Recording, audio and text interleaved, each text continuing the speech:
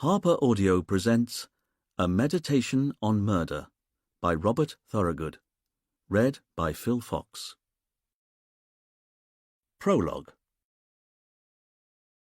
Aslan Kennedy had no need of an alarm clock. Instead, he found he woke every morning quite naturally as the sun began to peek over the horizon. In fact, he'd been waking with the sun ever since he decided a few years back that he no longer believed in alarm clocks, any more than he believed in money, the internet, or any kind of one-cup tea bag. For Aslan, hotel owner, yoga instructor, and self-styled spiritual guru, the wristwatch, with its arbitrary division of seconds, minutes, and hours, was a potent symbol of enslavement, a manacle mankind wore while they worshipped the false idol they called progress. It made making appointments with him a little trying, of course, but that wasn't Aslan's problem, not the way he saw it. On this particular morning, Aslan lay quietly in bed, mahogany, Belle Epoque, until he felt his chakras align. He then swung his legs out onto the teak floorboards, Thai, imported, and padded over to a floor-length mirror, gilt-framed, Regency, where he inspected his reflection. The man who stared back at him looked much older than his 56 years, if only because his flowing white hair, beard, and white cotton nightshirt gave him a Jesus Gandalf vibe. But, as Aslan would be the first to admit, the miracle was that he was alive at all. As far as he was concerned, the reason why he'd been able to turn his life around was entirely down to his wonderful wife, Rianka. Aslan turned back to look at Rianka as she slept, twisted in the cotton sheets of their bed. She looked so at peace, Aslan thought to himself, like a beautiful angel. And, as he told himself 1,000 times over the last decade and a half, he owed everything that was now good in his life to this woman. It was that simple. And debts like that could never be repaid. Once Aslan had got dressed, he swept down the mahogany staircase of the retreat, careful his white cotton robes didn't knock over any of the artfully arranged ethnic icons or trinkets that variously stood on pedestals or hung from the wall. At the bottom of the stairs, he turned into the hotel's ultra-modern kitchen and was pleased to see that someone had already laid out a willow pattern teapot and porcelain cups on a tray for him. Aslan started the kettle boiling and looked out of the window. Manicured lawns stretched down through an avenue of tall palm trees to the hotel's beach, where the Caribbean Sea sparkled emerald green as it lapped against the white sand. With a smile, Aslan saw that the guests for the sunrise healing were already on the beach, stretching and taking the air following their early morning swim. Mind you, his eyesight wasn't what it once was, and as he looked more closely at the 5 people in their swim things, he found himself frowning. Was that really who was going to be in the sunrise healing session with him? In fact, Aslan realized, if that's who was attending the session, then something had gone seriously wrong. Aslan's attention was brought back to the room as the kettle came to the boil with a click. He poured the water into the pot and let the familiar smell of green tea calm him.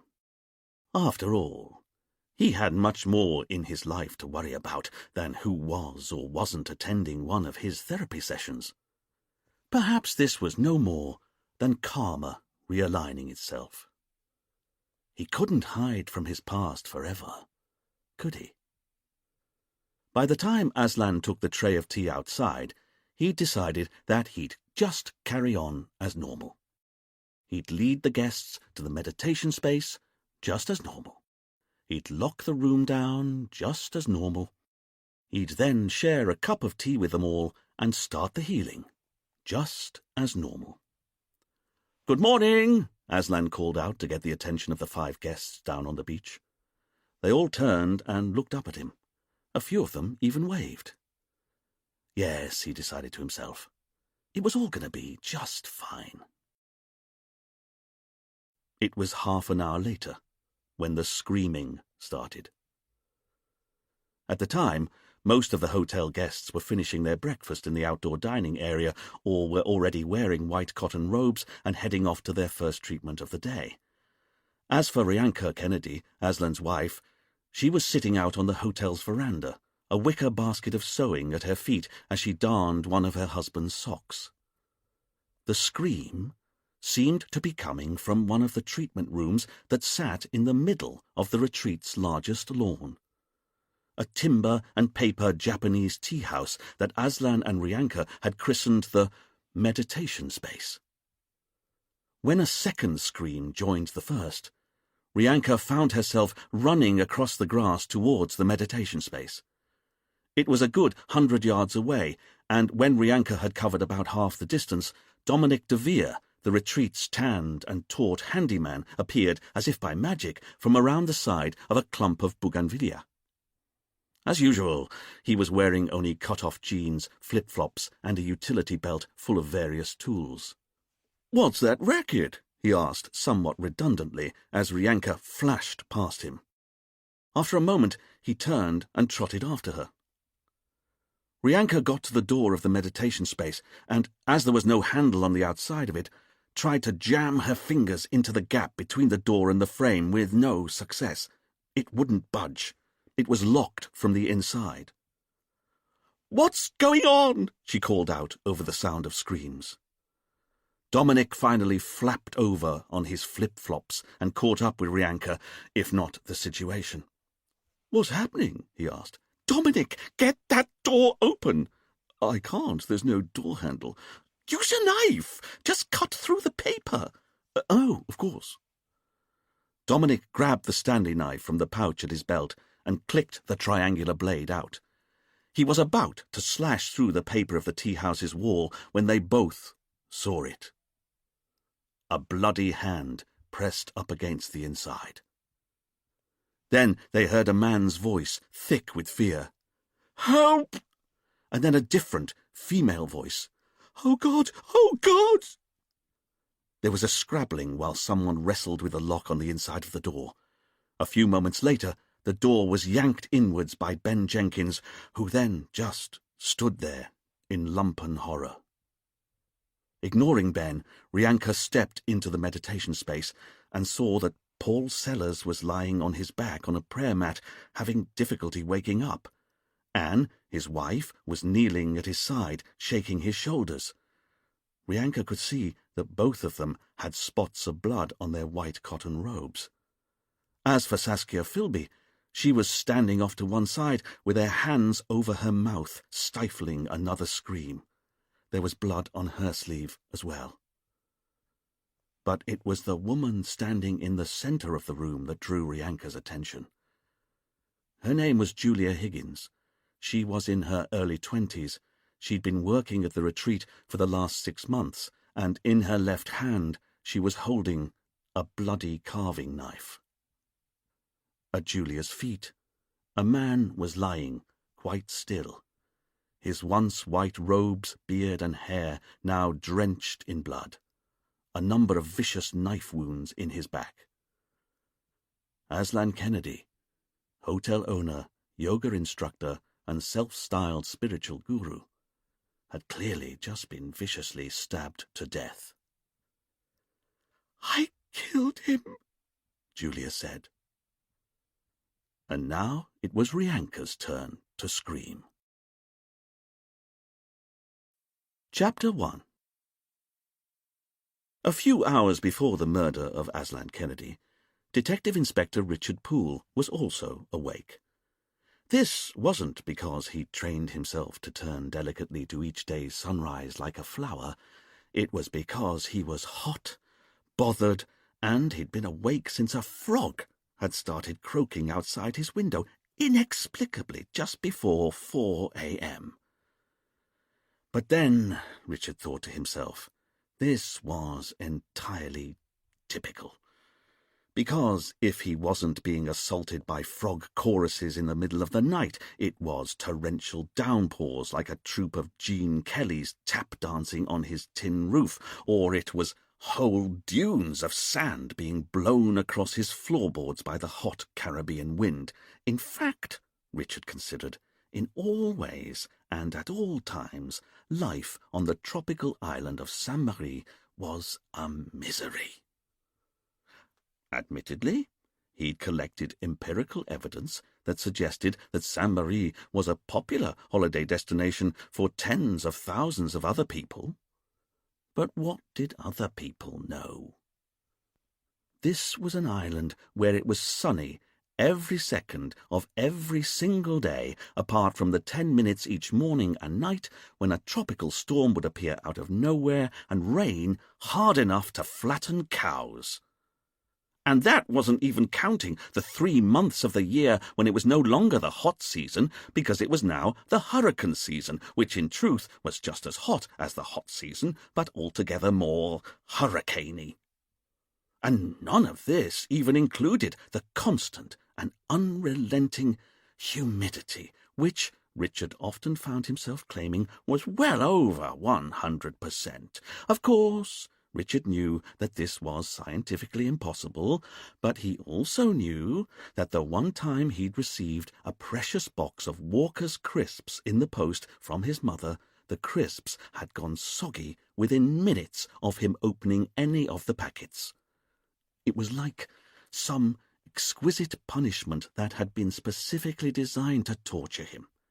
The insides of each packet contained perfect crisps right up to, but not including, the precise moment he opened the packet and tried to eat one, at which point they immediately went stale in the sultry tropical air.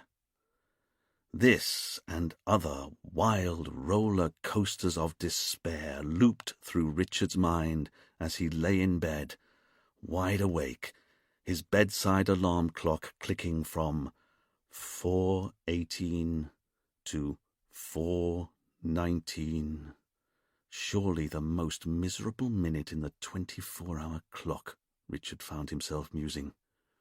A slick of sweat slipped down his neck and into the collar of his Marks and Spencer pajamas, and before he could stop himself, Richard became a kicking machine, scissoring his legs in a frenzied attack on his sheets until they'd been balled up and dashed to the floor. He slumped back onto the old mattress and exhaled in exasperation. Why did everything have to be so hard? There was nothing for it. He might as well get up. He turned on the lights and padded into the tiny kitchenette and washroom that had somehow been crammed inside the inside porch of his shack, as if by someone who no doubt felt that the galley kitchens on sailboats were altogether too roomy. Surely there was a way of packing even more cooking and cleaning equipment into even less space. He went to the metal sink that was squashed in between his fridge and his front door and discovered that he wasn't the only person looking for a drink. A bright green lizard was already in the sink, catching drops of water as they fell from the tap above. The lizard was called Harry, or rather, Richard had named the lizard Harry when he'd discovered that the shack he'd been assigned to live in already came with a reptilian sitting tenant. And, like every flat share Richard had ever been involved in, it had been a disaster from the start. As Harry turned his attention back to catching drops of water with his pink, flashing tongue, Richard found himself thinking, not for the first time, that he should just get rid of the bloody creature. But how to do it? That was the question. A few hours later, Richard was sitting behind his desk in Honoré Police Station, using the internet to research legal and possibly not-so-legal methods of household pest control, when Detective Sergeant Camille Baudet swished over to his desk, a gleam in her eye. "So tell me, What do you want for lunch?"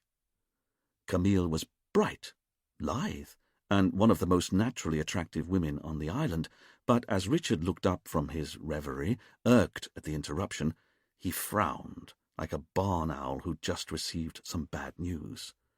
"Camille, don't interrupt me when I'm working." "Oh, sorry," Camille said. Not sorry at all. "What are you working on?" "Oh, you know." "Work?" he said suspiciously. "What do you want?" "Me? I just wanted to take your lunch order." Richard finally looked at his partner. She was young, fresh-faced, and threw herself at life with a wondrous abandon that Richard didn't even remotely understand. In fact, as Richard considered Camille, he found himself once again marvelling at how much his partner was a complete mystery to him.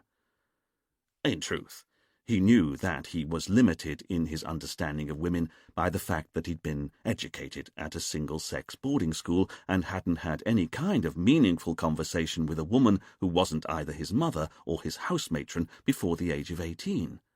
But Camille seemed even more impossible to comprehend than most women. To begin with, she was French. To end with, she was French, and in between all that, she was French. This meant, to Richard's mind at least, that she was unreliable, incapable of following orders, and was, all in all, a wild card and loose cannon. In truth, Richard was scared witless of her. Not that he'd ever admitted as much, even to himself. "You know what I want for lunch, Camille," he said imperiously, trying to take back control of the conversation, "because I've had the same lunch every single day I've been on this god-forsaken island." "But Maman says she's got some spiced yams and rice she can plate up for us all. Or there's curried goat left over from—" "Thank you, Camille, but I'd much rather just have my usual."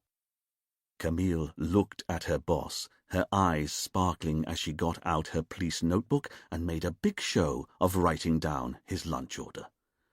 "1 banana sandwich." "Thank you, Camille," Richard said, somehow aware that he'd been made to look stupid, but not knowing quite how it had happened. Camille grabbed up her handbag, sashayed out of the room, and Richard waited to see who of Duane or Fidel would appear first from behind their computer monitors. It was ordinary police officer Duane Myers, but then, as the elder statesman of the station, this was no real surprise. Richard tolerated Duane, liked him even, but it was always against his better judgment. Duane was in his 50s, but looked like he was no older than 30, and while he wore non-regulation trainers and a bead necklace with his uniform, he was always immaculately turned out.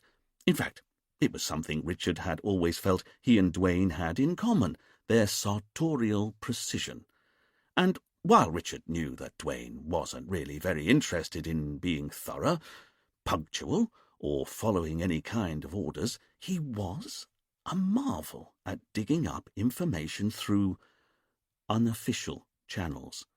And on a small tropical island like Saint-Marie, there were a lot of unofficial channels. "Seriously, Chief," Duane said, "you can't have the same lunch day after day. I went to boarding school for 10 years. Watch me."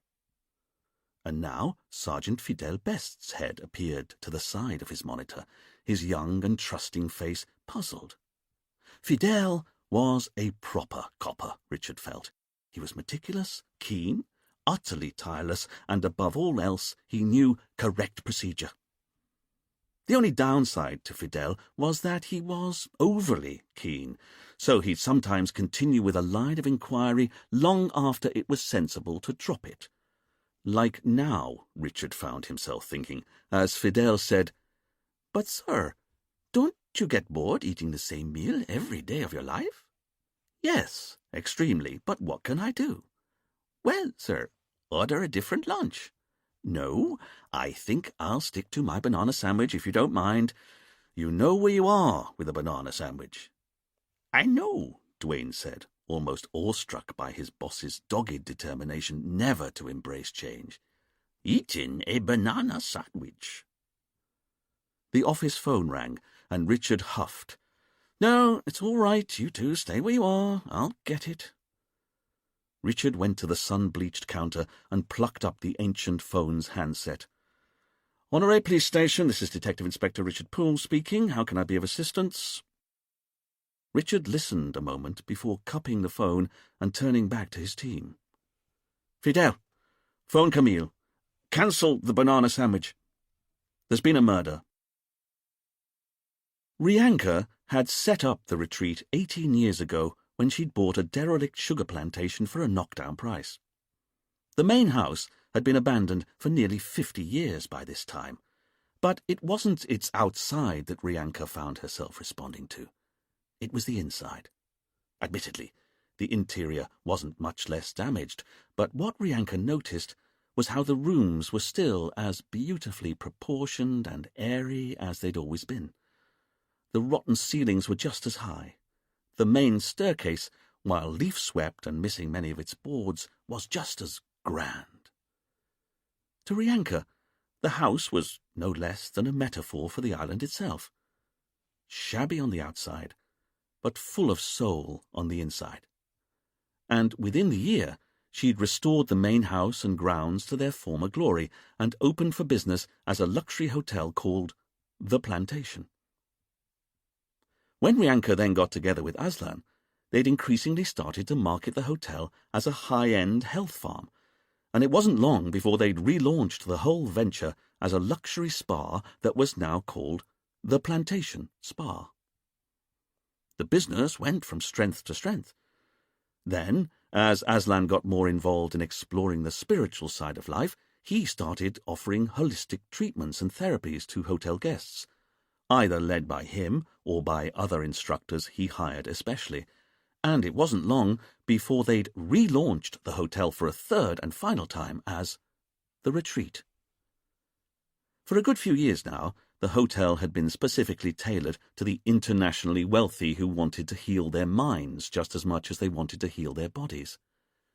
Guests could sign up for sessions in healing, be it crystal, Reiki, or sunrise, or yoga, be it Bikram or Hatha, or meditation, be it Zazen or transcendental.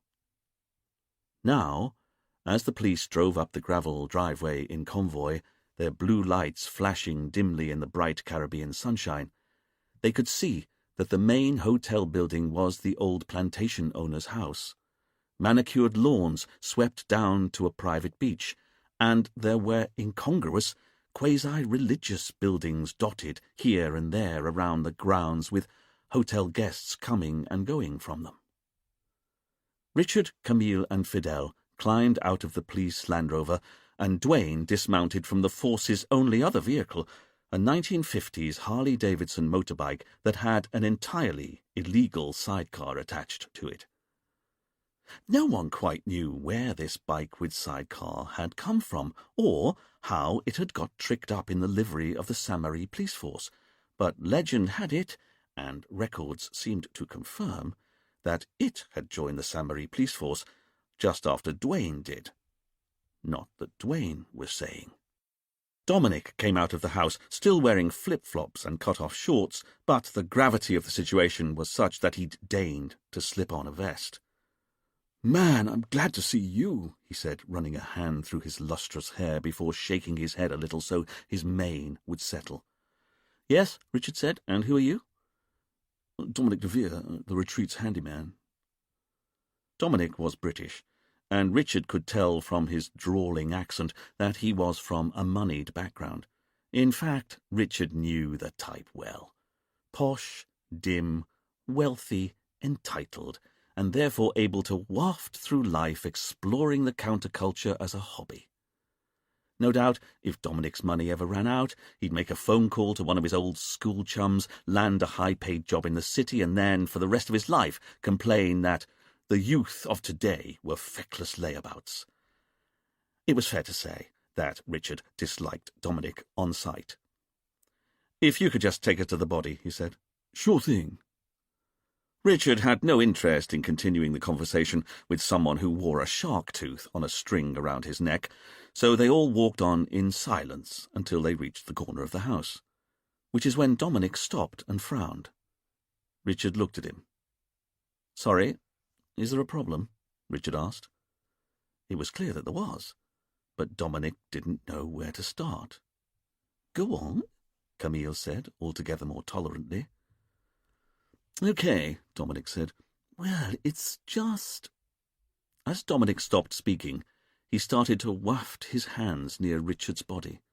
"What on earth are you doing?" Richard asked. "I've never seen this before." "I'm a police officer. Would you stop stroking my arms?" "But this isn't possible." This got Richard's attention. "What's not possible?" Dominic exhaled as if he were about to deliver some very bad news. "You don't have an aura." Richard looked at Dominic a long moment. "I know I don't. Auras don't exist. Now, if you don't mind, I'd like you to stay exactly where you are while we go and inspect the body." "But your team all have auras." "We do?" Camille said eagerly, holding up her hand for her boss to wait. She wanted to hear this out. "Of course you do," Dominic continued, smiling easily for Camille's benefit. "Yours is yellow, golden. It's like sunlight, warm, impetuous, open, sexually adventurous." Camille seemed delighted by this analysis as Dominic held her gaze much longer than he needed to, and Richard found himself noticing that Dominic wasn't just tanned, muscly, and heroically square-jawed, he was also extremely good-looking. In a slightly obvious way, of course, Richard found himself adding as an afterthought in his head. Dominic next turned his attention to Fidel and considered the air that encompassed him. "As for you, you're blues and greens of kindness, valour, hard work. Hey, you're one of the good guys." Fidel blushed. He was clearly just as thrilled with his reading as Camille had been with hers. "Oh, for heaven's sake," Richard said. "Thank you, Mr. de Vere, but I can see that people are congregated over there," Richard pointed at the meditation space as it sat some way away on the lawn, "and I want to make this clear. My colleagues and I are going over to the crime scene right now, and you're going to stay right here."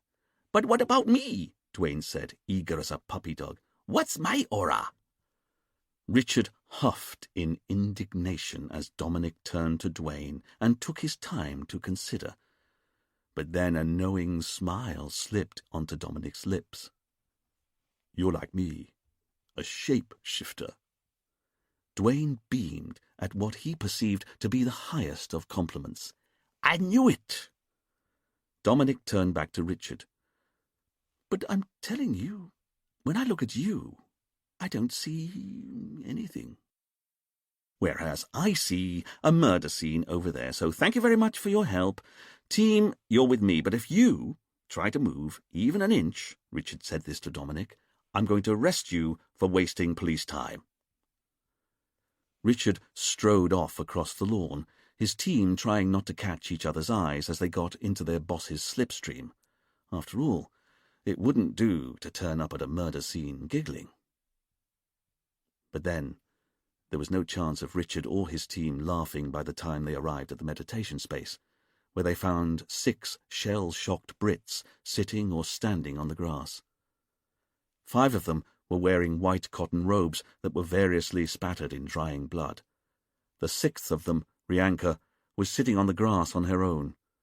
She was wearing a long Indian-style skirt with little mirrors sewn into the hemline, a light summer blouse, and leather sandals. "Okay, my name's Detective Inspector Richard Poole," Richard said, "and this is Detective Sergeant Camille Baudet. Can any of you tell me what happened?"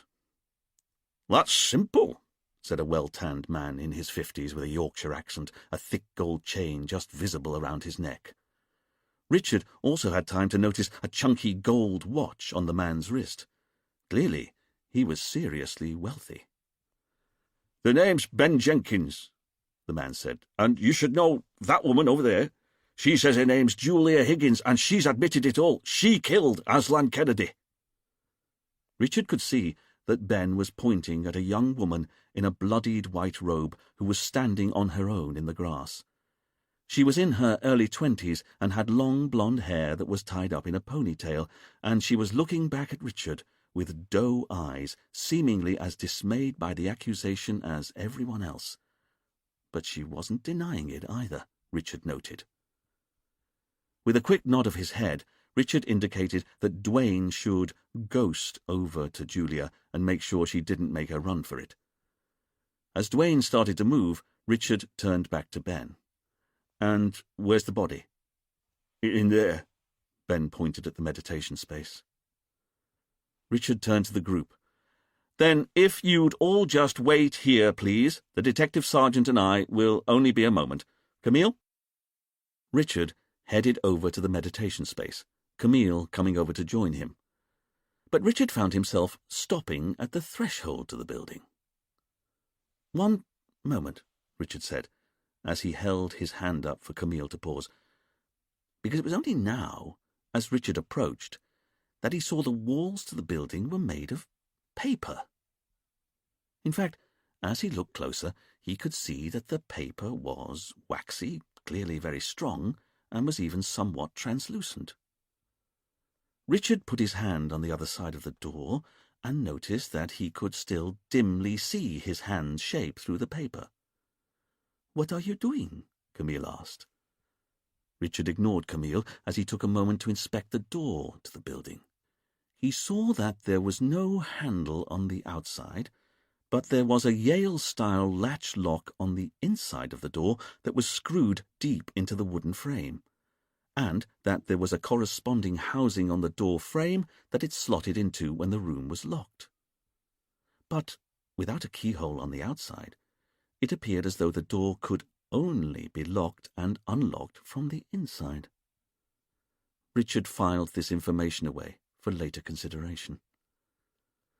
Stepping into the room, Richard immediately understood why the walls and roof were made of translucent paper, because every inch of the walls glowed with brilliant sunshine, and not only was it brighter inside the room than it was outside, it was significantly hotter too, like being at the heart of a supernova, which was just bloody typical, Richard thought to himself.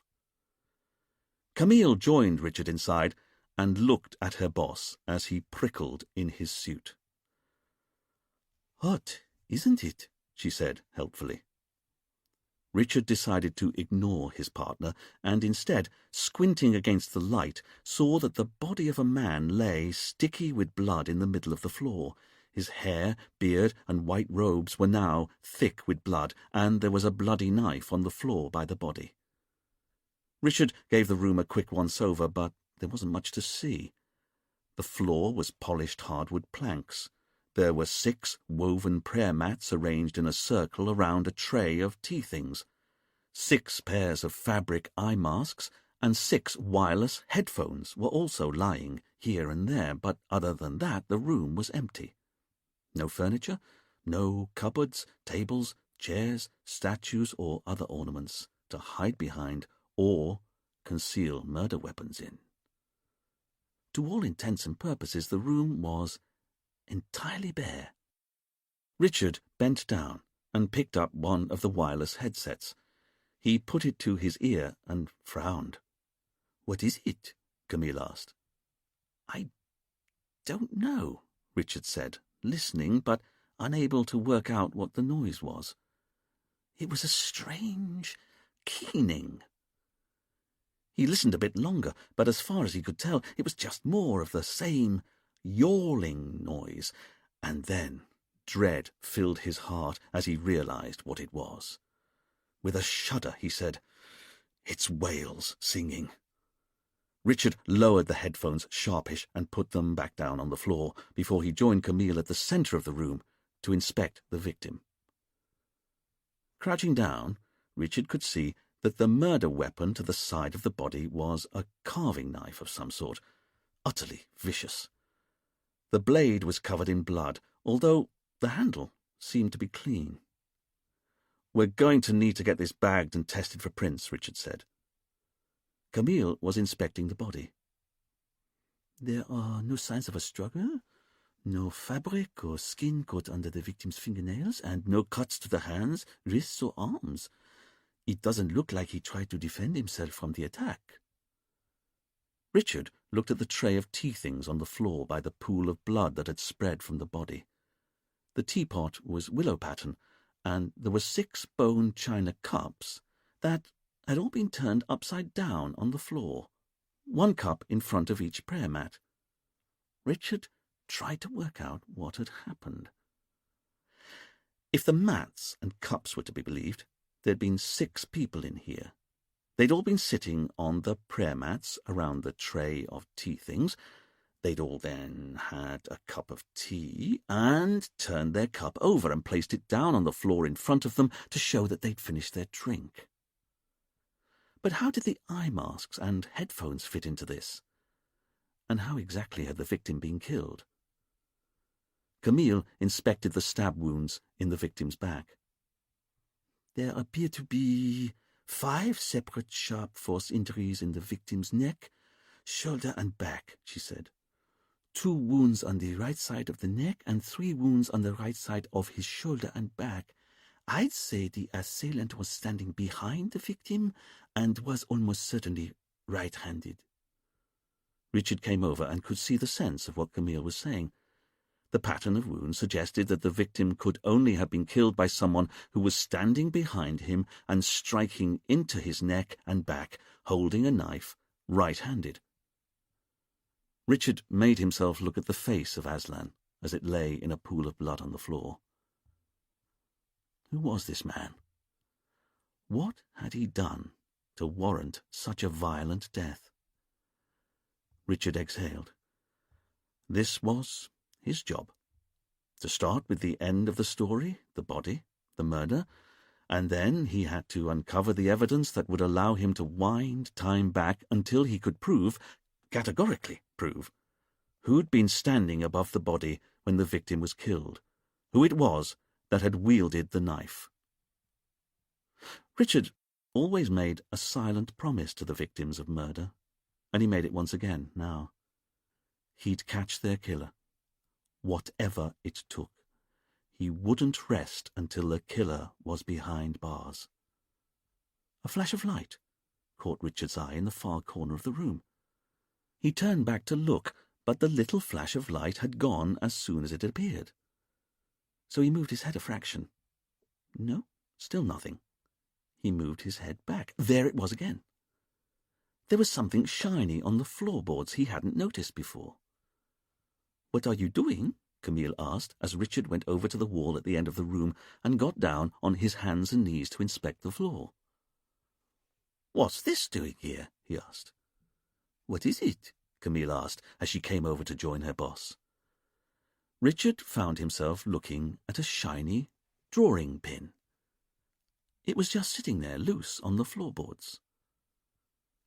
"It's a drawing pin." "And why is that of interest?" "Didn't you see all of the witnesses out there?" Richard said. "Of course. What about them?" Richard turned to his partner as though he was a magician about to reveal the end of a particularly impressive trick. "Because I'm sure you noticed, Camille, that most of the witnesses were barefoot." Camille was utterly unimpressed. "So?" "So? Who would leave a drawing pin like this loose in a room where people were going about barefoot?" Camille waited a moment before answering. "That's it?" "What do you mean, that's it?" Richard asked, irritated. "Your big revelation, that there's a drawing pin at the scene of the crime?" "No, Camille, that's not what I said." "But it is, I just heard you." "No, you didn't. You heard me say that it's loose on the floor. That's what's interesting. For example," he said, standing up and indicating the rough-hewn wooden pillars and beams that made up the internal structure of the paper house.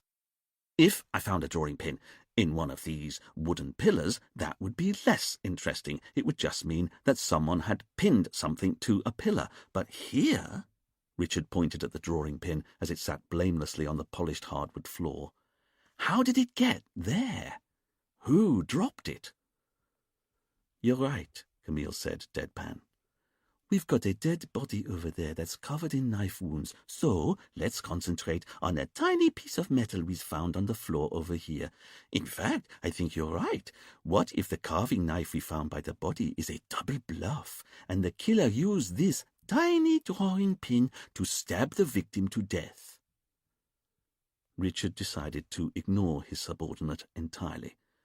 Without another word, he went outside again, pulling his hanky as he went and mopping his brow. Really, he thought to himself, his life on Saint-Marie was blighted by bloody sunshine. His shirt collar chafed at his neck. The dark wool of his suit trousers stretched hot and tight across his thighs, and his suit jacket pressed heavy and scorching against his shoulders and back. Wearing a suit in the Caribbean was like living inside a bloody Corby trouser press. But what could he do? He had to wear a woolen suit.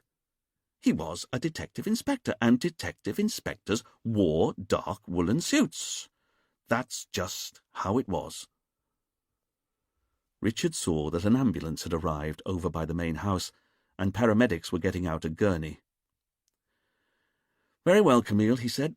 "While I talk to our apparent murderer, I want you to take the remaining witnesses off, and I want you to get the paramedics to take samples of the witnesses' blood and urine." "You think the tea they were all drinking was maybe drugged?" "I don't know, but that was a pretty frenzied attack. I'd be interested to know if anyone was under the influence of anything." Richard next turned to the youngest member of the team. "Fidel, I want you working the scene, but be sure to bag the drawing pin that's loose on the floor by the far wall." Fidel looked at his boss. "You want me to bag a drawing pin, sir?" "Yes." "That's on the floor by the far wall." "That's right," Richard said again. Before Fidel could ask why his boss wanted a drawing pin bagged for analysis, Richard turned and started heading for Julia, who was still being guarded by Duane. As he approached, Richard pulled a little notebook and silver retractable pencil from an inside pocket. He clicked the lead out and said, "Hello, my name's Detective Inspector Richard Poole. I'm investigating the murder of the man we've just found in that paper and wood structure just there." Richard indicated the tea house, and Julia nodded slowly. She understood. Richard looked at Duane, and he shrugged as if to say that Richard was right. The witness was indeed this slow. Richard was at his most gentle and coaxing as he tried to find out who the woman was and what had happened. In truth, Richard didn't really have a gentle or coaxing side. His idea of doing either was to leave slightly longer pauses in between each of his questions. But he found his manner softened anyway, as Julia was so naturally beautiful. It brought out Richard's paternal side, or that's what he told himself. As she talked, he was able to notice how sparkling and blue her eyes were, and how her skin was bronzed by a golden tan, and how her blonde hair seemed to capture the Caribbean sunlight and radiate it back out in golden strands of light. It turned out that the young woman's name was Julia Higgins. She was 23 years old and had graduated from Bournemouth University the year before, having completed a degree in alternative medicine. Since then, she'd been working and travelling, but at the beginning of the year she'd come out to the retreat for a holiday. She'd loved the experience so much and had got on so well with the owners, Rianka and Aslan, that she'd asked if she could stay on. Julia was surprised when they said yes, but apparently her timing couldn't have been better. Rianka and Aslan had been looking for help in the office for some time, so they offered Julia free lodging, a small wage, but most importantly, free access to all of the treatments and therapies. And in return, all Julia had to do was a few hours of secretarial support each day. It was an arrangement that had suited both parties, and Julia had been happily working at the retreat for the last 6 months. As Julia told her story, Richard tried to work out what he found so puzzling about her. After a while, he realized what it was. Julia was clearly still numbed from the shock of what she'd done. Of course she was. But she was also acting as though she was just as keen as Richard to identify the murderer, which was odd, considering that she was the apparent murderer. "Then tell me," Richard finally asked, knowing it couldn't be put off any longer, "did you kill the man we found in there?" Julia blinked back tears as she looked deep into Richard's eyes and said, "His name's Aslan Kennedy, and I think so."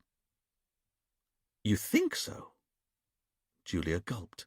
Then she decided that maybe Richard was right to want this point clarified. "I know so." "You know so?" Julia nodded slowly, frowning. "Then can you tell me what happened?" "That's what I don't get. I don't know." "You don't know how you killed him?" Richard exchanged a quick glance with Duane. What was this? Julia explained how she'd been looking forward to the sunrise healing. It was the only therapy Aslan still had time to lead himself. "So we all went into the meditation space," she continued. "Meditation space?" Richard asked. Julia indicated the Japanese tea house. "It's what Aslan and Rianka called that building there." "And who went inside with you?" Julia thought for a moment. "Well, Aslan and 4 other hotel guests. Their names are Saskia, Paul, Anne, and Ben." "So there were only 6 people in total in there?" "That's right," Julia said. "The 5 of us plus Aslan when he locked us inside." Richard caught Duane's eye, both thinking the same thing. "I'm sorry," Richard said. "He locked you in." "That's right," Julia said, puzzled.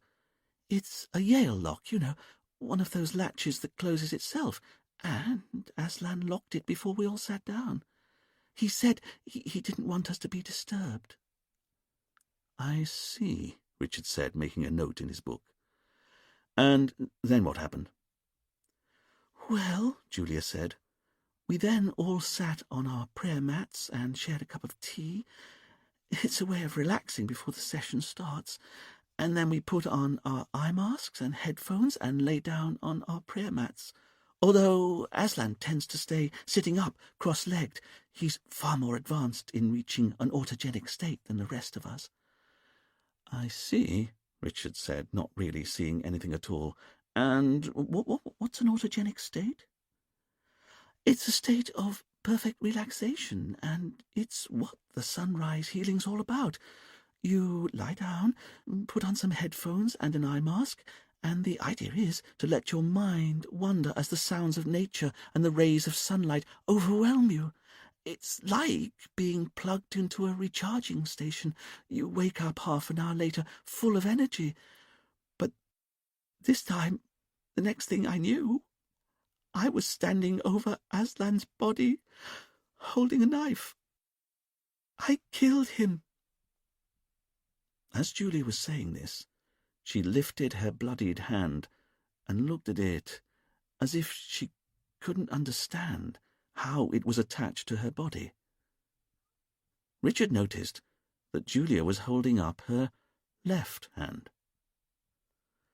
"Tell me," he said, as though it wasn't of much consequence, "are you left-handed?" "That's right," Julia said, puzzled by the question. "Why?"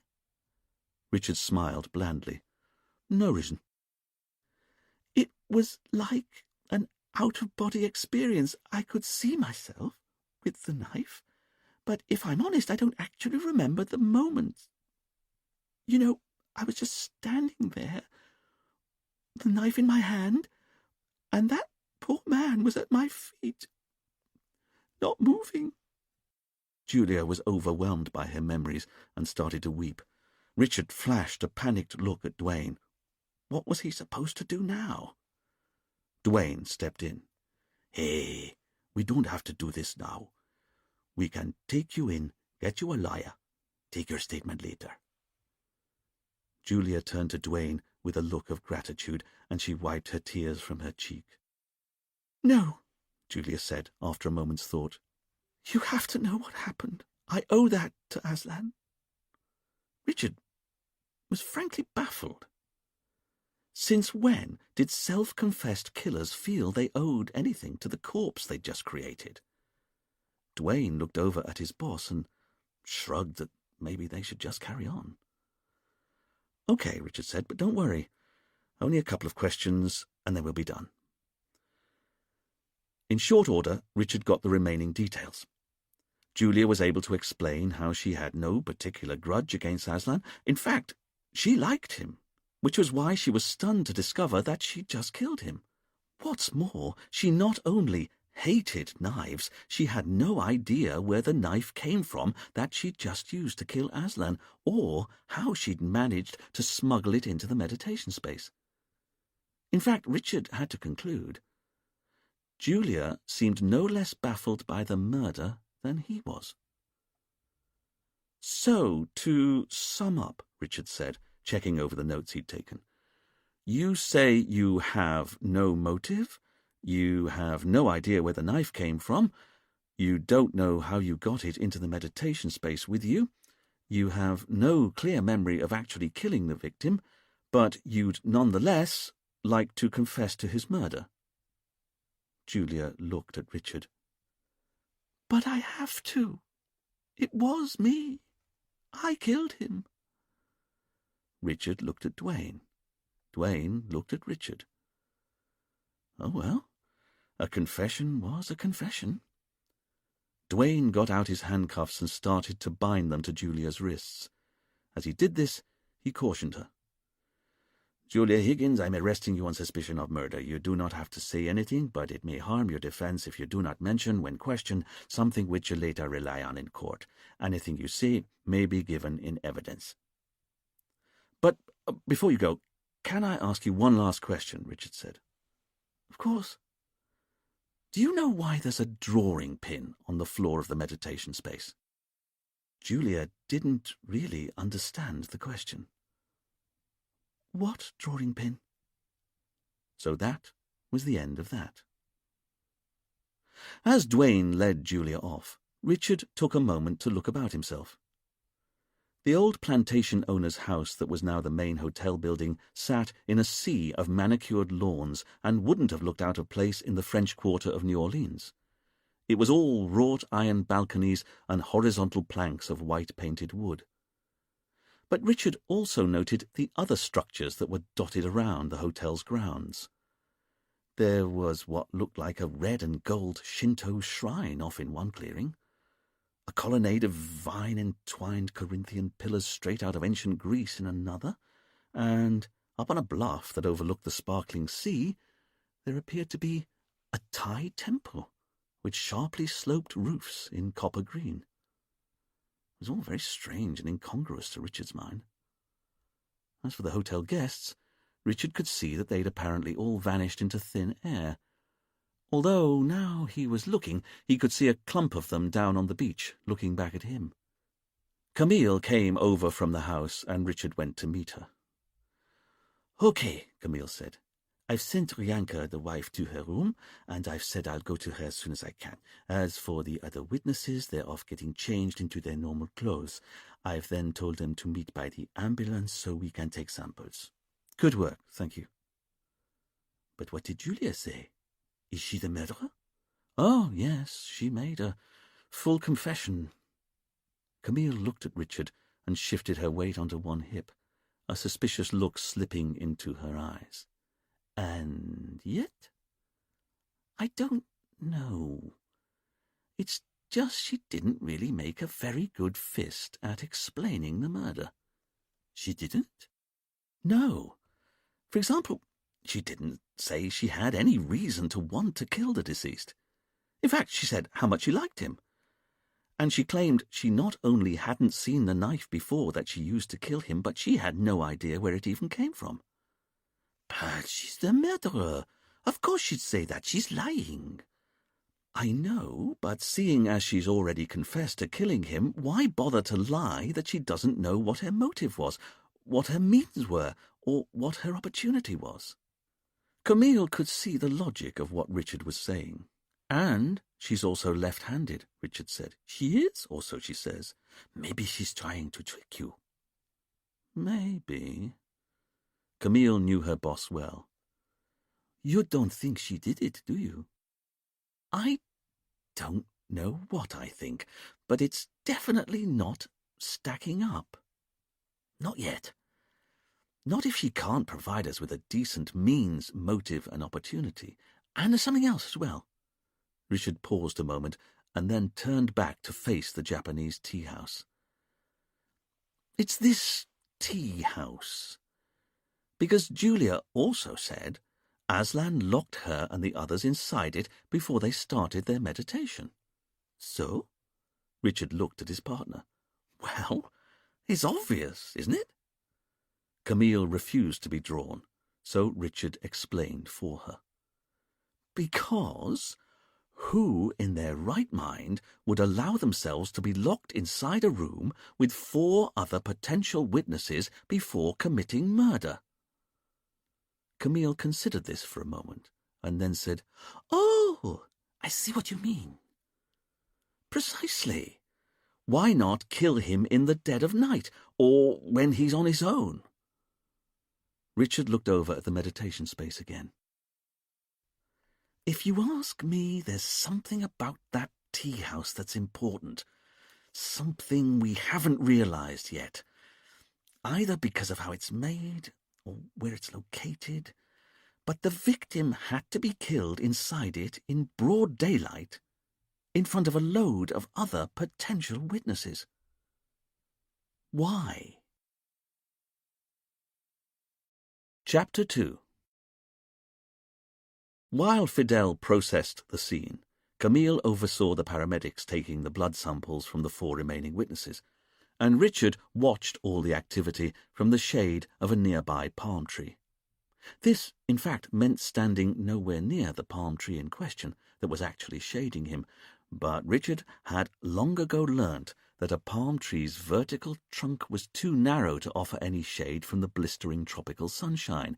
Instead, his technique was to follow the shade of the thin trunk along the ground until he found the much larger clump of shade that was thrown by the bush of fronds at the top of the tree.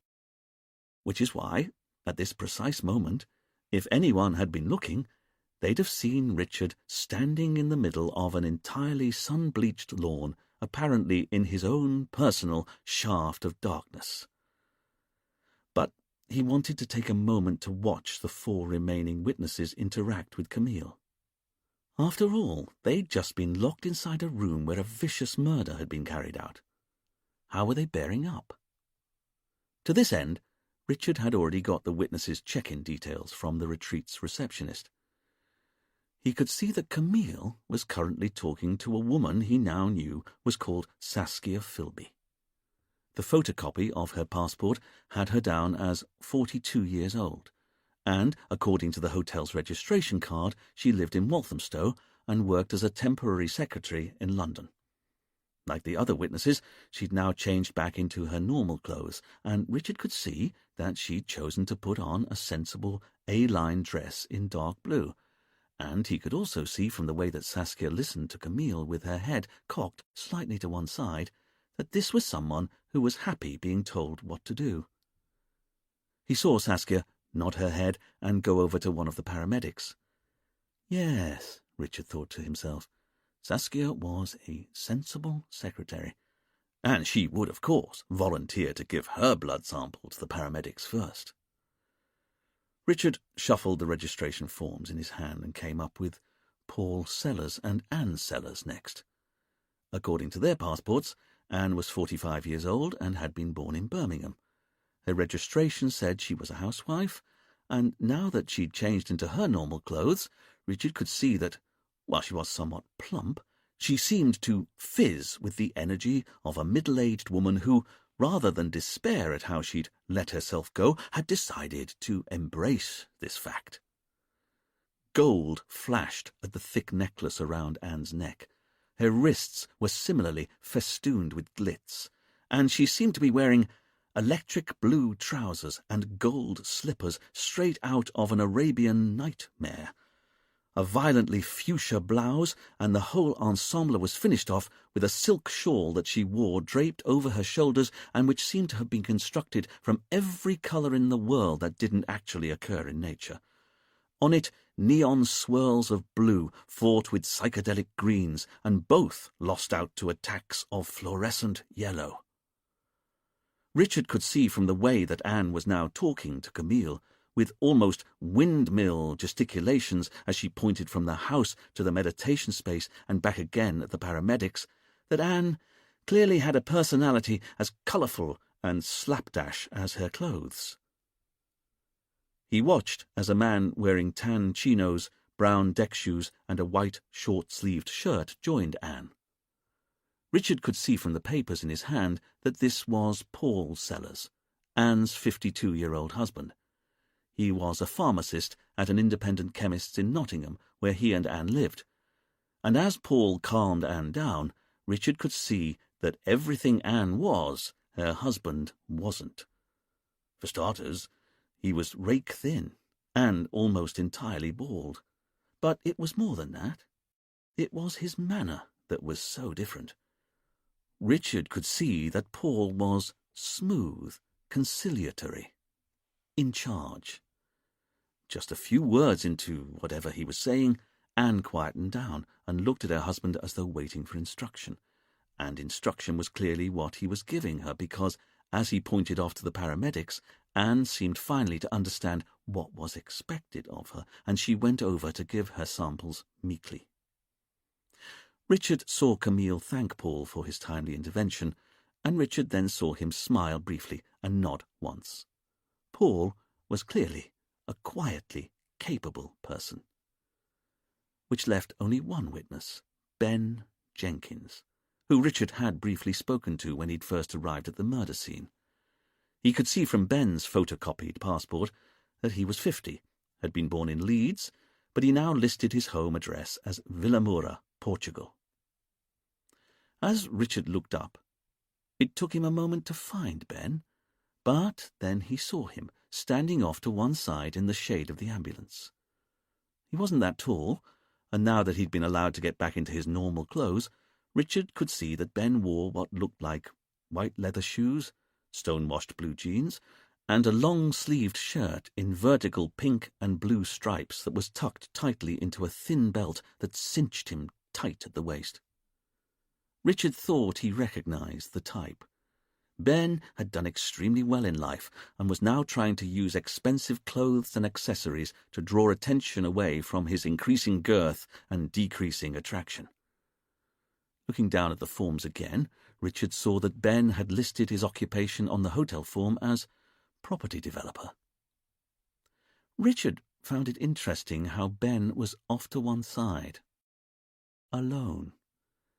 In fact, as Richard watched him, he found himself noting that Ben seemed to be watching Camille and the others, just as Richard was watching Ben. Richard made a mental note to keep an eye on Ben Jenkins. Once the witnesses had finished with the paramedics, Camille moved them to the shade of the veranda, and Richard joined them all, but not before he'd sent Camille off to check up on the victim's wife, Rianka. "Thank you for all agreeing to talk to me," Richard said to the 4 witnesses. "I know this must have been a very trying time for you all." "That poor man," Anne said, throwing her hand to her heaving chest. "What do you think he'd done to that girl to make her do that to him? Is she deranged? That's all I can think. Mentally deficient somehow." "For God's sake," Paul drawled in a patrician manner, "be quiet, woman." "Of course, Paul. Sorry." Anne pulled her mouth into a contrite moo, as if to demonstrate how she wouldn't be saying another word, not another peep. And Richard took a moment to look at Paul. There was so little to him, really. His face was almost skeletally thin, his skin was sallow, what hair he did have was grey and wispy and combed over his bald pate, and yet he seemed to have complete mastery of his otherwise far more punchy wife.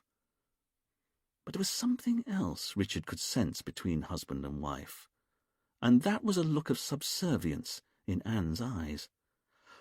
Why should such a larger-than-life woman like Anne be intimidated by a skeletal squit like Paul?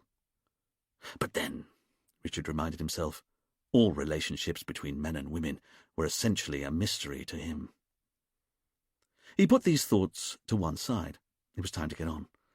"I'd first like to thank you all for your help so far, but before we take formal statements, can I just try and establish the order of events? What happened this morning?" "Be happy to," Paul purred, comfortable to take centre stage. "It was a terrible business, wasn't it? Just terrible. But I've been thinking it over, and I think I've got it." Paul looked to the other witnesses for their assent. Saskia was looking too quiet and withdrawn to mind who told their story, but Richard could see that Ben was twinkling, clearly amused at how Paul thought he was master of the situation. "If you would," Richard said. So Paul told Richard how they'd all had to get up at sunrise, which was why it was called the sunrise healing. But before they got to the meditation space, they'd been expected to stretch on the beach and swim in the sea as a way of preparing their bodies for the treatment, which was hardly a chore because, as Paul put it, when someone tells you to go for a swim in a sea that's warm as a bath and teeming with tropical fish, you don't really need a second invitation. Richard quietly shuddered at the thought. Didn't Paul know that thousands of people around the world drowned from swimming in the sea every year? Paul went on to say that Aslan then came out of the house with a tray of tea things and called them over. That's when they put on their white robes. This detail got Richard's attention. "How do you mean, your robes?" "The robes we were wearing when you first met us. We'd been swimming before, so all we had on was our swim things." "I see," Richard said. "And where did you get your robes from?" Paul explained that there were little huts all over the retreat that contained tightly wrapped rolls of fresh cotton robes, and they got their robes that morning from the hut on the beach. "Then tell me, did anyone see Julia put her robe on?" Richard asked. Ben chortled. "Are you trying to work out how she got the murder weapon into the room?"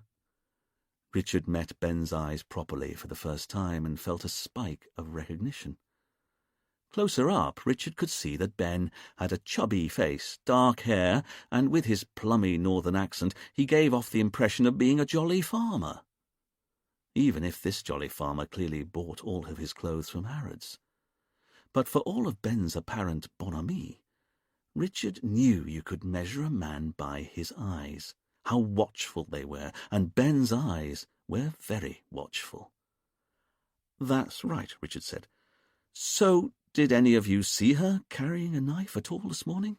"There's no way she had a knife on her," Ben said, "because I'm telling you, when that girl got out of the sea this morning, all she was wearing was a bikini, and it was barely 3 pieces of string. There's no way she had a 50-pence piece hidden about her person, let alone a bloody great carving knife." "He's right, you know," Paul added. "You see, it was me who handed out the robes to everyone this morning, after our swim. And there certainly wasn't anything like a knife wrapped inside the robe I gave to Julia. And seeing as she put it on then and there, and then stayed with us while we all walked to the meditation space together, I don't see where she could have got a knife from." "Then maybe she'd already hidden a knife in the meditation space before you arrived?" Richard asked. "I don't think that's possible," Paul said. "Are you sure?" Richard asked. "You've been in that room. It's just an empty box made of paper and wood, and I can guarantee the only things it contained when we arrived were 6 prayer mats, 6 pairs of headphones, and some eye masks." Richard was puzzled. "So you're all saying that there was no way Julia could have been carrying the knife about her person when she got into the meditation space, and there was also nowhere in the room for her to have hidden the knife before you all arrived?"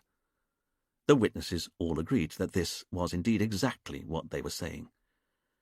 "In which case," Richard asked, Just how do you think Julia got the murder weapon into the meditation space? The witnesses had no idea, and Richard could see their confusion. After all, if Julia came out of the sea in her swimming costume and put on her cotton robe in front of everyone else, it was hard to see how she could have hidden a knife as large as the murder weapon on her person. And Richard had seen the meditation space for himself. It was, indeed, an empty box. Any carving knife hidden inside it beforehand would almost certainly have been noticed by someone, wouldn't it? Richard made a note in his notebook and moved the conversation on. What happened after they'd all got into the meditation space? Paul explained that once they were all inside, Aslan placed the tray of tea in the centre of the floor before inviting everyone to take up a position on their prayer mats in a circle around the tea. Then, once everyone was sitting comfortably, Aslan went and locked the door. Apparently, he had been interrupted a few months before during one of his healing sessions and had asked the retreat's handyman to fix a Yale lock to the door. Richard noted this detail and once again considered how odd it was. After all, he'd investigated many murders before, but he'd never heard of a murder where the killer allowed himself to be locked inside a room with possible witnesses before carrying out the murder. It didn't make any sense.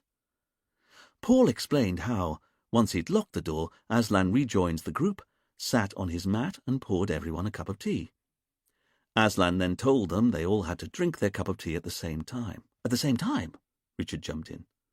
That's right, Paul said, before explaining that it was apparently an old Japanese ritual that dated back to the days of the shoguns. Everyone had to drink their tea at the same time and then turn their cups over to show that they'd finished. Very well, Richard said. So, you all drank your tea and turned your cups over. What happened next? Well, then we all put on our eye masks and wireless headphones, Paul said. Aslan told us that we then had to lie down, close our eyes, open our minds, and listen to the whale music. This is how we were going to heal ourselves. Whale music was going to heal you. It was about losing ourselves in the immensity of the deep, and I was as sceptical as you to start off with, but it's an odd one. Because when you're lying there, you can feel all the sunlight on your skin, and you've got your eyes closed, and you're listening to distant whale song. You do start to drift off. It's so true, Anne said. You go all dreamy. Dreamy? Richard asked, a little too keenly, and he saw understanding slip into Ben's eyes. You think we were all drugged, don't you? Ben said. That's why you wanted us to give samples to the paramedics. The witnesses looked at Richard, and he realised he had an explanation to give. It's a possibility I'm not ruling out.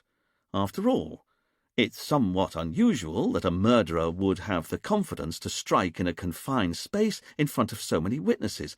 One explanation might be that you were all drugged and the killer wasn't.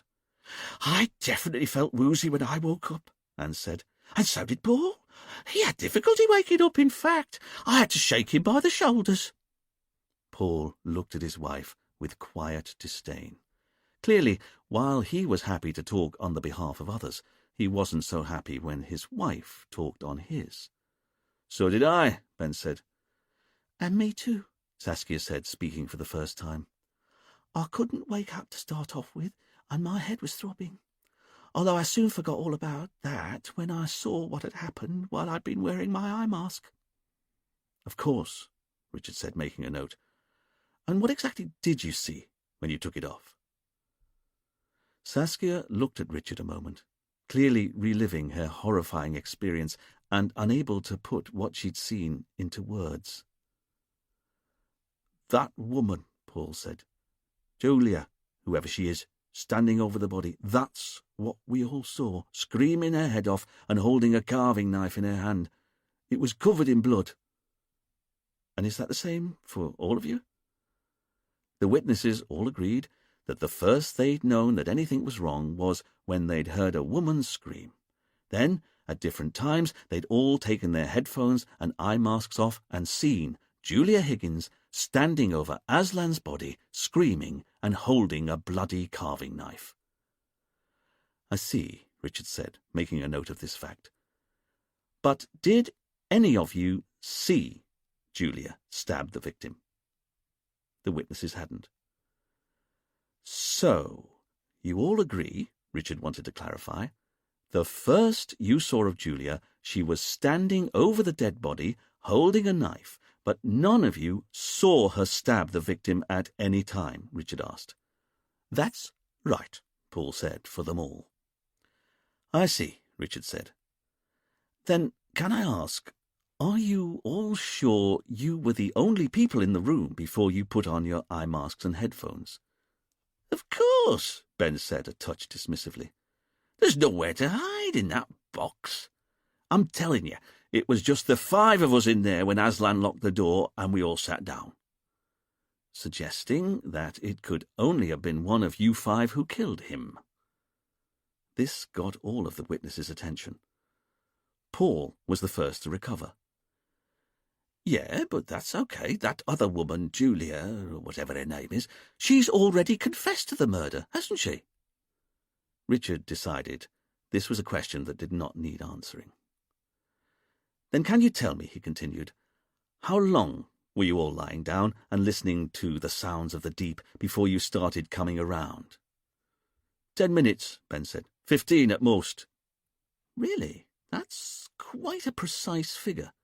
"I checked my watch when we went into the room. It was 7:45. I reckon we all drank tea for about 10 minutes, so that means we lay down and put the headphones on sometime before 8. And when we started coming round, I looked at my watch and it wasn't much past 8:10 a.m. "So you were all wearing eye masks and listening to music on headphones the whole time you were lying down?" The witnesses all agreed, and Richard took a moment to look at them all again. Saskia had only spoken once, but Richard could see that she was meeting his gaze evenly, her hands folded neatly on her lap, her back straight. She looked worried, upset even, but these were quite natural reactions. She didn't look like she was hiding anything. As for Anne, she'd followed what she could of the conversation, like someone watching a tennis match for the first time without any idea of what the rules were. If she was guilty of anything, Richard mused to himself, it wasn't going to be of having a razor-sharp intellect. And then there was Paul. Richard still couldn't quite work out how someone so drab, so middle management could have such an apparent hold over his wife. After all, the way Richard saw it, Paul was just one toothbrush moustache away from being the spit of Roger Hargreaves' Mr. Fussy. Which left only Ben, and Richard continued to be quietly puzzled by him. Why was his manner so off-hand? This made Richard remember what he had to ask next. "Can I ask," he said, "who here is left-handed?" The witnesses looked at Richard surprised, but they were all happy to tell him that they were all right-handed. Richard took a moment to consider the significance of this fact. After all, it already looked as though the wounds in the victim's neck and back had to be inflicted by someone who'd been wielding the knife right-handed. So how come the only person who'd confessed to the murder was the only person in the room who was left-handed? Then one last question, if you don't mind. Can any of you imagine why Julia, or anyone else for that matter, would have wanted to harm Aslan Kennedy? The witnesses said that they had no idea. After all, as they put it, none of them had ever been to Sainte-Marie before. They barely knew Aslan. "And I only arrived on the island last night," Saskia said. "The first time I even met Aslan was this morning." "Really?" Richard said. "That's right," she said. But Richard noticed that Saskia had something else on her mind. Something was troubling her. "And?" he asked.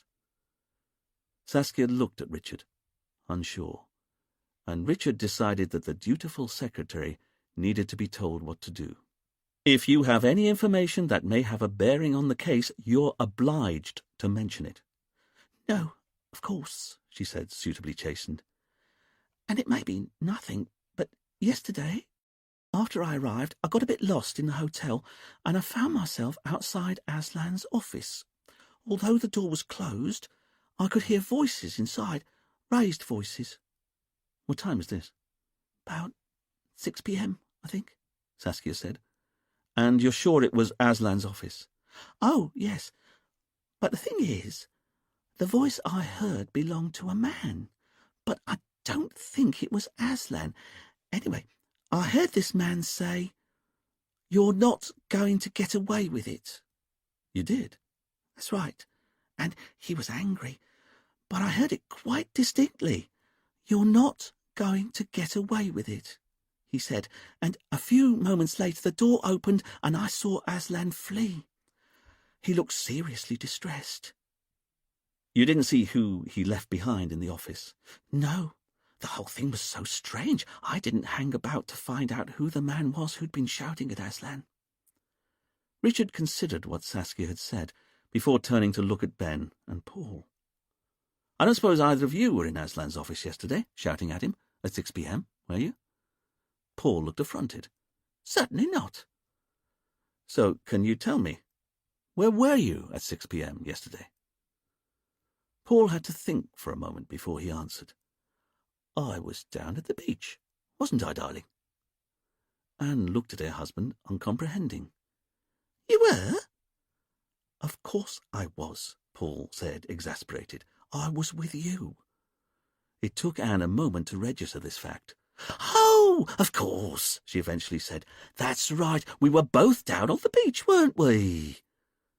Richard found himself briefly wondering why it took Anne so long to remember that she and Paul had been on the beach together. Had she really forgotten? Richard turned to Ben and waited for his answer. All right, Ben said. I was in my room on my own. So you're saying that no one can alibi you for about 6 p.m. yesterday evening? Ben looked at Richard with the first hint of irritation. That's right. I went to my room at about 5 for a bit of a lie down. I'd had too much sun. I then didn't leave my room until 7 when I came down for dinner. But I don't need an alibi. I didn't kill Aslan Kennedy. I see, Richard said, making a note of this fact. Richard decided he'd got enough from the witnesses for the moment. At the very least, he needed to corroborate what they'd said so far with Aslan's wife, so he thanked the witnesses for their time and told them that an officer would be asking them to write out their formal statements later on, and then he went off to find Camille. She was upstairs, comforting the grieving widow in her bedroom. Richard felt himself relax as soon as he entered Rianka and Aslan's bedroom. The shuttered windows let in only the thinnest stripes of sunlight. The dark floorboards were polished and cool, and a ceiling fan ticked lazily overhead. There was even an aspidistra in a pot in the corner of the room, Richard noted with a sigh of quiet approval. Camille and Rianka looked up as he entered. Mrs. Kennedy? Richard asked. Please, it's Rianka. Richard took a moment to consider Rianka. She was slender. Her hands were elegant and long-fingered.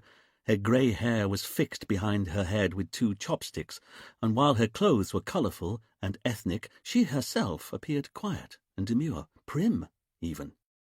Even so, it was easy to see the beautiful young woman who had turned into this beautiful 60-something-year-old woman. A woman who was now experiencing the shock of sudden grief, her cheeks tear-stained, her eyes wet with pain. I'm sorry to intrude, but I do have a few questions. No, of course. I'll be as brief as I can. Rianka nodded. Starting, maybe, with last night. You see, we've got a witness who says that she heard a man arguing with your husband in his office yesterday at about 6 p.m. Do you happen to know anything about that? An argument? Apparently so, at about 6 p.m. Rianka had a good think, sorting through her confused thoughts. I'm sorry, I was in the kitchens then. I don't know anything about that. Then perhaps your husband mentioned an argument to you later on. No, Aslan didn't argue with people. He wasn't like that, and he definitely didn't mention any kind of argument to me yesterday. Now that was interesting, Richard thought to himself. Saskia said she overheard Aslan having an argument, so why hadn't he mentioned this fact to his wife later on? Then, can I ask, Richard continued, whether or not there was a man in your husband's study shouting at him yesterday, did anyone have any grievances against him? No, of course not. Aslan was wonderful. Everyone loved him. Rianka trailed off, and Richard could see that something was on her mind. Although, he prompted, well, it's maybe nothing, but he and Dominic haven't been getting on for a while. And who's Dominic? The handyman. It was Dominic who brought you to the meditation space. Oh, him, Richard said, surprised. Although Dominic was outside the meditation space when it was opened up, so I don't see how he could be involved. Don't worry, Richard said. We'll look into it. But if we come on to the events of this morning, can I just start by asking, when did your husband get up? At sunrise. That's when he gets up. I see. And you? I lay in bed for half an hour or so longer. Then I got up as well. I had some breakfast. And then I remembered there was some sewing I could be getting on with, so I went out onto the veranda to do it. Rianka gathered her courage as she forced herself to remember. I saw Aslan and the others go into the meditation space. They closed the door, and that was the last time I saw him. And do you know what time this was? I have no idea. Not really. Maybe 7:30, or just after? Then can I ask, did you stay on the veranda the whole time your husband and the other guests were inside the meditation space? Yes. Did you perhaps see anyone enter or leave the meditation space during that time? No, I didn't. Are you sure? Rianka seemed to piece together her memories as she spoke. I could see the whole lawn. The meditation space is in the middle of it. The only people I saw go inside it the whole time I was on the veranda were Aslan and the 5 guests. And once the door was shut, it didn't open again, not until later on, after I'd heard a woman scream, and that's when I ran. Rianka trailed off as the pain of her memories overwhelmed her. Thank you, Camille said. We won't be asking anything else. Just one more question, though, if that's all right, Richard said. Camille flashed a look at Richard that might have killed a lesser man, but Richard was impervious. He had a killer to catch, and Camille should have known by now that he wouldn't be wasting Rianka's time unless it was important. Do you have any idea how a drawing pin ended up on the floor of the meditation space? I'm sorry? Richard was surprised to see that Rianka had apparently said this without moving her mouth, and then he realized it had been his partner who'd spoken. Ignoring the look of fire in Camille's eyes, Richard turned back to Rianka. You see, we found a drawing pin on the floor of the meditation space, and it could be important. After all, why would there be something as dangerous as a drawing pin left on a floor where people are walking around barefoot? I don't understand. Are you asking me how a drawing pin got into the meditation space? Yes, I am. Then, I'm sorry, I don't know. Very well, then. Thank you very much for your time. Richard turned to his partner. Camille, if Rianka's up to it, I'd like you to take her formal statement, and then I'd like you to take the statements of the other witnesses who were in the meditation space. Yes, sir, Camille said. Richard could tell Camille was irritated that he'd asked the grieving widow about her drawing pin, but he refused to apologize for what he felt was a valid line of inquiry, and that was that. Outside again, in the glaring sunlight, Richard tried to make sense of what he'd learnt so far. It was hard to get a handle on everything. After all, they'd already arrested the self-confessed killer. Surely that made it an open and shut case. But Richard wasn't so sure. There was a long and ignoble history of weak-minded people admitting to murders they hadn't committed. And there was no getting away from it. Julia hadn't behaved like any kind of murderer he'd ever met before. After all, who'd confess to a murder and then be unable to explain to the police why they did it, how they did it, or where the murder weapon came from? It also didn't help her case that the wounds to the right side of the victim's neck and back strongly suggested that the killer had been right-handed, and Julia said she was left-handed. And then there was the mystery of the drawing pin. Richard didn't care that Camille thought it was irrelevant. He'd learned long ago that the most important object at a crime scene was sometimes something entirely humdrum that wouldn't be of interest except for the fact that it was in the wrong place. And a drawing pin that was loose on the floor in a room where people went around barefoot was definitely a humdrum object in the wrong place. He also couldn't shake the feeling that the location of the murder itself was important. Aslan was killed inside a locked room that was only made of paper and in front of a load of potential witnesses. But why was he killed there? Richard looked through a heat haze at the meditation space as it sat shimmering in the middle of the lawn. What had happened in there while it was locked down? Richard considered that maybe Julia was their killer. Maybe she wasn't. But if she wasn't, then that meant that one of Saskia Philby, Paul Sellers, Anne Sellers, or Ben Jenkins had, in fact, done it. But why on earth would any of them want to get a carving knife and viciously slay the owner of a hotel none of them had ever visited before? Chapter 3. "Right then," Richard said, when he and Camille had rejoined Duane back in the police station. "We have a killer to catch. Let's get this up on the board." Richard dragged the ancient whiteboard on its juddering legs across to the centre of the room and took a moment to marvel, not for the first time, at how rudimentary the Honoré police station was. There were 4 wooden desks for each of the station's police officers, each with a computer on, and that was about it. Everything else that was piled around, and there was a lot of everything else, was generally broken or defunct somehow. The office notice board carried rotors for officers who'd long since left the station. The wanted poster on the wall was for a man who'd apparently long since died. And there were ancient metal filing cabinets propped up around the walls like drunks at a party, their files spilling out of their drawers.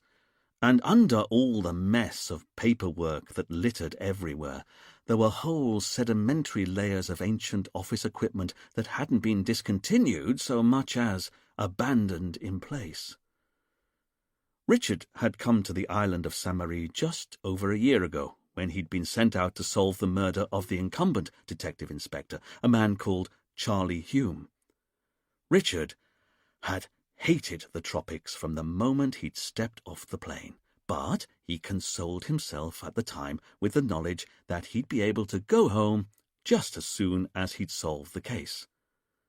But Richard hadn't been counting on the political manoeuvrings of the island's Commissioner of Police, Selwyn Hamilton. And by the time that Charlie Hume's killer had been caught, Richard was astounded to learn that he'd been invited to stay on as the island's detective inspector.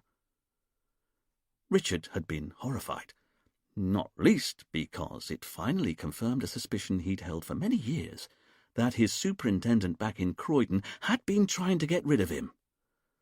But now Richard had had this fact confirmed, he decided he was too proud to ask for his old job back. As far as Richard was concerned, no one should ever be made to beg to go back to Croydon. So, instead, he accepted the job on Saint-Marie as a stopgap, and spent every subsequent spare moment he had applying for jobs that would allow him to go back to a different station in the UK. But a strange thing happened as the months passed. Not that Richard was anything more than dimly aware of it. Because, separated from a metropolitan police hierarchy that he'd never quite fitted into, and now surrounded by a talented team who seemed to forgive him his idiosyncrasies while championing his strengths, Richard had finally started to find the sort of success that had proved so elusive in the UK. He still hated the tropics, of course, the climate, the spicy food, the shack he had to live in, the sand that got everywhere, and the fact that even though Sainte Marie was larger even than the Isle of Wight, it wasn't possible to get a decent pint of beer anywhere. But while Richard told himself that he was still hell-bent on getting posted back to the UK, he hadn't noticed, although his team had, that he hadn't actually applied for any jobs back in the UK for the last few months. This didn't mean he was happy, of course. Someone like Richard could never be happy. But his levels of unhappiness had perhaps bottomed out. On this occasion, though, Richard was having a typically frustrating time trying to find even a single whiteboard marker with enough ink in it to work. Once he'd finally found one that would just about do, he turned to face his team. "Very well," he said. 5 guests at a fancy health spa-cum-hotel get up at dawn and go for a morning swim. Saskia Philby, Anne Sellers, Paul Sellers, Ben Jenkins, and Julia Higgins. Richard wrote the names on the board, leaving plenty of space between the names so they could later annotate the board with evidence as they collected it. Richard carried on making notes on the board as he recounted how the witnesses all went swimming that morning and how one of their number, Paul Sellers, handed out fresh cotton robes to them all, Julia Higgins included, before they all went with Aslan to the meditation space, and how all of the witnesses agreed that Julia couldn't have hidden the knife about her person before the room was locked down. He then went on to explain that once inside it was Aslan who locked the door from the inside. All 5 guests and Aslan then drank from the same pot of tea and all turned their cups over. They then all put on their wireless headphones and eye masks and lay down on their prayer mats. And then there was a 10 to 15-minute window in which Aslan was brutally slain, somehow without any of the witnesses hearing or seeing anything, until Julia started screaming, which was when everyone inside the meditation space woke up and saw Julia standing over the body, holding a carving knife in her left hand. "Even though the wounds in the victim's neck and back looked like they were delivered by a right-handed person," Camille said. "Precisely. And you should know," Camille said, "when I watched Julia write out her witness statement, she used her left hand to do the whole thing." "So, what do we think? Is she really our killer?" "She's confessed to the murder," Duane pointed out. "I know, but I don't want us to rule anything in or out for the moment. Not until we know more about what we're dealing with. And, you should know, all the witnesses said they felt groggy when they woke up. Oh, Camille, did we manage to get samples of the tea they were drinking off to the labs in Guadeloupe?" "Yes, sir." "And samples of the witnesses' blood and urine?" "Yes, sir." Richard looked at the board and realized something. "Because there's something you should all know," Richard said. Paul Sellers' registration card for the hotel had his profession down as a pharmacist. If the tea was doctored in any way, he's the person on this list who'd have had the easiest access to any kind of mind-altering drug. Richard recorded this fact by Paul's name on the whiteboard. "And 2 more things," Richard said. "Firstly, why was Aslan killed inside a house made of paper and wood? It's such a strange place to commit murder, don't you think? And secondly, and just as important, why did we find a drawing pin loose at the scene? As Richard finished writing his notes up, it was fortunate that he couldn't see the sceptical looks that passed between Duane and Camille behind his back. "Very good," Richard finally said, looking at the board. "Yes, that's a start. Have you got the witness statements?" he asked Camille. "Of course, sir," she said. As Camille hunted for the statements among the slick of other casework on her desk, Richard marvelled once again at how he managed to work so effectively with a partner who was so very disorganized. Her desk alone was enough to send him into conniptions with its mess of paperwork, files, bits of old orange peel, and desiccated tubs of makeup that she'd leave the lids off and then lose interest in entirely. Richard's desk, on the other hand, was, of course, neat and tidy. His in-tray empty, his out-tray just as empty. There was no pending tray. As far as Richard was concerned, pending trays were for wimps. "Got them!" Camille triumphantly held up a manila folder containing the witness statements. "Yes, well done, Camille." "What do you mean by that?" Camille asked, picking up on her boss's tone. "Only that it shouldn't be such an achievement to find the witness statements to a murder case." "I knew where they were." "Self-evidently you didn't." Camille pointedly opened the buff folder by way of a reply, and, as she gave her verbal report, Richard wrote up his version of what Camille was saying on the whiteboard. "Okay, as for witnesses, first we've got Rianka Kennedy, of course, and it's basically what she'd already told us. She sat down on the veranda to do some sewing at about 7:30 a.m., and no one other than Aslan and the 5 known witnesses went into the meditation space before 8 a.m. She then saw no one else enter or leave the building, and the only other person who was even remotely nearby was Dominic DeVere, the handyman.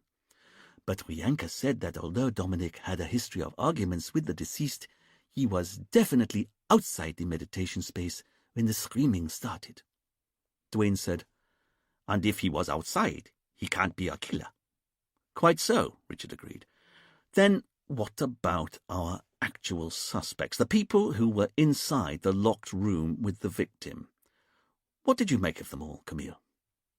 Camille fanned out the witness statements so she could see them all. "So, first we've got Saskia Philby," she said.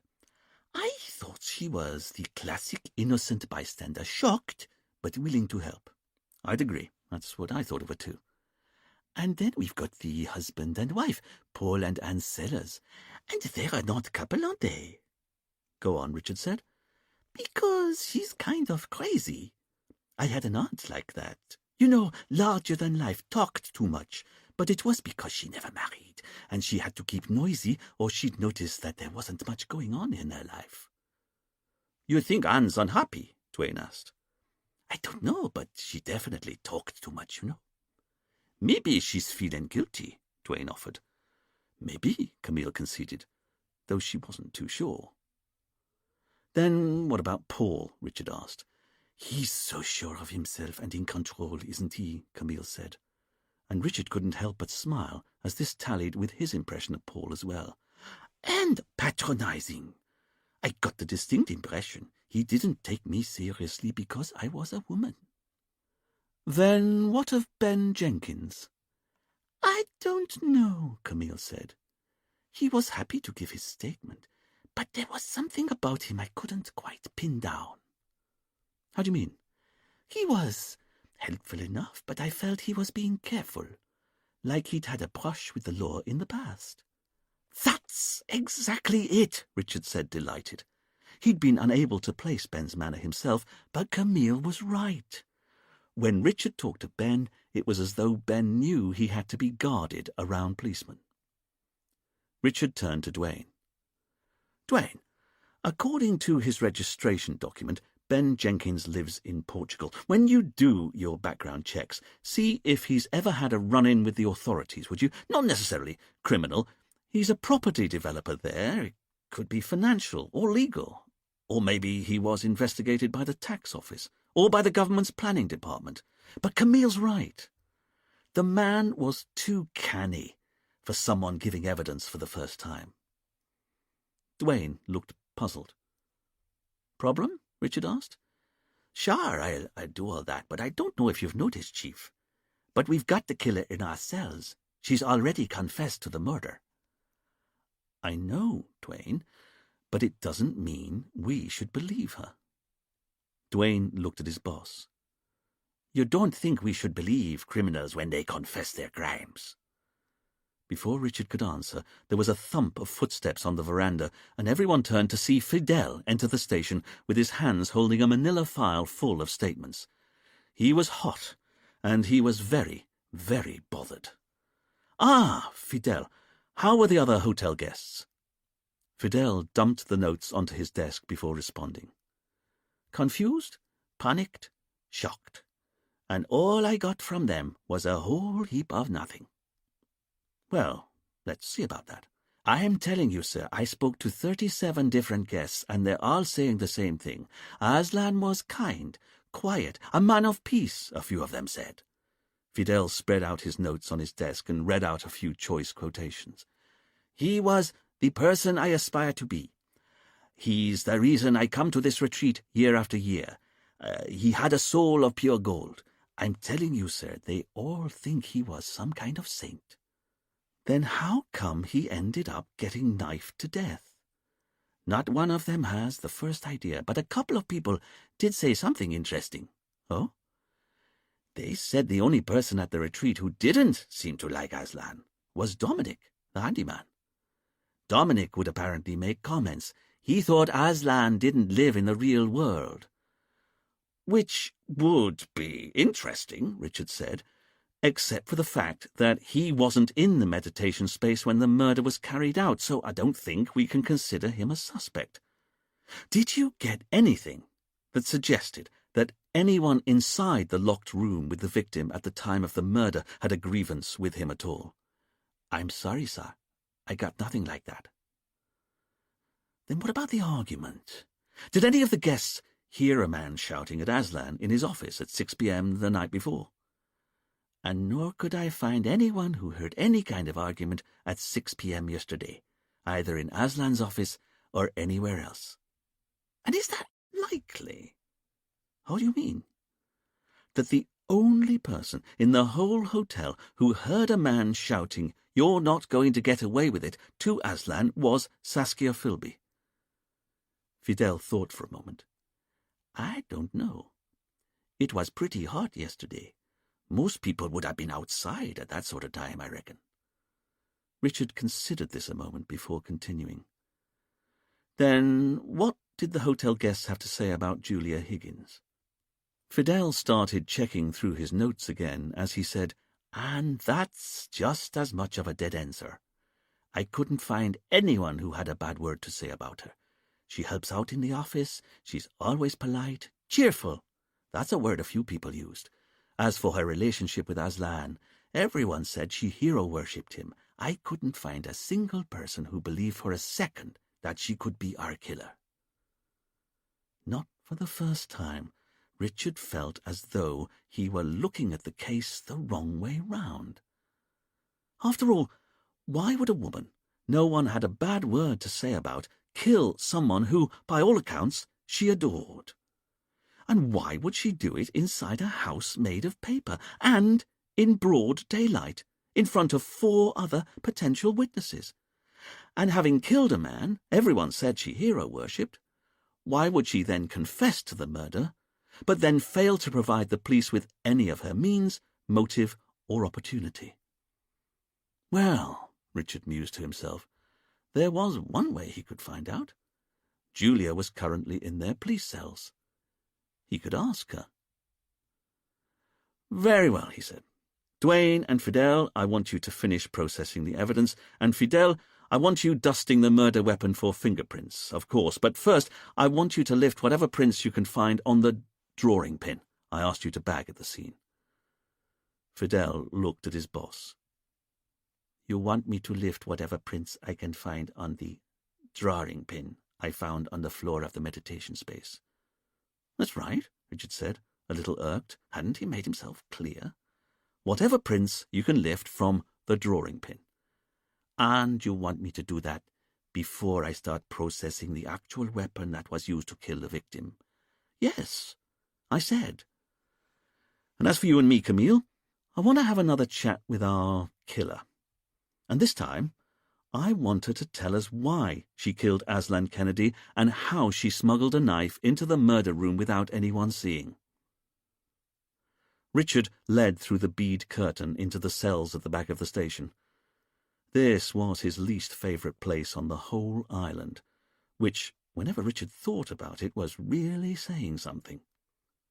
There were just 2 steel-barred rooms, an iron bed in each, a high strip of window above them both, and ancient paint that was peeling from the wall, exposing the crumbling bricks underneath. Richard and Camille found Julia with her eyes closed and sitting in a lotus position on the floor of the first cell. Richard could see that she was now far more sensibly dressed, although he found himself musing that he'd personally not choose to go to prison wearing cut-off jeans and a tight T-shirt in bright lime green promoting hashish, but he supposed it was each to his own. Julia opened her eyes as the police approached. "What have I done?" she asked, so grief-stricken that neither Richard nor Camille said anything for a moment. "You know," Julia said, "I've been trying to put myself into a trance and go back in time." "You have?" Richard asked, already preemptively weary. This was what he found so tiresome about the New Age movement. They seemed to use the most cumbersome methods to reveal things that were actually already known, like trying to go into a trance when a normal person would just use their memory, or inventing ley lines to explain the mystery of Glastonbury Tor, when really it was just a hill in a surprising place. As for Stonehenge, Richard had always felt that the guy who'd commissioned it had probably only wanted a nice side table, but had made the mistake of asking a bunch of druids with too much time on their hands to do it. Correctly interpreting her boss's dismissive look, Camille tried to move the conversation on. She asked Julia, "And have you been able to access your memories?" Julia looked at the police. "Not consciously." "Not consciously?" Richard asked, exasperated. "But I could access them subconsciously, I'm sure of it, if I could just get Dominic's help." Richard's antennae twitched. For a man who wasn't a suspect, Dominic's name was appearing a little too often in the investigation for his liking. "You mean the retreat's handyman?" "That's right. He's a wonder." "Well, we can both agree about that. He's certainly a wonder. But this case is peculiar enough as it is without bringing in a handyman to extract a confession."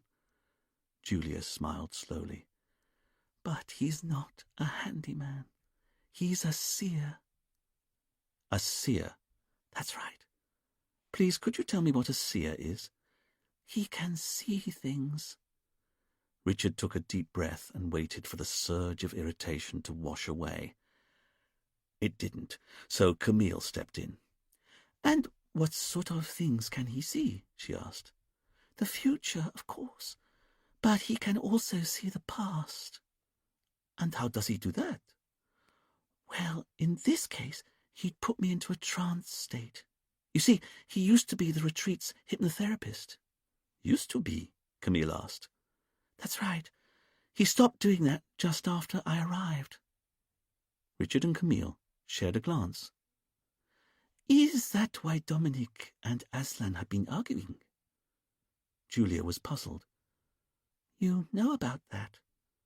"Why don't you tell us?" Richard said, probing. Julia smiled sadly. "It's hard to talk about without making it sound worse than it is, but they weren't ever going to get on. You see, Dominic's Capricorn and Aslan's a Libran," Julia said, as if that explained everything. "And I think Aslan felt that Dominic was taking advantage of the guests in his hypnotherapy session. Not that he was. Dominic's hypnotized me often enough, so I know how gentle and supportive he is. He doesn't take advantage of anyone. But Aslan told Dominic he didn't want him offering any more hypnotherapy sessions. Dominic was furious, but there wasn't much he could do. The hotel belongs to Aslan and Rianka. But here's the thing. Aslan said Dominic could stay on as the hotel's handyman. That's the sort of guy Aslan was. He still offered Dominic a job, even though they'd argued so badly. And Dominic took it, Richard said, surprised. It allowed him to stay on the island, Julia said. I see, Richard said, even though he couldn't. But the thing is, you have to believe me, Dominic is amazing at getting people to remember memories they've buried because they find them too upsetting. And if you let him hypnotize me, I bet I'll be able to tell you how I got the knife into the meditation space and why I did what I did. Julia finished with a gulp. Unfortunately, Richard said, that would be totally unethical.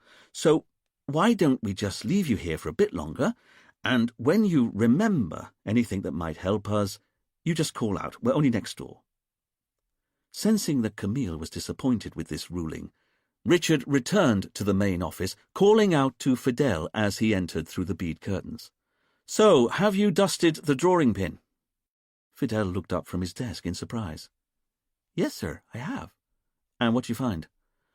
Well, sir, I was only able to dust the flat bit you pressed down on with your thumb. Of course, but is there a fingerprint there? No, sir. There's no print on it. It's entirely clear. Now, that is interesting, Richard said excitedly. Yes, sir, Fidel said, baffled by his boss's sudden enthusiasm. But doesn't that just mean it's never been used? Duane asked. And that's where you'd be wrong, Richard said, as he started writing on the board. I would? Duane asked, puzzled. Yes, because I think that drawing pin was part of the killer's plans, and they then wiped it clean of prints once it was used. Richard wrote up this latest development on the whiteboard, and then he took a step back to look at his handiwork.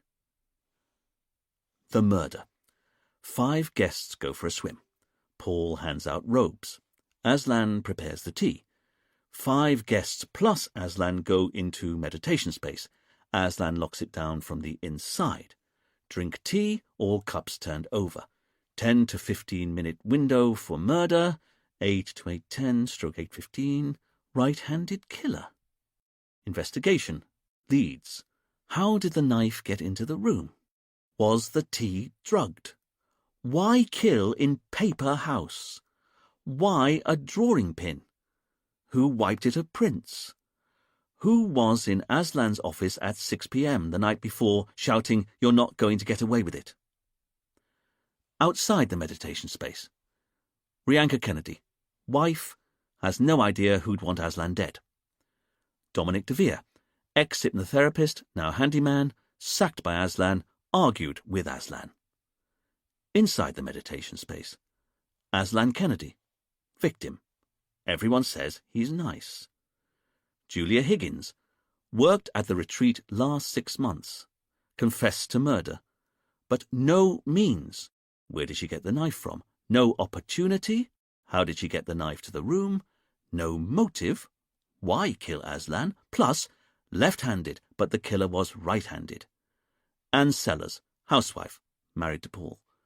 Paul Sellers, handed out the white robes, pharmacist. Saskia Philby, single, 45 years old, here on her own, says she arrived night before, heard argument in office night before at about 6 p.m. A man, but couldn't identify him. Ben Jenkins, property developer, Portugal. Brush with authorities before? "Okay, Duane," Richard eventually said. "I want background checks on our suspects.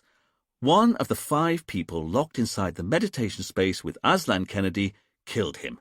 Who was it and why?" "Yes, sir."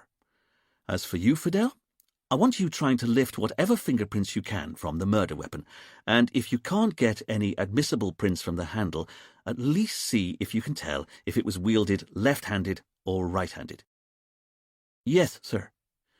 Which leaves you and me, sir, Camille said, and I think we should go back to the retreat. You do? Richard asked, already suspicious of his subordinate's motives. And why exactly is that? Well, sir, Camille said, her eyes shining with innocence. You said it yourself. There's something about the meditation space that meant Aslan had to be killed in there and nowhere else. I think we need to inspect it again.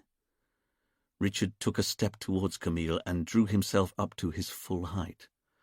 And this has got nothing to do with finding Dominic so we can ask him to put Julia into a hypnotic trance, has it?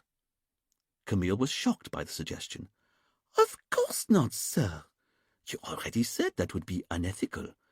But there's also the matter of the murder weapon to consider, because if Julia didn't have the carving knife about her person when she went into the room, it must have already been hidden in the meditation space beforehand.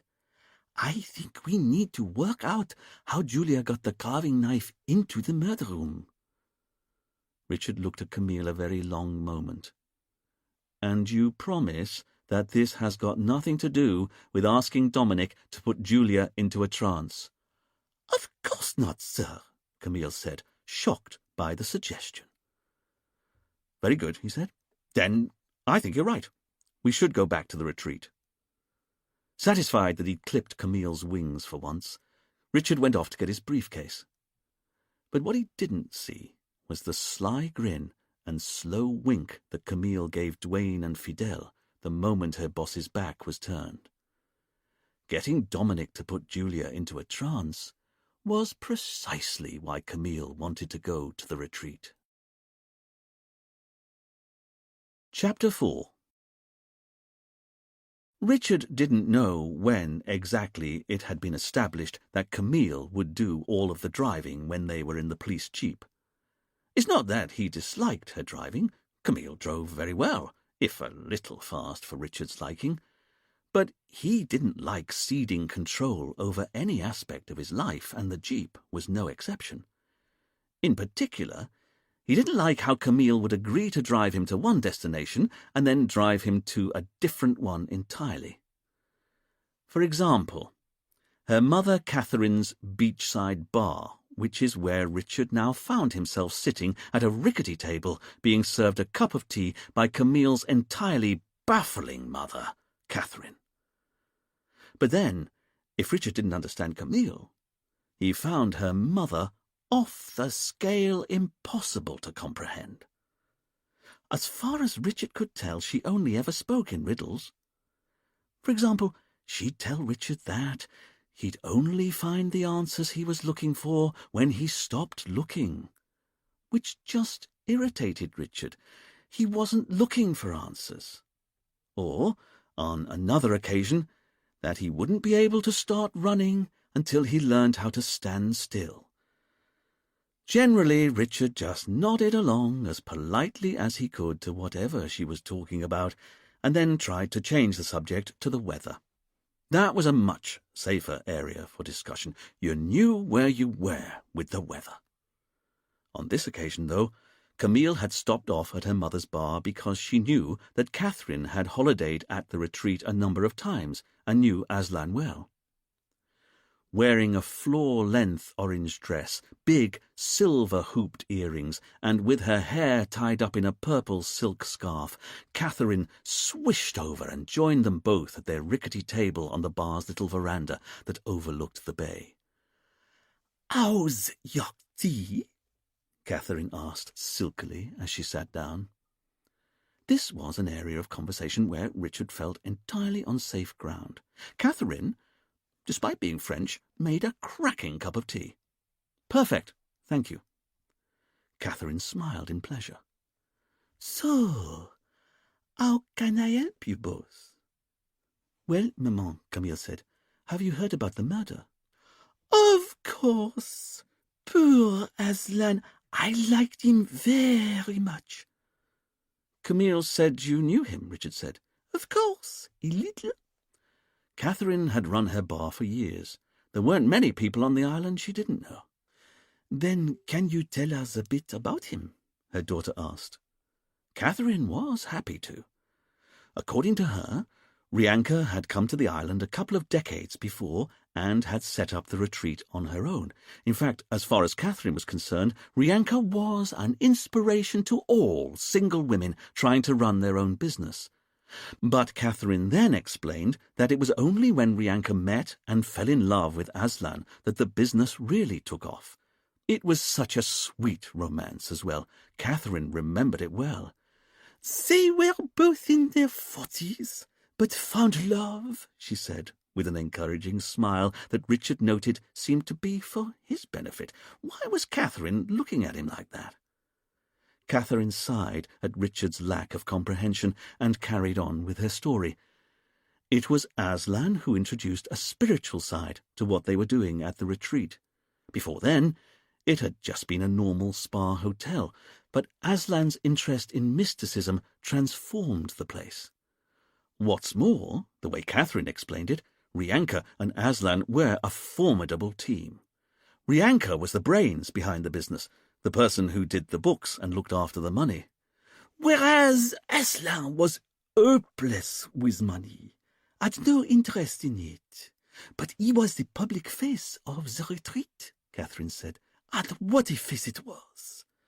You only had to look into his eyes to know the wisdom he had. He was soulful, you know. As Catherine continued to explain Aslan's various virtues, Richard found himself looking over the sparkling sea to the far distant horizon. Somewhere over there was England, where you could go about your business without sweat clinging to every inch of your body, and where your feet didn't throb from the heat trapped inside your shoes. Richard felt his love for England like a physical yearning. Are you even listening to me? Of course, Catherine, Richard lied, as he returned his attention back to the conversation. And it's very interesting what you're saying, but I just want to know, do you think anyone could have killed him? Catherine seemed shocked by the suggestion. No. Aslan liked everyone. Everyone liked him. Even his wife? Richard asked. How do you mean? Well, he wafts around in white robes going, It would test any relationship, you'd have thought. Catherine smiled tolerantly at Richard's description. But that's where you're wrong. Rianka worshipped Aslan, and he worshipped her back even more. I remember him once telling me that he owed his life to his wife. Here Catherine leant forward conspiratorially. In fact, I got the sense from Aslan when he was telling me this that something very bad had happened to him in his past, and Rianka had saved him somehow. This got Richard's attention. Did he say what the bad thing was? Oh, no. This was just me reading between the lines. But I'm telling you, those two loved each other. Whoever killed him, it wasn't Rianka. And I don't know who else it could be. Everyone liked Aslan. Richard considered what Catherine had said before downing the last of his tea. Well, thanks for your time, Catherine, but I really think we must get on. As Richard got up from the table and left without so much as a backwards glance, he didn't see the amused look that passed between mother and daughter. Because what Richard never knew, and would certainly have never understood, was that both Camille and Catherine were set on reforming him. They'd get him to loosen up, to relax. Admittedly, it hadn't worked yet, but neither of them were prepared to give up. Not yet. With a kiss for her mother, Camille followed Richard out. Half an hour later, Richard and Camille arrived back at the murder scene, and Richard found himself pausing before he entered the building. Problem? Camille asked. Richard turned on the spot. taking in how the meditation space sat isolated on the wide lawn, the main house standing bright white against the blue sky, and a few shrubs of colourful tropical flowers in bushes dotted here and there. "Why here?" he said. "You mean, why commit murder inside a Japanese tea house?" Richard nodded. It still didn't make any sense to him. The tea house was extremely exposed, but its translucency and lack of any kind of soundproofing also seemed to make it the least likely place you'd want to carry out something as private as a murder. He started walking around the structure. It was a large, rectangular box shape, just sitting in the middle of a lawn, with thick cream paper for walls and thick cream paper for the roof. What was more, the light that was trapped inside it made the whole thing seem to glow. It was as if a strange spaceship had landed in the middle of the lawn. As Richard got closer, he could see thick vertical bands of dim shadows through the paper walls. These were the wooden pillars that made up the building's internal structure. There seemed to be about a dozen such vertical pillars along each of the long sides of the room. But how was the paper attached to each of these pillars?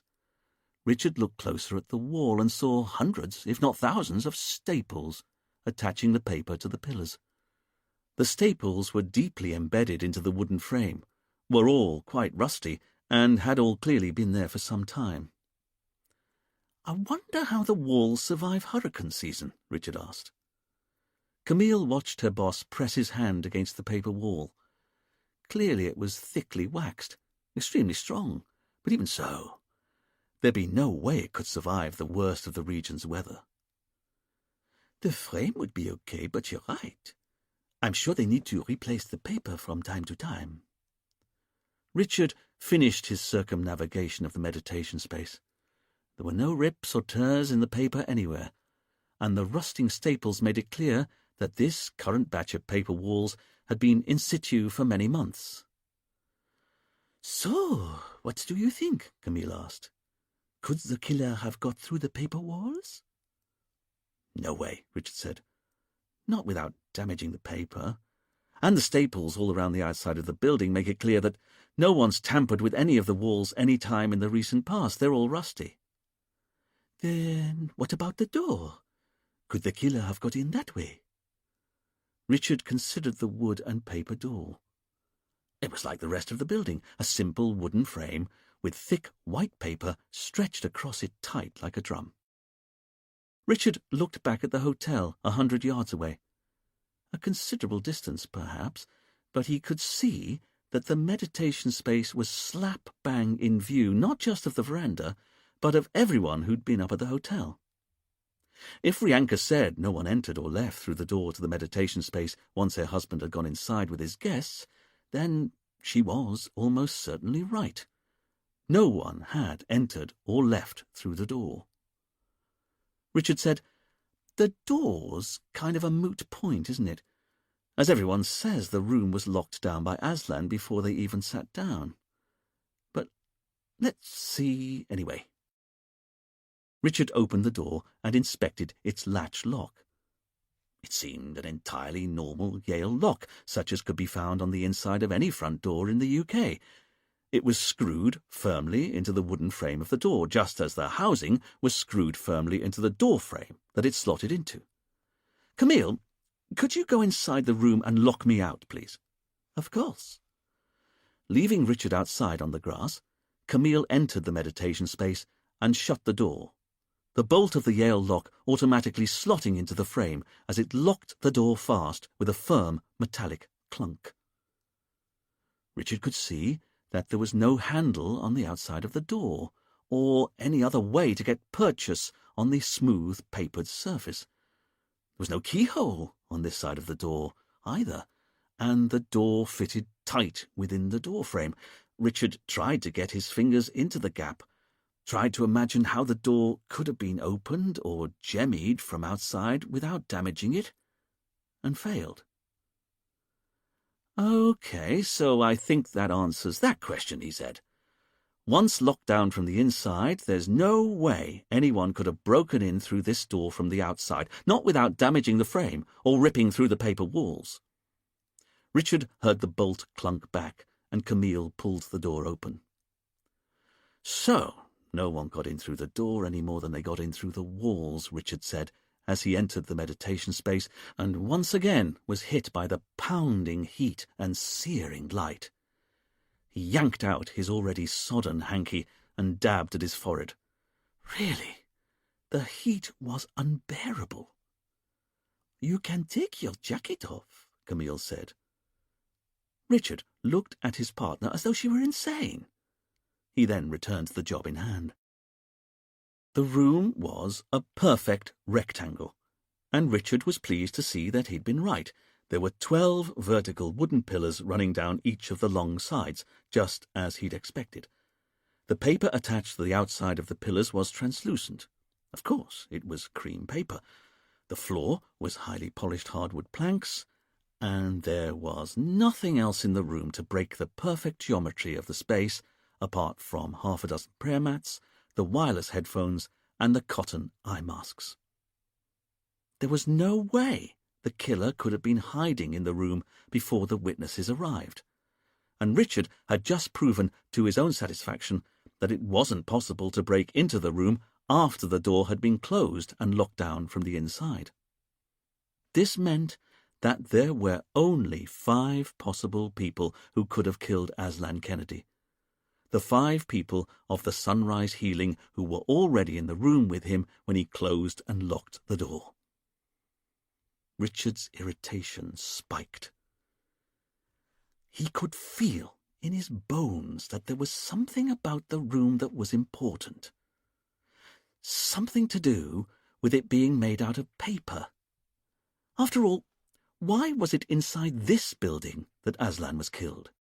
At the very least, it offended Richard's sense of the natural order of things that paper could prove so impregnable. It was only paper, for heaven's sake. But Richard knew that for all that it was possible to break in from the outside, the meditation space's wall and ceiling might as well have been constructed from stone and the door from iron. "It really is a locked room, isn't it?" Camille said. "I'd agree with that. Which means that if Julia's not our killer, then it has to be one of Saskia, Paul, Anne, or Ben." "But why would any of them want to kill Aslan?" "Precisely," Richard said, just as he saw a flash of light across the room where the wooden floor met the paper wall. "Camille, what?" "You know what? I think there's another one." Richard went over to the paper wall and dropped to his knees to inspect the floor. "Another what?" Richard got out his silver retractable pencil and used it to flick the tiny metal disc away from the wall. "I don't believe it." It was another drawing pin. But whereas the first pin they'd found had been pristine, this one's spike had been bent to the side before it ended up over by the paper wall. Even Camille had to concede that the presence of a second drawing pin at the scene of the crime was beginning to look less coincidental. "OK, Camille, on our hands and knees, please. I want every inch of the meditation space searched for drawing pins." It was a few minutes later that Camille found the third drawing pin. It was pressed into one of the vertical wooden pillars only a few inches up from the floor. "Why has it been pushed into the pillar so near the floor?" Camille asked. It was only when Richard looked over at the door to the room that he began to realize what it might have been doing there. "You know what?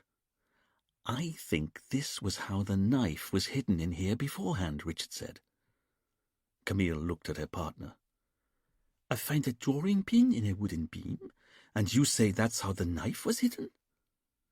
"But think about it," Richard said. "Do you think anyone would have been able to smuggle a carving knife in here without any of the others noticing? Seeing as they were only wearing swim things and cotton robes that were handed out by Paul's sellers, I don't think so." "And nor do I. So Logically, the murder weapon must have been in here before the room was locked down. Okay, agreed. Even though there's nowhere to hide the knife, is there? Or so it would appear at first. Richard explained how there were 12 vertical wooden pillars along the longer sides of the room, and the drawing pin they'd just found was stuck into the 11th pillar along, and on the side of the pillar that wouldn't have been visible as the hotel's guests came in through the door. In fact, Richard said, with increasing excitement, how wide would you say the murder weapon was at its very widest? 3 inches, maybe 4. Richard got down on his knees, pulled out a little metal ruler he always kept in his inside jacket pocket for just such occasions, and measured how far the pillar stuck into the room.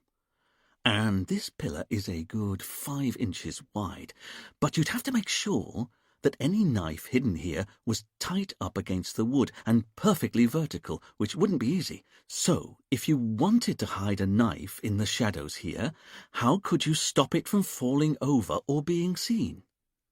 Camille looked at Richard. You'd maybe get a few drawing pins and pin the knife blade to the wood so it didn't fall over. Exactly. And I think that's exactly what happened. All it would take is a couple of pins under the handle or around the blade to make sure it stayed flush against the beam, and having pinned your knife behind this pillar, just off the floor a bit, it would have been all but impossible for witnesses to see as they came into the room. Unless they came to this end of the room. But we know they didn't do that. Richard indicated the door in the opposite wall. They all came in through that door and went straight to the centre of the room, where they then sat down in a circle and started drinking tea. Richard strode to the centre of the room as he continued to explain.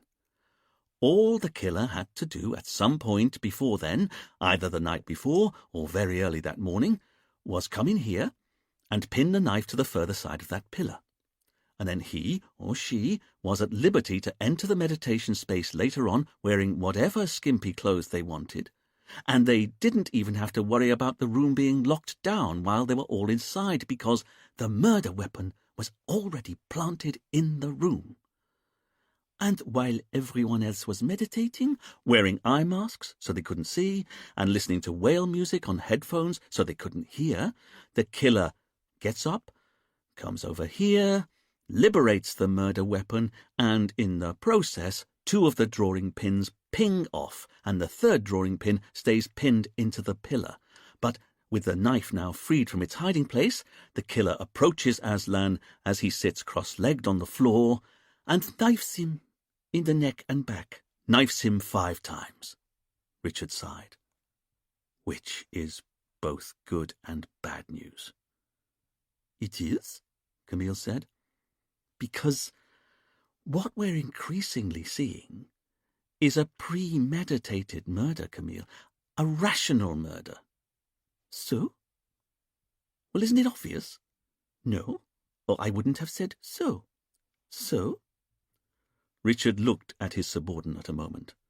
So, why on earth would an otherwise rational killer plan to kill someone inside a locked room which also contained a load of other potential witnesses? And if Julia is indeed our killer, why would she commit this carefully premeditated murder only to start screaming the moment she'd done it, so that the witnesses, who had previously had their eyes closed, now took off their masks and saw her standing over the body with the murder weapon in her hands? It doesn't make sense. Richard let this settle for a moment. But that's the bad news. Okay, Camille said. Then what's the good news? I was right about that first drawing pin we found, wasn't I? It was important. Camille considered Richard a moment and realized that, yes, he was indeed the most infuriating person she'd ever met in her life.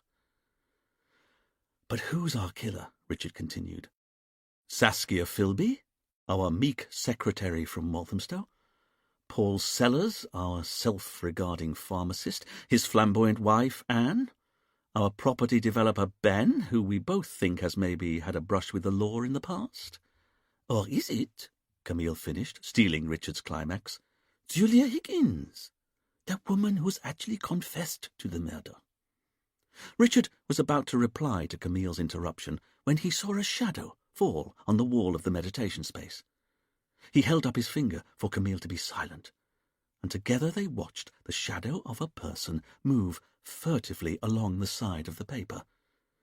Clearly, whoever was out there had no idea that they could be seen by Richard and Camille from the inside. Richard pulled out a little penknife from his pocket. It was ivory-bodied, steel-bladed, and it had been given to him by his great-uncle Harold to mark the occasion of his first day at boarding school.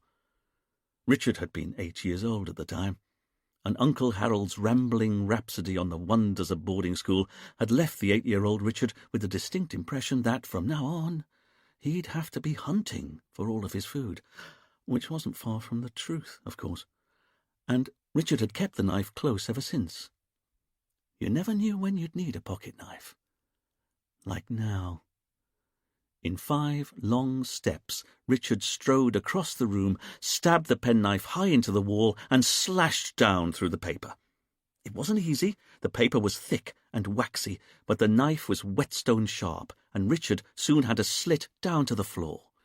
Stepping through the rip in the wall, Richard found himself on the outside of the building and face to face with a very shocked Dominic de Vere.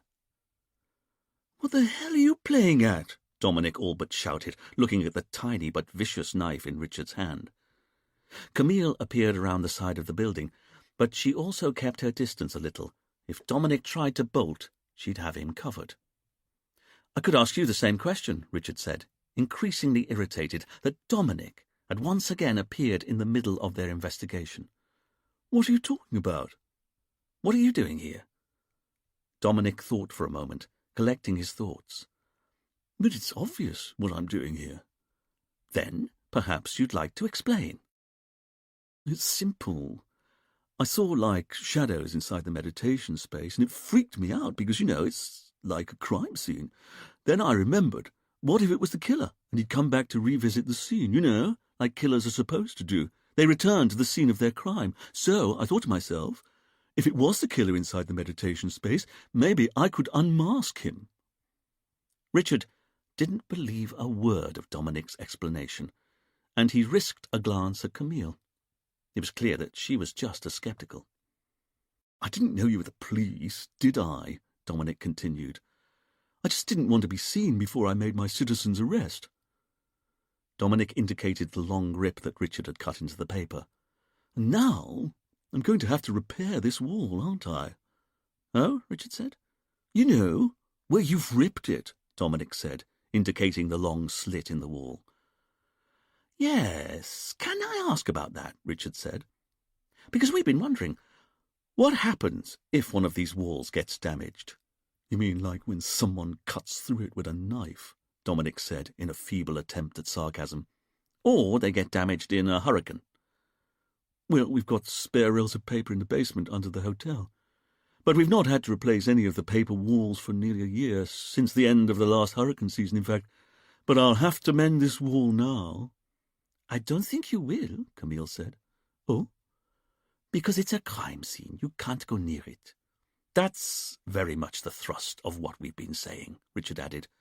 "Oh," Dominic said. "Right, I see." "But there's another reason we don't want you fixing walls here," Camille continued. "And that's because we'd like you to accompany us to the police station so you can put Julia into a hypnotic trance." Dominic was amazed by the suggestion, but not as amazed as Richard was. Looking at his partner, he had to resist the urge to stamp his foot like a middle-aged Rumpelstiltskin in a suit. Camille had promised him she wouldn't do this. For her part, Camille was avoiding her boss's stare as she waited for Dominic's response. "And you're okay with that?" Dominic asked, surprised. "Sure," Camille said. "Julia's asked for you specifically. She said she'll be able to remember the murder if you hypnotize her." Richard was desperate to stop the madness, but he knew he couldn't countermand Camille's offer, not now she'd made it. This was because of the very many self-imposed rules and regulations by which Richard led his life.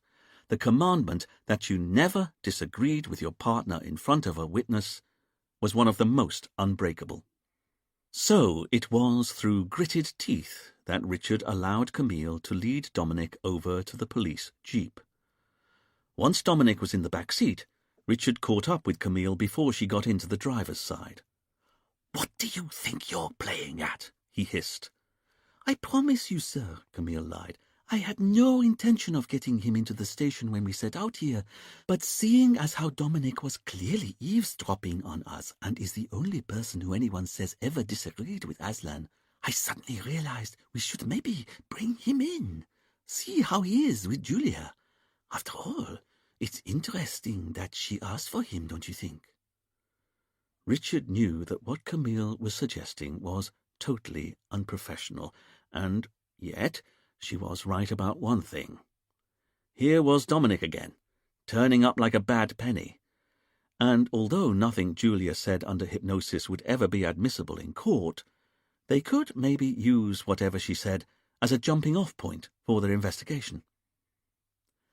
Once back at the station, Richard was interested to see that while Dominic was pleased to see Julia, she was a touch awkward with him, which was odd, considering that it was her who'd asked for Dominic's help.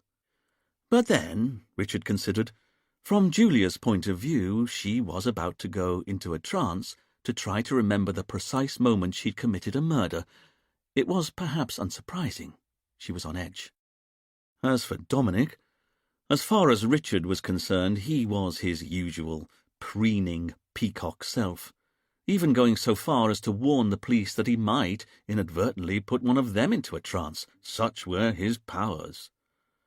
By this point, Julia was lying on the old mattress in her cell, Dominic sitting in a chair to her side, talking gently to her, and Richard, Camille, and Duane were all crammed in behind.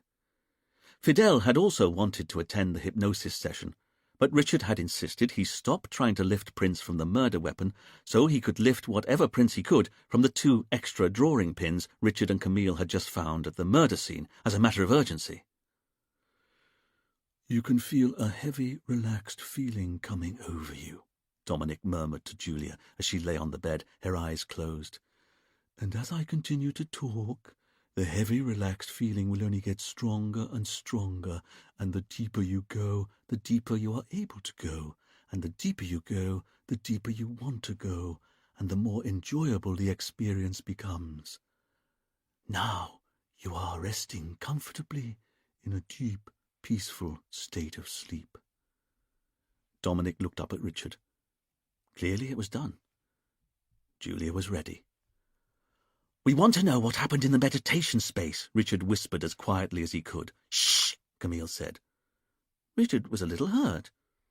He'd never been able to whisper quietly, and he was sensitive to this unacknowledged failing. But Dominic didn't seem too bothered by Richard's inability to whisper as he turned back to Julia.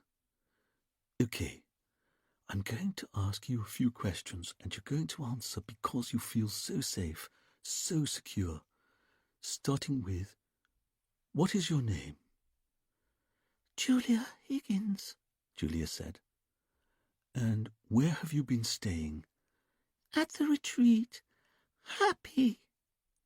Julia spoke in a quiet, sing-song voice, almost like a child's, and Richard once again found himself thinking that if this was an act, it was a very convincing one.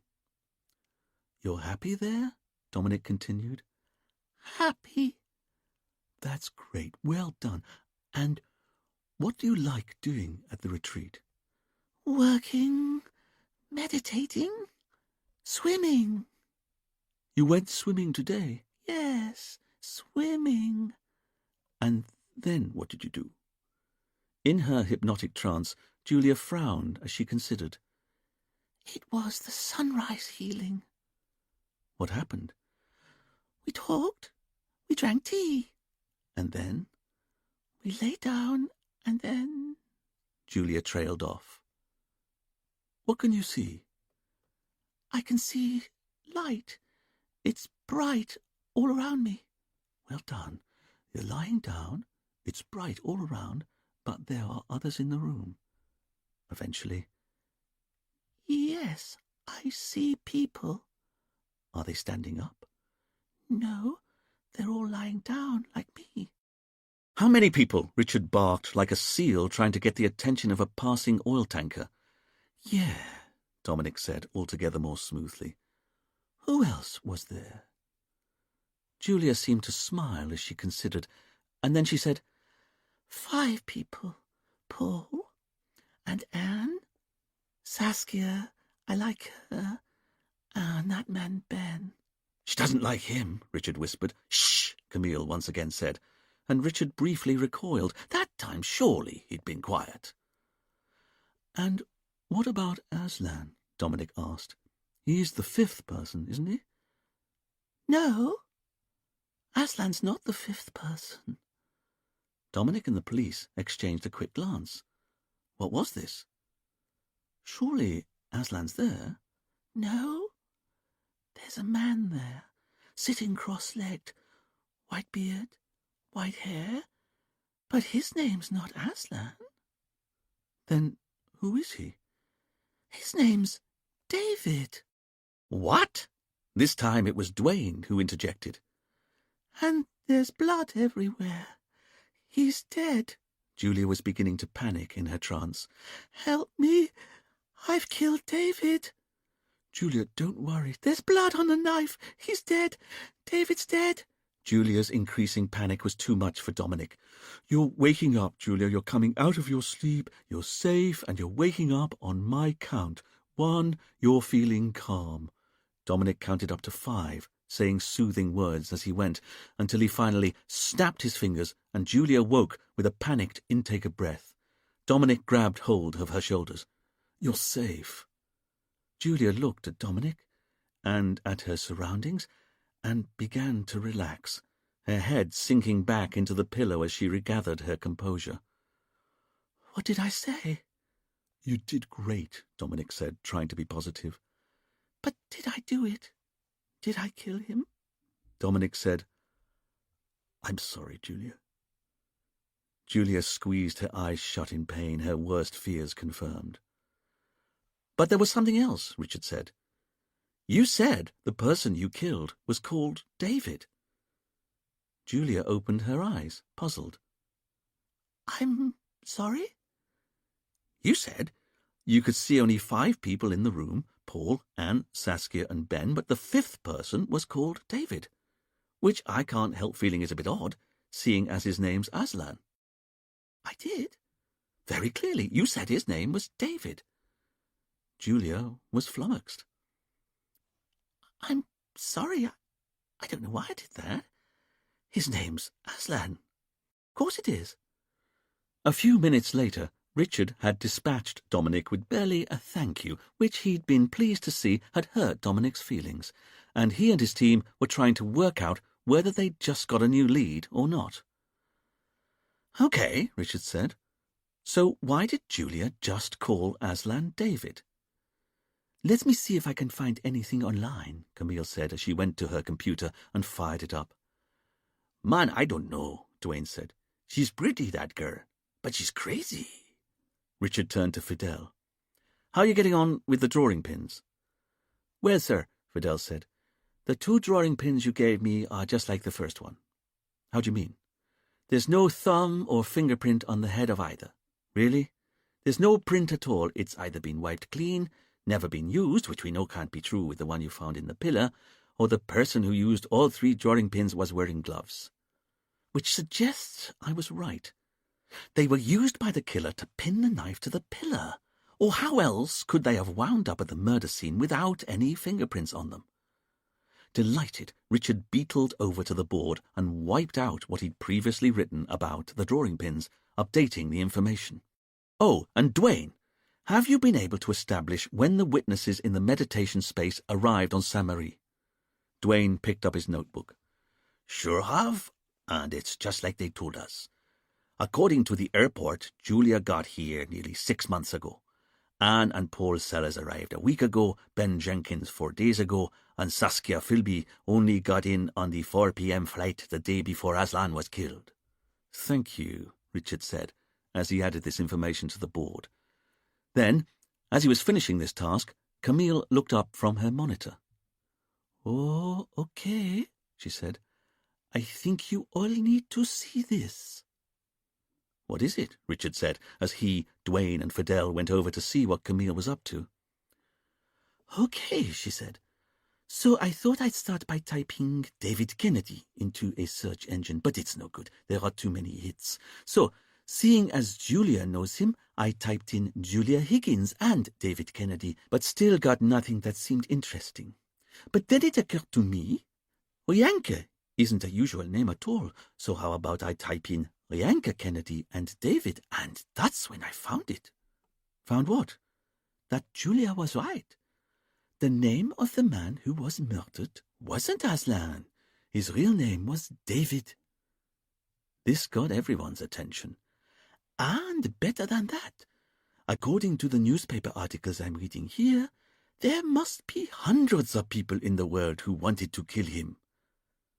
You're kidding me, Dwayne jumped in. Hundreds? Because Aslan, or David Kennedy as he really was an ex-criminal. No way. Sure was. And a conman at that. He ran a Ponzi scheme. And what's one of those? Fidel asked. According to this, Camille said, pointing to the newspaper article she was reading on the screen, it had something to do with leasing artworks to businesses. I'm just trying to work it out. But it was 20 years ago. He was accused of stealing over £2 million from a whole bunch of people, and he was convicted and sentenced to serve 7 years in prison. Hang on. Camille scrolled down the article until her mouse hovered over a picture of a plump man in his late 30s with a shock of black hair, dressed in a smart business suit. He was beaming, as though he didn't have a care in the world. They all looked at the photo of the man. Doesn't look anything like him, Dwayne said. The team looked at the photo some more, and it was true. At first glance, the man in the picture bore no resemblance to Aslan. But this photo was taken 21 years ago, Camille continued, before his hair went white. And he grew a long white beard, Richard added. I mean, to all intents and purposes, he has no face now. It's just white hair, a nose, a pair of eyes, and a tanned forehead. And he's lost a hell of a lot of weight since then, Dwayne added. But yes, look at the eyes, Richard said. You know what? It is him. He's got the same eyes. As they all considered the changes that 20 years could wreak on a body, the picture began to make more sense. It really was a plump and besuited Aslan Kennedy attending his court hearing. Only his name, according to the article, wasn't Aslan. It was David, just as Julia had said it was. They all looked up, as they heard a woman's voice coming from the cells. Julia was calling for them. Chapter 5. The police went through to the back rooms and found Julia holding onto the thick iron bars, deeply agitated. I think I've worked it out, she said. Worked out what, Julia? Richard asked. Why I thought Aslan was called David. The police shared a look. Only he doesn't look anything like him. That's why I didn't notice. And anyway, I was only a baby when it happened. When what happened? Camille said. Julia took a moment before she answered. Well, the thing is, if Aslan is who I think he is, then you should know he's a criminal. And years ago... Julia briefly lost her way before summoning up the necessary courage to continue. Okay, so years ago, my dad had some spare cash, and he invested in an art scheme. He was an estate agent. He didn't have much to spare, but he put it all into this get-rich scheme, run by a man called David Kennedy. I can't believe I didn't notice the surname, but I don't suppose the name Kennedy is that uncommon. Julia trailed off. Keep talking, Richard said, unable to keep a sceptical tone out of his voice. This was all proving rather convenient for Julia, wasn't it? Apparently this David Kennedy needed capital to buy works of art. That's the way Mum tells the story. And once he'd bought a load of oil paintings, he then leased them to businesses. After all, businesses need paintings on their walls, and they're apparently prepared to pay top prices for the best artists. So Dad gave David cash to fund his business. David bought some paintings, and together they watched the rental money on the paintings start to roll in. Again, this is Mum telling the story. But it was a con, wasn't it? A Ponzi scheme, Richard said. That's right, Julia said, impressed with Richard. It turned out that David wasn't buying any paintings. He was just taking the money he was given. Hang on, Dwayne said. How does that work? Richard turned to Dwayne. Well, it's kind of obvious. Say you give me £100,000 in cash because I say I can buy an oil painting with it, and then we can both make money from leasing it out so that businesses can hang it on their walls. Okay, Dwayne said. But I don't buy any painting with the money you give me. I just take, say, 80% of the money for myself. You take 80 grand? Dwayne asked. That's right. And I spend that how I like, on fast living, fast cars. But remember, there's still 20 grand of your original investment I've not touched, because I've not bought a painting with it. And here's the clever bit. I wait 6 months, and then I give you 10 grand of it back and say you've just made 10% profit on your £100,000 investment. And 6 months later, I then give you the remaining 10 grand and say you've just made another 10%. Wow! Dwayne was clearly impressed. Now that's my kind of con. But Fidel had already seen the flaw in the system. But, sir, what happens now you've spent your 80 grand and given the other 20 back to the investor? Haven't you run out of money and you've still not bought a work of art? Quite so, Richard said. And that's why Ponzi schemes are also called pyramid schemes, because the whole thing relies on ever more layers of people investing so that money can keep flowing up the pyramid and the con man can continue to pay out apparent returns while creaming the majority of the cash off for himself. But the point about Ponzi schemes is that there always comes a point when the crook at the top of the pyramid simply runs out of people he can touch up for cash. The money stops flowing, and the collapse is always stunning. Camille was looking at Julia with sympathy in her eyes. She'd seemed to live every moment of Richard's description. You're right, she said. Dad gave David everything he had. Not at first, but by the end of the year, he'd remortgaged the house and taken out loans so he could invest even more. He'd also told all of his friends how much money he was making from David. The following year, when David was arrested and the scheme collapsed, Dad discovered he'd lost everything. Our house, his job, his friends. He'd been an estate agent, and now he was a laughingstock who'd just been declared bankrupt and had his house repossessed. Then, just before Christmas, Dad went into the woods in his car. He ran an exhaust pipe up. He took his own life, Camille asked, horrified. Julia nodded. This was her pain, her sorrow. I'm so sorry, Camille said. The police looked at Julia a moment, but Richard was still puzzled. Are you saying you didn't know any of this before Dominic hypnotized you? Julia looked at Richard and nodded once, seemingly as upset by the thought as him. But it means I've got a motive to want him dead after all, doesn't it? And it's why you killed him. Julia looked appalled at the idea, but she knew what the truth was. Yes, I killed him because, at a subconscious level, I must have known his true identity. Richard wrinkled his nose a bit. Then can you tell us where you got the carving knife from? This gave Julia pause. What? Where did you get the carving knife from that you used to kill Aslan, or David, as your subconscious knew him to be? Julia thought for a long moment before answering. I don't know. You still don't know? No. But if you're prepared to admit to murder, Richard said, failing to hide his irritation, and now to having a motive, why won't you also tell us where you got the carving knife from? I'm sorry, it's because I don't know where it came from or how it got into the meditation space.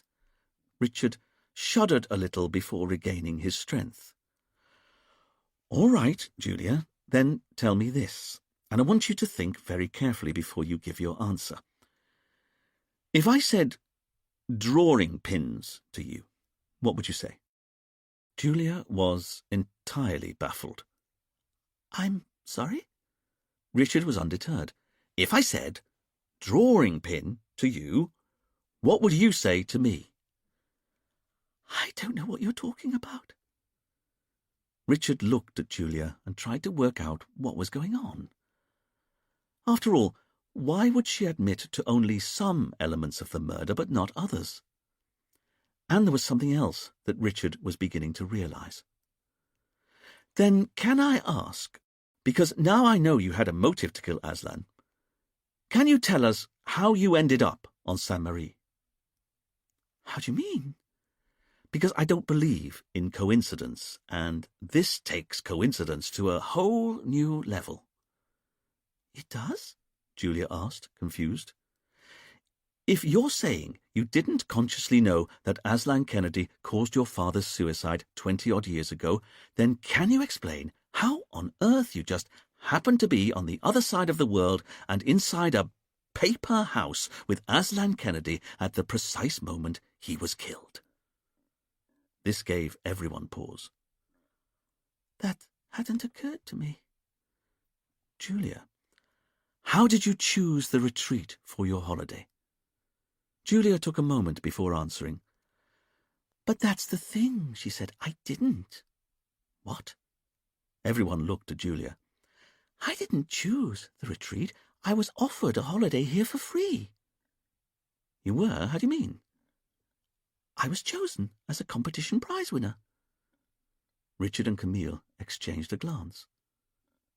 Go on, Richard said. Well, there's not much to say. It was just one of those envelopes that arrived through the post. You know, it said, "You have won a prize" on the front. I opened it, and it was from this place on Sainte-Marie called The Retreat. It said I'd filled in a form online and had been entered into a monthly prize draw, which I'd won. They were offering me an all-expenses-paid holiday as my prize. I didn't believe it at first. These things are never real, are they? But it looked so authentic, I decided I'd phone the number that was listed and just check. And when I called, I got through to a guy who said his name was Aslan, and he confirmed I'd won a free holiday to Sainte-Marie. It was Aslan you spoke to? Oh, yes. And it was true. The flight tickets arrived. I came out here. This was about 6 months ago. I had a wonderful holiday, and I just fell in love with the whole place. And Aslan was so kind, so welcoming. When my week's holiday was up, I asked if I could stay on. Rianka told us you now help out in the office. That's right. Just a couple of hours a day. And in return, Aslan let me have a guest room for free. I can attend whatever sessions I want. And they've even been giving me a weekly salary. Not much, but enough to get by. And at no time did you know you were getting all this from the man who'd caused your dad's suicide? Richard asked, still amazed at what he was hearing. Julia bit her lip as she considered what to say. And Richard had a sudden memory of being taken pheasant shooting by his dad when he was 10. His father didn't shoot that often, and Richard had always hated it. The damp woods, that feeling of rain down the back of his raincoat, and he and his dad had come across a rabbit that was cowering, ravaged with myxomatosis. His dad had told Richard to shoot it with his .410 shotgun. Up to this point, Richard had managed to avoid ever actually killing anything in his life by pretending he was just a bad shot. But when his dad, by that stage a detective inspector in the West Midlands Police, told him to shoot the rabbit at point-blank range, he knew he had no choice. He had to shoot the rabbit. But he didn't. He couldn't. And in disgust at his son's lack of backbone, Richard's dad had trodden on the rabbit's head with his size 12 police boots himself and stamped the life out of it. But that's the image that now popped into Richard's mind as he considered Julia. She was looking as forlorn as the poor rabbit from his childhood. "I'm sorry," she said eventually. "I had no idea who Aslan really was. Not until Dominic regressed me just now." Rianka was in the retreat's office when Richard and Camille found her. "Mrs. Kennedy?" Camille said kindly. "Oh," Rianka said as she looked up from her monitor somewhat listlessly. "Don't worry, we only have a few questions." It was clear that Rianka had been crying, a balled-up tissue in her hand. While she took a moment to compose herself, Richard gave the retreat's office a quick once-over and decided he liked what he saw. Unlike the folk tattery of the rest of the hotel, here was neatness and order.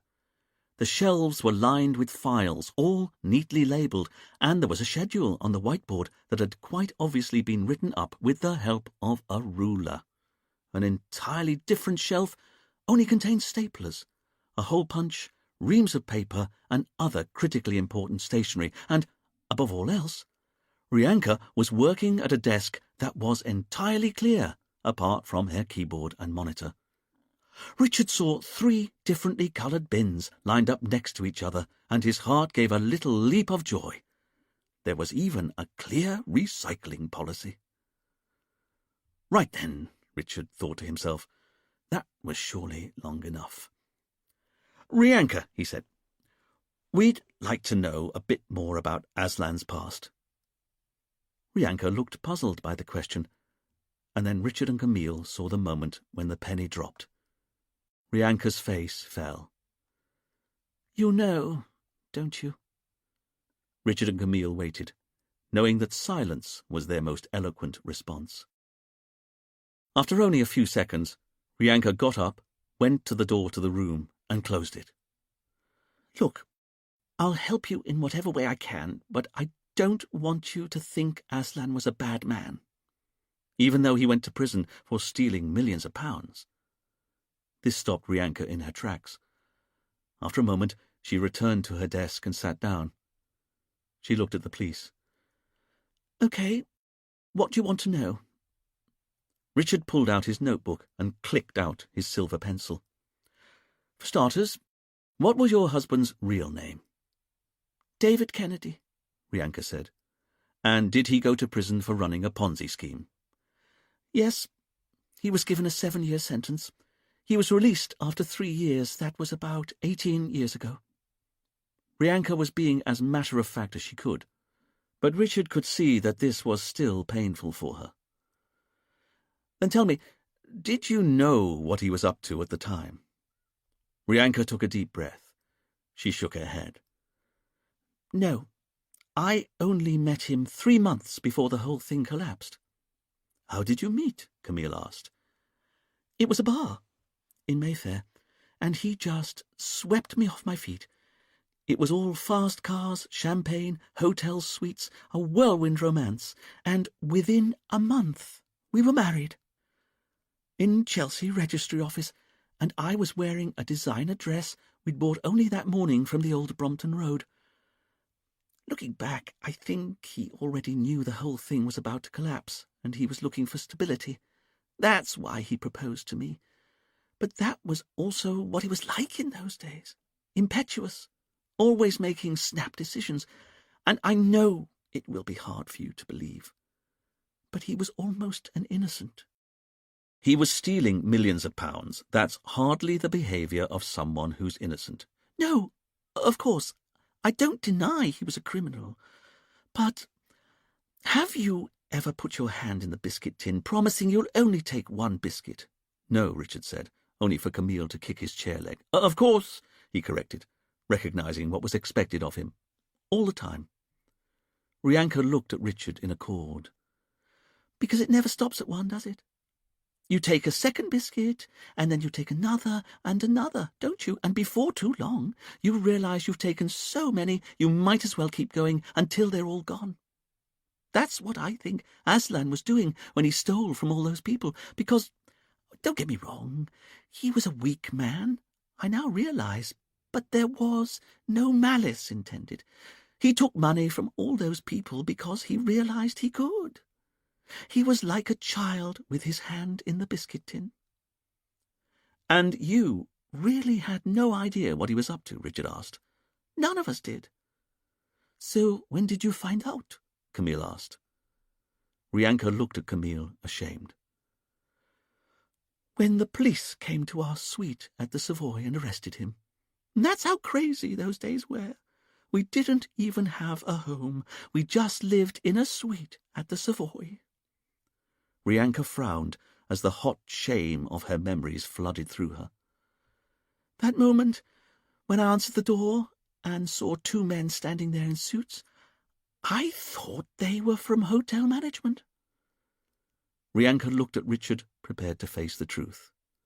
"But that's when my life came crashing down, when I discovered that everything my husband had told me was a lie, that there was no art business, that he wasn't this great success. He was a crook who had stolen millions of pounds from hundreds of innocent people, people who trusted him. I was so angry. You have no idea. We'd only been married 3 weeks. I felt so cheated. I'd given my heart to a crook. I couldn't believe it. By the time of his trial, I couldn't face it. I scraped together the last of my money and left the country. I didn't care where I went. I just had to get as far away from him as possible. I felt so ashamed, so hurt. I went to South America at first, staying in cheap hostels where I knew no one and where no one knew me. I got a job working in an orphanage, but I was just getting through the days, you know? And all I kept thinking was, the man I'd loved was a crook, a hateful crook. When I discovered he'd been convicted and sent down for 7 years, I decided I had to move on again. So I took the money I'd been able to save and went travelling, just going from place to place, not making friends, not doing anything, just waiting, really. I didn't know what I was waiting for until I wound up on Saint Marie and found I liked it here. But that's no surprise. There's something about this island that's special, isn't there? Camille smiled in agreement.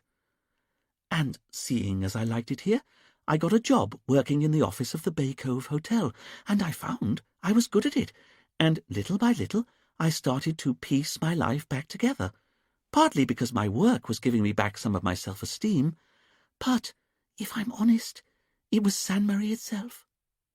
Whether it's the people, or the quality of the air, or the light, but I felt like it was the island that was healing me as much as what I was doing.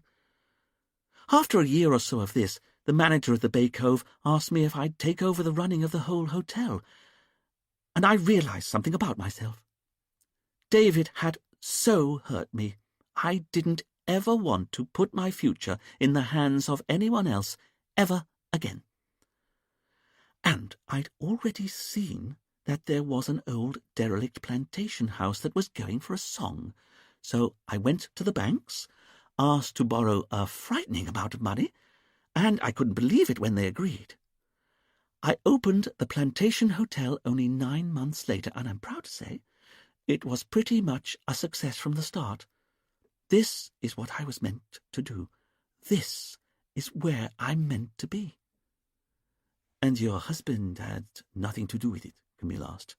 No way! He was in prison, and as far as I was concerned, he could stay there for the rest of his life.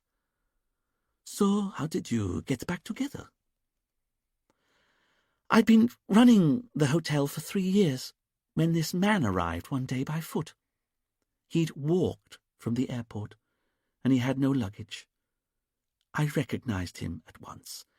It was David, in a plain T-shirt, jeans, and old trainers. I didn't know what to say or do.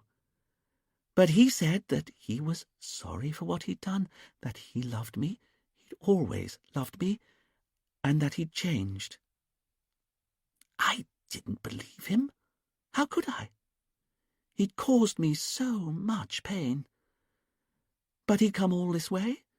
He didn't have any luggage. I couldn't just send him away, could I? So I let him stay as a guest for a couple of days and tried to ignore him. But the thing was, it was clear that he had changed.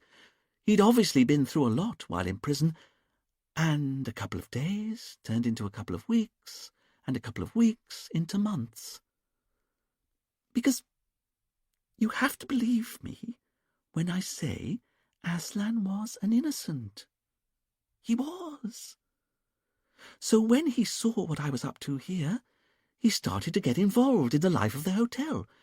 And he'd clearly been developing the spiritual side of his nature while he was in prison. He was hugely knowledgeable. He started going to these meditation sessions in Honoré and doing yoga. It wasn't long after that he changed his name to Aslan. I didn't quite trust him yet, but his sincerity was heartbreaking. He clearly wanted to be a better person, and, well, the thing I never thought could ever happen again started to happen. I started to fall back in love with him. This simple soul, happy to spend all day in meditation, happy to give himself over to the problems of others. And the thing that really sealed it for me was that he was no longer interested in money at all. He didn't spend it, didn't ask for it. He was happy to live a simple life of service, helping others. And I know this is strange, but the thing is, we were still married. You know, technically. A year to the day after he'd arrived on the island, I took him back. And I have to be honest, it was the best decision I'd ever made. Because he wasn't David anymore. He was Aslan, the lion-hearted. Richard looked long and hard at Rianka. That's what it means. Rianka was confused. I'm sorry? The name, Aslan, it means lion-hearted. That's right, it's an African name. And my husband's been Aslan to me for nearly 15 years now. We've grown old together.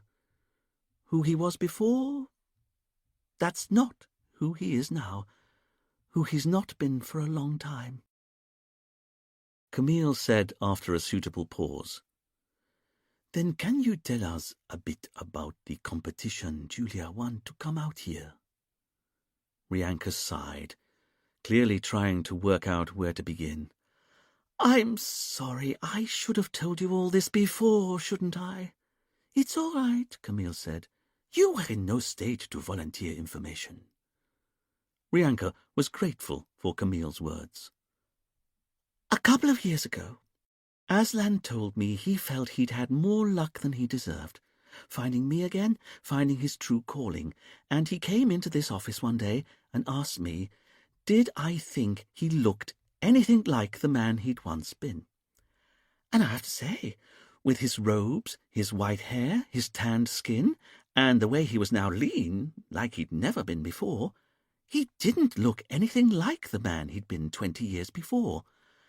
And then he asked me if I'd let him use some of the profit the business was making to give free holidays to the people he'd wronged in the past. He had to ask me for permission, you see, because Aslan had no money of his own. He'd always insisted that I keep sole ownership of the retreat. He said he had to prove to himself and to me that he was no longer interested in money. I paid him a salary of $1,000 a month, but he barely touched it. And at the end of each month, his bank automatically gave whatever money was left over to a local orphanage. Honestly, you have to believe me. That's how much he'd changed. And now he was trying to find a way of helping those he'd taken advantage of. If I'm honest, I thought that inviting the victims of his Ponzi scheme out for free holidays was a terrible idea. But Aslan was nothing if not persistent, and he kept working on me, telling me no one would recognize him, and saying he had to do something for those he'd stolen from. He still had a list of their names, and he said he wouldn't stop until he'd found them all and given something back to each and every one of them, or their relatives if they'd since died. The way he put it, it was about karma. He'd taken from them, and now he had to give something back. In the end, I agreed. So, you invented a fake "you have won a prize" competition, Richard said. That's right. I figured we'd need some pretext to get people out here without them realizing what was going on. Hold on. Rianka went over to the other desk in the room and pulled out a pile of colourful flyers from a drawer. She handed them over to Richard, and he could see that they featured lots of photos of the retreat accompanied by an enticing blurb. "You have won a prize." Aslan designed the flyers himself. Richard looked at the picture of a smiling Aslan on the back of the flyer. "Weren't you worried someone would recognize him as David Kennedy, the man who stole from them?" Aslan insisted it was 20 years ago. He didn't look anything like his old self. It would never happen. "And what did you think?" Rianka paused for a moment. I wasn't so sure. I mean, I didn't think anyone would recognize him, not really. But what if they did? You were worried? A little. So I made Aslan promise me he'd only have one person from the past out here at a time. How do you mean? Aslan just wanted to send the flyers out to everyone he'd ever stolen from, but I was worried that even if they didn't recognize him, they might get talking among themselves and put two and two together.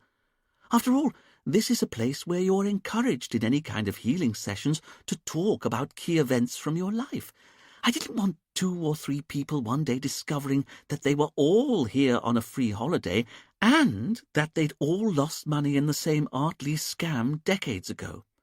So I always made Aslan promise that he'd only ever send out one flyer at a time and only have one guest here on a free holiday at a time. He never liked me saying it could only be one person at a time, but he knew I was right. If it was going to work, it was the only way. And that's how Julia ended up getting her invitation 6 months ago. That's right. Aslan had felt particularly terrible when he discovered that her dad had committed suicide because of what he'd done. So when Julia asked if she could stay on, he was happy to offer her a job. We needed help in the office anyway. Rianka trailed off, the inevitable thought finally occurring to her. You don't think she worked out who he was, do you? It's too early to say for sure, Richard said. But does this mean that while Julia was with you, Aslan stopped inviting other people out for free holidays? Yes, Rianka said. That was the condition I imposed on him when he offered Julia a job. While she was here, he had to promise he'd invite no one else out on a free holiday. And he was happy to agree to that? Richard asked. Of course, Rianka said. It was common sense. Look, I can show you. Rianka turned her monitor around a little, and Camille went to look over her shoulder as Rianka indicated the screen. This is the database of all the guests who are staying with us, and the staff know that if a person's name has an asterisk by it, then that guest is staying here for free, and since Julia started working for us, we've not had anyone else staying for free. Would you mind? Camille asked, indicating the mouse to the side of the computer. Of course, Rianka said, moving the keyboard over so that Camille could check over the names of the guests for herself. While Camille did this, Rianka looked back at Richard, worried. Tears started to well up in Rianka's eyes again. "This was what I was always worried about," Rianka said. "That someone would uncover the truth of Aslan's past. But Julia, I thought she liked him. She was always so nice to him, so nice to us both." Looking at Rianka's screen, Camille said, "Sir, I think you should see this." "What's that?" Richard asked. Camille indicated the screen. "Julia isn't the only person with an asterisk next to her name." Rianka didn't quite understand what Camille was saying. "How do you mean?" "In fact," Camille said, "there are 3 other names here, each with an asterisk by their name, suggesting they're here as part of the You Have Won a Prize competition." "There are? But that can't be possible." "But who are they?" Richard asked, with a creeping sense of foreboding. Camille said, "They're Paul Sellers, Anne Sellers, and Saskia Philby." Richard and Rianka were stunned. "No," Rianka eventually said. "Aslan promised me no one else while Julia was staying with us." "I'm sorry," Camille said, "but it says here that Paul, Anne, and Saskia were all here on free holidays." "What about Ben Jenkins?" Richard asked. "Is there an asterisk next to his name?" "No," Camille said. "He's here as a normal fee-paying guest." Camille turned the monitor so Rianka and Richard could see for themselves. "Aslan," Rianka said to herself in horror. "What have you done?" In the list of hotel guests, the names of Paul Sellers, Anne Sellers, and Saskia Philby all had asterisks next to them, just as Julia's name did. But did that mean that they'd all lost money to Aslan 20 years ago? Luckily for Richard, he knew there was an easy way to find out. He could ask them. Chapter 6. While Camille went looking for Paul, Anne, and Saskia, Richard sat out on the veranda and waited as patiently as he could, which wasn't very patiently at all. As his foot beat out a restless tattoo on the tiles, he could see the meditation space clearly in the middle of the lawn, just as Rianka had done on the day of the murder, and he could see how difficult it would have been for anyone to approach it without being seen. It really was marooned in the middle of a vast lawn. Richard could see a few guests in white robes walking through the garden and others sitting on sun loungers down on the beach, but the place was noticeably less busy than it had been on the day of Aslan's death. No wonder, frankly. But Richard didn't blame those who decided to stay on despite the murder. Their holidays had cost too much, and Richard supposed that it had helped that the self-confessed killer was already behind bars in Honoré police station. But was Julia the killer? That was the question. Or was it one of the other 4? Richard found himself wondering why a load of Brits would go to the ends of the earth just to go to a health farm. After all, if you wanted to lose weight, you could just try eating less food. And if you wanted to swim in the sea, Britain was an island nation, for heaven's sakes. There was sea galore. And even in land-locked Leicestershire, where Richard grew up, he'd only ever been a few hours' drive from the wide-open beaches of Norfolk. Not that he'd admittedly ever been to them, not with his phobia of sand. He was mopping his brow with his hanky as Camille led Paul, Anne, and Saskia over. Paul wasn't very happy. "I don't understand," he said. "We've already given our statements to your officer here. What do you want with us now?" "I'm sure this won't take long," Richard lied easily. "Is it better not?" Richard took a moment to wonder why Paul was so irked at having to help the police again. "Very well," Richard said. "Could the 3 of you tell us how you ended up choosing the retreat for your holidays. Well, that's easy enough, Paul said, apparently relieved by the question. Anne and I won a competition. You did? Saskia said, surprised. That's right, Anne said breathlessly, and then proceeded to fill them all in on the background.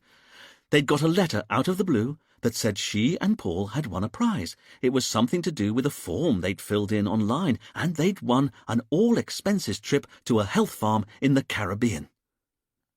Saskia was surprised to hear this. But that's how I ended up here as well, she said. I also got a letter saying I'd won a prize. Richard and Camille shared a glance. Bingo. Saskia explained how the covering letter had told her to ring a number in the Caribbean, which she'd done, and she'd ended up speaking to a man who called himself Aslan, and he explained how she'd won a free, all-expenses holiday in the Caribbean. And it was definitely Aslan you spoke to. Of course. Who else could it be? But I spoke to him as well, Anne said, acting as if she and Saskia now shared a bond that would unite them forever.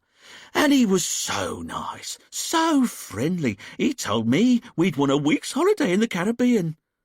When was this? Richard asked. How do you mean? Anne said. When did you receive the letter?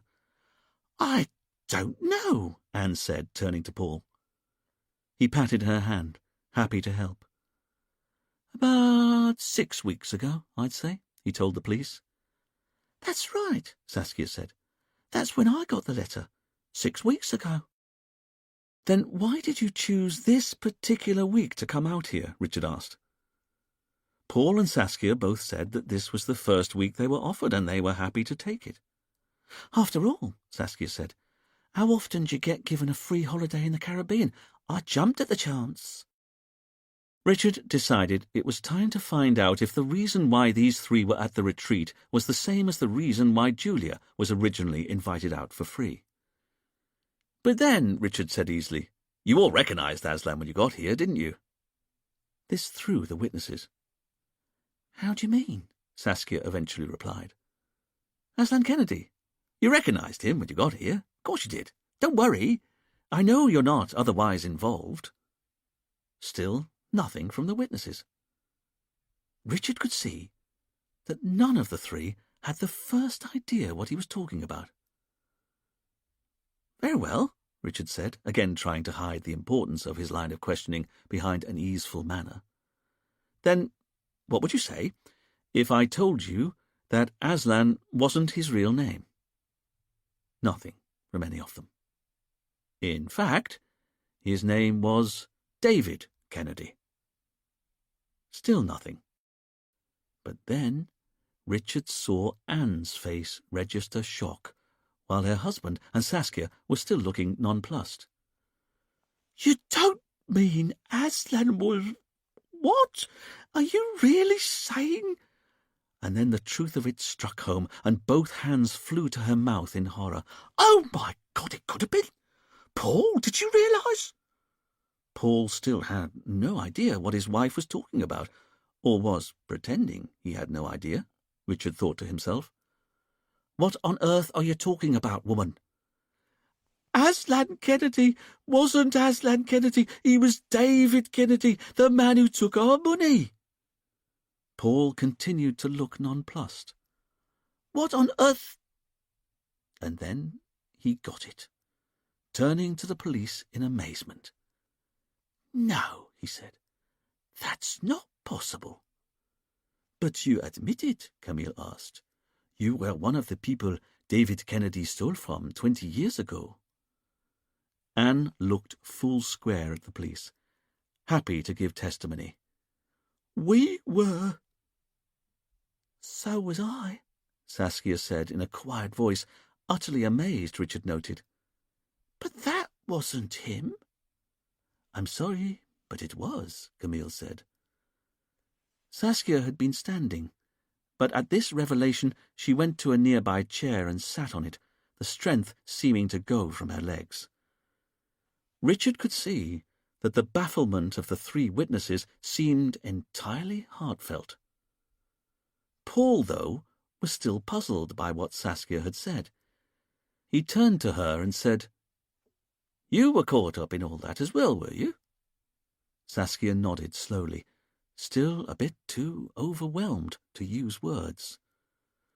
Paul turned back to the police. "Then can you tell us what on earth's going on?" "Of course," Richard said. "But first, can you all tell me how much money you lost to Aslan Kennedy, or rather, David Kennedy, as he was, 20 years ago?" Paul turned to his wife for confirmation.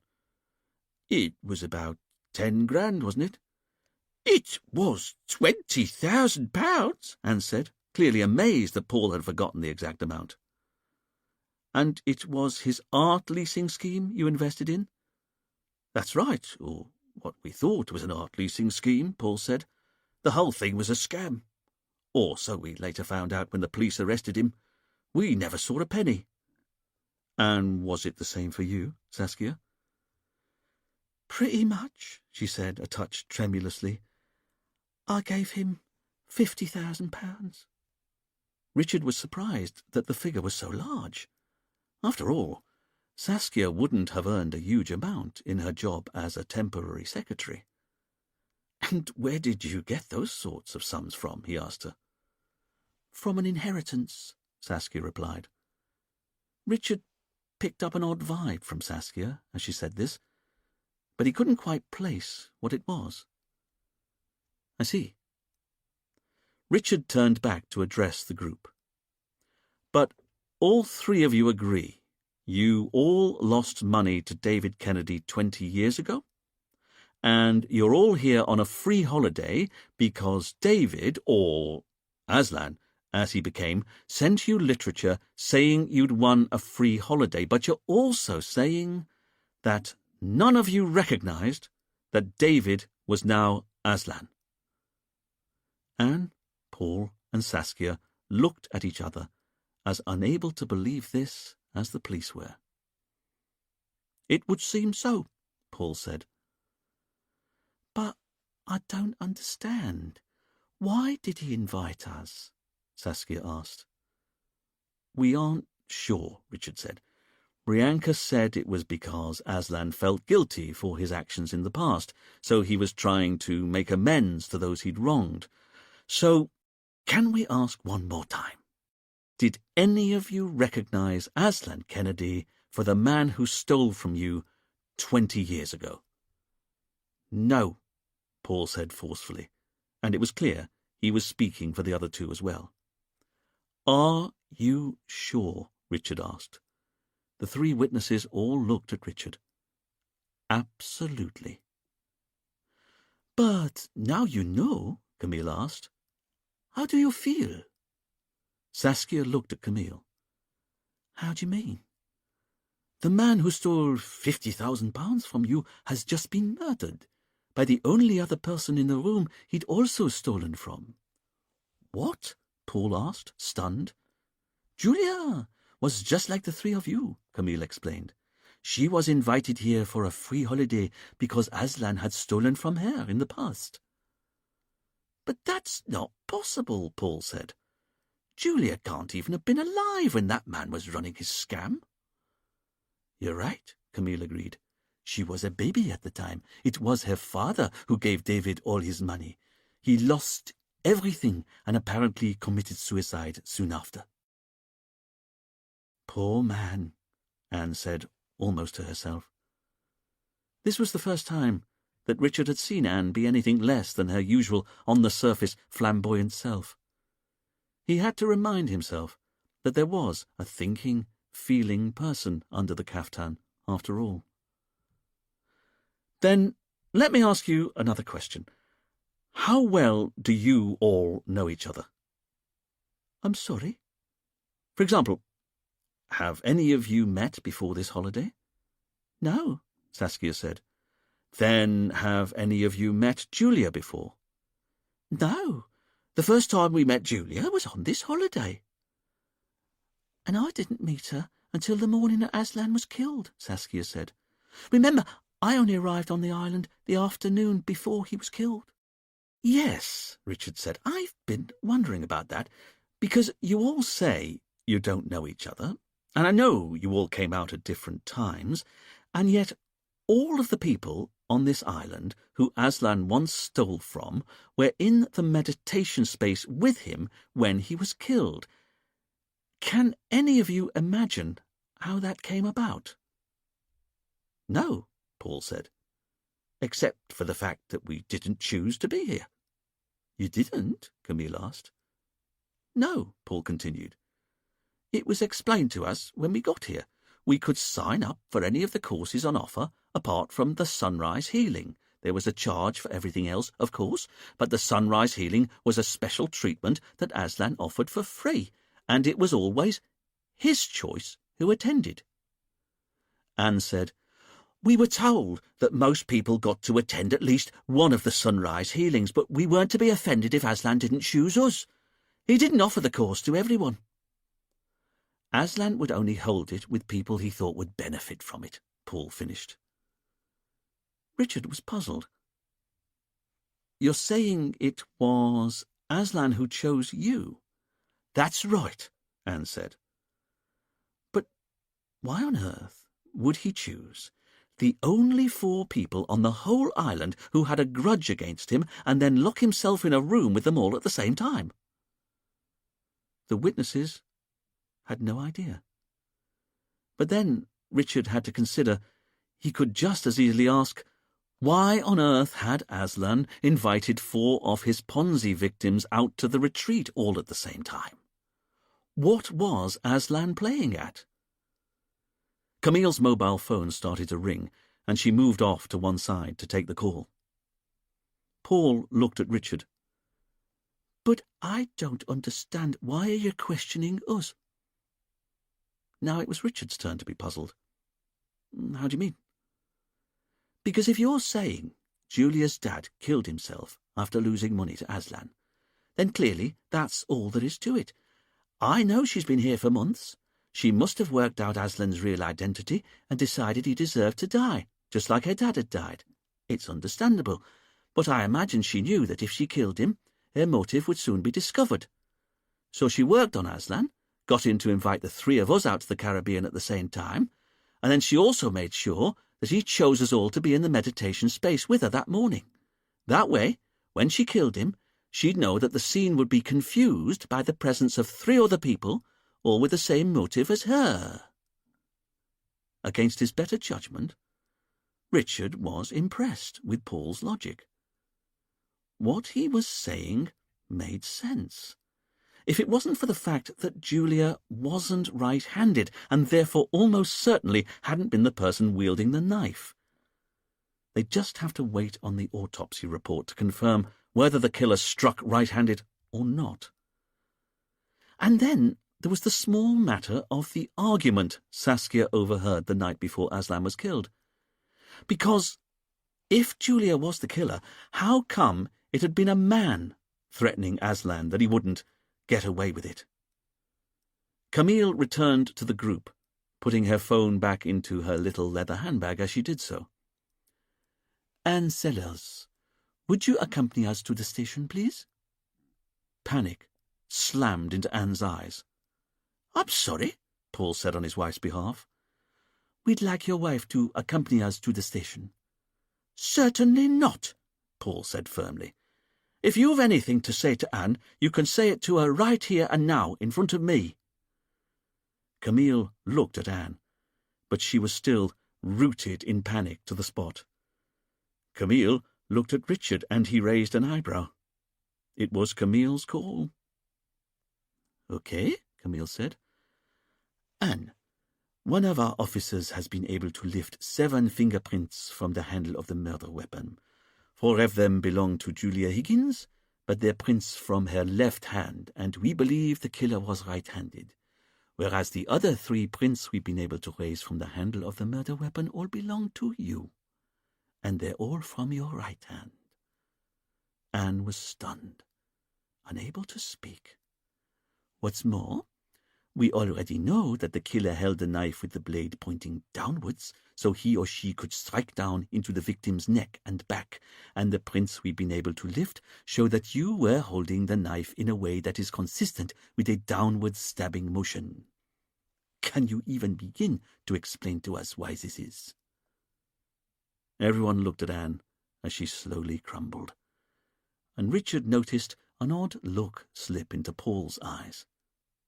It was almost a look of respect, as if he was reappraising his wife. Anne turned in desperation to her husband. "Paul, you've got to help me." Paul continued to look at his wife, fascinated. "Paul, don't look at me like that. You know I didn't do it. I couldn't have done it."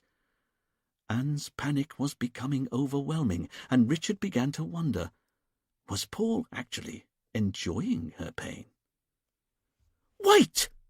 Anne said in a sudden spasm, standing up as she did so. After a few more moments of fevered thinking, she then turned back to Camille. "Oh, God, it's so simple. Sorry. It's just I was so worried. I couldn't work it out, but I have. I'm sure I have." Richard was more sceptical. "You can explain how your fingerprints have just been found on the knife that was used to kill Aslan Kennedy?" Anne stood as straight as her plump body would allow. "I can. And better than that, I can also explain how my fingerprints got on the murder weapon that way round." Anne shook out her shoulders as though to prepare herself for an oration, and Richard had the sudden revelation that Anne had almost certainly been involved in amateur dramatics at some point in her life. "Because I'm not the killer. Of course I'm not." Yup, Richard thought to himself. Anne had got her mojo back. "But now you mention it," she continued, "there is a carving knife I've held, and it was the night before Aslan was killed. So if it turns out that that's the knife that was used to kill him, well, then that explains why my fingerprints are on it." "I see," Richard said. "So what knife would this be?" "Well, as you no doubt know, this is a retreat for the spirit, as well as the body, and we're always encouraged to help out with community chores. It says in the blurb that it helps develop tolerance and understanding." "Also gives Aslan free labour," Paul added. Anne ignored her husband.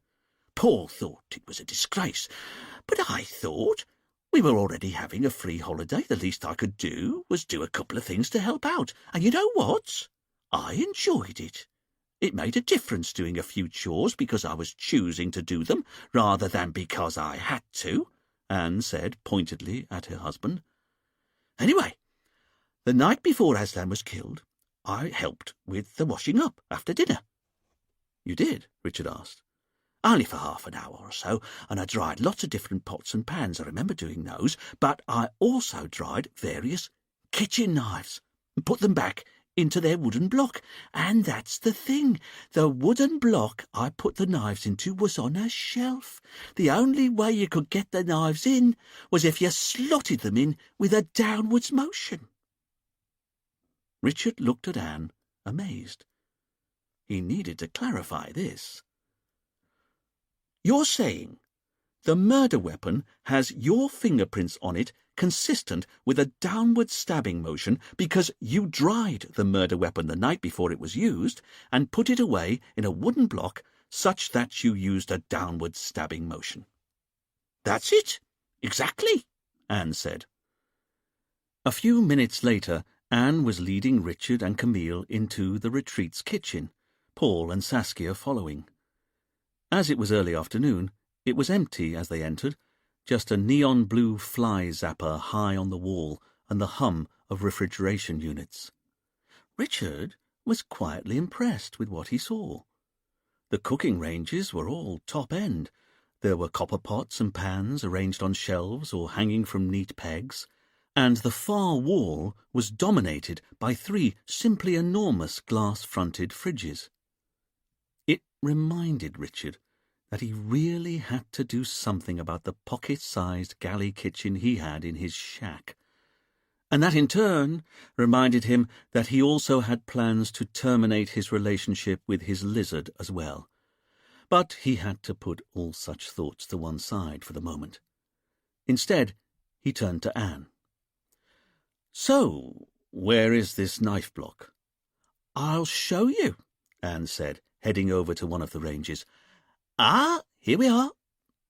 She indicated a metal shelf to the side of a range that had on it a large wooden block that contained various knives. Richard realized that what Anne had said made a kind of sense. Even he, who was much taller than Anne, would have used a stabbing grip to slot the knife down into the carving block on the shelf. "I knew it," she said, turning with triumph to look at Richard. "It's got holes for 6 knives in it, but there are only 5 knives in there now, aren't there? And I bet you won't be able to find the 6th knife anywhere in this kitchen, or even in this house, and that's because the knife I washed up is clearly the knife that Julia then used to commit murder." Trying to ignore Anne's look of triumph, Richard had to conclude that Anne's explanation of how her fingerprints had ended up on the murder weapon was at least partly plausible. After all, any killer would know that leaving their fingerprints on the handle of the murder weapon would almost certainly be a one-way ticket to prison. By this logic, of course, neither Julia nor Anne were likely to be the murderer, as they'd been the only 2 people foolish enough to get their prints on the murder weapon at all. But there was something else Richard had to concede about Anne. Like Julia, although for wildly different reasons, Anne just didn't feel like a killer. Her personality seemed entirely to be surface. There were no hidden depths. Unlike her husband Paul, Richard thought to himself. He'd clearly, briefly relished the idea that his wife was a killer. But why? Because he didn't like his wife? Or because he was the real killer and was now trying to get her convicted for a crime she hadn't committed? Either way, there was no doubting that Paul was a far better fit as a killer than poor, dim, ditzy Anne. Richard felt a surge of frustration wash over him. One of the 5 people who'd been in the meditation space with Aslan was the killer. But which one of them was it? Not for the first time, Richard had a strong feeling that he was missing something about the case. Something fundamental. But it was more than that, Richard realized, because he was increasingly of the opinion that there was a shadowy presence on the edges of the case. Someone he couldn't quite see, but who was still influencing events. And this person was the real killer, and they were manipulating him, manipulating them all. That's why Julia had ended up confessing to the murder, why Anne's prints were now on the murder weapon, and why 4 out of the 5 people who'd been with Aslan when he was killed had all lost money to him in the past. And once again, Richard found himself thinking back to the meditation space. Why on earth had the killer chosen to commit murder in broad daylight, inside a building made of translucent paper, while the door was locked from the inside, and while there were 4 other witnesses who could have witnessed the moment of murder? It was almost as if the killer was throwing down a challenge to Richard. Was he clever enough to work it out? The door swung open, and Ben Jenkins barreled into the room, full of bonhomie. "Aye, I wonder what's going on here." "Excuse me, sir," Camille said. "Would you leave?" "And miss whatever you're up to? No way." "I'm sorry," Richard said. "Don't be. I paid for this holiday, so I reckon I can come into the kitchen of the hotel whenever I like, unless you have a problem with that." Richard looked at Ben and realized that Ben was right. Not that he could come into the kitchen as and when he chose, but that he had indeed paid for his holiday. Which was interesting, if only because the other 4 people in the murder room with the victim hadn't. Richard watched Ben go over to a metal bowl that contained a pile of fresh fruit. He plucked himself up a crisp green apple. "Doesn't look to me like you're getting very far with this case, Inspector," he said, before taking a bite out of the apple with a crunch. Richard decided that enough was enough. "Tell me, Mr. Jenkins," he said entirely politely, "what would you say to me if I told you that Aslan's real name was David Kennedy?" Ben wasn't too fussed as he finished his mouthful. "I'd say I'm not that surprised.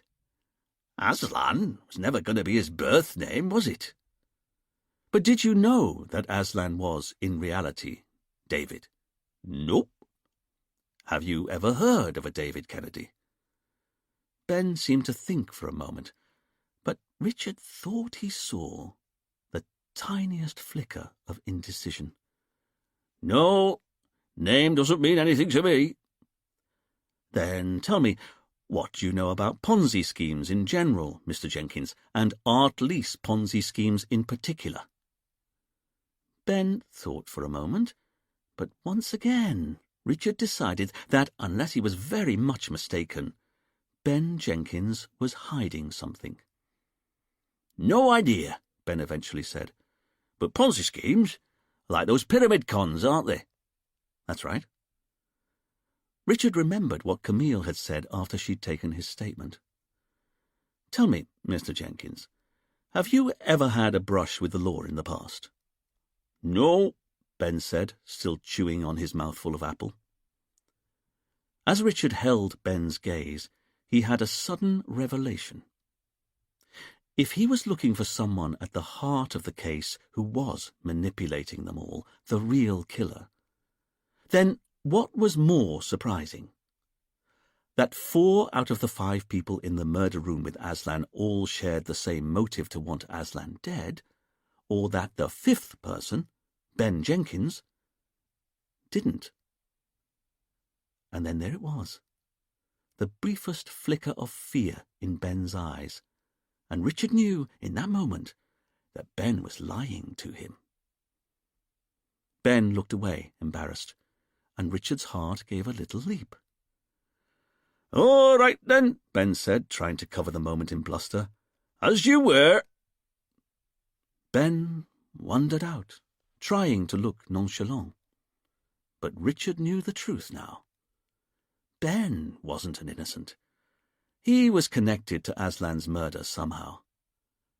Richard just had to work out how.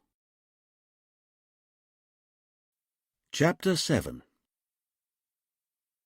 The following morning, Richard was brushing his teeth in the tiny ensuite shower room of his shack and still musing on Ben's possible involvement in the murder.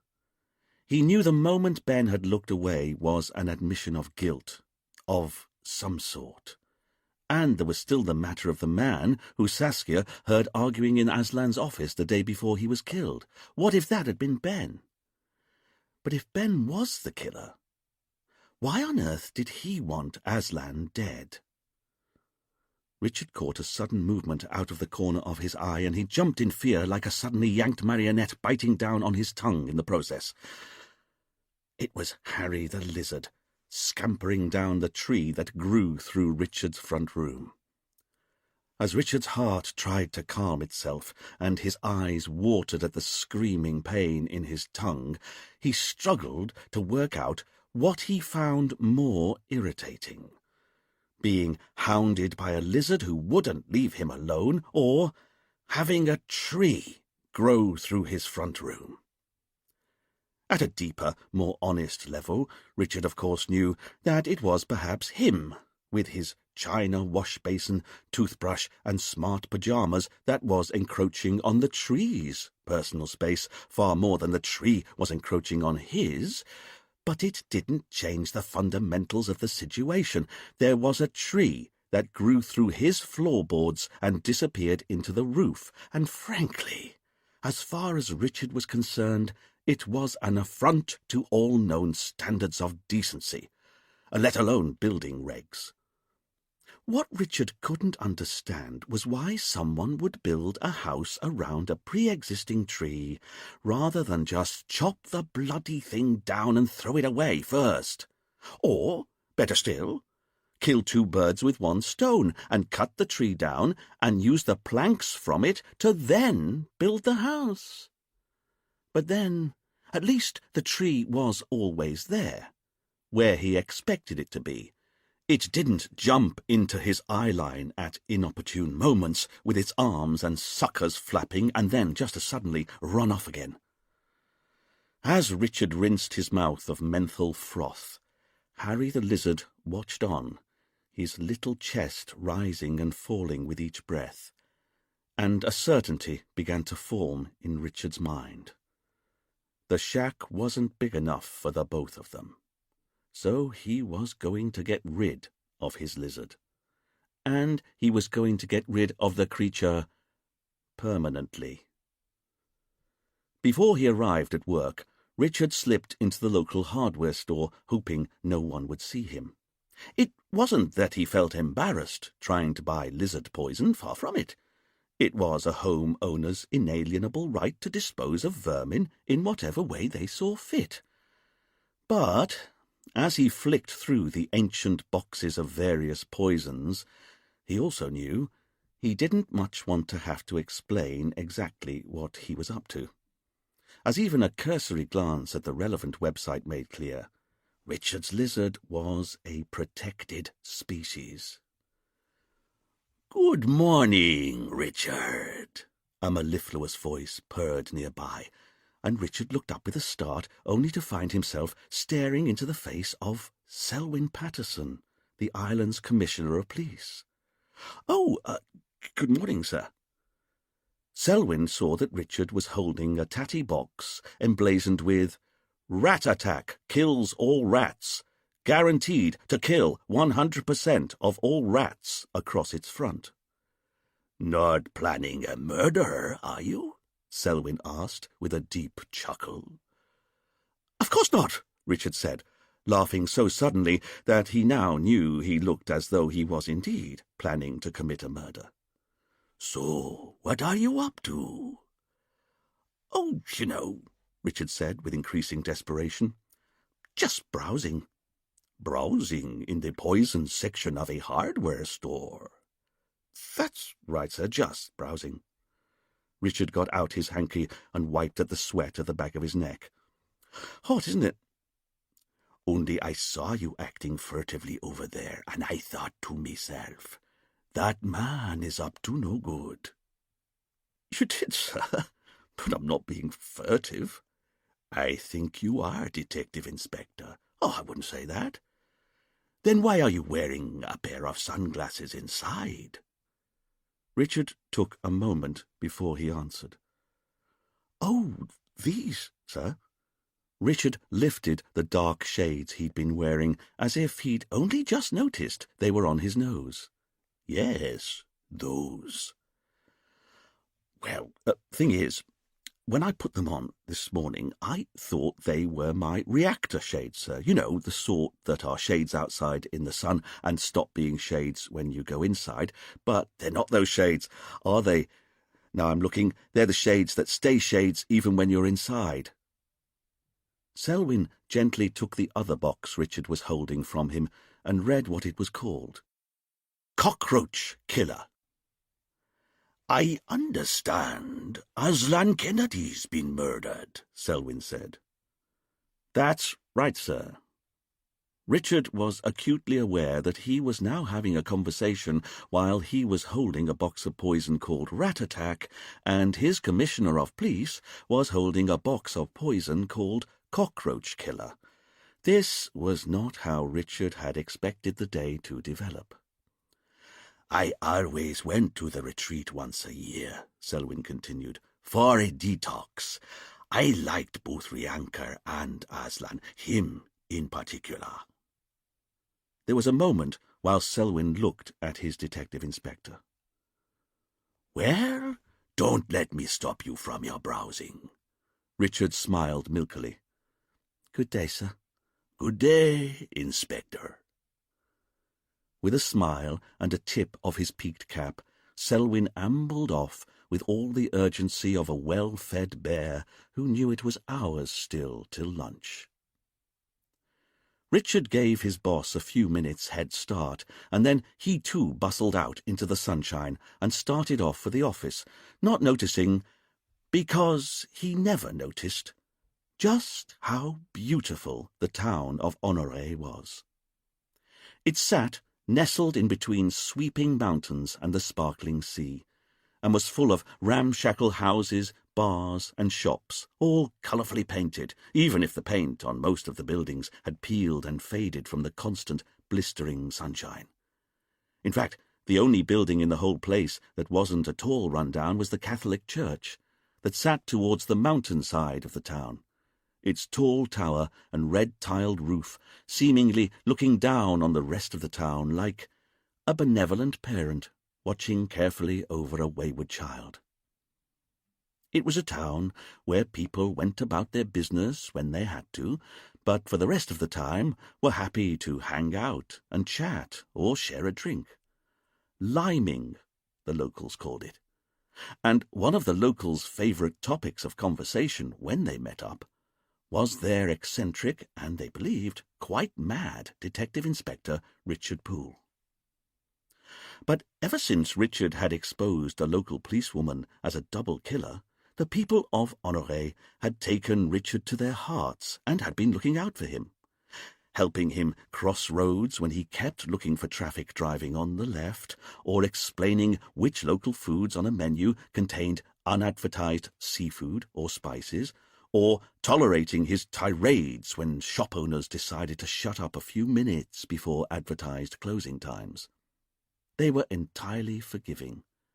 They even liked him.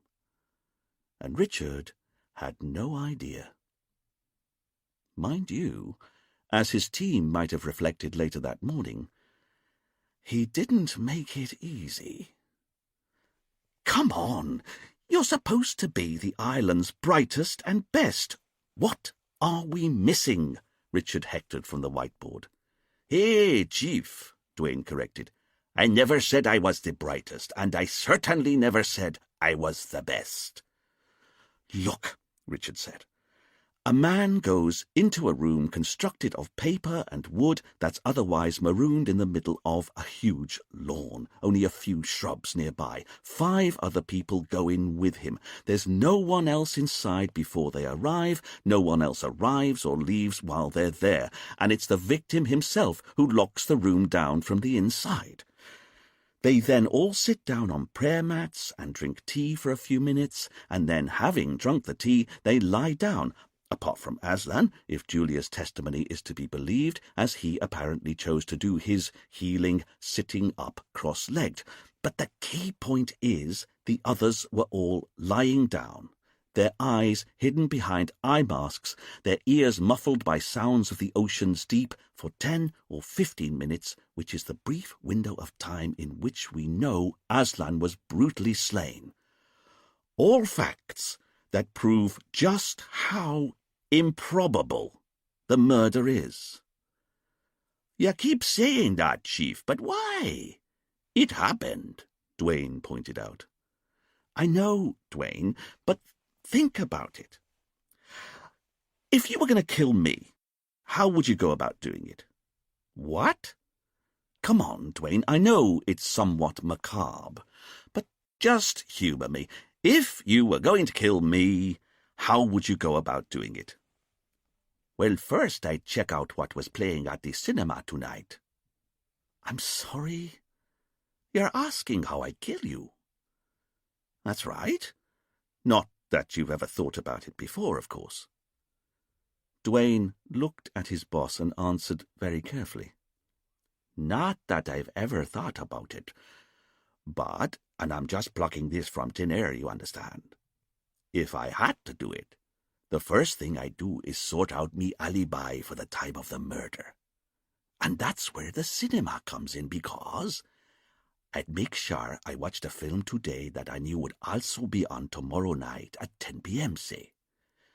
Then, having already seen the film, The next day I'd go to the cinema and buy a ticket for the 10 p.m. screening and go in to watch it. But here's the clever part. Because if you grew up on the island, you'd know you can still get out of the cinema through the old projectionist booth, so I'd slip out of the building during the film and come down to your beach. Now, you're generally asleep by 9:30, aren't you, Chief? Richard was looking increasingly wan. Yes, Dwayne. And your locks aren't worth spit, not to someone with my skills. So I reckon I could get into your house unseen and unheard and kill you in your bed before heading back to the cinema, where I'd slip back inside and wait for someone else to discover the body, because the thing is, if anyone asked where I was at the time of the murder, I'd not only be able to say I was in the cinema, I'd be able to prove it with my detailed knowledge of the film I'd already seen the day before. Richard looked at his subordinate a long moment. Not that you've ever thought about it. Dwayne realized he'd maybe revealed more than he'd meant to. That's right. Not that I've ever thought about it. But, sir, Fidel asked, why do you want to know how Dwayne would kill you? Because, Fidel, Dwayne's right, if a little too specific for comfort, because if you're planning to commit a murder, the first thing you do is sort out an alibi, if you can. And yet, with Aslan's death, Richard said, going to the board, we've clearly got a premeditated murder. The knife pinned to the pillar in the corner of the room proves this. But the killer doesn't bother to sort themselves out with an alibi. In fact, they not only fail to make it look like they were elsewhere at the time of the murder, they actually make sure they're locked inside the room with the victim and a load of other witnesses when it happens. It just doesn't make sense. Why would you premeditate to commit murder in front of a load of potential witnesses? This hung in the air a moment. And why was Aslan killed inside a paper house set in the middle of a lawn? Because of all the places to choose to kill someone, why there? What are we missing? Richard looked at his team's blank faces and sighed. Come on, we've got to be making better progress than this. Fidel, how are you getting on with the kitchen knives? The day before, Camille and Richard had put the knives and knife block they'd retrieved from the retreat's kitchen into evidence bags, and Fidel had been lifting prints from them ever since. Well, sir, the murder weapon that was used to kill Aslan is the same brand and design as the rest of the knives here. It's also the right size to fit the 6th slot. So you're saying that the murder weapon came from that block of knives? Yes, sir. But I've also been able to lift a number of fingerprints from all the knives that were still in the kitchen, and they've only been touched by one person. Let me guess, Richard said, Anne Sellers. That's right, sir, which is consistent with her drying the knives with a tea towel and then putting them away. And how do the fingerprints on the handle suggest she was holding the knife handles? Richard asked. It's consistent with her stabbing the knife down into the slots of the wood block. But there's more, sir, because I also rang Rianka, and she confirmed that she'd seen Anne doing the washing up the night before her husband was murdered. So, that's a dead end, Richard said, as he updated the whiteboard. Anne can explain how her fingerprints were on the murder weapon after all. Camille came and stood by her boss. What do you think? She asked. I don't know, he said. But I'll tell you what I keep coming back to. Why on earth did Aslan invite 4 Ponzi victims out to San Marie at the same time? I know what you mean, Camille said. It's pretty risky. So, either Aslan willfully set up the circumstances of his own murder, which I find unlikely, Richard said, or Someone convinced him to change his policy and start inviting more than one Ponzi victim at the same time. So the question is, who on the island knew about Aslan's "you have won a prize" scheme and the fact that he was really David Kennedy? Well, that's easy, sir. It's Ryanka and no one else.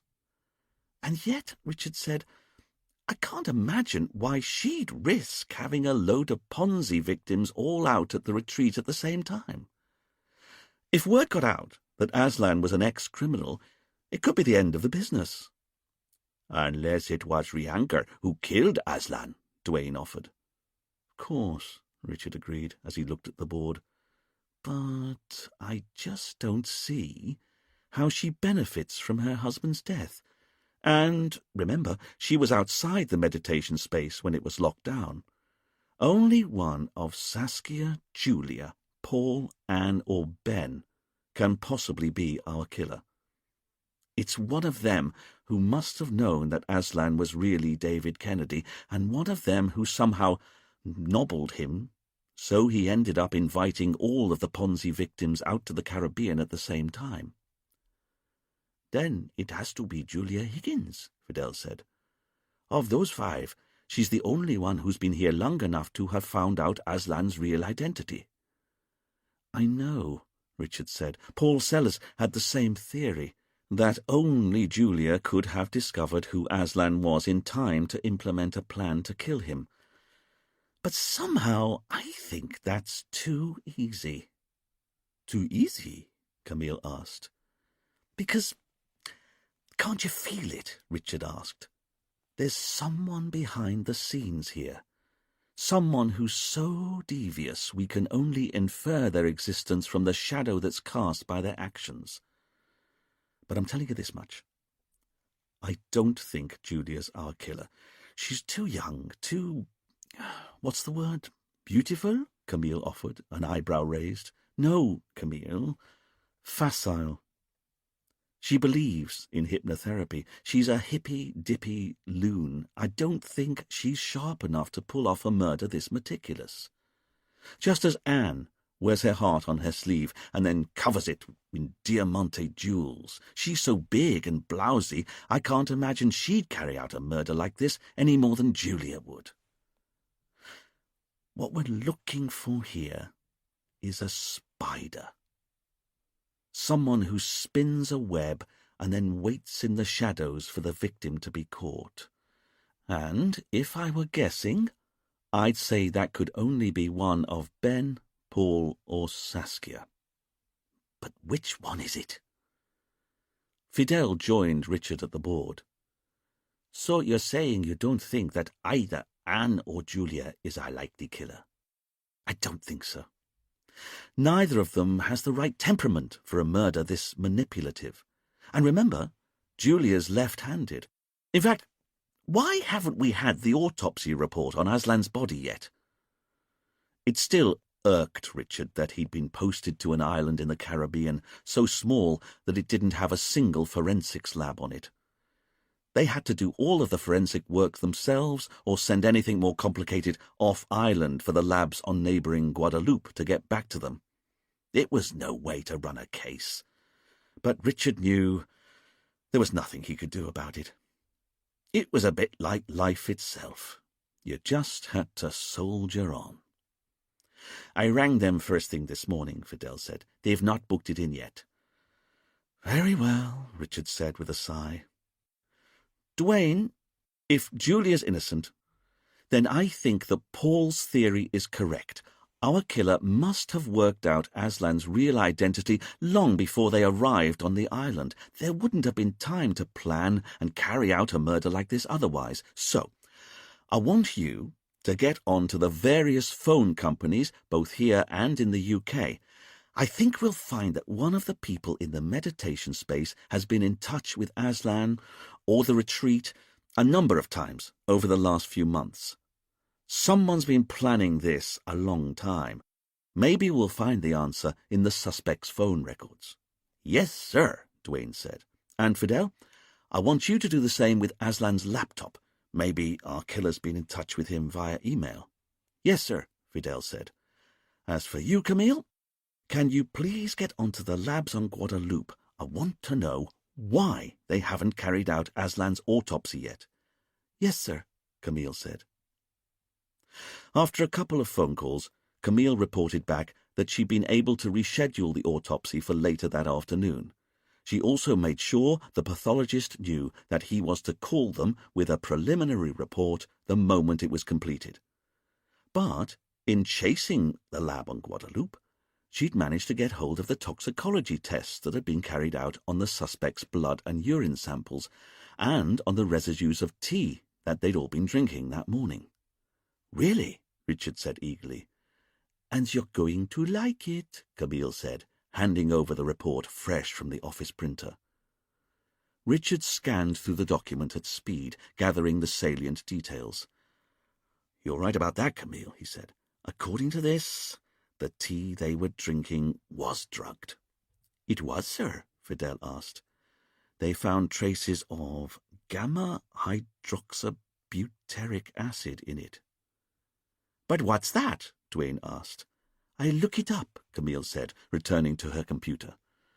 Richard carried on reading and, turning the page, saw the results of the blood and urine tests the paramedics had carried out on the witnesses. And better than that, not only was there gamma-hydroxybutyric acid in the tea the witnesses drank, trace elements of it were also found in all of the witnesses' blood. That's Paul Sellers, Anne Sellers, Saskia Philby, Ben Jenkins, and also Julia Higgins. Richard looked up from the report, puzzled. But that's good news, isn't it? Duane asked. Richard looked at the board, his brow furrowing. He'd always half hoped that the tea had been drugged, and so was delighted to discover that his hunch was right. After all, they'd all said they felt groggy when they'd heard Julia start screaming, and it helped explain why the killer had been confident enough to commit murder in front of so many potential witnesses. The others were under the influence of drugs at the time. But it didn't make sense that Julia had also been drugged. Did it? Not if she was the killer. Richard wasn't able to finish off his train of thought as Camille came over from her desk. "Okay, I've got it here," she said, indicating her monitor. The team crowded around Camille's desk to see. Gamma-hydroxybutyric acid is better known as GHB. "And what's GHB?" Fidel asked. "Of course," Richard said, without having to refer to the screen. "It's like Rohypnol or ketamine. It's a date rape drug, popular on the club scene. It causes wooziness and compliance." "You know all this?" Duane asked, skeptically. "You walk the mean streets of Croydon long enough, you come across pretty much everything, Duane. But GHB is perfect for slipping into a pot of tea if you wanted people's deep sleep to be deeper than normal.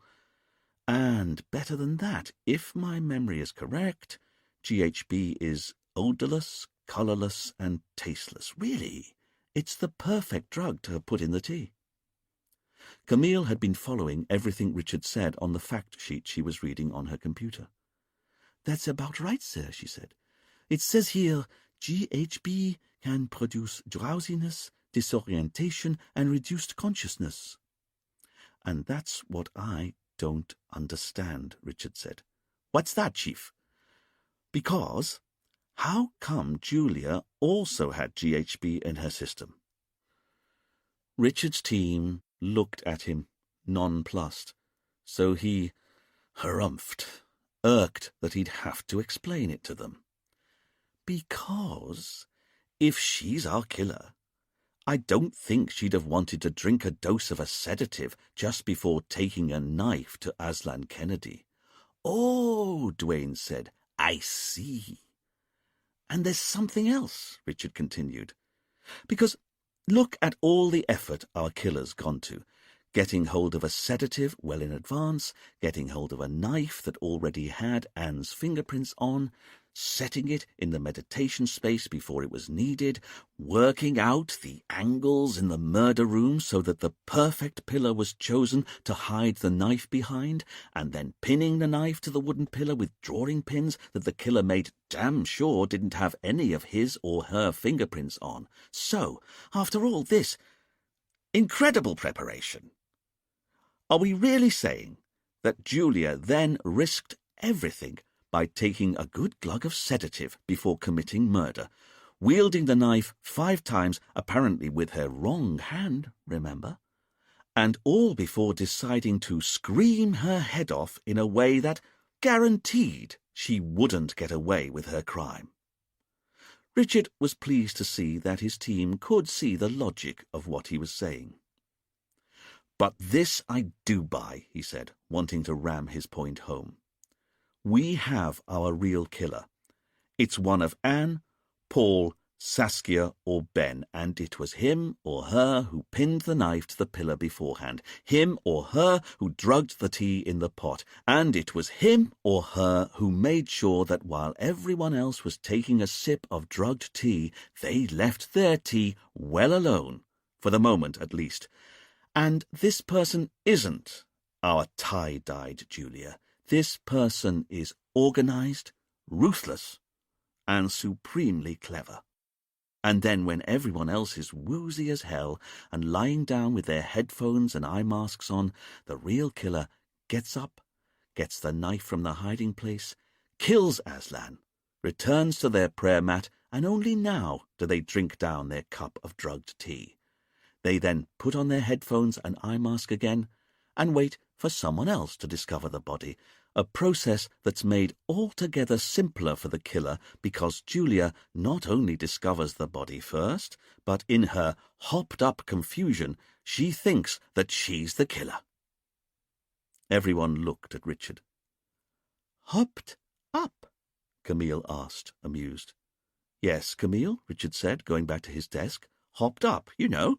High on drugs."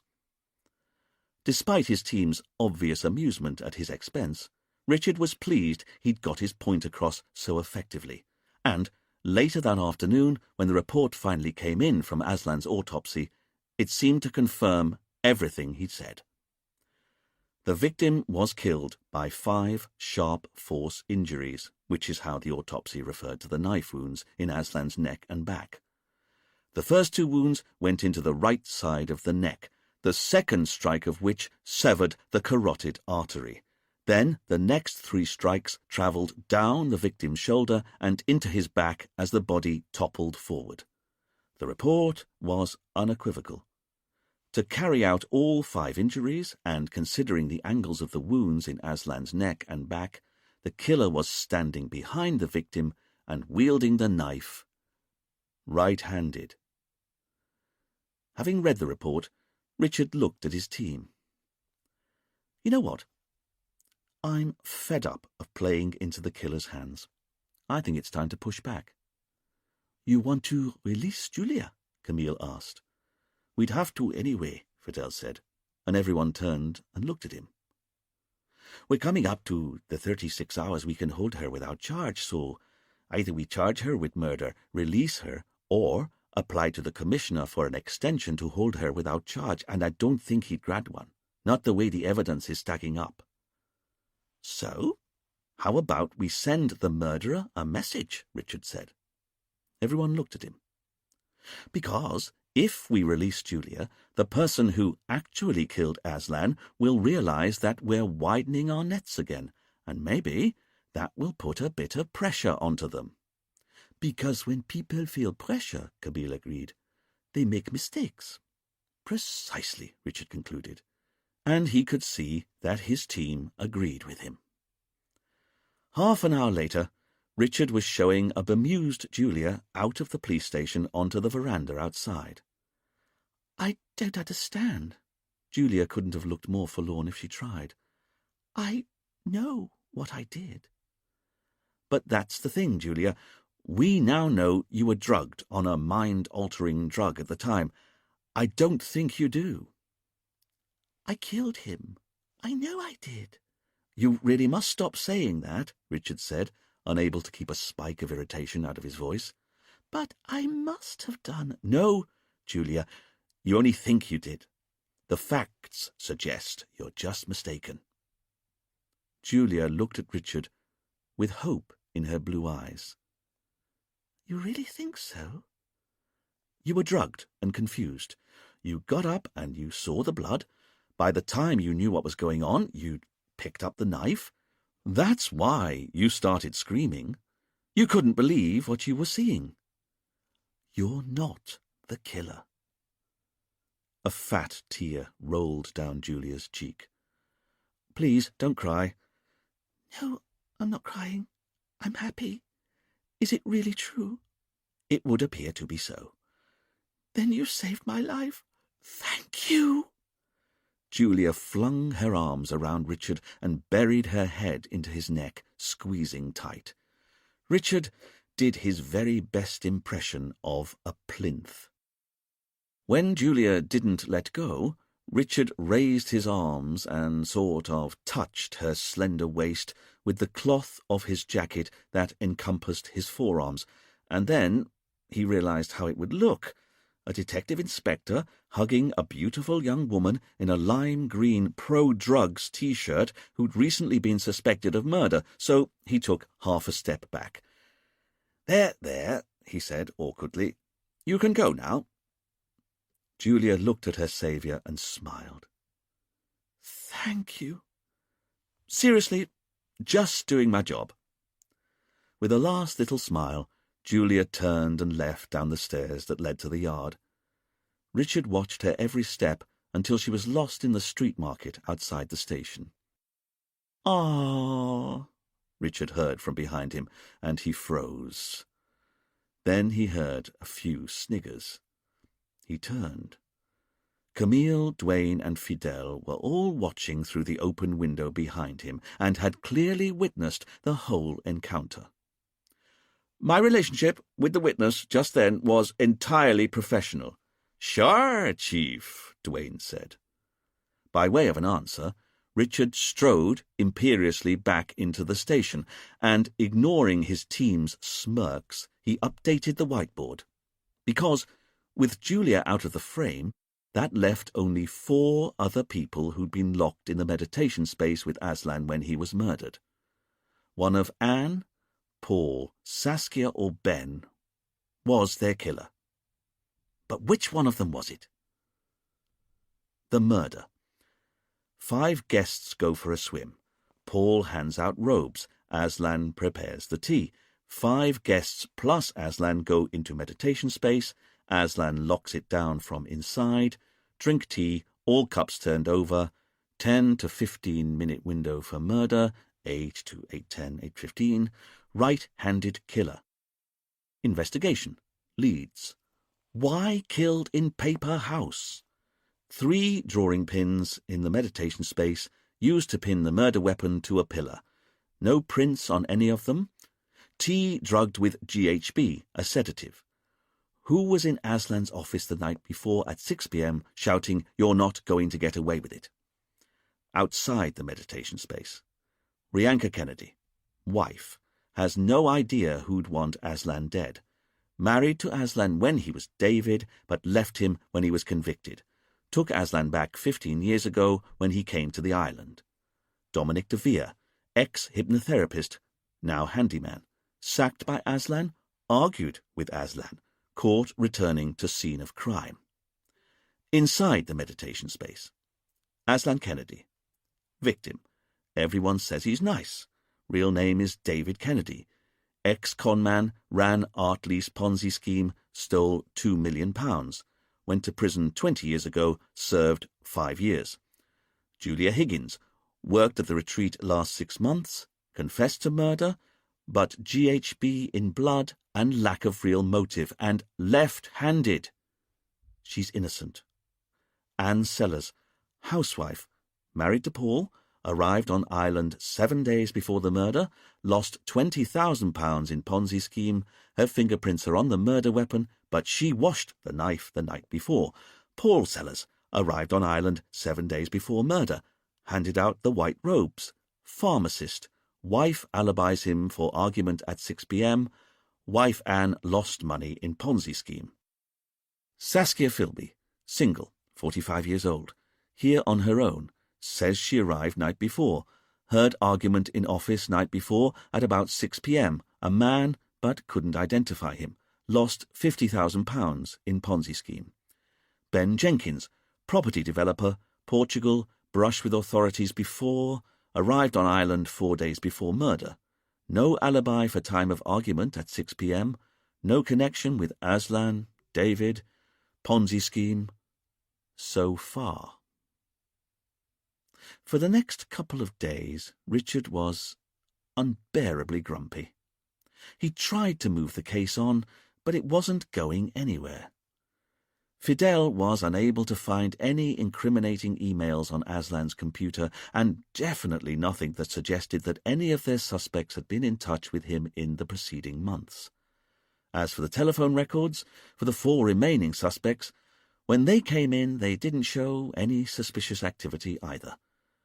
Both Saskia and Anne had said they'd rung the retreat 6 weeks before, when they'd first got the literature telling them they'd won a free holiday, and both of these phone calls were listed on their records.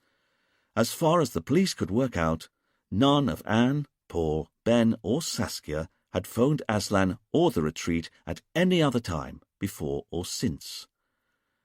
And yet Richard was sure the killer must have been in touch with Aslan. Somehow. Nothing else could explain the sudden arrival of so many Ponzi victims in the Caribbean all at the same time, and the fact that they'd all been lined up in the meditation space at the precise moment that Aslan was killed. As for Richard's hunch that Ben was more involved than he was letting on, that didn't seem to go anywhere either. Duane had been digging into Ben's life in Portugal and discovered that he'd moved there in 1999. He worked those first few years as a plumber, and then in 2002 he bought his first property, a holiday rental in a village called Gia. By 2004 he owned 4 other such holiday villas, and by 2007 he'd got 14 and had packed in the plumbing business entirely.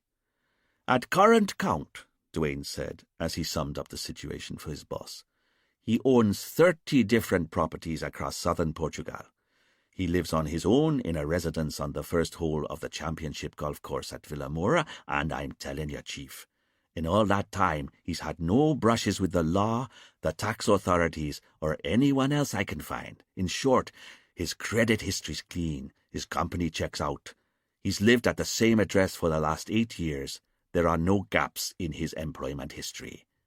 He's cleaner than clean." This had just irritated Richard. He was convinced he'd seen a flash of fear in Ben's eyes. So maybe they'd been looking in the wrong place? Richard instructed Duane to go back to the 1990s, and even earlier, if he could, to when Ben was living in the UK, and see what he could dig up. And it wasn't just the murder case that was infuriating Richard, because he'd finally plucked up the courage to buy some rat poison and smuggle it back to his shack. But the question was, could he now really act as judge, jury, and executioner on Harry the Lizard? After all, as a policeman, Richard's job had only ever been to identify behaviour worthy of punishment. He'd never had to hand out a sentence before, let alone a sentence of death. And the more Richard dithered about delivering the coup de grace, the more he felt the very tangible presence of the box of poison in his house. He'd be surfing UK news sites on his laptop, or doing the crossword in his chair, and he'd suddenly remember the box of death that he'd hidden behind the J-cloths under the sink in his kitchenette. It must have been how killers felt before they'd disposed of the body, Richard found himself thinking. The only difference between him and a proper killer being that he was managing to wind himself up into paroxysms of guilt before he'd even committed a crime. Not that it was a crime, he had to keep reminding himself. Only he paid the rates on the shack. He wasn't obliged to share it with anyone. On the third day, Harry scampered into the shower with Richard, and he was finally stung into action. Grabbing up a towel, the soap still in his hair, Richard thudded across to his kitchenette, too irritated to remove the sand that was by now sticking to his wet feet, and he grabbed up the packet of poison. This was it. The lizard was going to die, and Richard had the means of dispatch in his hand. He was Ozymandias. He was the bringer of death. But then he noticed a caption on the side of the packet. Most vermin die outdoors, and it briefly troubled him. No one should have to die on their own, not outdoors, not even a lizard. Richard found his resolve evaporating as quickly as it had arrived. He put the box back under the sink and washed his hands, but as he did so, he started to berate himself. He was such a wimp. He didn't want the lizard in his shack, but if he couldn't get rid of it, how could he even begin to achieve anything else in his life? "You all right, Chief?" Duane asked later on that morning when Richard was at work. "Sorry?" Richard looked up from his desk, distracted. "You seem quiet. You all right there?" Richard realized he hadn't been paying attention, and he looked at the concern on Duane, Camille, and Fidel's faces. "Of course I'm all right," he said irritably. "Why are you all looking at me like that?" "Because I said the Metropolitan Police's case files on Aslan's original conviction have just arrived. And you didn't seem to hear me." Richard jumped to his feet, delighted finally to be able to learn more about Aslan Kennedy's original multi-million-pound con from the past. Unwrapping the package, Richard and his team discovered a thick green hanging file stuffed full of paperwork that had yellowed around the edges from old age. Here was Aslan's photo, or David, as he was back then, his original statement, the notes of the arresting officers, the case against him, and witness statements by the dozen. Richard pulled out 3 pages of typed notes at the end of the document. "Now, this is exactly what we've been looking for." "What is it?" Camille asked. "A list of all the people who invested in the Ponzi scheme and how much money they invested. Fidel, would you check the witnesses' names off on the list? In particular, just double-check that Ben Jenkins' name isn't there, or a Jenkins of any sort." Fidel quickly scanned the list. "I don't see a Jenkins here," he said. "You don't? But that's hardly a surprise, is it, sir? After all, Aslan put asterisks next to the name of everyone who was here as part of the You Have Won a Prize competition, and there wasn't an asterisk next to Ben Jenkins' name." "I know," Richard said, "but what if it was a relative of his who invested? Because if everyone else in the meditation space lost money in the Ponzi scheme, then what's Ben's connection?" "Okay, sir, but you should know the list's organized by surname, and there aren't any surnames here that begin with the letter J at all. There's a Daniel Higgins. I'd imagine that was Julia's dad. It says here he invested £47,000 in April 1994, and £85,000 in September, and £100,000 in February 1995. That's a lot of cash." "Nearly £250,000. No wonder he was desperate," Camille agreed. "Poor man. Are the other witnesses there?" Fidel soon discovered that Anne Sellers lost £20,000 in January 1995, just as she'd told them, and that Paul Sellers wasn't listed at all, again, just as he'd said. But it was when Fidel looked up Saskia's name that he got a shock. "Sir, you should see this," he said. "What is it?" Fidel looked at the rest of the team. "Saskia told us she lost £50,000 to Aslan, didn't she?" "That's right," Richard said, "giving her a pretty big motive to want Aslan dead, if you ask me." "You can say that again," Fidel said.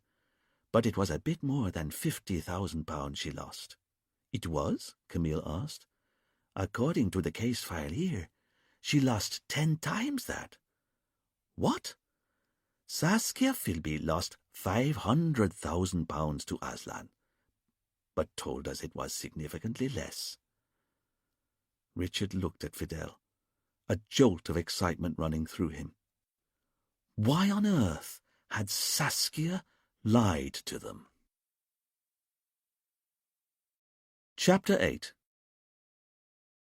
While Richard and Camille waited in the grand hallway of the hotel for Saskia to come down from her upstairs bedroom, Richard found himself checking over the cork notice board that was by the main entrance. It was covered in handwritten notes, schedules, and adverts for courses, seminars, and various therapies guests could sign up for, including Pilates, yoga, massage, water aerobics, and aromatherapy. It all reminded Richard a little too much of the college notice boards he used to look at when he was at university. Back then, he'd stand in front of the mess of papers pinned to the board and marvel at the busy lives everyone else seemed to be enjoying. He'd wanted to join in with this social whirl of clubs and hobbies, but he didn't know how to. The notices always seemed to be written in a private language he didn't understand. To this day, he still didn't know what korfball was. You wanted to see me? Saskia clipped down the main staircase, and Richard once again found himself noticing how sensibly dressed she was. Today she was in a pair of white cotton trousers, a tan-coloured top, and a wide-brimmed straw hat, fresh-faced, clean and simple. That's how Richard found himself categorizing Saskia as she approached. "Yes," Richard said. "We just wanted to follow up on our interview with you the other day." "Of course," Saskia said, and indicated a clutch of wicker chairs that stood by the main door. "Shall we sit down?" As they went to the chairs, Richard remembered that Saskia was a career secretary. She was probably used to coping in lots of different social situations. So, what was the best approach? Softly, softly? Camille smiled kindly for Saskia's benefit and said, "Can you tell us how you ended up investing in Aslan's art lease scheme?" "Of course," Saskia said. "No," Richard said. "Just tell us why you lied to us." Saskia looked surprised. "I'm sorry?"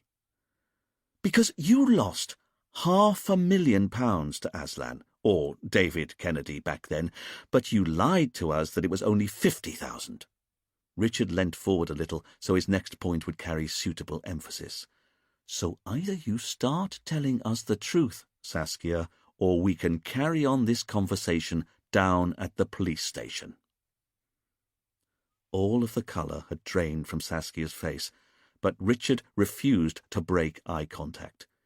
He knew it was mean, giving anyone other than a career criminal both barrels, but this was a murder inquiry. It was no time for needless niceties. Saskia said, frantically trying to find the thread of her thoughts. "Well, look, I didn't mean to lie to you, and it's not really lying anyway." "It isn't?" Camille asked kindly. "Well, it is a lie. It's one I tell myself, and I've been saying it to myself so long." Camille touched Saskia's knee and smiled sympathetically, as though she understood everything Saskia was about to say already. For his part, Richard tutted. Saskia was still a suspect in a murder inquiry. No one should be touching her knee. But luckily for Richard, he made sure he only tutted silently in his head, so he didn't get any looks from his partner. He'd learnt that lesson long ago. "Why don't you tell us everything?" Camille offered. Saskia looked at Camille and knew that that's what she'd have to do. "Well, the thing is, I'm from London," Saskia said. "North London, a place called Barnsbury Park. And I didn't have any brothers or sisters. My mum was a housewife, but Dad worked on the railways and was a union man, you know. It's why we lived in Barnsbury. It was near Dad's train depot on the Caledonian Road. It was a brilliant childhood. I had my school and my friends and these Great big hulking men covered in dirt would come and visit in their filthy fluorescent jackets and sit in the garden, smoking their roll-ups and talking politics with Dad. Saskia smiled at the memory. I could have stayed on at school until 18, but Dad left school at 14 and I was desperate to get on, so I left at 16 and ended up getting a job as a secretary for the ladies' wear buyer for a department store on Oxford Street. And I really enjoyed the work and the friends I made. And I thought that that was what life was going to be like, living at home, working in town, being happy. Then, just after I'd turned 17, Mum got diagnosed with breast cancer. Saskia's eyes welled with tears as she explained how her mum had promised to fight the illness, but in the end it had made no difference. By the time I turned 19, Dad and me had buried Mum in a cemetery just off the North Circular, and Dad was never the same after that. He retired from work and just sat in a chair. He lost weight, he wouldn't eat, he stopped inviting his friends around, he just shrank, and there was nothing I could do. Mind you, I wasn't much better, just getting up and going to work, just existing. We were like ghosts that year, Dad and me. Both in the same house, but barely speaking, barely alive. And then the following winter, Dad got flu. It developed into pneumonia. He had to go to hospital, and he just faded away. By the time I was 21, I'd buried both my parents. Richard was grateful when Camille said, "I'm so sorry," as he knew from bitter experience that he sometimes sounded sarcastic whenever he offered someone his condolences. "Thank you," Richard said, nonetheless wanting to get on. "But how does this explain how you invested in Aslan's scheme?" "That's easy," Saskia said. Saskia described how her mum and dad had always lived modestly, but her dad had also put any spare money he had into the stock market. It wasn't much. He was only a train driver, but it turned out that over the years he chose his stocks well. What's more, although her dad worked by the rough-and-ready Caledonian Road, her parents' house was in nearby Islington. They'd bought it for a song back in the 60s, but it had gone up in value significantly in the intervening decades. After Dad died, I inherited everything, and by the time I'd sold the house in Islington and Dad's shares, I discovered I'd just inherited nearly £1.4 million. Richard and Camille were impressed, but Saskia ploughed on before she lost her nerve. And Dad never let on. He'd always been proud of who he was, his working-class roots, and I can honestly say I'd never known he had that sort of money. But there I was, aged 21, with the best part of £1.5 million. And that's when I made my first mistake. You see, Dad's solicitor was an old family friend in Camden, and he said that with that kind of money I should go to Coutts Bank in the Strand. They had a special department for what he called wealth management. Saskia told the police how she'd felt out of her depth on her visit to the glass-fronted splendour of Coutts, and how she'd got into a tangle with a well-dressed businessman in the revolving doors. He'd introduced himself as David Kennedy. They got talking, and she liked him. He was attractive, witty, self-deprecating. Within the hour, we were having lunch at his club in Mayfair. "He picked you up?" Richard asked, amazed. Saskia reddened in embarrassment. "He was so charming," she said, "and he made it sound so easy. His club was just around the corner in St. James's. Could he buy me lunch? That's what he said. It's the least he could do, having nearly knocked me to the ground." "And you agreed?" Camille asked, as delicately as she could. This was a different world to me. Coutts Bank? A private club with doormen and oil paintings? I didn't know what I was doing. How soon after meeting David did you tell him you'd just inherited £1.5 million? Richard asked, a lot less delicately than Camille had asked her own question. That first day, Saskia said. The second martini. It was just after he'd said how he was making a mint from his art lease business, and he was so charming, so believable. Before the end of lunch, I'd tried to hand over £10,000 to him as my first investment. Richard was stunned. You gave David Kennedy 10 grand the same day you met him? Oh, no, he was cleverer than that. He turned me down. He said I'd only just met him. I was still emotional after the discovery that I'd inherited so much money. I should wait. How clever of him. And it made me all the more desperate to invest. So I met up with him a week or so later, and this time I told him to bring all of the figures with him. They were very impressive. Of course they were. They were made up. But he explained how top-end companies wanted art to put on their walls, and how he paid next to nothing to artists to make canvases with big blocks of colour. But the key thing, he told me, was that he had to make sure that he charged a fortune to the companies who wanted to lease the paintings. It was reverse psychology, he said. He even called it a confidence trick. That's how clever he was. After all, if he tried to lease the art at a low price, the big multinationals wouldn't want the paintings on their boardroom walls. But as long as he kept the prices high, and he wore the right clothes, and talked the talk, it was just a license to print money. He sounds quite businesslike about it all, Richard said. Oh, he was businesslike, all right. He was utterly focused when it came to stealing money. Richard glanced at Camille, knowing they were thinking the same thing.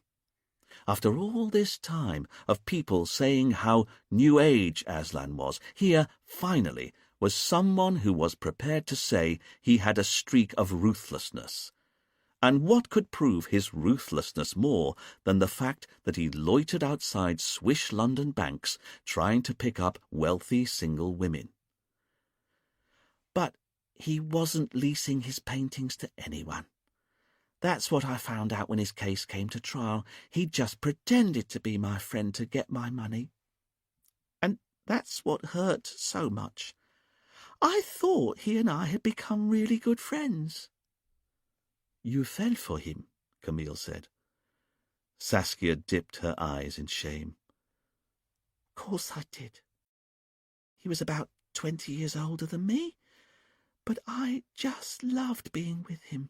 And I knew he liked being with me, or so I thought. You have to understand, he was so glamorous, so rich. I had to see him every couple of weeks, and then, one night, after we'd had another great evening at his club, I couldn't help myself. I threw myself at him. What happened? Camille asked. Saskia was full of self-reproach. He was a perfect gent. He said he liked me a lot, but he'd recently started going out with someone else, in fact, had fallen in love, and he'd just asked this woman to marry him. It was better if we stayed friends. And the stupid thing was, him turning me down like that just made me believe in his integrity even more. Richard and Camille exchanged a look. It was interesting to see just how canny Aslan had been, and just how well he'd understood the psychology of a young woman like Saskia. But then, he'd managed to con £2 million out of people. It was perhaps no surprise that he'd been so adept at manipulation. Then can you tell me, Richard said, how did you manage to hand over so much money? The first month I invested £50,000 in his scheme, or thought I had. Of course there wasn't a scheme, it was all a con. But a few weeks later David told me I'd lucked out on my timing, and I could claim my first dividend from the investment. How much was it? £5,000. An immediate return of 10%. And I was hooked, as he knew I'd be. 3 months later I got another cheque for £5,000. I couldn't believe my luck, and before I'd even cashed this next dividend, or what I thought was a dividend, I'd written him a cheque for £100,000. That also gave me great returns, or apparently gave me great returns, and by the time he was arrested 6 months later, I'd given him £500,000. That's the whole truth. Richard and Camille considered Saskia for a moment. Didn't it occur to you that that was an awful lot of money to give to someone to buy paintings? I didn't know what I was doing. Or that there was no way a load of paintings could have generated those sort of returns. Nothing occurred to me. And if I'd left it there, maybe I'd have recovered. But you didn't, Camille asked. No way, because after he was arrested, I was so angry that he'd betrayed me, so I went to see some fancy lawyers, and they told me I had a good chance of getting some of the money back. After all, the cash David stole from us all was never recovered. Had to be somewhere. So I had a team of forensic accountants working for me, private investigators and lawyers firing off letters to various offshore banks and David's solicitors demanding access to his financial papers. And all to no avail. It turns out the only bigger crooks than criminals are lawyers. Within 5 years, I'd spent the best part of £500,000 trying to get back the £500,000 David had stolen from me. Thank God I had the sense to get a house for myself before I'd completely run out of funds. Saskia took a moment to compose herself before facing her final humiliation. But there's no getting away from it. My dad left me nearly £1.5 million, and all I've got to show for it 20 years later is a 2 up, 2 down in Walthamstow. Thank you, Camille said, although Richard couldn't see what his partner was thanking the witness for. After all, they could have wasted a lot less time if Saskia had just told them the truth from the start. You know, Saskia said, it took me years to get over it. That what my dad had worked his whole life to achieve, I'd thrown away in a few years. That's why I told you I'd only lost £50,000, because in my head I tell myself that that's all I ever gave him. It's the only way I manage to get up in the morning. I pretend that that's all I lost. Richard decided that he'd allowed Saskia to have too much control of the conversation. Saskia, did you kill Aslan Kennedy? Saskia was horrified. No! But you knew he was David the moment you got here, didn't you? Saskia's face froze as guilt slammed into her eyes. Richard and Camille shared a quick glance, and Richard was briefly thrilled to see that Camille was impressed with him. This was a rare moment indeed. After all, Richard said, emboldened by Camille's approval, you've already admitted that you and Aslan had been good friends back in the day. Of course you recognized him the moment you saw him, even including his long hair and white beard. Saskia was getting increasingly strung out. I promise you, I only got to the island the night before he was killed, and I didn't see him when he was inside his office being shouted at. But you told us you saw him leave the office immediately afterwards, Richard said. You told us he looked distressed. I only saw him for a second, Saskia said. You have to believe me, and I didn't realise he was David Kennedy. I didn't even realise who he was when I saw him properly for the first time the next morning. With his thumb and forefinger, Richard pinched the woolen fabric of his suit just above his right knee and lifted it an inch to try and relieve the heat in his legs. It didn't seem to make any difference, but it at least gave him a moment to consider what Saskia had just said. I think you're lying. I'm not. You have to believe me. You recognized him the night before. I didn't. You recognized him and decided he had to die. No! So you got a knife from the kitchen and set it in the meditation space. But tell me, where did you get the GHB sedative from? No, wait. You have to believe me. I didn't recognize him. But Saskia, Richard said calmly. "If you're so innocent, why aren't you telling me the truth?" I am. I promise you. I've told you everything. But you haven't, because you've not mentioned your second meeting with Aslan the night before he was killed. Saskia was shocked into silence by this assertion, so Richard continued. Because we know that Aslan chose the people who attended his sunrise healing sessions personally. So how exactly did he choose you, without you and he having had a conversation at some point the night before he was killed? That's the thing, Saskia said, eager to correct Richard's misapprehension. The receptionist explained it all to me when I checked in. The list for the sunrise healing had already been published, and my name was on it even before I'd got to the hotel. How do you mean, the list had already been published? Richard asked.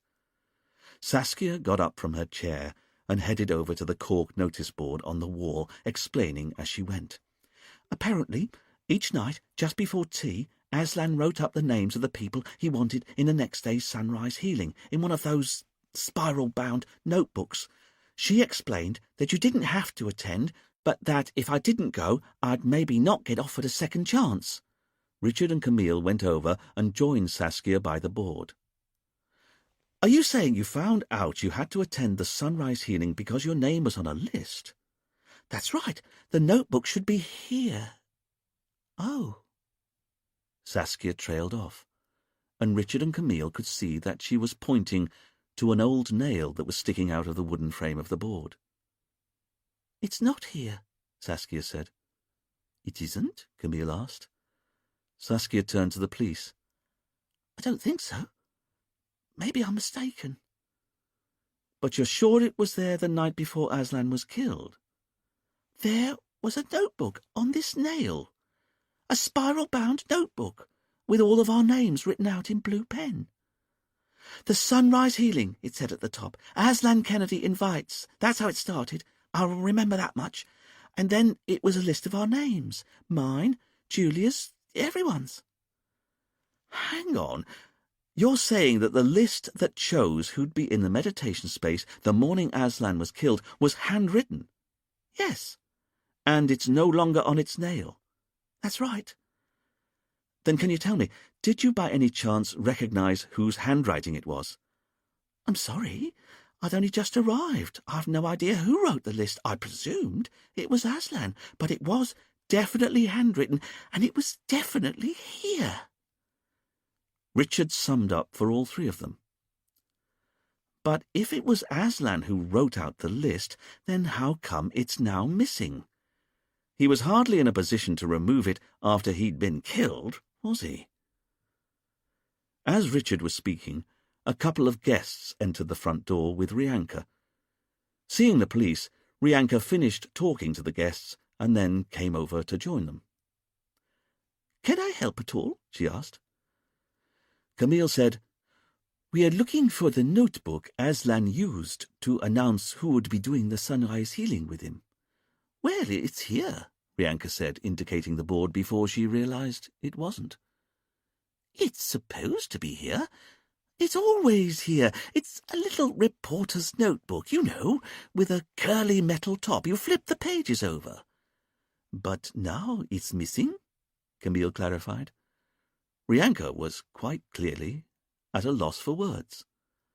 "Then, can I ask," Richard said, "was it always Aslan who chose the people who attended the morning session?" "Of course. Or rather, he'd ask people first if they wanted to attend during the day, and then he'd put their names up on the list by supper that night." "He didn't ask me first," Saskia said. "He didn't?" Rianka was confused. "No. The first I knew about it was when I saw my name on the list here. Not that the list's here anymore." Richard caught Camille's eye and knew they were both thinking the same thing. Because if the handwritten list was missing, then it had almost certainly been removed because it was incriminating, and that suggested that it was perhaps the murderer who had handwritten the list, which made sense, Richard thought to himself. After all, They'd been trying to work out why on earth Aslan had chosen only Ponzi victims for the sunrise healing, and here was evidence that suggested perhaps he didn't.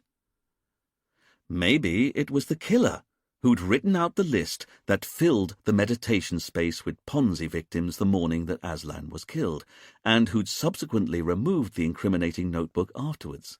In fact, Richard realized with mounting excitement, it was possible that if they could find the notebook, they'd be able to identify the handwriting of the list and therefore reveal the identity of Aslan's killer.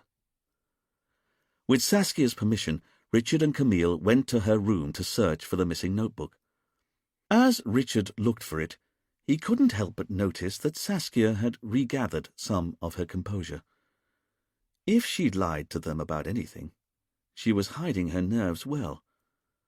What's more, Saskia's hotel room was so neat and tidy, and she'd brought so few clothes with her, that they were able to establish that she'd not hidden the missing notebook anywhere in only a few minutes. Then, with Rianka's permission and her passkey, Richard and Camille went on to search Paul and Anne's bedroom. Paul and Anne were down on the beach, so the police were able to work unimpeded. But it took well over half an hour because, although Anne had come on holiday with 3 suitcases stuffed full of clothes, the suitcases were now empty and their contents were scattered all over the room. But again, neither Richard nor Camille could find any reporter's notebook. As for Ben, he was in his room, and he tried to stop Richard and Camille from searching it. "You can't come in here without a warrant." Richard could see how worried Ben was, but he knew he had the law on his side. As the police had the hotel owner Rianka with them, all they needed was her permission to search the room, and then they wouldn't need a warrant. Seeing how Ben was so reluctant to let the police in, Rianka was happy to give her permission, but although Richard and Camille spent over an hour searching, their every move watched over by Ben like a hawk, they weren't able to find anything incriminating in Ben's room either. Richard hadn't necessarily expected to find the missing notebook in Ben's room. If Ben was their killer, he would have destroyed it by now. But Ben's manner still puzzled Richard. If Ben had nothing to hide, then why was he now so on edge about the investigation? Even though the police couldn't find the missing notebook in any of the 4 suspects' rooms, Richard then wondered if the killer had maybe removed it from the board and hidden it somewhere much nearer. After all, the hallway was stuffed with any number of oriental ornaments, bookcases, and other nooks and crannies a notebook could have been hidden behind or inside. This time, Richard and Camille were joined in their hunt for the notebook by Fidel. Although Richard was cross to discover that Duane was refusing to leave the station to help with their search. He apparently had a lead he wanted to pursue. But Richard imagined he just didn't want to leave his desk. So Richard asked if Rianka would help Fidel identify places to look in the kitchen, the nearest room to the notice board, while he and Camille tried to find the notebook in the hallway. "So, what do you think?" Camille asked her boss quietly, as she went through a pile of old flyers in a little oak dresser underneath the notice board. "Could Saskia be our killer?" This gave Richard pause as he looked through a shelf of well-thumbed travel books and guides to Saint-Marie. "She's certainly got a motive," he said. "Aslan stole £500,000 from her, and she definitely tried to hide that motive from us, so normally I'd say yes, she could be our killer. But..." Richard sighed. "But everything about this murder is pre-planned, isn't it?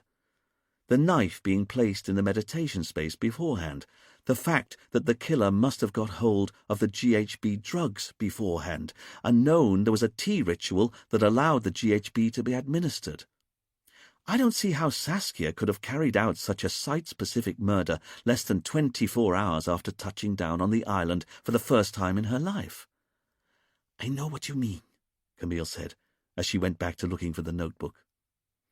"Because if she's our killer," Richard continued, she also managed to doctor the list for the sunrise healing before she could possibly have known such a list even existed. You're right. Everything suggests that Saskia was manipulated into being in that room just as much as everyone else was. So, if we're ruling Julia out because she is left-handed, and I agree with you when you say Anne's too slapdash to have carried out a murder disorganized, then maybe we should now rule Saskia out because there's no way she could have written out the list of names before she'd even touched down at the airport. I tend to agree, Richard said.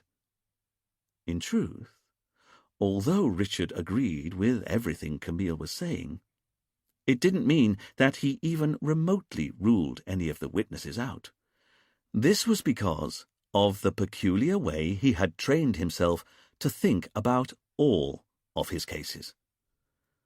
When Richard had been at Cambridge University, he'd studied history, mainly because he felt it was his patriotic duty to learn everything about the history, culture, and people of the British Isles.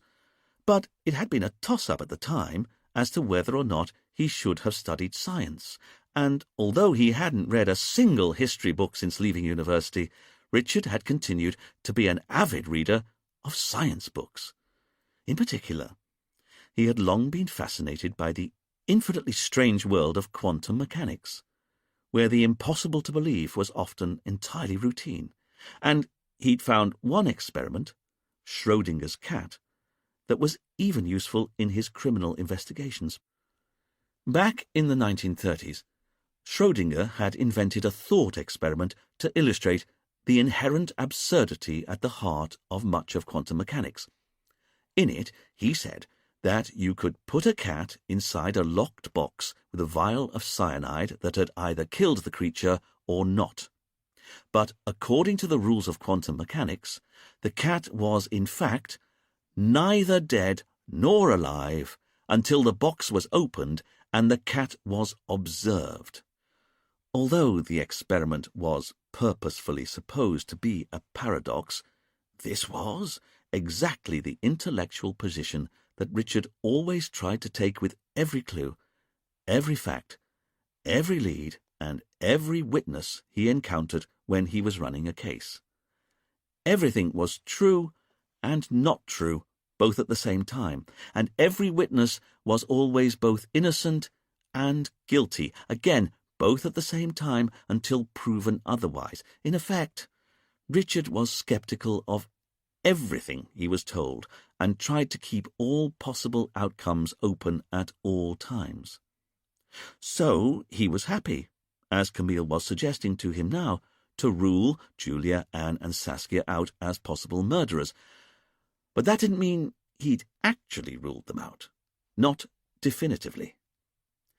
Which means, Camille continued, we're left with only Paul Sellers or Ben Jenkins as our possible killers, aren't we, sir? It would seem so, Richard agreed, while also keeping the option in his mind open that he wasn't, in fact, agreeing. And it's interesting that they're both men, seeing as Saskia overheard a man in Aslan's office the night before shouting at him, "You're not going to get away with it, isn't it, sir?" But which of those two is our most likely killer? Of those two, Richard thought for a moment, I'd say Ben, wouldn't you? He's definitely worried about something. If we could just discover what it was. And I'm sorry, it's too convenient for him that of the 5 possible murderers, he's the only one of them who doesn't appear to have a link to the victim at all. There was a creak from a floorboard at the top of the staircase, and Richard and Camille whipped their heads round. Someone was upstairs, eavesdropping on their conversation. "Hello," Richard called out. "Who's that?" There was a clatter from above as the person who had been listening made a run for it, and before Richard could react, Camille was already taking the stairs 2 at a time and vanishing onto the upstairs landing. Richard didn't know what to do. Should he also give chase, or wait here? In the end, he decided that discretion was the better part of valour, and he'd guard the bottom of the stairs in case whoever had been listening into them tried to make a bolt for it back down the stairs. A minute later, Camille returned, out of breath. "Whoever it was got away," she said. But there was definitely someone up there. "Definitely. The door to the corridor was closing when I got up onto the landing, but when I got through to the corridor, there was no one to be seen." So you didn't see who it was? "Sorry, sir. Whoever it was too quick." "Never mind," Richard said, frustrated. Richard went into the kitchen where Rianka was still helping Fidel look for the notebook. "Rianka, is the staircase out there the only one up to the floors above?" Rianka looked up from where she'd been searching under a sink. "No, there's an old servant staircase at the back of the house, and the door to the fire escape's normally left ajar as well, for the through draft." "So there's 2 other ways someone could get down from upstairs apart from the staircase here, is that what you're saying?" "That's right. Why?" Richard and Camille exchanged a glance, both thinking the same thing. Whoever had been listening in on their conversation could easily have got out of the building by now. There was a slapping of bare feet on wood, and they all looked around as Dominic came down the main staircase of the hallway, whistling tunelessly to himself, a pile of clean laundry in a basket in his hands. Chapter 9. Richard, Camille, and Fidel all exchanged glances. Was it a coincidence that Dominic should appear at this precise moment? Dominic slowed down to a stop, a frown creasing his face. "Hey, why are you all looking at me like that?" "Just wondering how long you've been upstairs." "What are you talking about? I've been doing my laundry." "Is that so?" "Yeah. The washing machines are all on the first floor. Rianka lets me use them. Tell them, Rianka." "It's true," Rianka said. "Everyone who works here uses the laundry facilities." "But how long have you been up there for?" Richard asked. "I don't know. An hour." "And you were in the laundry room the whole time?" "Yeah. And if you don't mind, I'd like to get past. I want to get all this home." Dominic lifted up his basket of clean washing to indicate his bona fides before carrying on down the stairs and heading for the main door. It was only once he'd reached the door that Richard had a sudden feeling that he'd just missed something important. "Hold on a second there, Dominic." Dominic paused by the door, and Richard looked at him. What was it?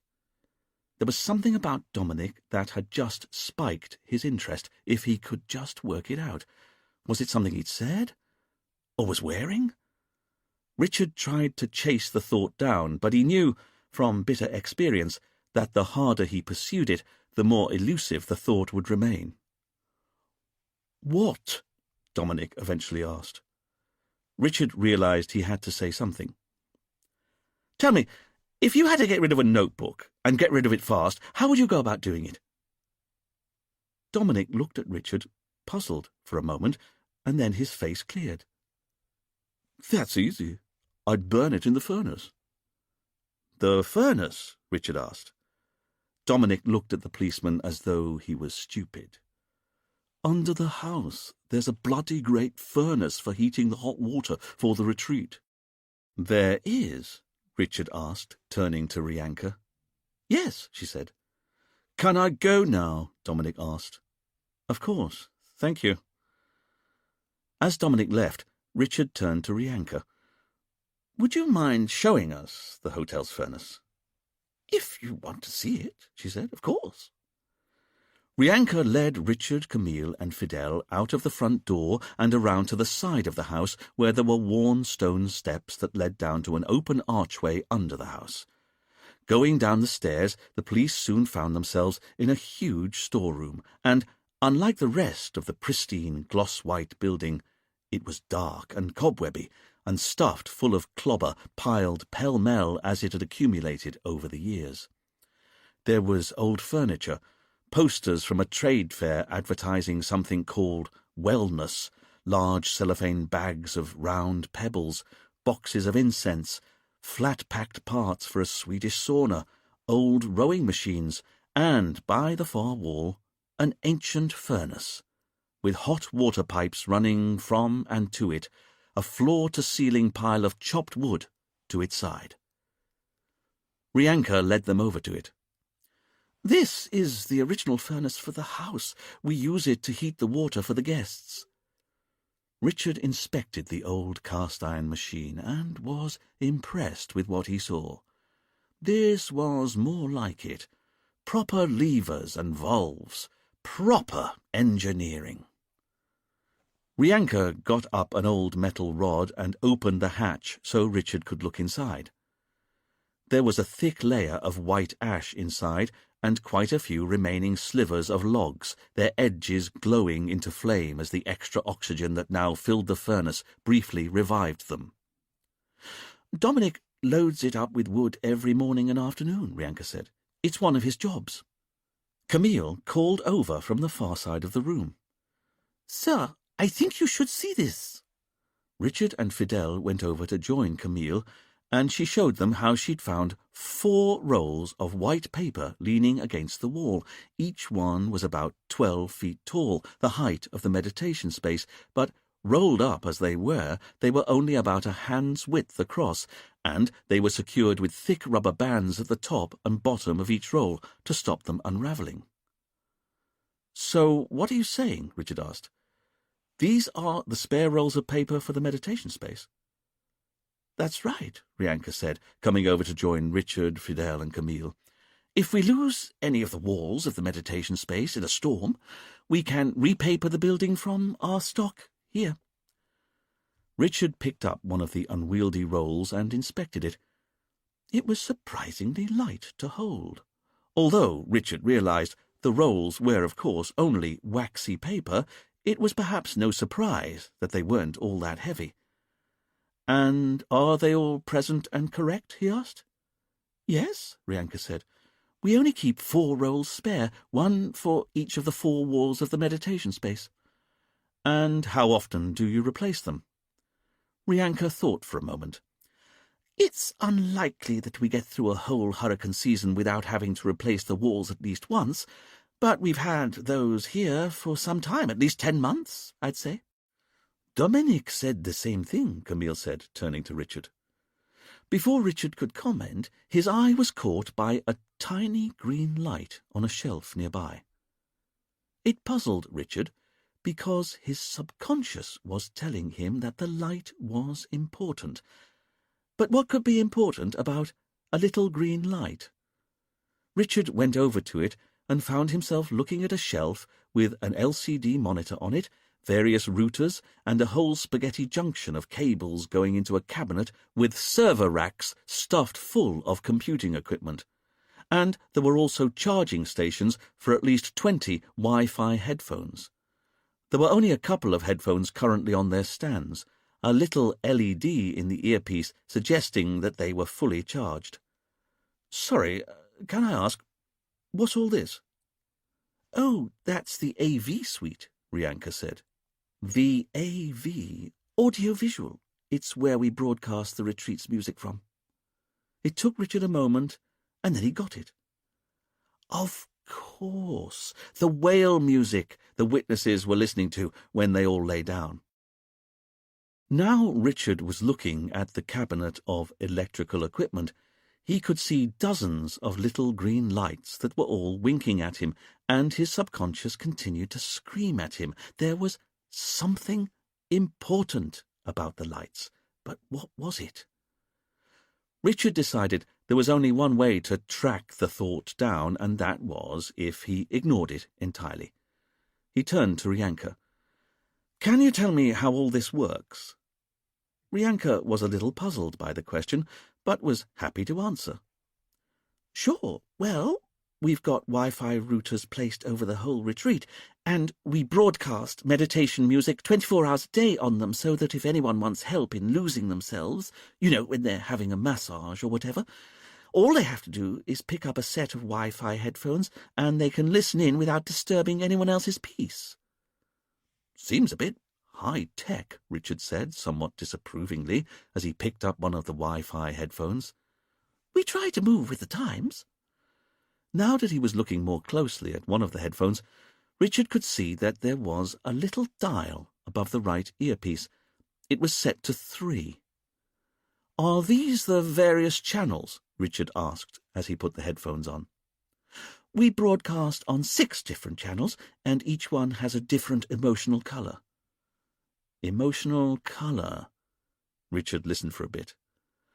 "I see that channel 3 appears to be waves lapping on a beach." "That's right." Richard looked at Rianka, dumbfounded.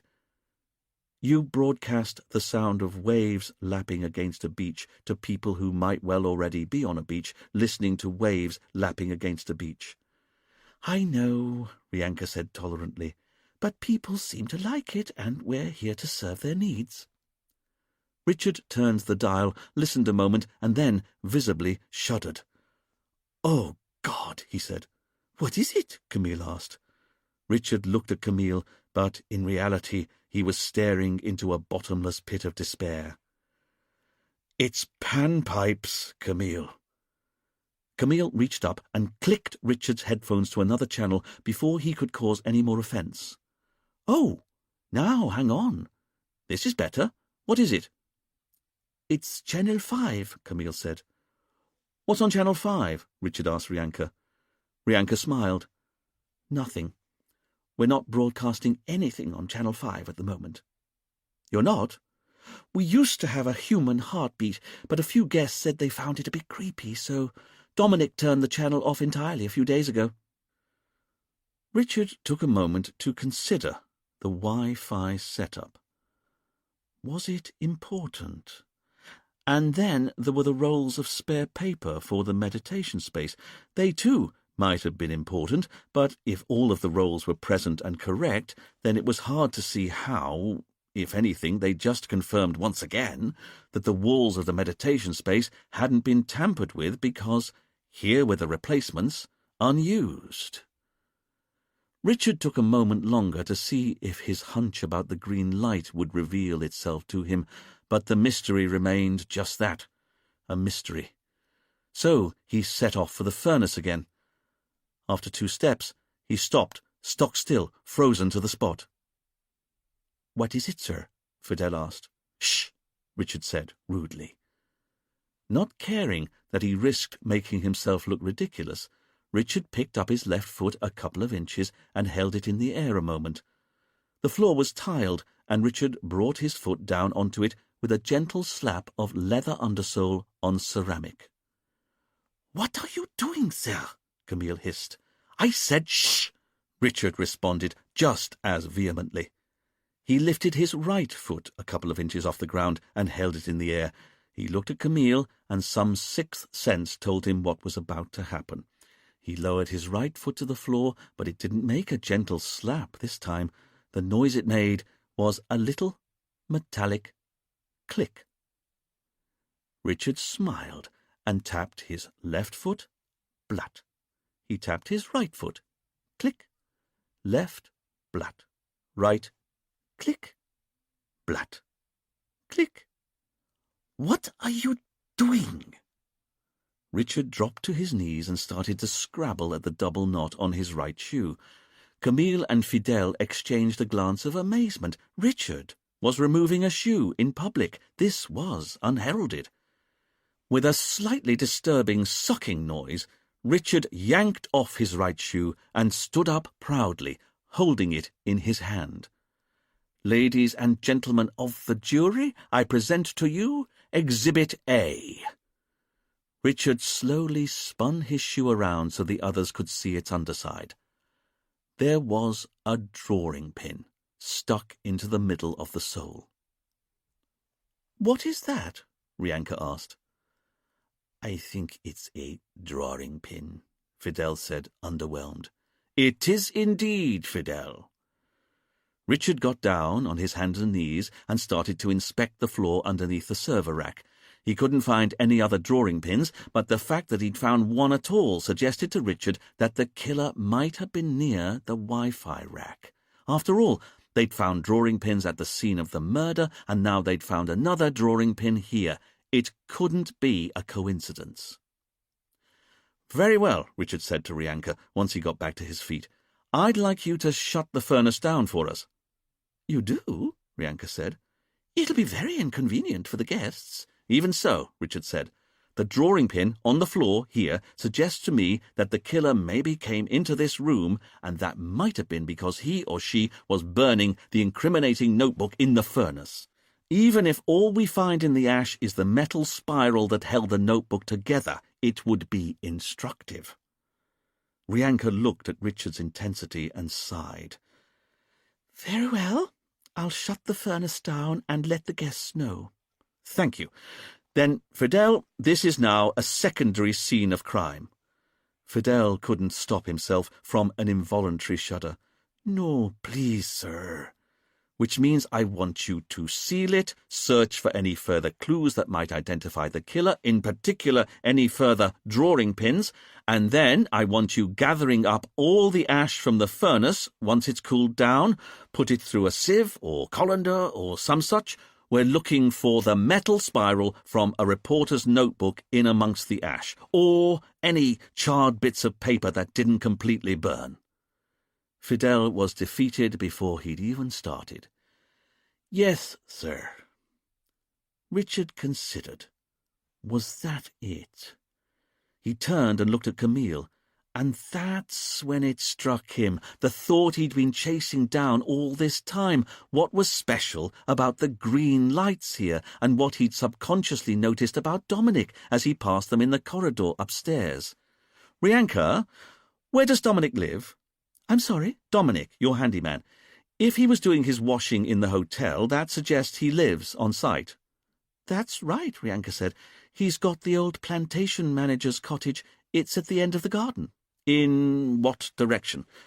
"Well, you go just beyond the meditation space," she said, "and then keep walking." Now, isn't that interesting? Once Richard had got his shoe back on again, not an easy job considering how tight and sweaty his sock still was, and once he'd left Fidel and Rianka behind to shut the hotel's furnace down, Richard was soon leading Camille out into the blinding sunlight and across the lawn towards the meditation space. Following Rianka's instructions, they passed the wood and paper tea-house and carried on walking away from the main hotel, down a slight incline, around a clump of bushes surrounding 3 palm trees, and then there it was, a small, pink-tiled house at the far end of the gardens, flanked on either side by rhododendron bushes. Richard went up to the old door and knocked once on it before turning back to look at the house and gardens. The meditation space was well over 100 yards away, but it was in a direct line between Dominic's house and the main hotel. On the morning of the murder, Richard could see it would have been possible for Dominic to walk from his front door all the way up to the back of the meditation space without anyone at the hotel seeing. Even so, Richard had to concede that even if Dominic could have got that close to the meditation space, he still wouldn't have been able to get inside it without ripping through the paper walls. The door opened, and Dominic looked at the police. What do you want?" "Just a quick question. May we come in?" Dominic looked at them a moment longer. "All right," he said, not exactly enthusiastically. Richard pushed past with a fake smile and entered Dominic's sitting room. It had been painted white and was entirely minimalist. There was a joss stick in a jar on a little table. There were only beanbags to sit on, and on a windowsill there was a tower of wide, flat pebbles that Dominic had stacked in decreasing width so they formed a gentle pyramid. Richard wanted to push them over. "I don't have long," Dominic said. "What do you want?" "Oh, it's simple. I just wanted to know the exact nature of your relationship with Julia Higgins." Dominic was surprised, but then so was Camille. "I'm sorry?" "You and Julia. Why don't you tell us what's really going on?" "What is this?" Richard could see that Dominic had been unsettled by his question. "Only when Julia was in custody, she was wearing a distinctive top, advertising illegal drugs, but that's not what's important about it, because it was also lime green. In fact, pretty much the bright green of the green lights on a load of Wi-Fi routers, and unfortunately for you, I noticed that precise and rather distinct colour in your washing basket. As he'd been speaking, Richard had ghosted over to Dominic's basket of washing, and now he reached into it and pulled out the very same lime-green, hash-promoting T-shirt Julia had been wearing when she'd been in the police cells. Dominic looked at the T-shirt, and Richard could see that he had no quick answer as to what it was doing in his washing.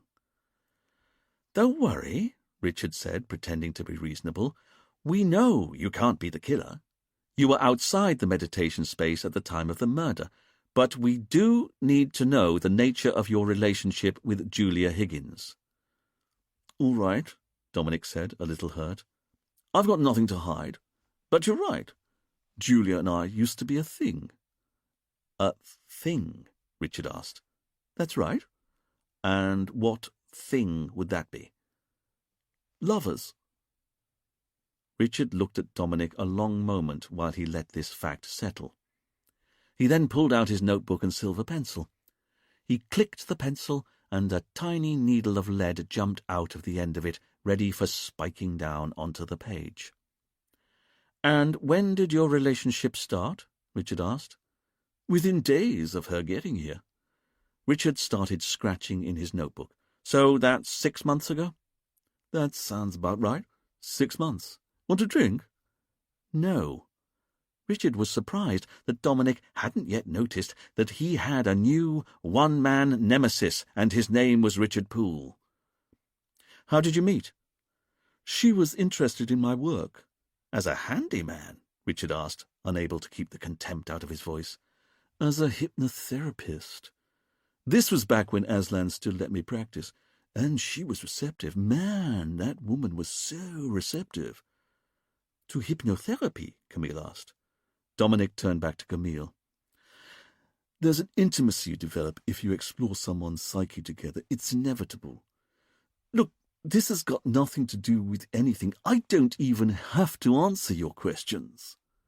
"I know," Richard said, "but you will, as a concerned citizen, be helping the police with their inquiries." "All right," Dominic said, and Richard noticed that he flicked a nervous glance at a door in the corner of the room as he said this. "Very well," Richard said, now edging over to the door that Dominic had just looked at. "To start off with, just for the record, can you tell me a bit more about your relationship with Aslan Kennedy?" "Well, that's easy. We didn't have one." "You didn't?" Camille asked. "No. I thought his beliefs were just cuckoo, you know? People aren't good. They aren't always growing and reaching for the light.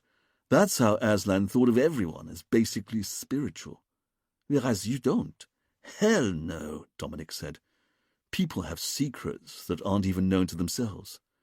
"Which is why you like hypnotizing people." "Damned right. It's only when you access the dark underbelly of someone's subconscious that you discover what rarely makes them tick." Richard considered Dominic's words a moment before continuing. "We've heard that you and Aslan argued," Richard said. "Is that right?" "Argued? Sure. Why?" "Because," Richard said, "apart from you, we can't find anyone else who Aslan argued with." "But that's not true," Dominic said, puzzled. "Aslan argued with everyone." "He did?" Richard asked, not believing Dominic for a moment. "Of course he did, and I'm telling you. He could have a foul temper on him if you pressed the wrong buttons. You just ask Rianka. She had to put up with the worst of it because he was stubborn. Man, but Aslan was stubborn. Once he got it into his head that he was going to do something, there was no shaking him. For example, his decision to sack you," Richard said. Dominic frowned, like a teenager who was being told off by his parents.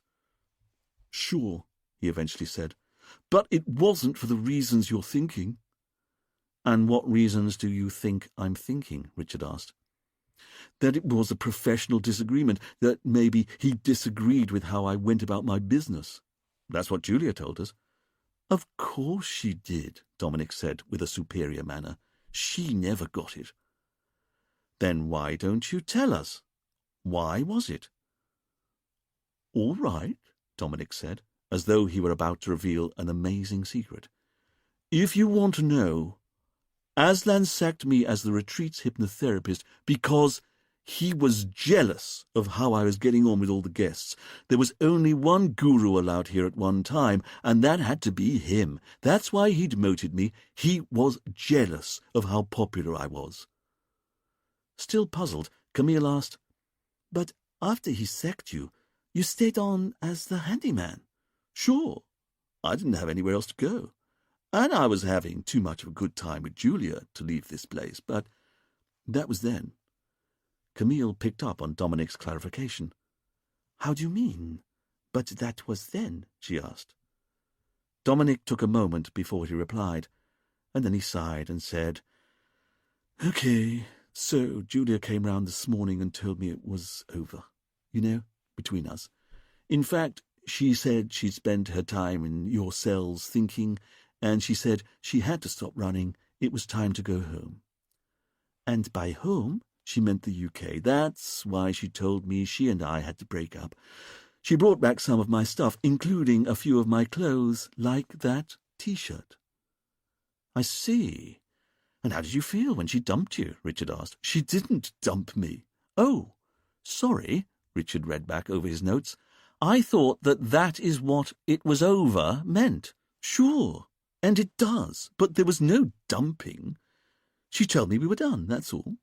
She was going home. And yet it was still you she wanted to see when she had to be hypnotized." "Of course, that's my skill, with her at least. But anyway, that's why I've got that T-shirt and why I washed it today. Is there anything else?" "Just one more thing. Why do you keep glancing at this door here?" It was true. The more Richard had edged closer to the door in the corner of the room, the more Dominic had continued to flick nervous glances in its general direction. "No reason," Dominic said, lying. "Oh, okay." As Richard said this, he pushed the door open and went into the room next door before Dominic could stop him. And what Richard found in there was everything he'd felt was absent from Dominic's pristine room next door.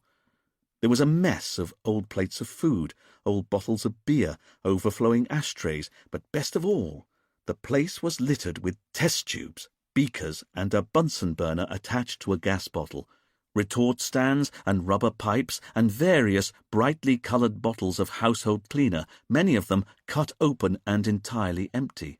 Although it was a complete mess, it was also quite clearly a functioning chemistry lab for the brewing of exotic drugs and mind-altering substances. Richard was rather pleased with himself when he recognized a rig for fractional distillation. "Everything here is legal," Dominic was quick to say as he followed Richard in. "It's all bought over the counter or grown organically." Richard picked up a bottle of bleach. "What do you do with this?" "Very little. It's hydrogen peroxide, to be used sparingly. Look, I'm interested in the mind, about accessing memories, feelings, emotions we suppress. Nothing I brew in my home is illegal. This is just about creating potions that give you legal highs or loosen your grip on reality." "Is this really why Aslan sacked you?" Richard asked, picking up some dirty test tubes that were lying on a table and smelling their crusted contents. "Because you were drugging the hotel guests." "No way," Dominic said. "All this is for personal consumption only. When I hypnotized the guests, I did it naturally, like you saw me do it with Julia." "Is that really so?" Camille asked. "Have you never used any of these mind-altering chemicals on her?" "No way," Dominic said, affronted. "You just ask her for yourself." "But then, Julia never needed any help going into a trance. She could pretty much regress at will, like you saw her do in the police station." Richard said, "And you reckon that all of the ingredients you've got here are legal?" 100%. I know what I'm doing." "Then can you tell me what you know about GHB?" "I'm sorry?" "GHB," Richard clarified. "Gamma hydroxybutyrate."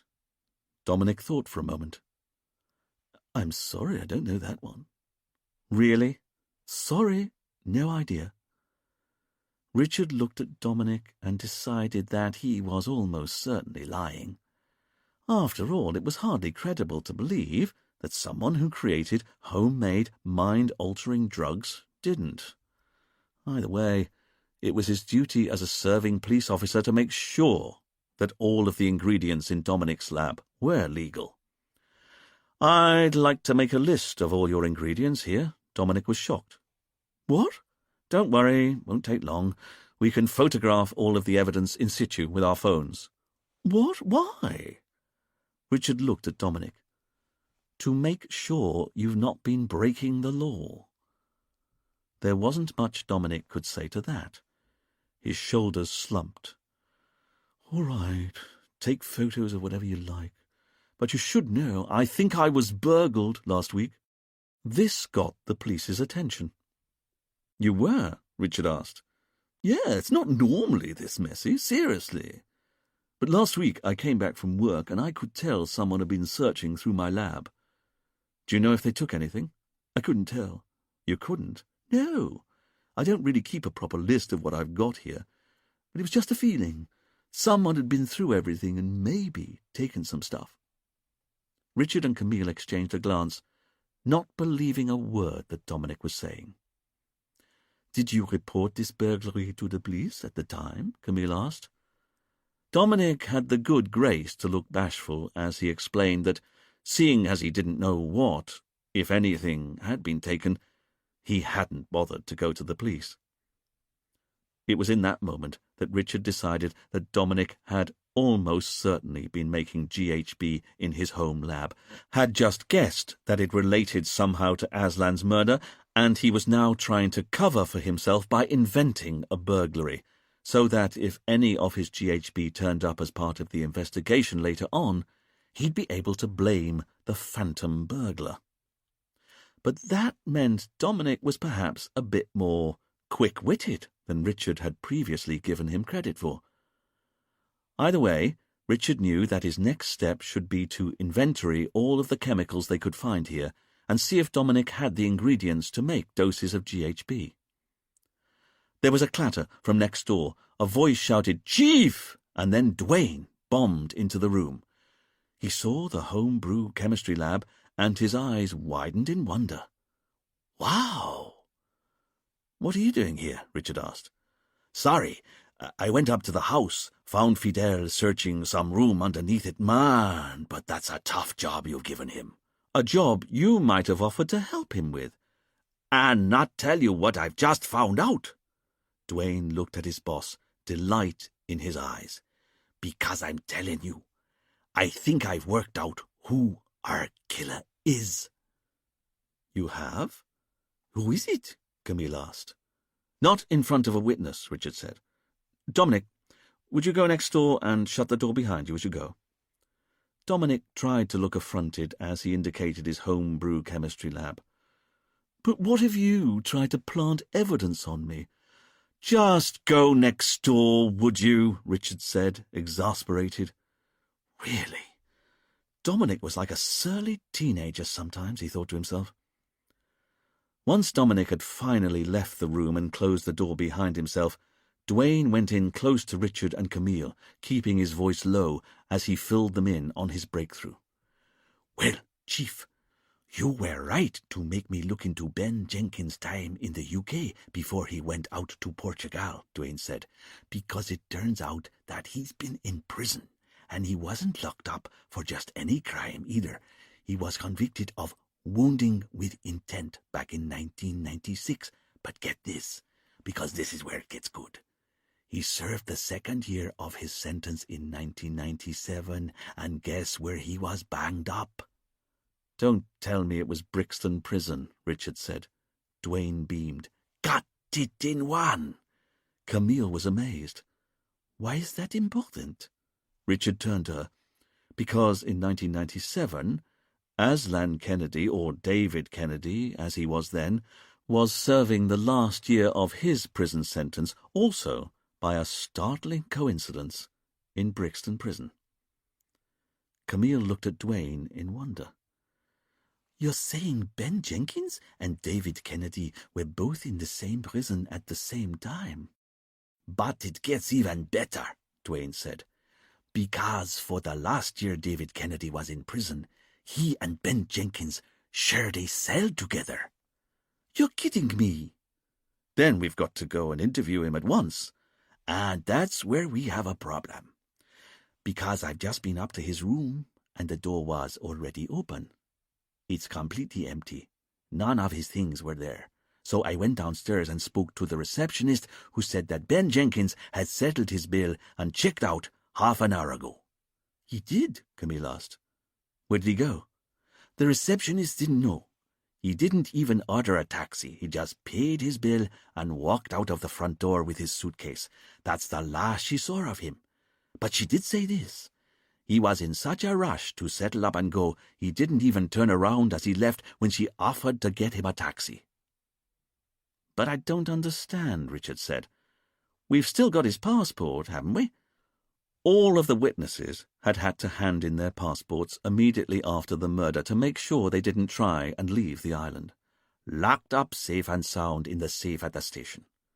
Then, where does he think he's going? Richard asked.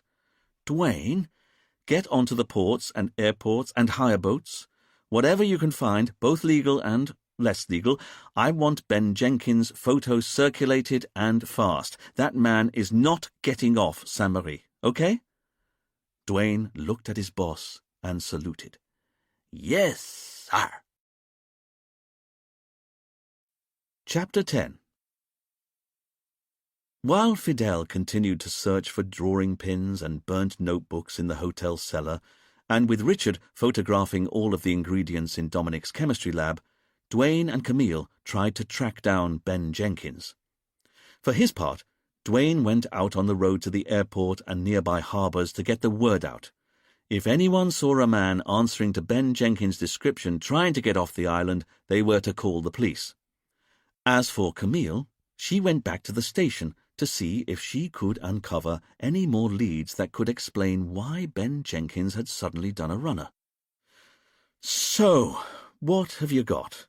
a hot and bothered Richard asked Camille as he returned from the retreat later that afternoon with a smartphone full of photos of the ingredient labels from Dominic's lab.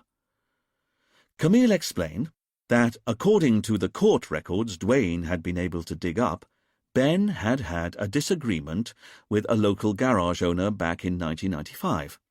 Ben had said that he'd been sold a second-hand car that had had its odometer tampered with, but the local garage owner denied it. When Ben discovered that the car had in fact been clocked, he went to the garage owner's house and beat him viciously with a baseball bat. Ben had already been done for criminal damage twice before. He clearly had a history of violent behaviour, and when the judge came to convict him, she gave him 6 years. He was imprisoned in Brixton Prison, just as David Kennedy had been, and it was in Ben's second year that the two men shared a cell. At the end of that year, David was released, and 1 year later, so was Ben. But everything else they'd learnt about Ben still seemed to stack up. He hadn't got into trouble with the authorities in Portugal since moving there after he left prison, and Camille couldn't find any record of Ben having been to Saint-Marie before. Then what about contact between Ben and Aslan? Richard guessed that it must have been the killer who'd persuaded Aslan to invite all the Ponzi victims to the island at the same time. Therefore, if Ben was the killer, there should have been evidence somewhere that he had been in touch with Aslan at some point over the last few months. Camille said, "I've gone through Ben's mobile records again, and his landline in Portugal.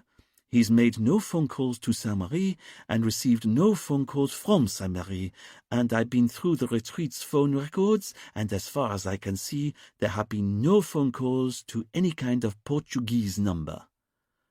Then what about emails? Fidel's already been through Aslan's laptop. There was no email trail from any of the witnesses, let alone Ben Jenkins. Then what if Aslan's deleted the email trail? Then maybe it's still on his service provider's server. Richard considered what his next steps should be. Trying to get the local service providers to release their customers' emails was nigh on impossible, even with a warrant. However, it was worth a try. "Very well," he said. "You keep going through whatever phone records you can find. Anything strange or you can't explain, presume it's a lead, and track it down. I'll see what I can get from Aslan's service provider." "Yes, sir." For the next few hours, Richard and Camille tried to find the proof that Ben had indeed been in touch with Aslan, but to no avail. Aslan's email service provider wasn't interested in helping Richard, and Camille continued to find no evidence of Samari numbers that Ben had dialed or received from Portugal, either from the records of his mobile phone or his landline in Villamura. It was one of those sultry afternoons, when the clouds seemed to gather thick in the sky and press down, pressing torrential rain, and Richard had difficulty staying focused on his task. As he sat at his desk, marking out the passing minutes with each drop of sweat that rolled down his forehead, his thoughts began to drift into a soupy dream state. He thought about his lizard, about how much he had to get rid of him, how awful it had been bumping into the commissioner. But above all, his thoughts kept slipping back to images of Julia Higgins, of her in her cut-off jeans and tight lime-green T-shirt in the cells, of the look in her eyes when she went to hug him outside on the veranda, and how her golden hair seemed almost to be on fire when the sun caught it. Julia really was a delight, wasn't she? Richard found himself thinking idly, sweat now tightening his shirt collar to his neck. Unlike his partner Camille, who, while by all accounts and by all known biometrics was beautiful, was too stroppy. That was her problem. Too feisty. Too bloody rude, Richard mumbled out loud, completely unaware of the look of surprise Camille shot him. Pretty, mine? So pretty. Richard slowly toppled off his chair and fell to the floor. Camille was over to her boss in a second. "Sir!" Richard lay in a crumpled heap, his chair spilt off to the side. Camille loosened the tie around her boss's neck before grabbing his collar and pulling it open, Richard's top 2 shirt buttons pinging off as she did so. Richard was out cold, and Camille grabbed up an old case file from his desk and started wafting air at his face. "Sir, wake up! You've fainted, sir! Richard!" At the sound of his name, Richard's eyes fluttered briefly, and he began to come round. "Don't worry, you just fainted. It's your suit, sir. You shouldn't be wearing a woolen suit in this weather." Richard's eyes opened properly, and without moving, he looked up at Camille's face. He then flicked a furtive glance at the floor, and realized that he was lying down. "Not again," he said. "I'm afraid so. I'd get you some water." While Camille got her boss some cold water from the fridge, Richard got onto his hands and knees, his head still spinning. As he paused a moment to regather his composure, Richard had a memory of saying something out loud just before he fainted. He had a sixth sense that it was something to do with Camille. But what was it? After a moment longer of thought, Richard decided that it probably wasn't best to analyze any of the last few minutes of his life in any detail, and grabbing onto the corner of his desk, he pulled himself back to his feet. He swayed a bit, but he knew he was going to be okay. "This bloody heat," he said. Camille came over with a glass of water and handed it over. Richard drank it down greedily. "But you can't do anything about the weather, sir. You can do something about your clothes." "And go around looking like a tramp, Camille," Richard said, preemptively irked. Now he was thinking about it. He realized that he was pretty sure he had indeed said something about Camille just before he fainted. But what was it? Oh, well, it was gone now. Richard righted his chair and sat down in it again. "Thank you for saving my life," Camille reminded her boss to say. Richard was trying to do up the buttons of his shirt as she said this. "You've broken the buttons on my shirt," he said. "I'm so grateful," Camille said as her next suggestion of what her boss might say, but Richard was back up and running. "And how are you getting on with Ben Jenkins' phone records?" "Hey, it's no problem," Camille said, going back to her desk so she could continue going through the witnesses' phone records. "But no luck so far." "Then keep on looking," Richard said. It was only a minute or so later, as Richard was once again checking to see if he'd had an email from Aslan's service provider, that it occurred to him that he'd maybe not thanked Camille for helping him out when he fainted. This made Richard feel bad. He should have thanked her. But the problem was, the moment had passed, hadn't it? It would be weird to say thank you now, all these minutes later. A very hot and ash-smeared Fidel trudged back into the station holding a small cardboard evidence box. "Ah, Fidel," Richard said, glad of the interruption. "How did you get on in the hotel's basement?" Fidel put the box onto his desk before turning to address his boss. "Well, sir, I don't know what to think." Richard resisted the urge to point out that this was no change. Then Fidel explained that he'd searched the basement for any further clues and hadn't been able to find anything that seemed to be important, not even another drawing pin, either by the router rack or anywhere else. However, he'd been able to scrape through the ash of the furnace using an old metal colander Rianka had lent him, and the thing is, the contents of the furnace had, of course, been almost entirely white ash, but Fidel had found some charred paper, just as Richard said he might. There were 6 pieces in total, each one no bigger than a raffle ticket. They were almost entirely burnt, but they had, clearly, once been scraps of white paper. "Do you think it's the remnants of the notebook that was taken from the notice board?" Richard asked eagerly. "I don't know, sir, but I wasn't able to find the metal ring binder that should have been there as well, if these pages came from the missing notebook." Camille said, "Then maybe the killer burnt the paper while disposing of the metal ring binder elsewhere." "It's possible, I suppose," Fidel said, not entirely convinced. "Either way," Richard said, going into the evidence box, "it's interesting that you found bits of burnt white paper in the furnace, considering how we were looking for bits of burnt white paper." "Yes, sir. Were you able to make out any handwriting on them at all?" Fidel explained that he'd not looked too carefully, as he knew how fragile burnt paper was. Instead, he'd secured each piece in between separate sheets of non-toxic plastic and then bookended them with pieces of card. He'd then wrapped them in gaffer tape. The pieces were now ready either for unwrapping and processing in the station or for sending straight on to the labs on Guadeloupe. Richard knew a technique for developing photographic imprints to reveal what was written on burnt paper, but it was hugely time-consuming, and there were too many pieces of paper here for him to process them all. "Fidel, can you please get these sent to the labs? I want to know if anything was written on them before they caught fire." "Yes, sir." "Oh," Camille said from her desk, and Richard and Fidel looked over. "Problem?" Richard asked. Camille took a moment before answering.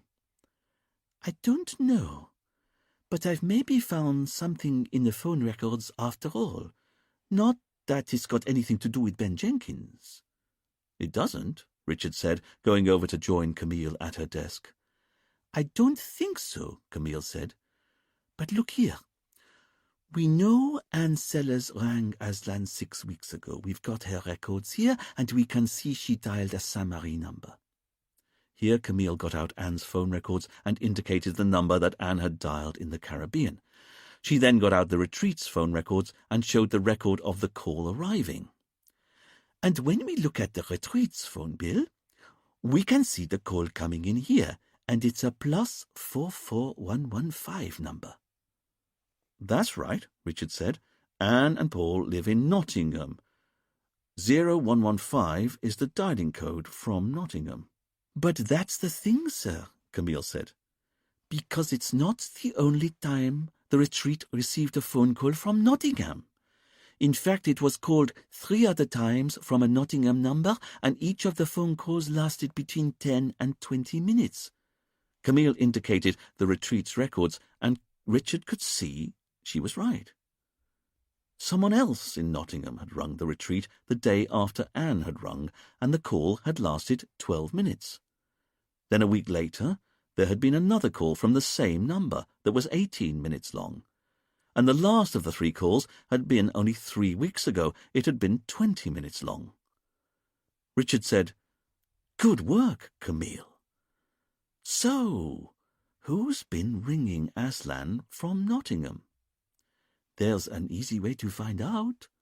Camille picked up her office phone and dialed the number listed in the retreat's records. "I'm calling the number." Before Richard could stop her, Camille held up her finger for silence in the office. "It's ringing," she said, and then, after a few more moments of waiting, Richard heard someone pick up the phone at the other end. "Hello," Camille said. "This is Detective Sergeant Camille Bourdet of the Saint-Marie Police Force." Camille listened for a moment and then frowned, puzzled. "What do you mean you haven't informed the police yet?" she said into the phone. Camille jammed the phone against the crook of her shoulder as she grabbed up a scrap of paper. Richard handed her his precious retractable pencil. Camille smiled a quick thanks and then started making notes as she listened to the person on the other end of the phone. "Really?" she said, and then, "No way! You're kidding me!" Camille went on to explain that she was just doing background checks in relation to another crime, took the details of the person she'd been talking to, and hung up. "What was that about?" Fidel asked eagerly. Camille was still puzzled as she checked over her notes. She looked up at Richard. "That was a nice woman called Veronica Gibbs. She's the manager of the pharmacy where Paul Sellers works." Richard said, "That was Paul's pharmacy?" "It was." "So why's he been phoning Aslan from his place of work?" "And why so many times?" Fidel added. "That's not what Veronica wanted to tell me," Camille said, "because according to her, she's been thinking of ringing the police for some time." "She has?" "She's long suspected that Paul's been stealing drugs from the storeroom." Richard could tell from the look in Camille's eyes that this wasn't the end of the story. "And not just any drug," Camille said. "It's something called Xyrax." "But what's that?" Fidel said. "Well, let's look it up and find out," Camille said. Camille typed Xyrax into a search engine on her computer and got a result the moment she hit the return key. "Well, well, well," she said. "You know what? It turns out that Xyrax is a trade name for a sedative you might have heard of, called gamma-hydroxybutyric acid, otherwise known as GHB. "No way," Fidel said, stunned. Richard was no less amazed. "You're saying that Paul's boss suspects he's been stealing a drug that just happens to have been the very same drug that we found in the suspect's tea when Aslan was murdered?" "Got it in one." Richard and Camille were both waiting outside a pine-clad building at the retreat as Paul and Anne emerged, having just had what Richard could see from the label next to the door had been an aromassage session. "Oh, hello," Paul said, a touch suspiciously as soon as he saw the police. "We'd like to search your room again," Richard said, just as easily. Anne was surprised by the request, but Paul was shocked. "Why? Rianka's already told us you've looked once. Why do you need to look again?" "Don't worry," Richard said. "That was looking for a notebook. We're looking for something else this time. It should only take 30 seconds. Paul and Anne didn't have much choice, so they accompanied Richard and Camille back to the main house and up to their room. As they went, the other guests at the hotel kept looking at Anne and Paul as they walked in between Richard and Camille, and Richard could see how troubled Anne was by all their stares. After all, it was well known by now who Richard and Camille were and why they were there. Being seen with the police was clearly making Anne deeply uncomfortable. But not Paul. He just seemed irritated. As they entered their hotel room, Camille went straight into the bathroom to start looking for any contraband Xyrax pills. "What are you looking for?" Anne said, worried. "We're just pursuing a lead," Richard said evenly. "But in the meantime, let me tell you a story. Because we've known for some time that one of the people locked in the room with Aslan must be our killer, and fortunately for us, we've found a cracking motive for 4 of you. Aslan stole money from you all in the past, and yet there's a paradox with the motive, because for anyone to have carried out such a meticulously planned murder, they must have known Aslan's real identity well in advance. At the very least, they would have had to come to the Caribbean with an idea that they already wanted him dead. So remind me, when did you both arrive at the retreat?" "I don't remember exactly," Paul said carefully, and Richard wondered if he'd already worked out where he was going with his story. 7 days before he was killed, Richard reminded Paul and Anne. "In fact, you were both due to finish your holiday and go back to the UK the afternoon that Aslan died. But the previous 7 days was plenty of time to learn how bookings for the Sunrise Healing worked, plenty of time to see how there was a tea-drinking ceremony, plenty of time to see that guests sometimes did the washing up after meals, and that included the chance to dry the kitchen's carving knives. Tell me," Richard said, turning just as conversationally to Paul, "did you kill Aslan Kennedy?" "Of course not," Paul said dismissively, and Richard noticed how Paul was exuding an air of utter calm and composure, his balding pate still carefully supporting the threads of hair that so perfectly arced over from his left ear to his right. But whereas Paul was composed, Anne most certainly wasn't. One moment she was sitting on the end of her bed, the next she was up and looking to see what Camille was doing in the bathroom, and Richard once again took a moment to marvel at the outfit that Anne was wearing. With her hair boofed and her voluptuous body encased in an electric blue jumpsuit that was elasticated at her wrists and ankles, Anne looked like Margaret Thatcher crossed with a flying squirrel. "Stop fussing, woman," Paul said as Anne straightened the corner of a bedspread. "No, of course," Anne said, sitting down immediately, the bed giving a squeak of protest as it sank under her weight. Richard turned back to Paul. "Oh, okay. Then can you tell me why you've been in contact with Aslan so much over the last couple of months?" Paul seemed puzzled by the question. "I haven't." "You haven't?" "That's right," Anne chipped in. "I was the only person who spoke to Aslan, and it was only a quick call just to confirm the details of the holiday." "I know," Richard said to Anne. "You rang the retreat on the 4th of May at 12:10 p.m. for just over 7 minutes. Anne was surprised that the police could possibly have known this, but Paul was beginning to look at Richard a lot more carefully. "That's right. We've been through your phone records, Mr. Sellers." "Then you'll know I've not been in touch with Aslan Kennedy." "Not from your home, but you have from work." While Paul remained a blank, surprise slowly registered on Anne's face. 3 times in the last 2 months, the shortest phone call being 12 minutes, the longest 20 minutes. Or are you denying it was you who phoned Aslan on those occasions and for those lengths of time? Paul barely missed a beat as he said, "Look, it's not what it seems," as smoothly as he could. I was intrigued by what I'd seen in the brochures we'd been sent. I was bored at work, so I rang up and spoke to this guy who said his name was Aslan, but I only wanted to confirm what was on offer. You know, the various remedies and treatments, and whether they were all free, or whether we'd have to pay for some of them. I'm sure it didn't take 3 conversations totaling over 40 minutes to establish that everything would be free, Mr. Sellers. Paul paused for a moment before giving his answer. It did.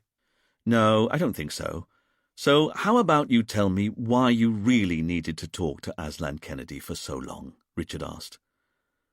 Paul gathered his thoughts and then tried to soldier on. Well, no, perhaps, if you put it like that. But the thing is, I rang him the first time to find out what treatments would be included in the price, but I really liked Aslan when I spoke to him, and Paul didn't quite have the heart to continue with the lie, so Richard decided to help him out. So you rang him another couple of times just because you liked chatting to him. That's right, Paul said, before licking his lips. You're lying. Paul took an in-breath to protest, but before he could speak, Richard said, You recognized his voice that first time you spoke to him, didn't you? Or you recognized his face on the brochures you were sent for the retreat, but either way, you knew perfectly well that Aslan Kennedy was really the man who'd conned you and Anne out of your money 20 years ago. No, Paul said. It wasn't a question, Mr. Sellers. It was a statement of fact. Nothing else would explain the repeated calls, and not from your home, where they could be easily traced, from your place of work, and before you consider continuing to lie, you should know that if you don't start telling me the truth, I'm planning to arrest you on suspicion of murder. There's not much suspicion, Camille said, as she entered from the bathroom holding a little white tub. We have all the proof we need here, she said, as she handed the tub over to Richard before turning back to Paul. You see, your manager told us that someone's been stealing a sedative called Zyrax from your pharmacy.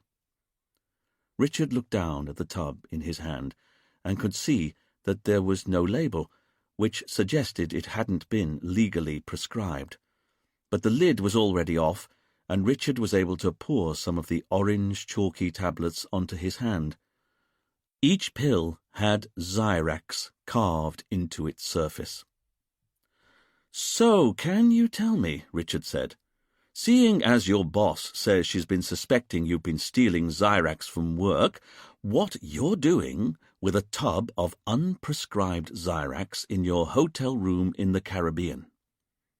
Paul didn't even begin to know what to say, so Richard decided to help him out again. Because you should know that we now know the tea you were all drinking just before Aslan was brutally stabbed to death was laced with gamma-hydroxybutyric acid, which I don't need to tell you, is the active ingredient of Zyrax. As Paul's face fell, Anne stood up from the bed as though she'd been stung. No! Paul, tell me it isn't true! You didn't! Violence seemed to engulf Paul from nowhere as he spat at his wife. Just shut up, would you? This isn't about you. Not everything's about you. Richard could see how furiously bottled up Paul was, so he discreetly nodded to Camille, and she got his message at once. Camille went and sat on the armchair next to Paul's. It's simple, Paul, she said calmly. If you're the killer, you're welcome to carry on lying to us. That's okay. That's what killers do. They lie. But if you're innocent, you really need to start telling us the truth right now. As Paul looked at the kindness in Camille's face, a little tear appeared in the corner of his right eye, and he angrily rubbed it away with the palm of his hand. Camille waited. All right, he said eventually, only just keeping his emotions in check. You're right. I don't know how, but I recognized Aslan's face the moment I saw it on the brochure we were sent. I didn't know who it was. I just knew that I recognized him, if you know what I mean. I've been a pharmacist my whole life. You get good at faces. And I had this niggle that I knew him from somewhere in the past. But I didn't let it bother me. I just kind of filed it away. And then, a few days later, it came to me. You know, obviously my subconscious had been working on it while I wasn't thinking, and it arrived, just like that, all in one go. He wasn't Aslan. He was David Kennedy, the guy who stole from us all those years ago. I couldn't believe it. What was he doing now, running a health spa in the Caribbean? And above all, why was he offering me and Anne a free holiday? So I rang him, you're right, and from work. I didn't want Anne knowing. After all, I wasn't 100% sure that he was in fact David Kennedy. But I asked him when he set up the retreat if he'd been in the hotel business his whole life, you know, that sort of thing. And I could tell he had a good idea I was on to him. It was there in what he wasn't saying as much as in what he did say. How do you mean? Camille asked. Like he said he'd been at the retreat since 2000, but he wouldn't tell me what he was doing before then, and he wouldn't say exactly what the competition was supposed to be that Anne and me had entered online and won. It took me a couple of phone calls to be sure, but by the third one I realised that the strangest thing of all was the way that Aslan, as he was now calling himself, always seemed to have time to chat with me. At which point you stole the Zyrax from work as part of your plan to kill him. Paul looked at Richard and shook his head slowly. That's got nothing to do with this.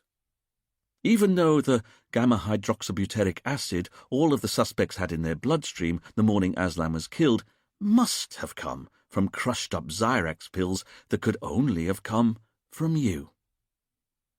Paul didn't know what to say to that, so Camille asked him much more gently, Then tell us, if you didn't steal Zyrax as part of your plan to kill Aslan, why did you steal it? Paul knitted his brows, and Richard noticed that he'd started rubbing the palms of his hands together like a man in the middle of some kind of psychological trauma. And for a long moment Camille just held the man's stare. Richard couldn't help but admire this quality in his partner, because, while he knew Camille to be almost infinitely irritating, he couldn't deny that she had the most uncanny ability to make others think she was kind, compassionate, and someone you'd want to tell your problems to. "Come on, Paul," Anne bullied. "Tell them." "Because of her." Paul's arm shot out as he pointed his finger accusingly at his wife. Anne was stunned by the accusation, but Paul hadn't finished. "Because I live with this pointless woman. Just look at her. She hasn't got a thought in her head. She believes everything she's told, and she talks and talks and talks the whole time. Have you any idea what that's like, living with someone who just won't shut up? So yes, I took the Zyrax. It's a sedative, and have done for years because it's not addictive like Valium. It just takes the edge off the constant barrage of noise, you know? Although you can't possibly know what it's like living with her." Paul was panting as he finished this tirade, and Richard finally managed to place Paul's supposed superior drawl from the earlier interviews, how he seemed to be hiding behind an entirely standoffish manner. Paul wasn't superior, and nor was he standoffish. He was on sedatives. "So, yes, I'll admit to everything. I knew who Aslan was long before I came out here, and I've even been stealing Zyrax from work, but for my own use, you understand. If there was any trace of gamma-hydroxybutyric acid in the tea we drank during the sunrise healing, then I've no idea how it got there. Because you've got to ask yourself, why on earth would I want to kill Aslan?" "He stole from you," Camille pointed out. "No, he didn't. He stole from Anne. And now you know what I think of her. Do you really think I'd cross the street for her, let alone commit murder for her?" Richard looked over at Anne and saw that she was staring at her husband as though at a stranger, the tears rolling silently down her cheeks. "And anyway," Paul said with grim satisfaction, "if you're looking for someone who's known for a long time that Aslan was really David Kennedy, you need look no further than my wife." Anne started to shake her head in horror. "No," she mumbled, "because if I could recognise David after all these years, I bet she did. She's got a better memory for faces than even I have, and she's always known about my Xanax pills. Not how I get hold of them, of course, but she knows that they're a sedative and why I take them. And the thing is, I wouldn't kill over 20 grand, not even if it were my money, not after all these years. But Anne would. Because it wasn't just 20 grand you lost, was it?" This last comment was aimed squarely at his wife. "It was your whole future David Kennedy stole from you when he took your money, wasn't it?" Richard and Camille shared a glance, both of them knowing that, as much as they were disgusted by the triumph Paul was showing at spiking his wife like this, they wanted to know more. "It's not true," Anne said aghast. "I didn't know Aslan was anyone other than who he said he was, and I didn't know that Paul's drugs were a sedative. He's lying about that. He always told me his pills were for his heart." Paul didn't feel that he needed to rebut his wife, and Camille and Richard waited for Anne to continue, but she was clearly too lost in the pain of her husband's accusation. "Then would you mind telling us how David Kennedy stole your future?" Richard eventually asked. Anne finally tore her eyes away from her husband and looked at the police. "Very well. 20 years ago I was at music college. I'm a singer. Was a singer. A soprano. It's all I wanted to do, and I knew I maybe wouldn't make it as a professional, but I knew I had a chance. Paul's right. It had always been my dream to sing on the stage. Not be famous, you understand, but to be, just that, a professional. And I'd saved and saved so I could do the course. Paul didn't understand what it was about. He never understood. He was off training to be a pharmacist. He had these big plans. Not that he ever achieved them." "Now, look here," Paul started, but Anne wasn't having any of it. "You've had your say, Paul Sellers. Now it's mine," she said, standing imperiously as she did so and commanding the room. Having done so, she wafted over to the French windows, and Richard found himself wondering how much of the melodrama in Anne's life was real and how much of it was play-acting. Because now he'd learned she'd always wanted to be on the stage, he found that he was finally beginning to understand her, her flamboyant clothes, her larger-than-life persona. This was someone who was desperate for an outlet for their passions, but who didn't have one. "You see, I only just had enough money saved to complete the course, and then a friend of a friend recommended this art lease scheme to me. They said it was a licence to print money, and I ended up handing over all my savings, all £20,000 I'd managed to set aside for the course. By the end of the first year, I discovered I'd lost everything. Every penny. I was devastated. This was it, my vocation, and I couldn't carry on." Anne took a moment to steady herself, the pain still clearly cutting her like a knife, and Richard was interested to see the anger in her eyes as she turned to look at her husband. "So I asked the college to hold my place open for me for a year because Paul said he'd get the money together for me to finish the course. But the following year I discovered that Paul hadn't been saving anything for me. The college couldn't hold my place open for 2 years, and I had to let it go. And I know it doesn't sound like much, but this is all I'd ever wanted to do my whole life. I was that close, and that man took it from me." Richard was surprised to see that Anne was looking at her husband as she said this. "You mean David Kennedy?" Richard asked, confused. "No, he was a crook. I'd expect it of him. But Paul was my husband. His duty was to help me, and he never even lifted a finger." Richard took a moment to let the tension dissipate between Anne and Paul. When it didn't, he stood up, signalling that the interview was coming to an end. "Then, one last question, Anne, if you don't mind. You see, looking at it from our point of view, Paul's right. If he recognized Aslan's true identity, it's possible that you did as well, and despite you saying you didn't know what Xyrax was, I could well imagine a jury believing that you'd look it up and learn that it was a sedative, and, as you've just admitted, you had more reason than most to want revenge on Aslan Kennedy. As you readily admit, he took away your chance of ever being a professional singer. But my question to you is this, and I want the truth this time. How did your fingerprints get on the murder weapon?" Anne looked at Richard as though he'd just betrayed her. "But it's just like I told you. I did the washing up and put it away the night before. That's the last time I ever touched one of those knives." "Even though you'd never done the washing up on any of the previous nights you'd been here?"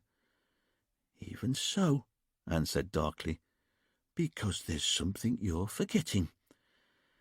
How can I be the killer? It was a man in Aslan's office the night before shouting at him that he wouldn't get away with it, wasn't it? Which makes me ask, was that you, Paul?" Paul wasn't having any of this. "As you well know, I was with you on the beach," he said. "You know," Anne said to the police, "I didn't say at the time, but I can't guarantee that Paul was with me the whole time. Not really." "Oh," Richard said, pretending that this was news to him, but he well remembered his first interview with the witnesses and the fact that Anne had seemed puzzled when Paul had said that his wife could alibi him for the whole afternoon.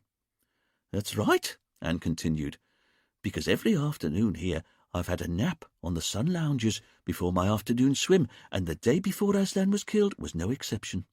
"Stop talking rot," Paul said. "I was with you the whole time." "But that's what I'm saying. I was asleep on my sun lounger for at least an hour at about 6 p.m. That's when I've been having a doze every afternoon since we got here. So, if there was a man who was heard shouting at Aslan in his office at that time, it could have been Paul." "You know," Paul said smoothly to his wife, "you really should have mentioned this before. Now it just looks like sour grapes." Anne turned her back on her husband as she said, "But if you want me to, I'll admit it. I hated David Kennedy, not because of the money he stole from me, not really, but because of what I was doing with that money, and losing it meant I never got to follow my heart. But please believe me, I had no idea that the man running this hotel was him." Richard looked at the two suspects and didn't even know where to begin. Because Paul was right. There's no way he would kill Aslan to revenge his wife, not unless he was lying about his relationship with Anne, and that hardly seemed possible, did it? The animosity he was showing towards her was too real, altogether too keen. And as for Anne, Richard could well imagine her recognizing Aslan as David from the Flyers, just as Paul now admitted he did, but if she were the killer, then why on earth did she allow her fingerprints to be found on the handle of the murder weapon? Richard once again found himself feeling manipulated. What was he missing? Who was the killer? Was it, in fact, Anne, trying to get revenge on the man who'd stolen her future from her? Or was it Paul who killed Aslan, either because he loved his wife after all and was wreaking revenge on her behalf, or maybe because he hated her and was now trying to frame his wife for the murder? But that didn't seem possible either. If you hate your wife, Richard found himself thinking, you divorce her. You don't commit murder to get her locked up. Then maybe it was Saskia Philby, because of the £1 million she lost to Aslan and the lawyers. But if she was the killer, How did she arrange it, seeing as she only arrived on the island the night before the murder, and after the list of names had been published for the sunrise meditation? And then, finally, was it Ben, for reasons still unknown? After all, if he wasn't the killer, why on earth had he run away? And who was the man who'd been threatening Aslan that he wouldn't get away with it the night before he was killed? Richard realized that the whole case was at risk of unraveling, but in truth, he didn't have even the first idea how much worse things were about to get. Within the next 24 hours, the killer would strike again. Chapter 11. In truth, the police knew that if Ben really wanted to put his mind to leaving Sainte-Marie, there'd be little they could do to stop him. A few $100 to a local boat captain, and you could be on either of the neighbouring islands of Guadeloupe or Martinique in a couple of hours. But the police had to carry on as though they'd be able to find him, and the fact that they had his passport in custody was their one sliver of hope. Without his passport, it would be that bit harder for Ben to vanish. That evening, Richard was in his shack and somewhat edgy. The rain that had been promised during the day had duly arrived as Richard had sat down to eat his tea of poached eggs on toast. He'd had to sit inside and mournfully push the watery eggs and floppy white toast around his plate while whole sheets of rain swept across his beach, unable to think over the thunderous clatter of rain on his tin roof. And then, the very moment that Richard had finished his eggs on toast, the rain had stopped, and the sun had come out to boil him again. Having done the washing up, swept the floor of sand, had his early evening shower, swept the floor again, got into his pyjamas, and then decided that the floor needed a quick sweep, Richard had since been checking through the photos he'd taken of the chemicals and cleaning products they'd found in Dominic's house. After all, just because Paul Sellers had a heap of Xyrax pills in his hotel room, it didn't mean that it was Paul's stock of Xyrax that had been used to drug the witnesses. What if Dominic also had the ingredients to make GHB in his lab? What's more, 30 seconds of research on the internet had shown that Richard's first instincts had been right. Gamma-hydroxybutyric acid could easily be manufactured in a home lab. All Dominic would have needed was some butyrolactone, some sodium hydroxide, tap water, pH paper, and basic knowledge of GCSE chemistry. Dominic definitely had the chemistry knowledge and the ability to make sodium hydroxide, but did he have the necessary butyrolactone in his lab? For the last few hours, then, Richard had been identifying each cleaning product or chemical he'd photographed in Dominic's lab, looking up its active ingredients on the internet, and then trying to work out whether that chemical could then be used to synthesize the butyrolactone Dominic would have needed to create GHB. As Richard kept checking the ingredients in the photos he'd taken of the chemicals and cleaning products, he also found his mind wandering over Dominic's role in the case. After all, Dominic was the only person who'd not got on with Aslan. Aslan had even recently sacked him, and Dominic had also kept his relationship with Julia a secret. What's more, could Dominic really be believed when he said that someone had burgled his chemistry lab the week before the murder? What was Dominic really up to?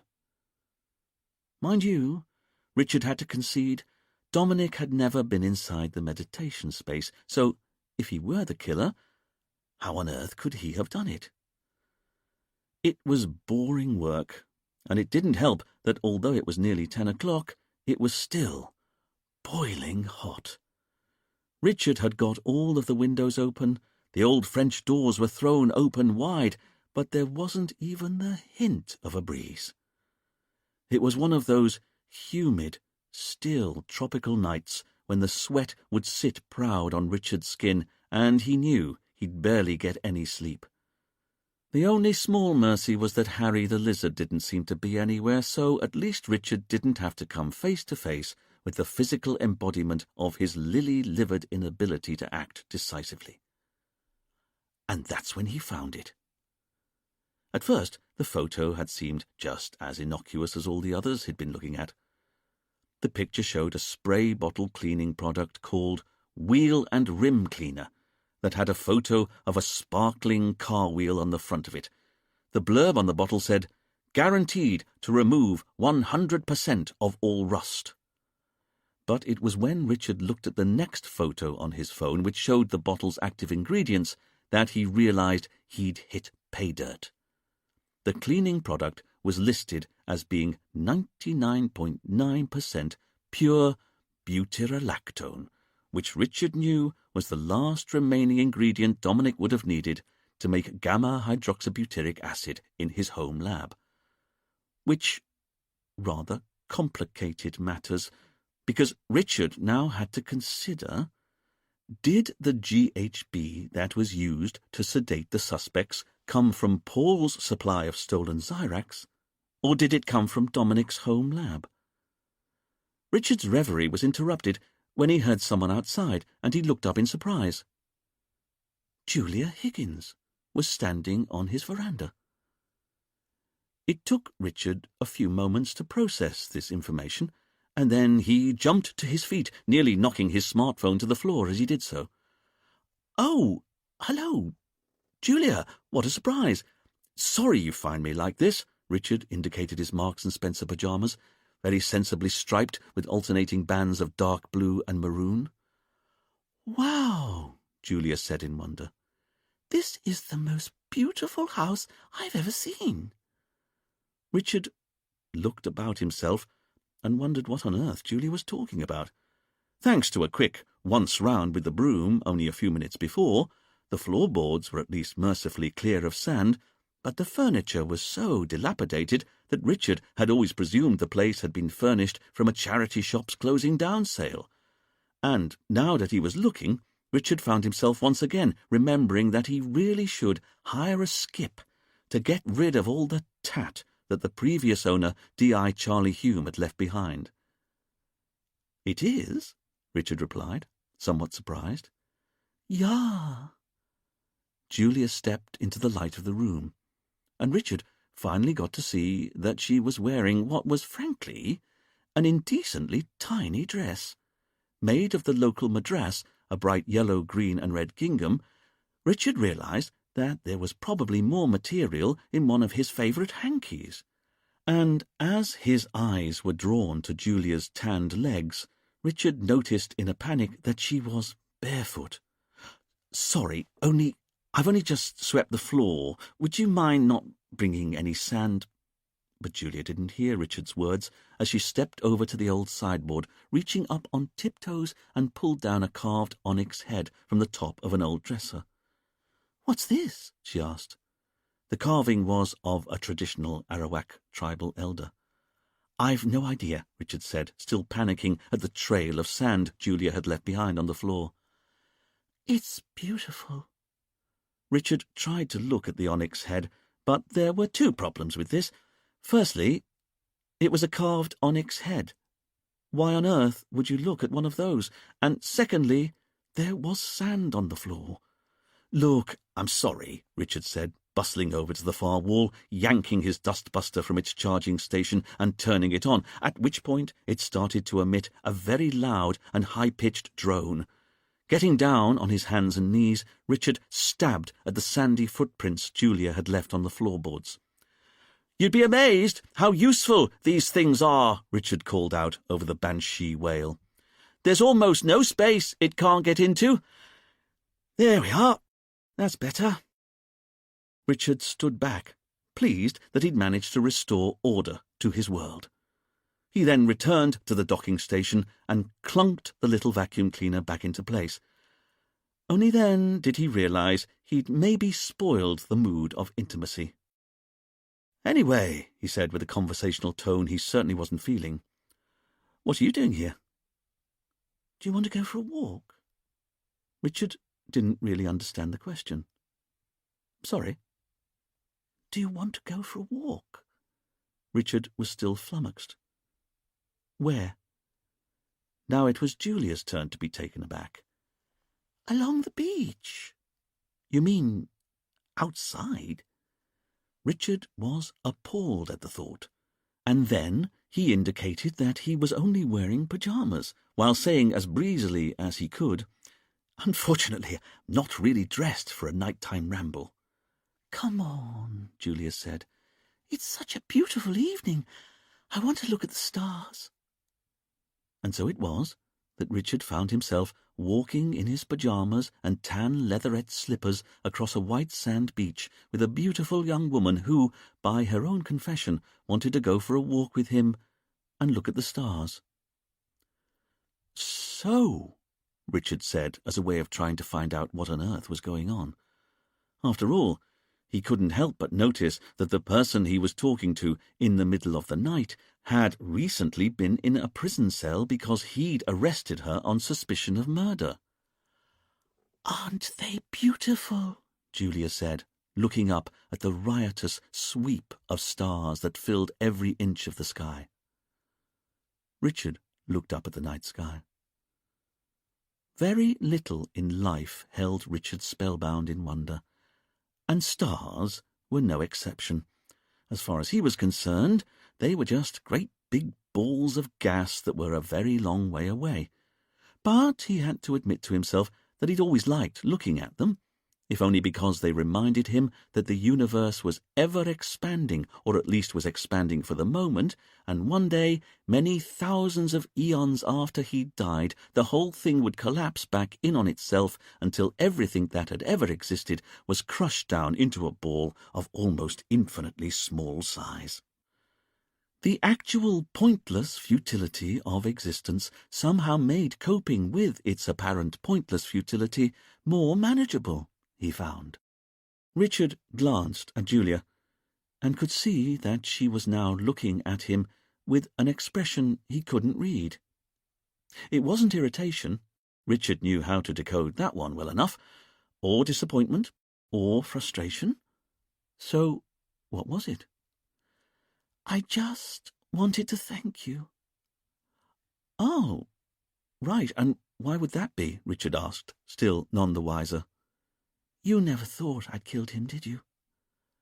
That wasn't strictly true, of course, but Richard had an instinct that now was not the time to get bogged down in the minutiae of the case.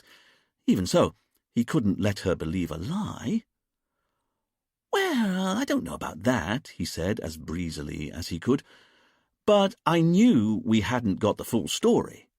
After all, you never seemed to know how you'd done it, or where the knife had come from, or why you'd done it, really. And then there's the fact that the wounds were inflicted by someone right-handed, which we knew you weren't."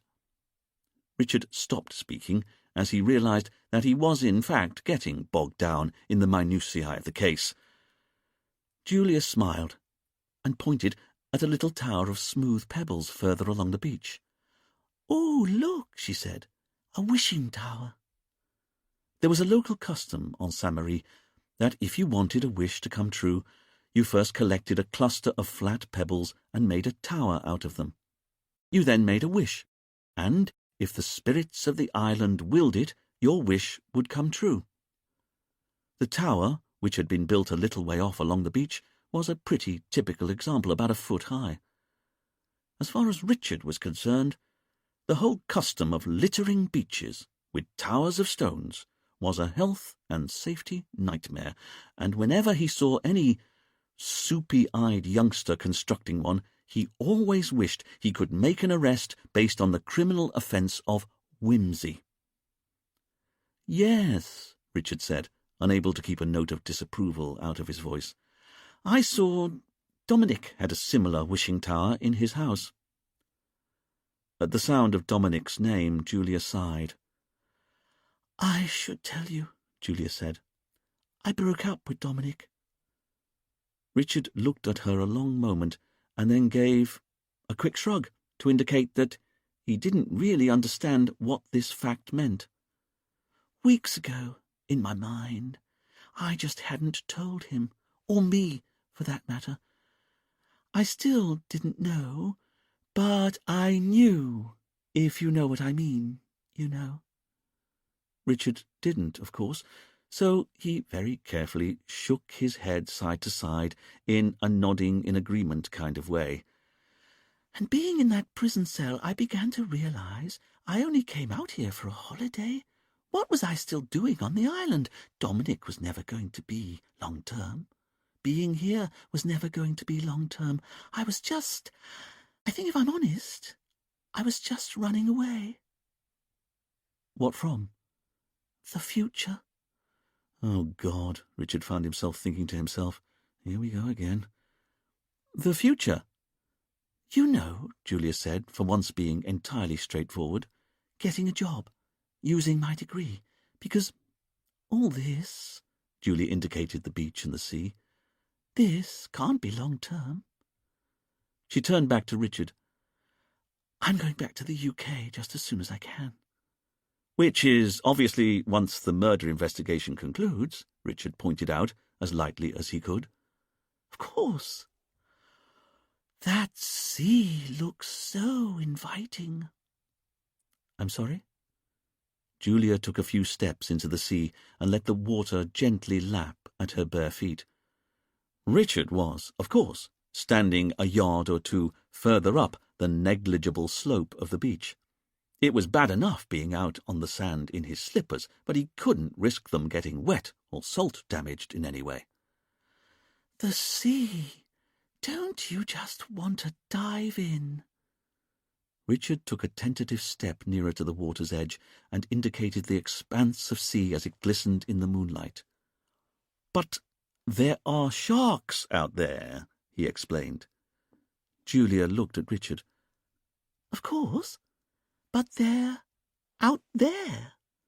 Julia pointed further out to sea, and Richard was once again struck by the collective insanity that seemed to grip otherwise rational humans when they declared a view of the sea beautiful, even though it must, perforce, contain a quantity of sharks. Hadn't they realized? Sharks were like German U-boats. They could be anywhere. Come on. We could go in, Julia said. Richard froze. I'm sorry? We should go for a swim. If he'd been wearing a suit, Richard would have straightened the knot of his tie. Don't tell me you've never been for a midnight swim, Julia asked, amazed. I haven't been for a swim. Now it was Julia's turn to be surprised. I'm sorry? I don't even own a pair of trunks. What? I don't like swimming in the sea. But you've swum in the Caribbean, Julia asked, amazed. As it happens, no. You've got a private beach here, and you've never felt what it's like to go swimming in that water. Looking at Julia's surprise, Richard began to realize how ludicrous his non-swimming policy must appear to others. He wanted to explain that the one time he went paddling in the sea, he'd trodden on an anemone and ended up having to go to hospital to get a tetanus jab, but he had an instinct that maybe this wasn't the time or place for a lengthy speech on the inadequacies of what passed for the island's accident and emergency provision. Well, that's going to change, Julia said decisively. You're going for a swim right now? Richard began to panic. What? I am? Come on. No one's around. You have to go for a swim. It's like a bath out there. But I said I don't own any trunks. Julia looked at Richard as though he were entirely stupid. You don't need to wear trunks. I think you'll find that I do. You don't need to wear anything at all. Come on, Julia said, a look of delight in her eyes. There's no one around. We can go skinny dipping. Just you and me. Time seemed to slow down for Richard at that moment, but it also seemed to speed up and bulge in the middle, and all the while Richard seemed to have an out-of-body experience where he was looking at himself on the beach, talking to a beautiful young woman who'd just suggested that they both take their clothes off and go swimming together. "What do you say?" Julia asked again, her eyes sparkling as Richard just stood there like a statue of himself. "There's no reason to be inhibited. It's just our bodies. Come on. I'll go first, then you can follow." Julia reached down, clutched at the hemline of her skirt, and was about to pull her dress up over her head when Richard's hand shot out and grabbed her arm. "You can't do that!" Julia looked at Richard, surprise in her eyes. She then began to realize that maybe this wasn't a trivial matter or, in any way, fun for Richard. "I'm sorry," Richard said, "but I don't do this. You know, go for walks with beautiful women or have them offer to take their clothes off." Richard couldn't have looked more confused, and Julia's heart went out to him. "You're stressed." "Seriously, you have no idea." "At the thought of swimming naked with me." Richard bit his lip a bit. "Mm-hmm." Julia thought for a moment and then smiled. She let go of the hemline of her dress. "Hey, then it's all right, if it would make you unhappy." Richard didn't say anything. His flight and fight mechanisms had both kicked in at the same time, and now he couldn't move. Julia looked at Richard. "Maybe I shouldn't have come. But anyway, I just wanted to thank you for believing in me. You're very lovely. You know that?" After a moment, Richard's left hand wafted an inch from his body. It was all he could manage.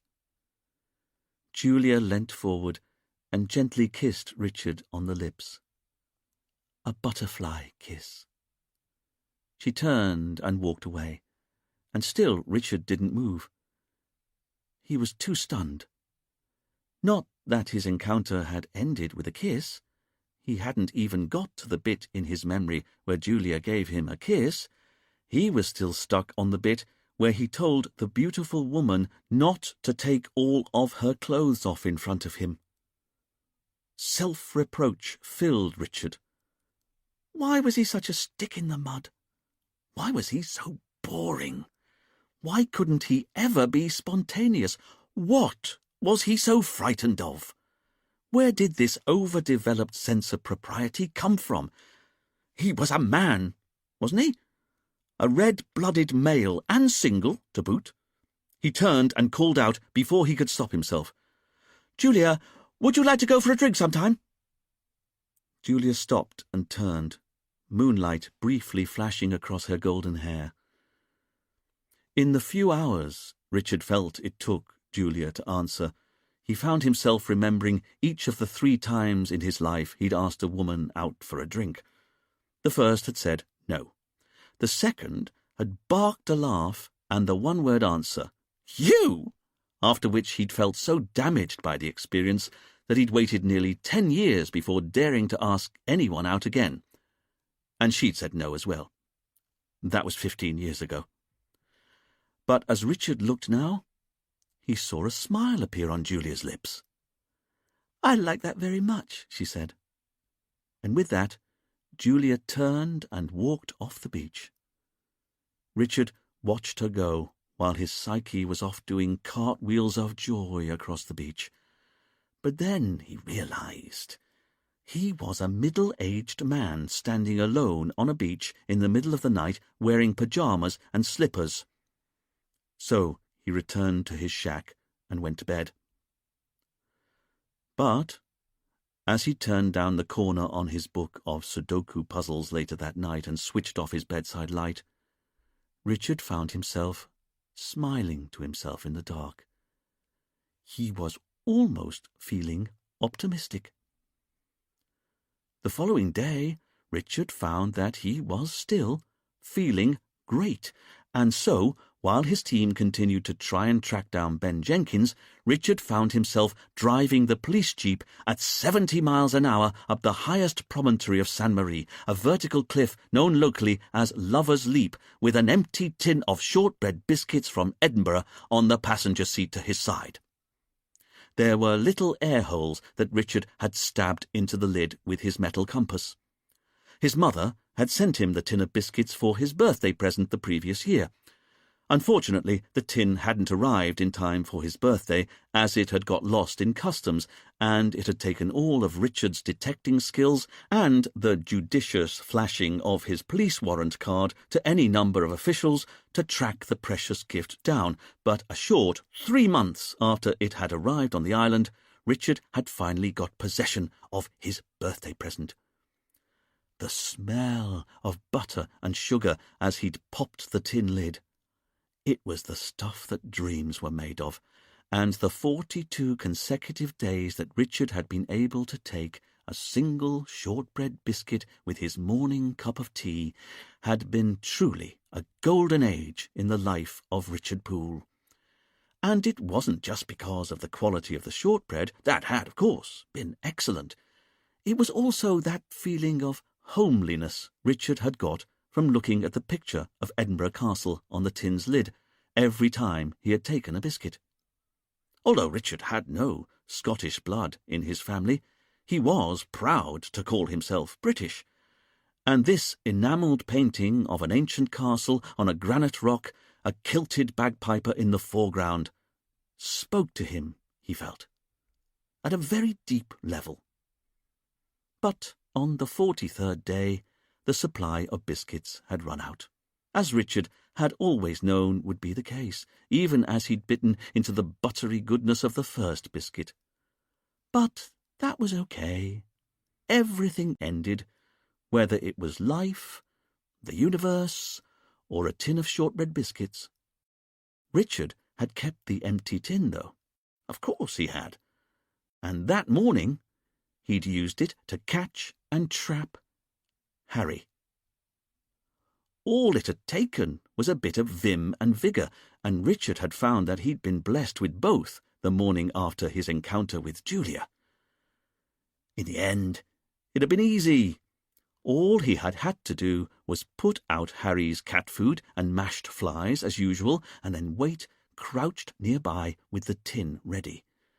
Only a few minutes later, Harry had skittered across the floor to his food, as Richard knew he would, and he'd been able to pounce, slamming the upturned tin down on top of the unsuspecting lizard with a cry of "Aha!"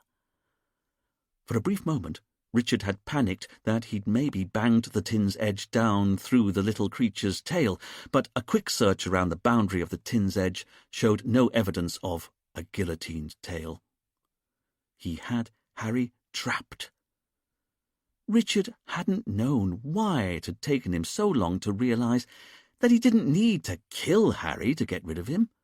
He just had to release him back into the wild, that's all. And releasing Harry back into the wild was even the right thing to do. Lizards shouldn't be domesticated. And if the place he released his lizard was both a good few miles away from his shack and also near the highest cliff on Saint Marie, well, then that was just one of those things.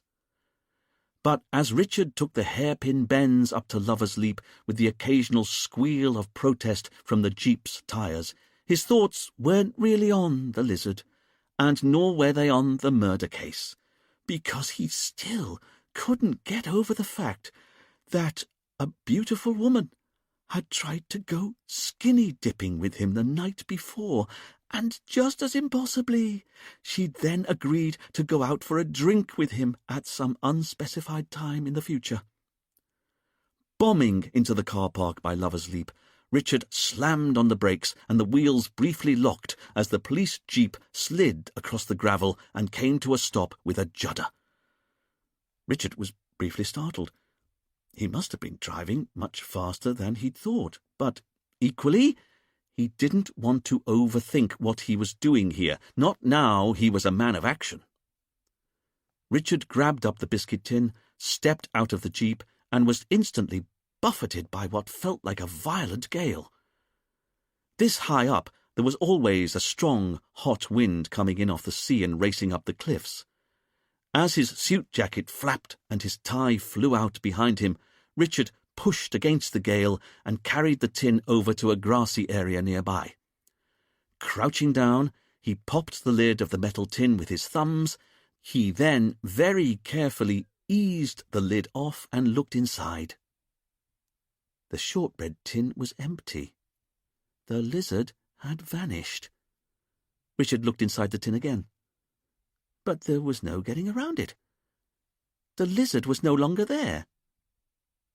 So where was he? Cold dread began to trickle through Richard's body as he realized what must have happened. He looked at the lid he'd removed and, oh so slowly, turned it over so he was looking at the underside of it. Harry the lizard was holding on with his suckers and looking at Richard with what was a frankly insolent grin. Yeah, well, Richard thought to himself, that was the last time Harry would trick him. Richard carefully lay the lid down on the grass so Harry could scamper off to his new life. Only Harry didn't move. Instead, he just looked up at Richard with a cheeky grin. Oh, well, Richard thought to himself, Harry was hardly Richard's responsibility any more. He could just leave him here. But as Richard turned away, he realized that Harry was still standing on the underside of the biscuit tin lid, a biscuit tin lid that Richard liked looking at. Richard's irritation spiked as he returned to the tin lid, pulled out his hanky, got back down on his haunches, and started to waft it near to Harry's face. "Shoo!" he said. The lizard didn't move. "Go on!" "Skedaddle!" he said. Harry looked up at Richard as though he was expecting to be fed. "Look! You're a lizard! Would you please leave me alone?" Still nothing from Harry. Richard decided that desperate times called for desperate measures. He carefully picked up the tin lid at the edges and gently tried to shake Harry off. Harry seemed to hunker down and hold on as though it were a game. "Oh, come on," Richard said, and shook the lid a bit harder. Harry's suckers on his feet were equal to the task. "Please, for the love of God, won't you just bugger off?" And as Richard said this, he flicked the lid as though he was shaking a sheet out. The lizard popped into the air, got caught by a gust of wind, and sailed off and over the edge of the cliff. Richard watched the little green creature disappear from view. "No!" Richard was up and running, but he already knew it was too late as he threw himself to the ground just short of the cliff's edge. And as he looked over at the vertiginous drop to the sea hundreds of feet below, Richard now knew what it felt like to be a murderer. He'd just killed a blameless lizard, and remorse filled his body. Harry the lizard emerged from a nearby clump of grass and scampered up Richard's arm and onto his head. Richard froze as he realized that Harry hadn't gone over the cliff edge as he'd first thought, and as he spun over to swat the lying and cheating creature away, Harry scampered down Richard's suit jacket and disappeared off into the long grass, his tail swishing happily behind him. "Always have to have the last word, don't you?" Richard shouted out at his lizard's departing back.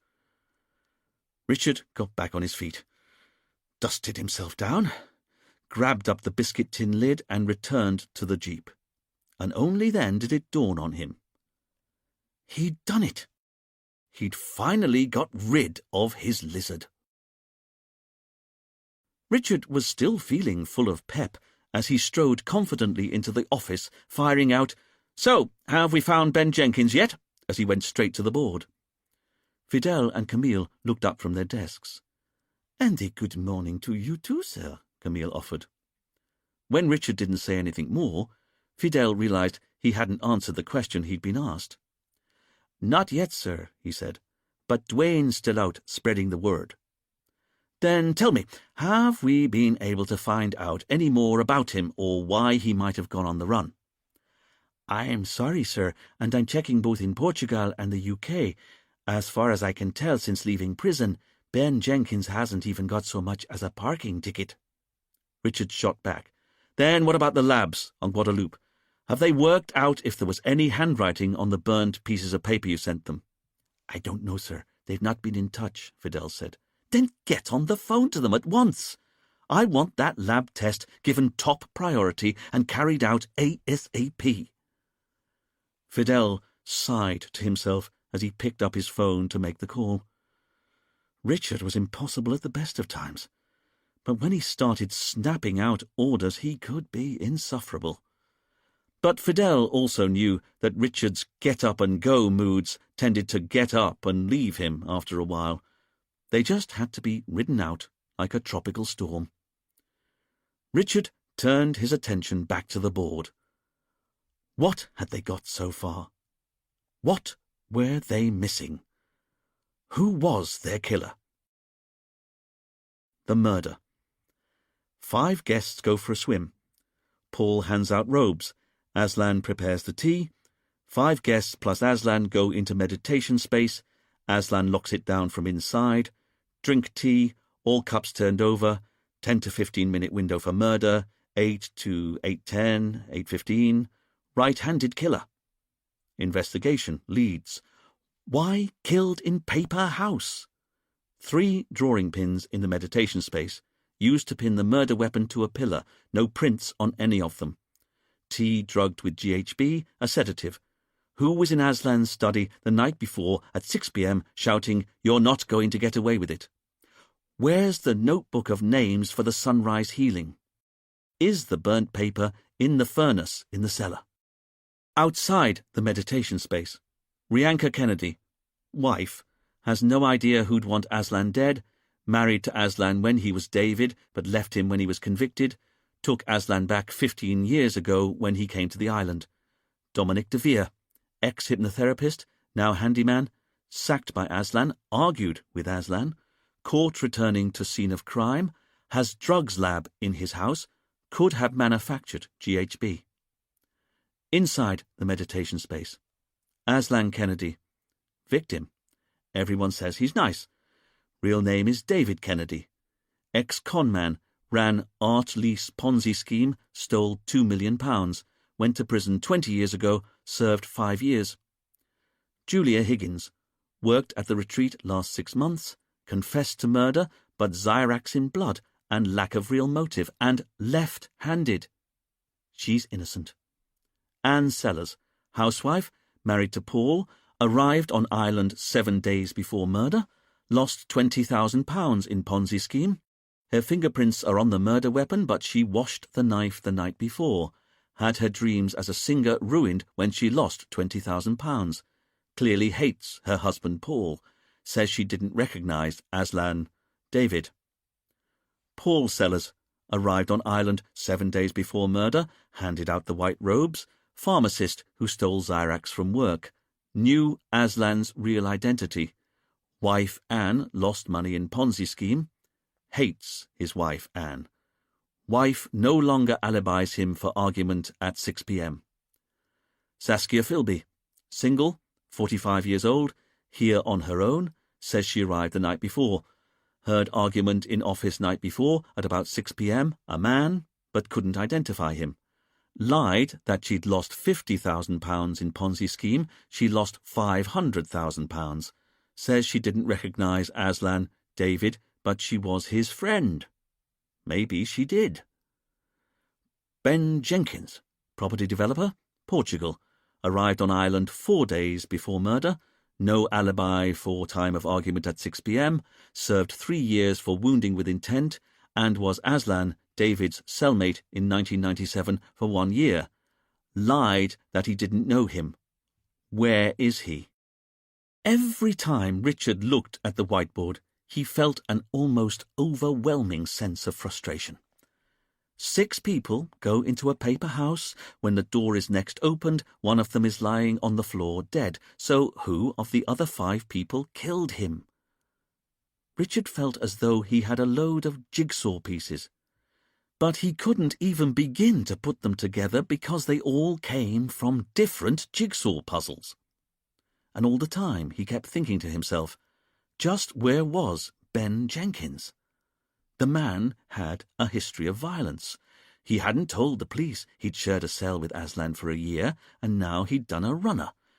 But then, if he was guilty of murder, why hadn't the police been able to find any communications between Ben and Aslan in the last few months? The killer had to have got Aslan to invite the Ponzi victims out at the same time. Nothing else made sense. And yet none of Ben's phone records from Portugal or Aslan's phone records or emails showed there'd been any contact between the 2 men at all. Unlike Paul Sellers, who had also, it turned out, been lying to them, because not only had he been in contact with Aslan with regular phone calls over the last 2 months, Paul had even admitted that he'd always known that Aslan was in fact David Kennedy, and Paul had been stealing GHB in the form of Xyrax from his place of work. That couldn't be a coincidence, could it? But then, Paul was also right when he said he didn't have a motive to kill Aslan. It wasn't his career that had been ruined by the Ponzi scheme, it was his wife's. And it was her money that had been lost when Aslan was arrested, not Paul's. If Paul was the killer, he'd have to have another motive, one that the police didn't yet know about. But what could it be? But then Richard found himself thinking it was only when he was interviewing Paul that he discovered that Anne was maybe a hell of a lot more psychologically damaged than she'd ever let on before. And there was no getting away from it.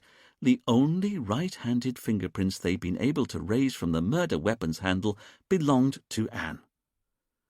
But why would she leave her prints on the knife if she really were the killer? As for Saskia, she'd also lied to the police. And if losing £500,000 was enough of a motive to want Aslan dead, and it was, wasting the rest of your fortune on trying to get the money back just gold-plated that motive. And out of all the available motives, Richard felt that Saskia's was still the most powerful. Losing a fortune like that, and after it had taken her dad so long to earn it, could drive anyone to murder. And yet Richard had got no sense of present anger from Saskia when they'd last interviewed her. Yeah, she was bitter and ashamed, but Richard felt that Saskia had mostly put the past behind her. Unless she'd been tricking the police, of course. But even if she'd come out to the island with the express intention of killing Aslan, just how could she have done it, seeing as she only arrived the night before he was killed?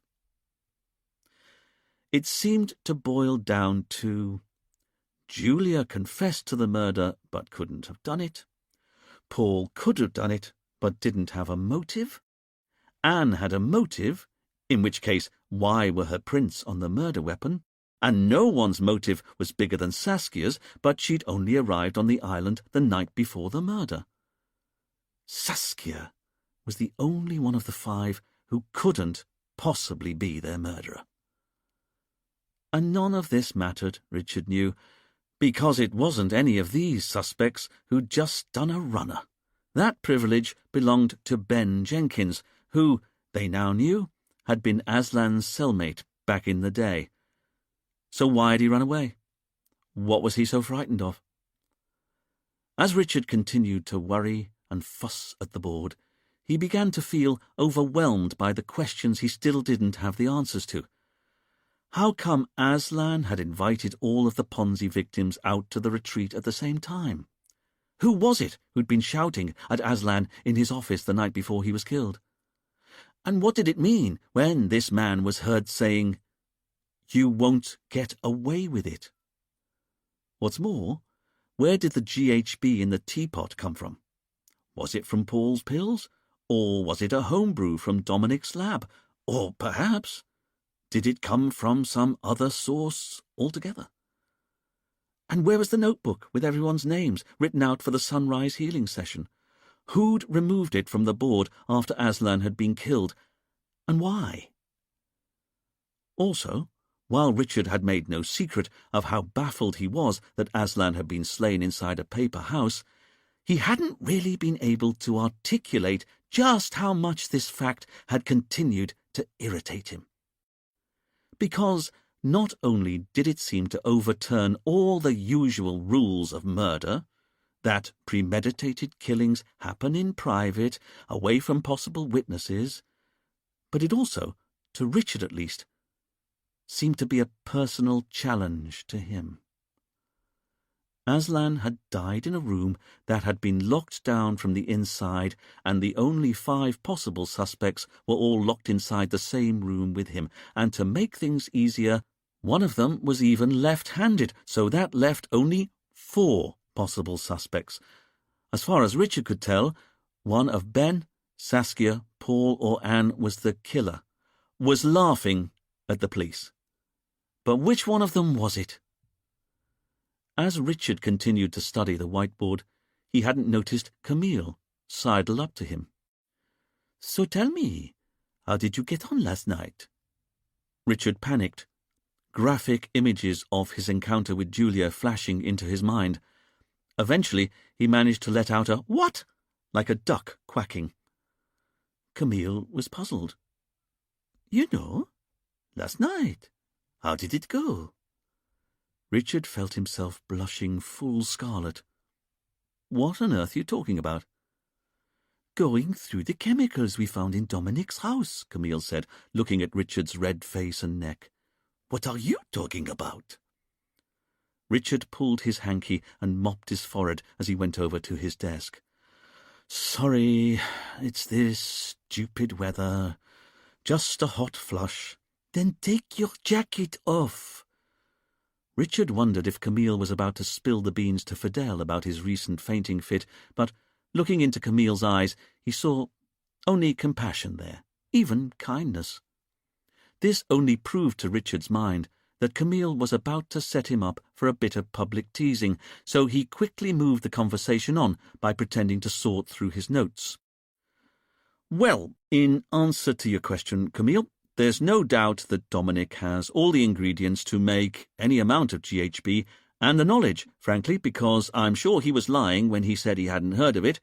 But what I can't fathom is how he'd have administered it, because you're right. He's able to have made the drug, and he's even possibly got a motive, seeing as Aslan recently sacked him. After all, Dominic stayed on as the retreat's handyman, which is odd, don't you think? So maybe he only stayed on so he could plan the murder of the man who sacked him. But even if that was so, our killer has to have been inside the murder room with Aslan, which we know Dominic wasn't. So he can't be our killer." Richard was about to announce that they should switch their attention back to Ben Jenkins when he noticed Fidel, deep in thought. "What's that, Fidel?" Richard asked. "Have you got something?" Fidel looked a little surprised at being called out. He took a moment before answering. "Well, sir, it's something of a long shot. I'd rather not say." "Don't worry. Speak up. As long as the killer's still on the loose, there's no such thing as a stupid idea." "Okay, sir. Well, the thing is, I was wondering, what if Dominic hypnotized Julia to commit the murder?" Richard looked at Fidel. "No, I take that back. There is such a thing as a stupid idea." "No, I know, sir," Fidel said, paddling fast. "But the thing is, I think there's a way he could have done it." Richard looked at just how eager Fidel was and sighed. "Very well," Richard said, "but only because it will take considerably less time listening to your idea than it otherwise would trying to stop you from telling it." "Thank you, sir," Fidel said. "So, here's what I was thinking.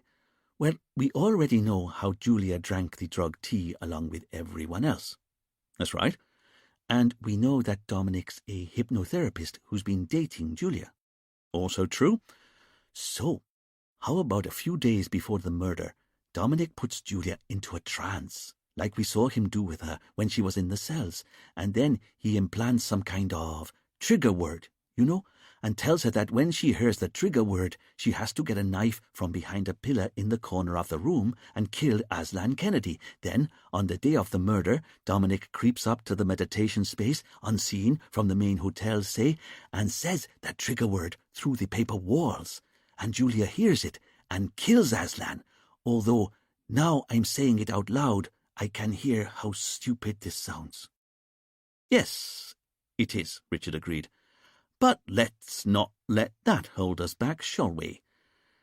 Instead, let's imagine you're right. Dominic waits until everyone's lying down. He creeps up to the meditation space unseen, and then he says the magic trigger word, at which point, what are we saying? Julia heard it even though she was wearing headphones at the time? Or, I know, maybe Dominic broadcast this trigger word on the spare Wi-Fi channel we know he freed up a couple of days before the murder, and he somehow made sure that only Julia's headphones were tuned to the Wi-Fi channel that was playing the recording of him saying the trigger word over and over. Maybe that's how it was done. Fidel didn't dare say anything. But let's say Julia somehow hears this trigger word. Are we then saying she gets up, now hypnotized, and goes to the corner of the room where she picks up a carving knife with her wrong hand, her right hand, but never mind, she's got the knife she's improbably holding in her weaker hand, but now, through the power of hypnosis alone, she then strikes down into Aslan's neck twice and into his shoulder and back 3 more times. Richard let this unlikely scenario hang in the air a moment. So, thank you, Fidel, for your theory, but just for the record, no one was hypnotized into killing Aslan Kennedy, and nor could Dominic be our killer either. He may be involved somehow, I don't deny it, maybe because he inadvertently supplied the GHB, or maybe he's in cahoots with the killer, but the only person who could possibly have wielded that knife has to have been one of the people who was locked inside the room with Aslan. Okay? And on that subject, Richard continued, it's Ben Jenkins who's now disappeared. Ben Jenkins, who shared a prison cell with Aslan all those years ago. Can we at least agree that he's currently our prime suspect? In which case, we've got to find him before he gets off the island. And by that afternoon, that's exactly what they did. Dwayne found Ben Jenkins. Chapter 12. It turned out that Ben had checked into one of the less reputable hotels down on the Rue Cassini beach, a place that didn't require a passport to get a room, and all had gone well for him until he tried to get a taxi to the Portuguese consulate from a man who owed Dwayne a favour. The taxi driver had taken Ben's money, phoned Dwayne to find out where he was, and then driven Ben straight to Dwayne. Ben had been none too happy to discover that he'd just been stitched up by a taxi driver, and there'd been a moment when he'd maybe thought about making a run for it, but Dwayne and the taxi driver had dealt with people like Ben their whole lives, and, at the last moment, Ben had realized that the game was up. He wasn't going anywhere.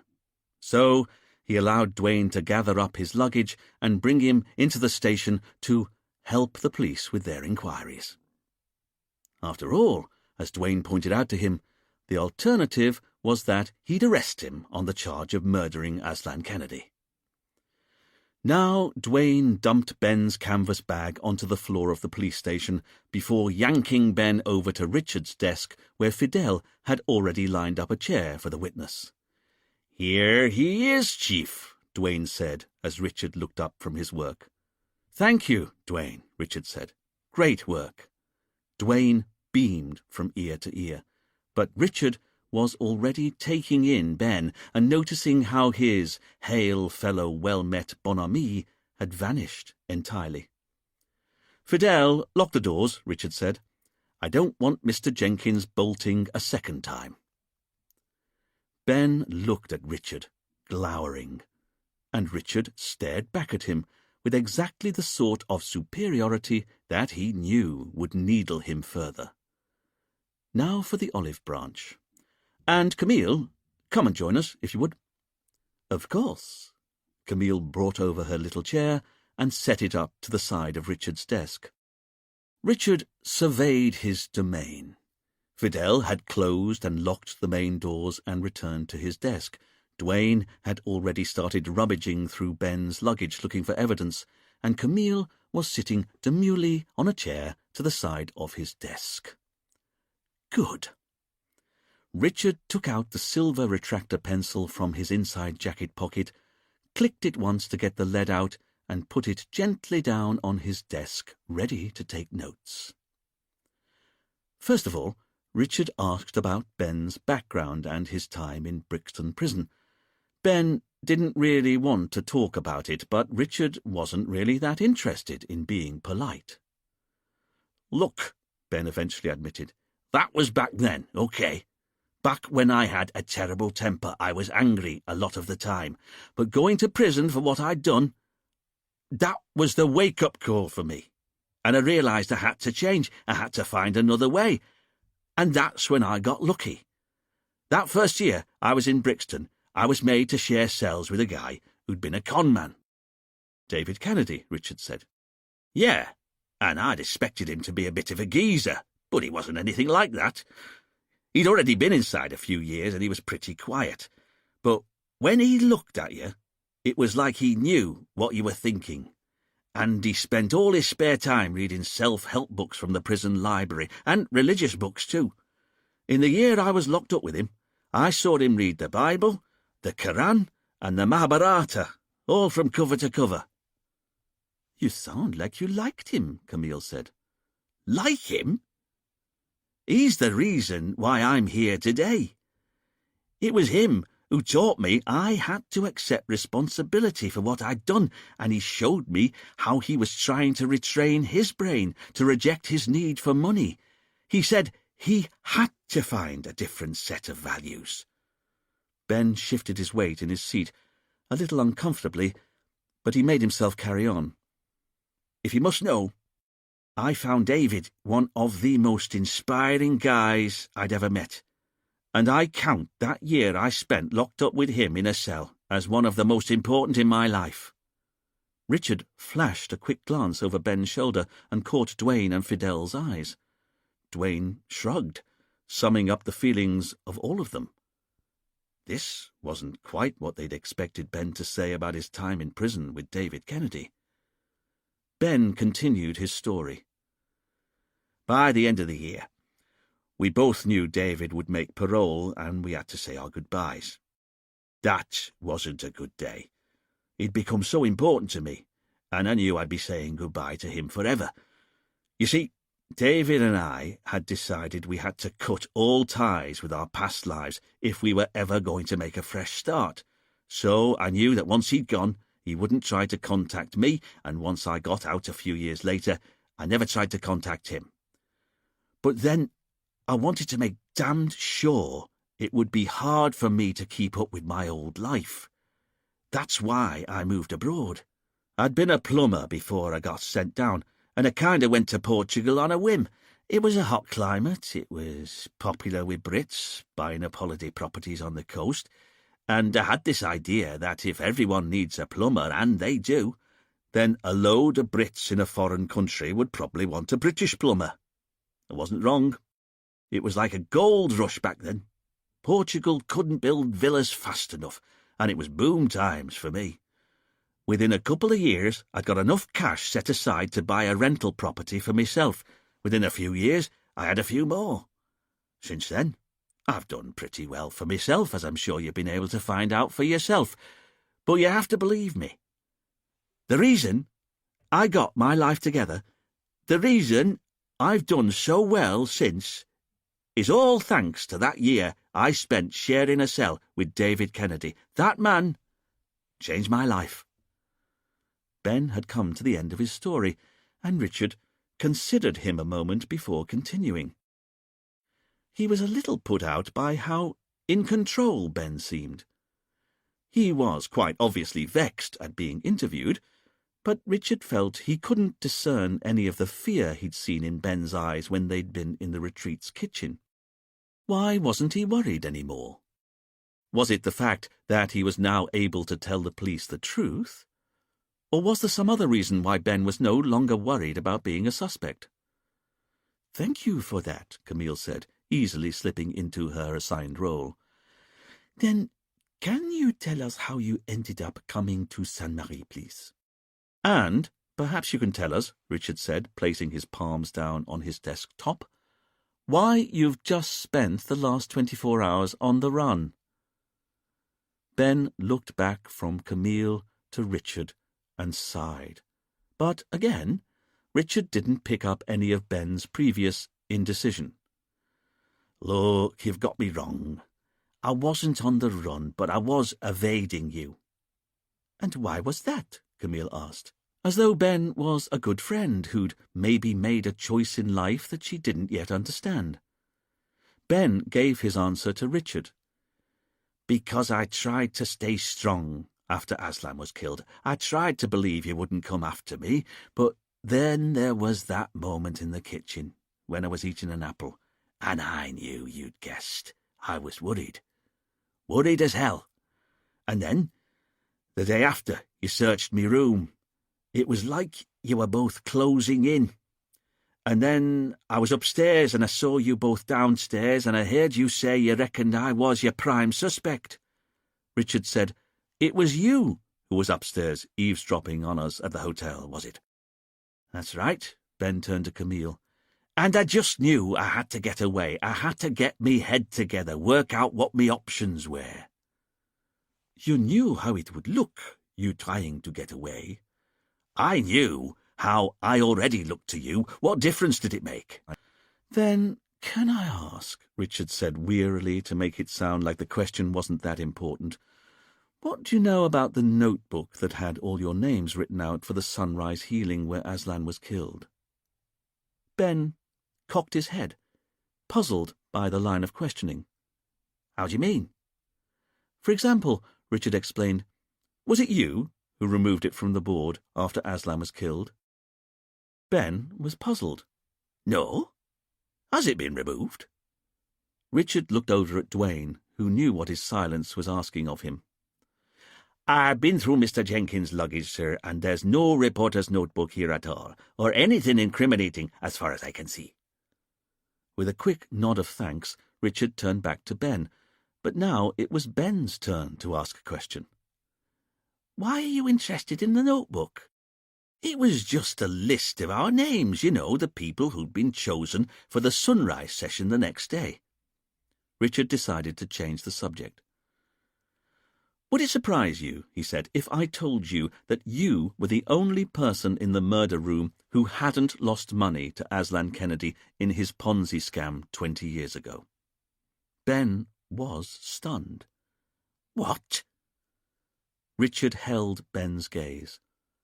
"Of the 5 people who were locked in the murder room with Aslan Kennedy, you're the only person who he never stole any money from." Ben's mouth opened to say something, but then it closed again. He was speechless. "You see," Camille said, "Aslan had been inviting some of the people he'd stolen from in the past out here on all-expenses-paid holidays as his way of making amends. But this was the first time he'd allowed 4 of them to be at the retreat all at the same time. And we want to know how you came to be locked up with them all in the murder room when Aslan was killed," Richard finished. Ben licked his lips. "I have no idea. You have to believe me. You see, this is exactly what I knew would happen. You don't believe me." Richard looked at Ben and decided it was time to step up a gear. "Damned right we don't," he said. "So, seeing as Aslan didn't invite you out here, can you even begin to explain how you ended up on the other side of the world, in a paper and wood house, at the precise moment that your ex-cellmate was brutally slain?" Ben was taken aback. "How do you mean?" "We know Aslan didn't invite you. So what are you doing here?" Ben looked hurt and thought for a moment. He then plucked at the light pink shirt he was wearing to let some air circulate, the heat clearly prickling his skin underneath, and Richard noticed beads of sweat on his forehead. Good. He was feeling the heat, literally as well as figuratively. "All right," Ben eventually said. "But what I'm about to say is going to sound like it's incriminating me. That's why I wanted to see my consul. I wanted to give my statement direct to someone who wasn't going to misrepresent my words." "You think we'd frame you?" Richard said with a touch of needle. "I don't trust the justice system in Europe. I definitely don't trust the justice system in the Caribbean." Richard saw Camille, Duane, and Fidel bristle at this, but he was quick to hold up a finger to silence his colleagues before they could speak. Instead, he smiled for Ben's benefit. The smile was entirely mirthless. "Go on." Ben shifted his weight again, still not happy. "Have you got a glass of water?" "Of course," Richard said. As Fidel brought over a glass of ice-cold water, Ben spoke of his life since leaving jail, how hard it was to put the past behind him, but how rewarding it was, too, even though he knew that no matter how hard he tried, he'd never really escape his past, and that's what had happened. "About a year ago, I was contacted by this ex-con I'd known in Brixton, a guy I only ever knew as Ratty. He was called Ratty because that's what he was like, a rat. Anyway, I knew he'd got out soon after me, and he'd tracked me down all these years later, God knows how. But he said he'd heard I was now making a mint, and would I be interested in employing him for his financial services, that's what he called them. But when he got into the nitty-gritty, all I could tell was it involved moving money in and out of offshore accounts faster than the authorities would be able to keep up with it. It seemed dodgy as hell, no better than money laundering." "So what did you do?" "I told Ratty to get lost. And you can check my bank accounts, my company accounts. I've been on the straight and narrow ever since I got out of jail, and I can account for every cent I've earned and every cent I paid in tax." Camille smiled. "Don't worry. We checked you out." "Thank you," Ben said, but a little warily. Anyway, so I was telling him thanks, but no thanks on the financial services. But just before he hung up, he said, had I heard that my old mate David Kennedy was up to his old tricks? This got the police's attention. Even Fidel and Duane stopped what they were doing so they could listen in.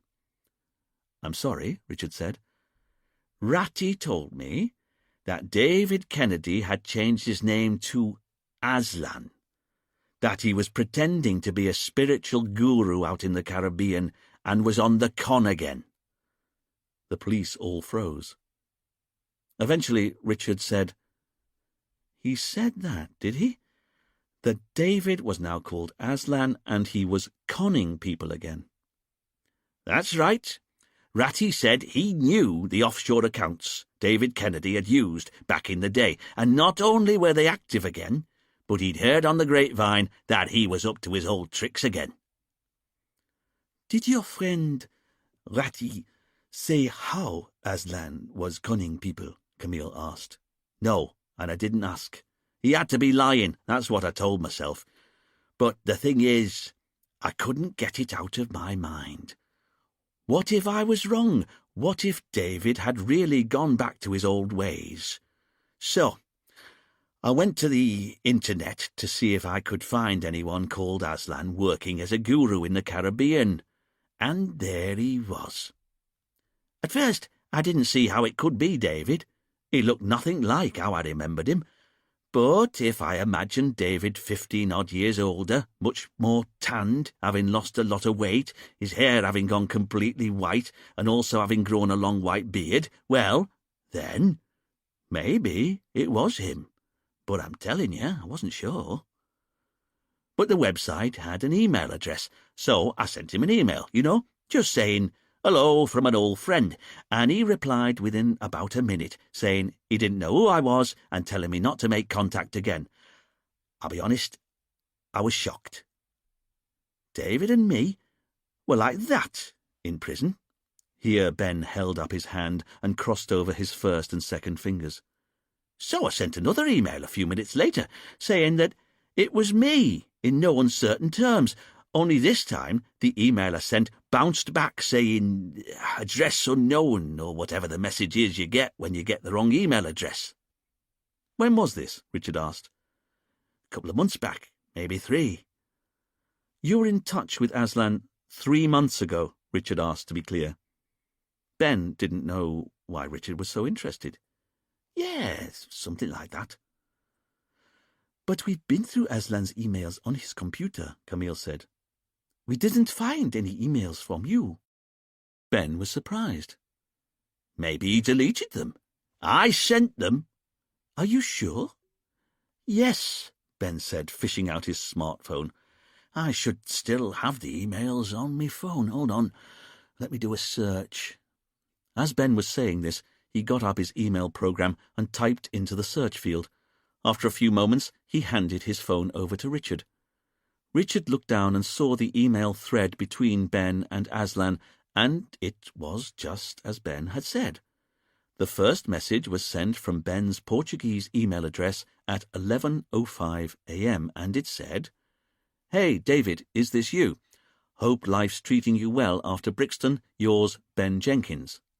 At 11:08, Aslan had replied, "Don't contact me again under any circumstances. I have left the past behind." Then, at 11:10 a.m., Ben had replied, "What? It's Ben Jenkins here, C3397KB. I've been speaking to Ratty. What's going on?" Richard looked up briefly from the smartphone screen. C3397KB. "It's my prison number," he said, "as David knows well." Richard looked down at the screen one more time to see that, although Ben had sent the message at 11:10 a.m, the reply had come back from the server the very same minute, saying, "Mail delivery subsystem mailerdemon at theretreatstmarie.com. This is an automatically generated delivery status notification. Delivery to the following recipient failed permanently. Aslan at theretreatstmarie.com. Technical details of permanent failure. Perm failure SMTP error state 12 552 522. Richard could see that Ben had resent his follow-up email again a few minutes later and again a few minutes after that, and both times the message was immediately bounced back as being undeliverable. Richard guessed what must have happened. Immediately after the first email had arrived, Aslan had added Ben's email address to his spam list and, in effect, instructed his email program to send back a not known at this address email when he got any further emails from Ben. Richard called over to Fidel and asked him to get back in touch with Aslan's email service provider. Now they had a specific email exchange to get them to look for. There was a better chance they'd agree to it. "You don't believe me," Ben said. "As it happens, I do," Richard replied. "But I'm interested in gathering evidence that will stand up in court. And if your email provider has the exact same message on its servers, then that will prove this is a real email trail." Richard had difficulty keeping the excitement out of his voice as he said this, because there was another reason why Richard wanted Ben's email trail categorically proven, and that's because he'd noticed that the whole email exchange had happened at least 3 weeks before Saskia, Paul, and Anne had received their invite to take part in a free holiday at the retreat. Finally, for the first time, here was definitive proof that at least one person inside the meditation space when Aslan was killed not only knew Aslan's real identity, but had also been in touch with Aslan before he'd invited the Ponzi victims to the Caribbean. Logically, then, Richard found himself thinking, Ben was still their prime suspect. Not that Ben needed to know this. To Ben, Richard tried to sound disinterested as he asked, "So your old mate David was shunning you now that he was going around the place saying it was Aslan. How did that make you feel?" It's not how you treat an old cellmate, Ben said. I was angry, but I tried to put it to one side. If David wanted to be like that, then it was none of my business. For the next month or so, it would maybe pop into me head from time to time that he'd turned his back on me, but I tried to forget about it. Then, one day, I was planning a holiday for myself, but you know what it's like. When you already live in a holiday destination, it's kind of hard to know where to go. But a mate had suggested I go to a health farm. And that's when it occurred to me I could come to the retreat. Because Aslan might be able to fob me off with an email, but it would be harder to do it if we were face to face. And, to be honest, I also wanted to see him because I just couldn't believe he was on the con. Honestly, this was the guy who'd turned my life around. I couldn't square that man with the one who'd sent me the email, so I booked a 2-week holiday at the retreat. Did you have any further communication with Aslan or David following that first round of emails? Richard asked. No way. I had me pride. I just wanted to see his face when he saw me. And how was it when that happened? Ben paused a moment and finished his glass of water. He then looked at the police, briefly composing his thoughts. OK, so I checked in, didn't see him. Went down to me room, still didn't see him. And then, when I went down to the beach, that's when it happened. He was coming up the path, dressed in this long white Indian-style top and what looked like pyjamas. And when he saw me, you should have seen his face. Total shock. It was kind of obvious he wouldn't be able to dodge me now, but to his credit, he came up to me, didn't say a word, just gave me a big hug. I reckoned it was his way of saying sorry. Anyway, within a few minutes he told me everything, how he'd turned his life around, how he'd come out to the Caribbean and finally found the peace we'd both talked about when we were in prison together. But I had to know if what I heard was true, and I told him outright there wasn't any point in lying to me. I'd heard the whole place was a con.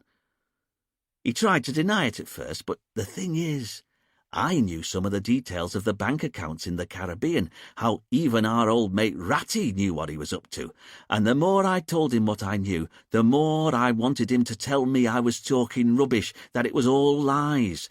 But when I'd finished speaking, he looked at me, and I could tell he was weighing up if he could lie to me like he'd lied to everyone else. He decided to tell me the truth. And what did he say? Camille asked. That what I'd said was true, Ben said. That he was back on the con. Richard and Camille shared a sharp glance. When did he tell you this? That first day I came out here. And 4 days later he was dead, Camille said. Nothing to do with me, Ben said, holding up his hands. Where did you have this conversation? Richard asked. I'm sorry? Ben didn't understand. Is there any chance your conversation with Aslan, where he admitted he was on the con again, was overheard by anyone else? I don't know. We were just in the garden, walking. Then please think very carefully. Do you remember seeing any of Paul or Anne Sellers or Saskia Philby in the vicinity, or walking past while you were having this conversation with Aslan? Ben thought long and hard before answering, I'm sorry, I've no idea. I didn't really know what any of those people looked like yet. Not until a few days later, when we all went to the sunrise healing. But tell me, now you've told us this, was it you who was in Aslan's office arguing with him the night before he was killed, telling him you wouldn't let him get away with it? Richard asked. Ben shook his head. No way. I don't know who that was, but it wasn't me. And you expect us to believe that? Ben sat forward in his chair, clearly fed up with the whole process. To be honest, I don't care anymore what you believe. All I know is I've now told you everything, the whole truth and nothing but the truth." Fidel called over from his desk, indicating Aslan's laptop as it sat open on the desk in front of him. "Sir, you should know, I've been onto Aslan Kennedy's email provider. They've agreed to look for this one email exchange, but I've also been looking through Aslan's preferences for his email program, and Mr. Jenkins' email address is indeed on his spam list. Any emails that Mr. Jenkins sends to Aslan Kennedy are automatically bounced back, just like Mr. Jenkins is saying." "You see," Ben said, turning back to Camille and Richard. "David Kennedy might have changed his name to Aslan, but he's still the same crook he's always been. He admitted as much to me himself." Richard and Camille looked at each other. If Aslan had started conning people again, this changed everything, didn't it? But what was the con this time? The office phone rang, and Dwayne ambled over to answer it. After a few moments, he turned back to his boss and said, "Chief, it's Dominic DeVere up at the retreat. He says he's found the missing notebook." Chapter 13. "I was just walking past," Dominic said to Richard as he stood in the main hallway of the retreat, "and then I realized it was back." Dominic pointed at the notice board, and Richard could see that what he was saying was true. There was indeed an old spiral-bound reporter's notebook hanging off the old nail. What's more, the notebook was turned over to the sunrise healing session that had been arranged for the day that Aslan was killed. But what was it doing there? Who'd put it back? Why had it suddenly reappeared? "And I don't understand," Dominic said, "because this is the list for the sunrise healing the day that Aslan died, but the 5 names chosen here aren't any of the people who went into the meditation space with him." Richard could see that Dominic was right. None of Julia, Saskia, Paul, Anne, or Ben's names were on the list. These were 5 completely different names. Richard had a good idea how this might have happened, but he wasn't saying for the moment. Instead, he put on a pair of evidence gloves to bag the notebook and, as he did this, he tried to work out how best to proceed. First, Ben had been missing, then they found him. Then Ben had told them that Aslan had admitted that he was back on the con again, and now a crucial piece of evidence had suddenly turned up, but with a different list of names to those that had attended when Aslan was killed. On the way back to the police station with the notebook, Richard got Camille to stop off at a local general store's where he bought a children's silvered helium balloon with the words "For Today" on its outside. Richard knew how odd it must have looked. A middle-aged man in a suit buying a helium balloon, but he wasn't saying. And he knew how intriguing this must have been for Camille. But seeing as she already knew that Richard was trying to tantalize her, she refused to mention the balloon, which suited Richard just fine.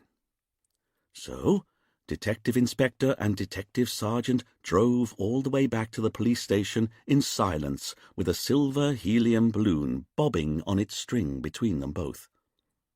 Camille lasted right up to the moment that they started walking up the steps to the station. "All right," she finally said, utterly exasperated.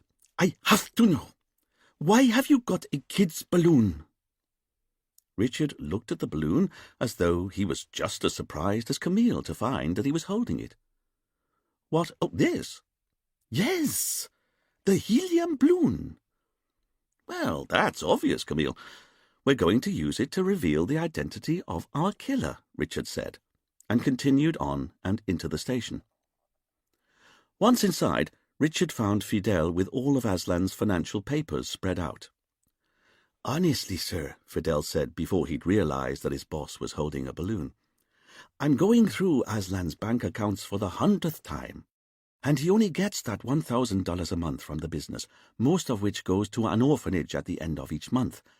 And as for the hotel, I've never been able to identify any kind of financial wrongdoing there either. It does well, but every cent seems to be accounted for, if you ask me." "Then what about Ben Jenkins' service provider?" Richard asked. "Have they been able to confirm if the email correspondence Ben showed us between him and Aslan was real?"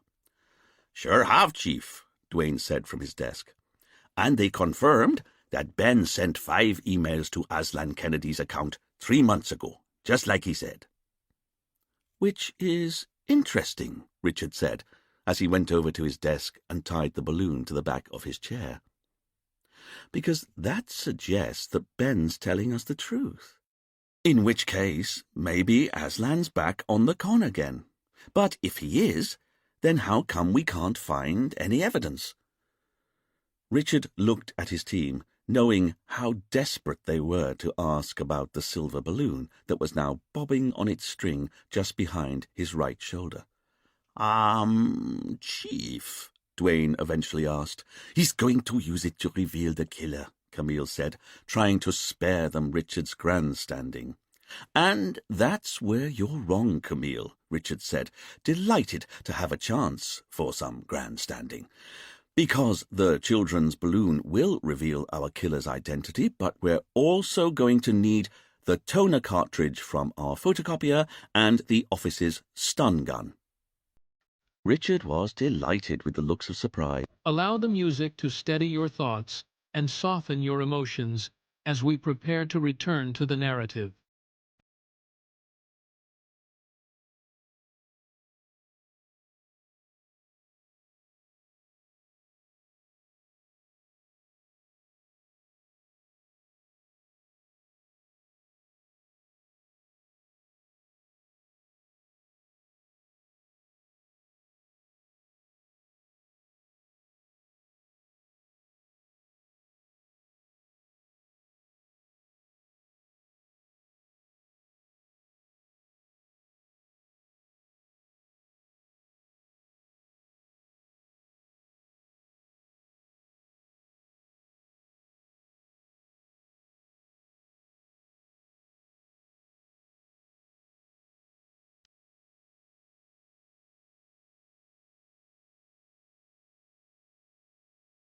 On his team's face. "So, go on, Duane, if you would. Could you get the stun gun from the office safe? Camille, could you get the toner cartridge from the photocopier?" Still, no one moved. But that was because they were still trying to process the picture they now had of their uptight boss in a woolen suit asking for a stun gun while he stood next to a jolly helium balloon that said 4 today on it. "Sorry? Am I invisible?" Richard said, having more fun than he'd had in months. "Or perhaps you've all suddenly gone deaf. Camille, toner cartridge, please. Duane, the stun gun. Thank you." Putting on his evidence gloves again, Richard got out the reporter's notebook from the cellophane evidence bag. It was still turned to the list of names that had been written out for the sunrise healing session on the day Aslan was killed. And, as Dominic had pointed out, there was no getting away from it. None of the names that were there had been in the meditation space when Aslan was killed. So, what had happened that meant that this group of people hadn't attended, and an entirely different group had instead?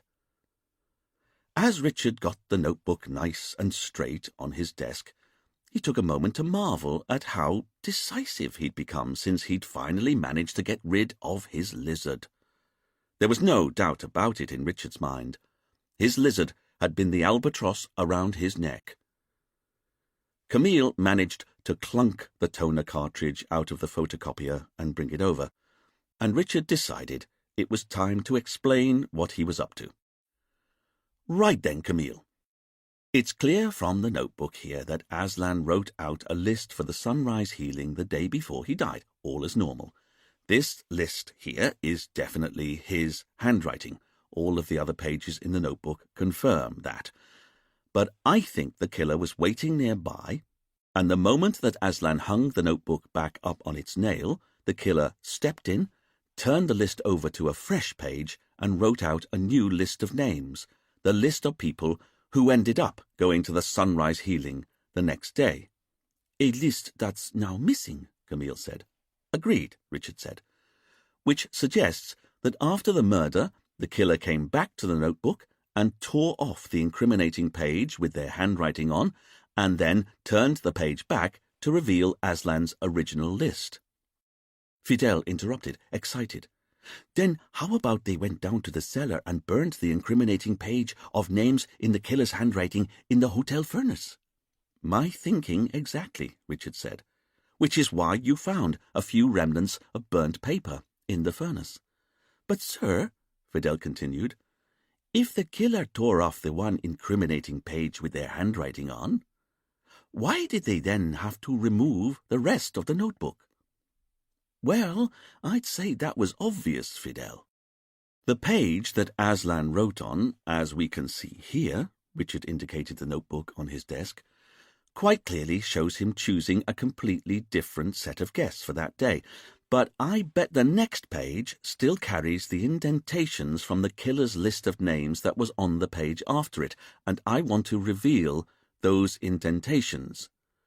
Using a helium balloon, Duane said, unable to keep a skeptical tone out of his voice as he entered the room holding a small silver flight case, some photocopier toner, and a stun gun.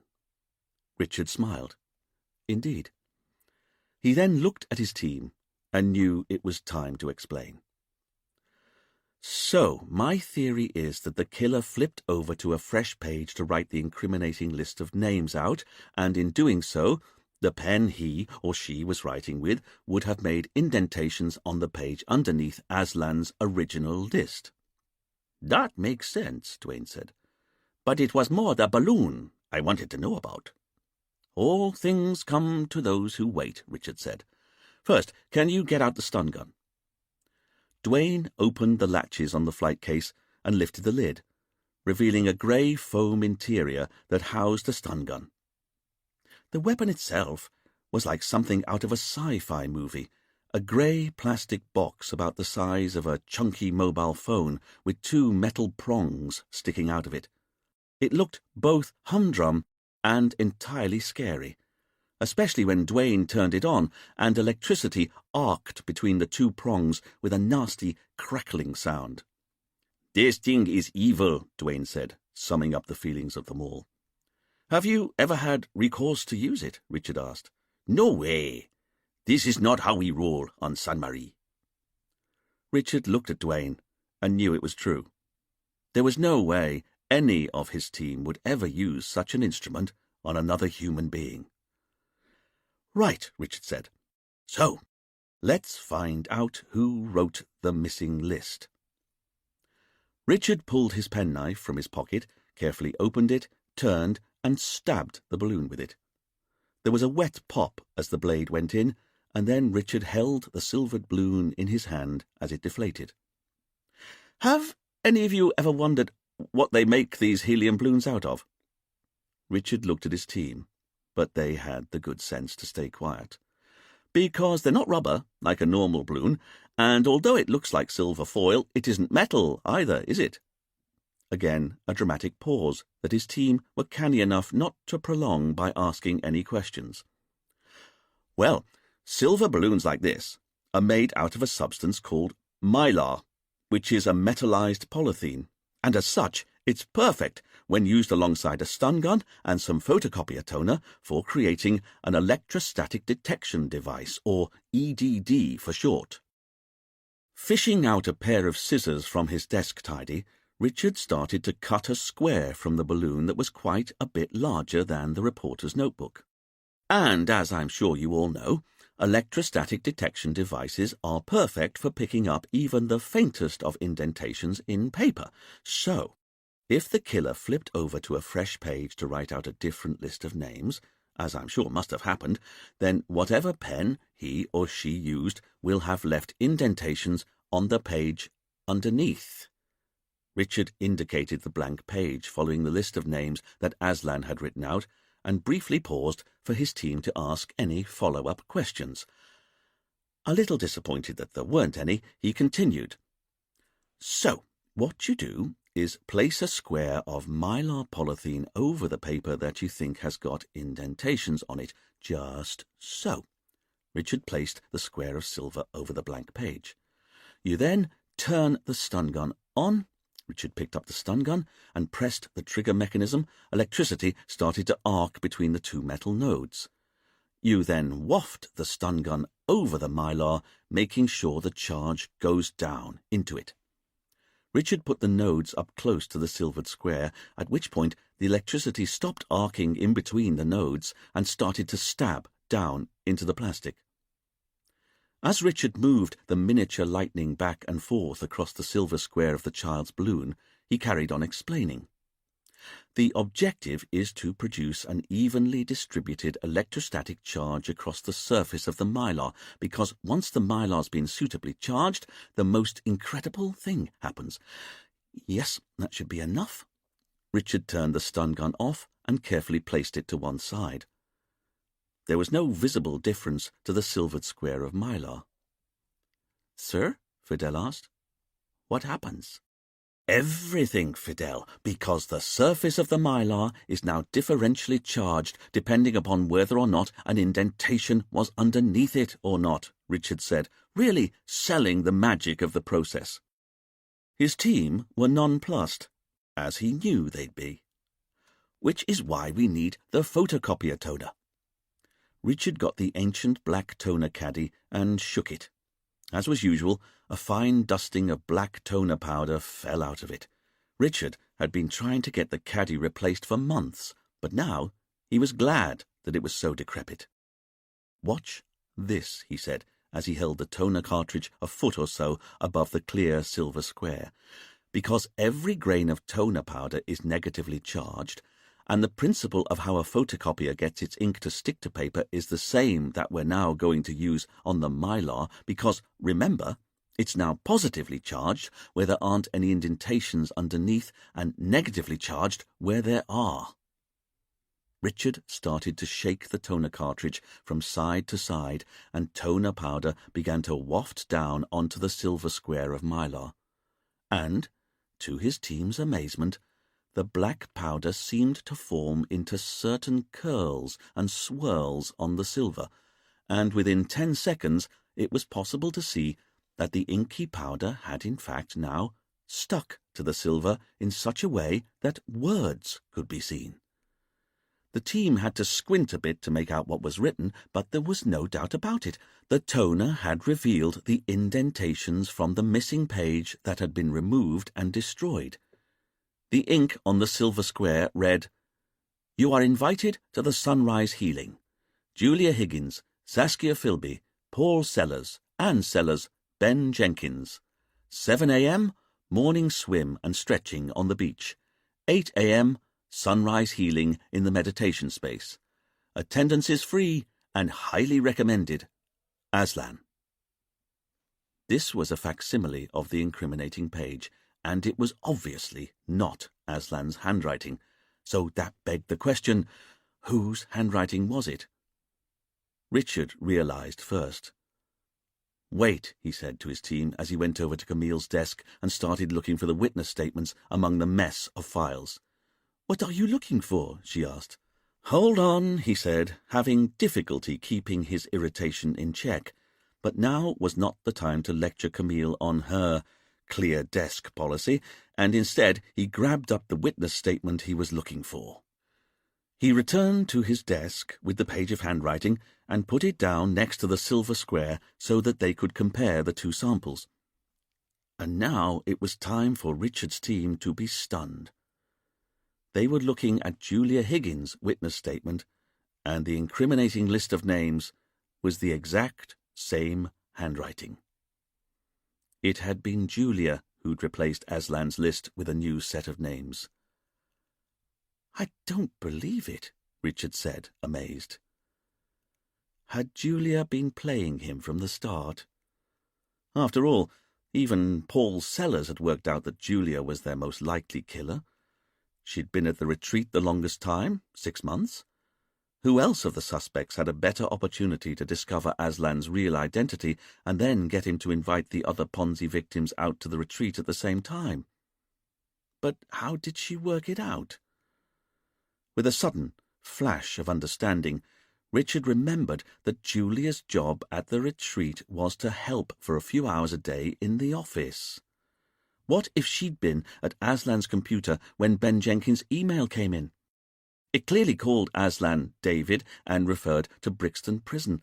It would have been entirely natural for Julia to ask Aslan what on earth the email meant, and either Aslan told her the truth there and then, or she was able to work out the truth on her own later on.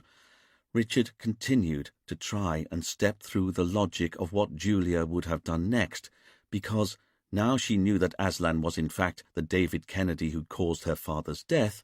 She must have wondered how on earth she ended up being offered a free holiday in the Caribbean by the man responsible. She'd have asked Aslan, wouldn't she? And he'd have had to explain that the You Have Won a Prize competitions were his way of giving something back to those he'd stolen from in the past. God knows how Julia took this news, but she obviously didn't let her real feelings show, because Aslan continued to employ her at the retreat. Richard banged the palm of his hand down on his desk at his own stupidity. He'd never really considered what it must have been like growing up without a dad because he'd committed suicide. The shame Julia and her mum must have felt, and as Julia had been forced to admit, and the Met police files confirmed, Julia's dad had lost everything, including his house, before he took his own life. So not only had Aslan taken Julia's dad from her, he'd also taken all of his money and the house they lived in. And now she'd discovered she was working for the man who destroyed her family. It was clear that Julia had made a simple decision. Aslan had to die. And with that realization, Richard finally understood why the murder had to be carried out in front of a load of potential witnesses. After all, if Aslan had still been living in the UK, Julia would have been able to make it look as though she was miles away at the time of the murder. But on a small island like Sainte Marie, even if she made it look as though she'd been on the other side of the island when Aslan was killed, the fact that she had a motive at all would be suspicion enough. And seeing as she was the killer, the police would no doubt be able to break her alibi. So, if you're the only person on a tropical island with a motive to kill someone, what's the best way of using this fact to your advantage? Richard realized a daring and, though he had to admit it to himself, quite brilliant plan was born. Julia decided that she would try and hide herself in plain view. Because there's no way a rational killer would lock herself inside a room with the victim, that's precisely what she'd do, and because no killer would ever let herself be found standing over the corpse holding the murder weapon, that's also what she'd do, but she'd stage the scene so everything would make it look like she was being just as manipulated by a shadowy killer in the background as everyone else. Thinking with hot shame back to his nighttime walk with Julia, Richard now realized that she'd orchestrated the whole tantalizing encounter so she could ask him if she could go back to the UK. And knowing how seductive Julia had been, Richard knew that if she had decided to work her charms on Aslan, she'd have been able to convince him that it was okay to start inviting other Ponzi victims out to the Caribbean again, and not only that, maybe he should invite a few at a time rather than the usual one. So that's how Paul, Anne, and Saskia all ended up at the retreat at the same time. Julia got Aslan to invite them out. Then what about Ben Jenkins? Richard found himself thinking. How did he get there? Well, what was it Ben had told them? He'd booked his holiday at the retreat entirely normally. Well, Julia already knew all about Ben from the email she'd intercepted and which had started her off on her journey of discovery. What's more, she knew from the email that Ben had known Aslan when he'd been in Brixton Prison. If what Julia wanted to do was fill a room full of people, all of whom had nefarious connections with Aslan's past, what better way than to use Ben's holiday at the retreat as the anchor that she'd tie the rest of her plans too. So, with Ben's date at the retreat fixed, Julia got Aslan to invite Paul and Anne Sellers and Saskia all out for the same time. Finally, Richard realized that Dominic's apparent burglary was almost certainly true. Julia had been going out with Dominic for nearly 6 months. She could easily have found out from him what would be the best sedative to make people woozy. She could even have learned how to make the gamma-hydroxybutyric acid herself. Or Dominic had some, anyway, but either way, it was clearly how Julia got hold of a source of GHB. She stole it from her boyfriend. Then all Julia had to do was wait until Aslan wrote up his list of names on the board and then intervene by going to the board, turning the page over and writing out a new list of the people she wanted to be with her as her camouflage the following day. Richard went over to the whiteboard, almost quivering with anger as he realized how the rest of the murder must have played out. Julia must have seen Anne doing the drying the night before in the kitchen and decided that the largest carving knife she'd touched would be the perfect murder weapon. Then, either later that night or early the next morning, she got the knife with Anne's fingerprints on, went to the meditation space, and used drawing pins to fix it in the shadows of the 11th pillar along. She was ready. Ever since his days at school, Richard had vowed he'd never allow himself to get pushed around again, but that's exactly what he'd allowed Julia to do to him. She'd pushed Aslan around, Dominic around, Ben around, the Ponzi victims around, and finally, impossibly, she'd pushed Richard around with her string of double bluffs. After all, murderers don't make sure they're locked in the room with the victim. Murderers don't make sure they're found standing over the body of the victim. Murderers don't premeditate a murder and then apparently botch it by screaming. Murderers don't reveal the real identity of the victim under hypnosis, especially when it reveals that they've got a motive to want the victim dead. And finally, left-handed murderers don't commit murder with a knife right-handed. Except for in this case. Julia must have positioned herself to commit murder with her weaker right hand. It wouldn't have been easy, but then Richard realized, wanting to kick himself for his stupidity, in most knifings, the victim is trying to fight back. In those circumstances, it's almost impossible to strike properly with your weaker hand, but that wasn't the case here. Aslan had been sitting quite still, his eyes closed, headphones over his ears. Julia would have been able to take her time as she lined up that first right-handed blow to his neck. And because she was a master of manipulation, Julia no doubt only then went over to the drugged tea. She then drank a decent dose, returned to the body, transferred the knife to her left hand, and only then started screaming. "Camille, get the jeep," Richard said darkly. He'd allowed himself to be taken for a fool, but that was about to end. Richard was going to make the arrest himself. He was going to close the case. But Richard was wrong. He wasn't about to make an arrest or close the case, because when they got to Julia's room, they discovered that Julia wouldn't be standing trial any time soon. Julia Higgins was lying on her bed, stone cold dead. Chapter 14. When Richard and the team had got to the hotel, they'd first bumped into Dominic. He knew the room Julia was staying in and was happy to take the police there.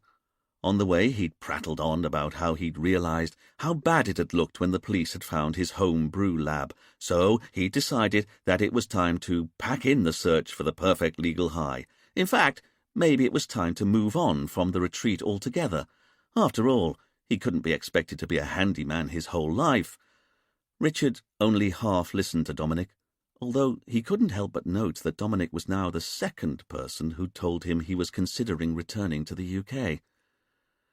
As they reached Julia's room and started knocking, Richard had found himself musing that Julia was at least about to get her wish. She was going to return to the UK, but under police escort. Then, when Julia didn't answer, it was Dominic's idea that they go in anyway. As the hotel's handyman, he had a pass key that could get him into any room, and he was happy to open the door. And that's when they'd found Julia, sprawled on her bed, her arm outstretched, a drinking glass on the floor, a clear liquid still glistening inside. The moment that Richard realized that the woman who'd agreed to go out for a drink with him was dead, he'd shut down his emotions at the same time as his heart had swelled in panic. But, trying to remain entirely professional, he kept his focus on the smaller parts of the picture. No fabric or skin had got caught under the victim's fingernails. There was no sign of a forced entry to the room. The window was locked from the inside. Richard had got down on his hands and knees and tried to see what he could make of the liquid in the glass. It was entirely clear and didn't seem to smell of anything.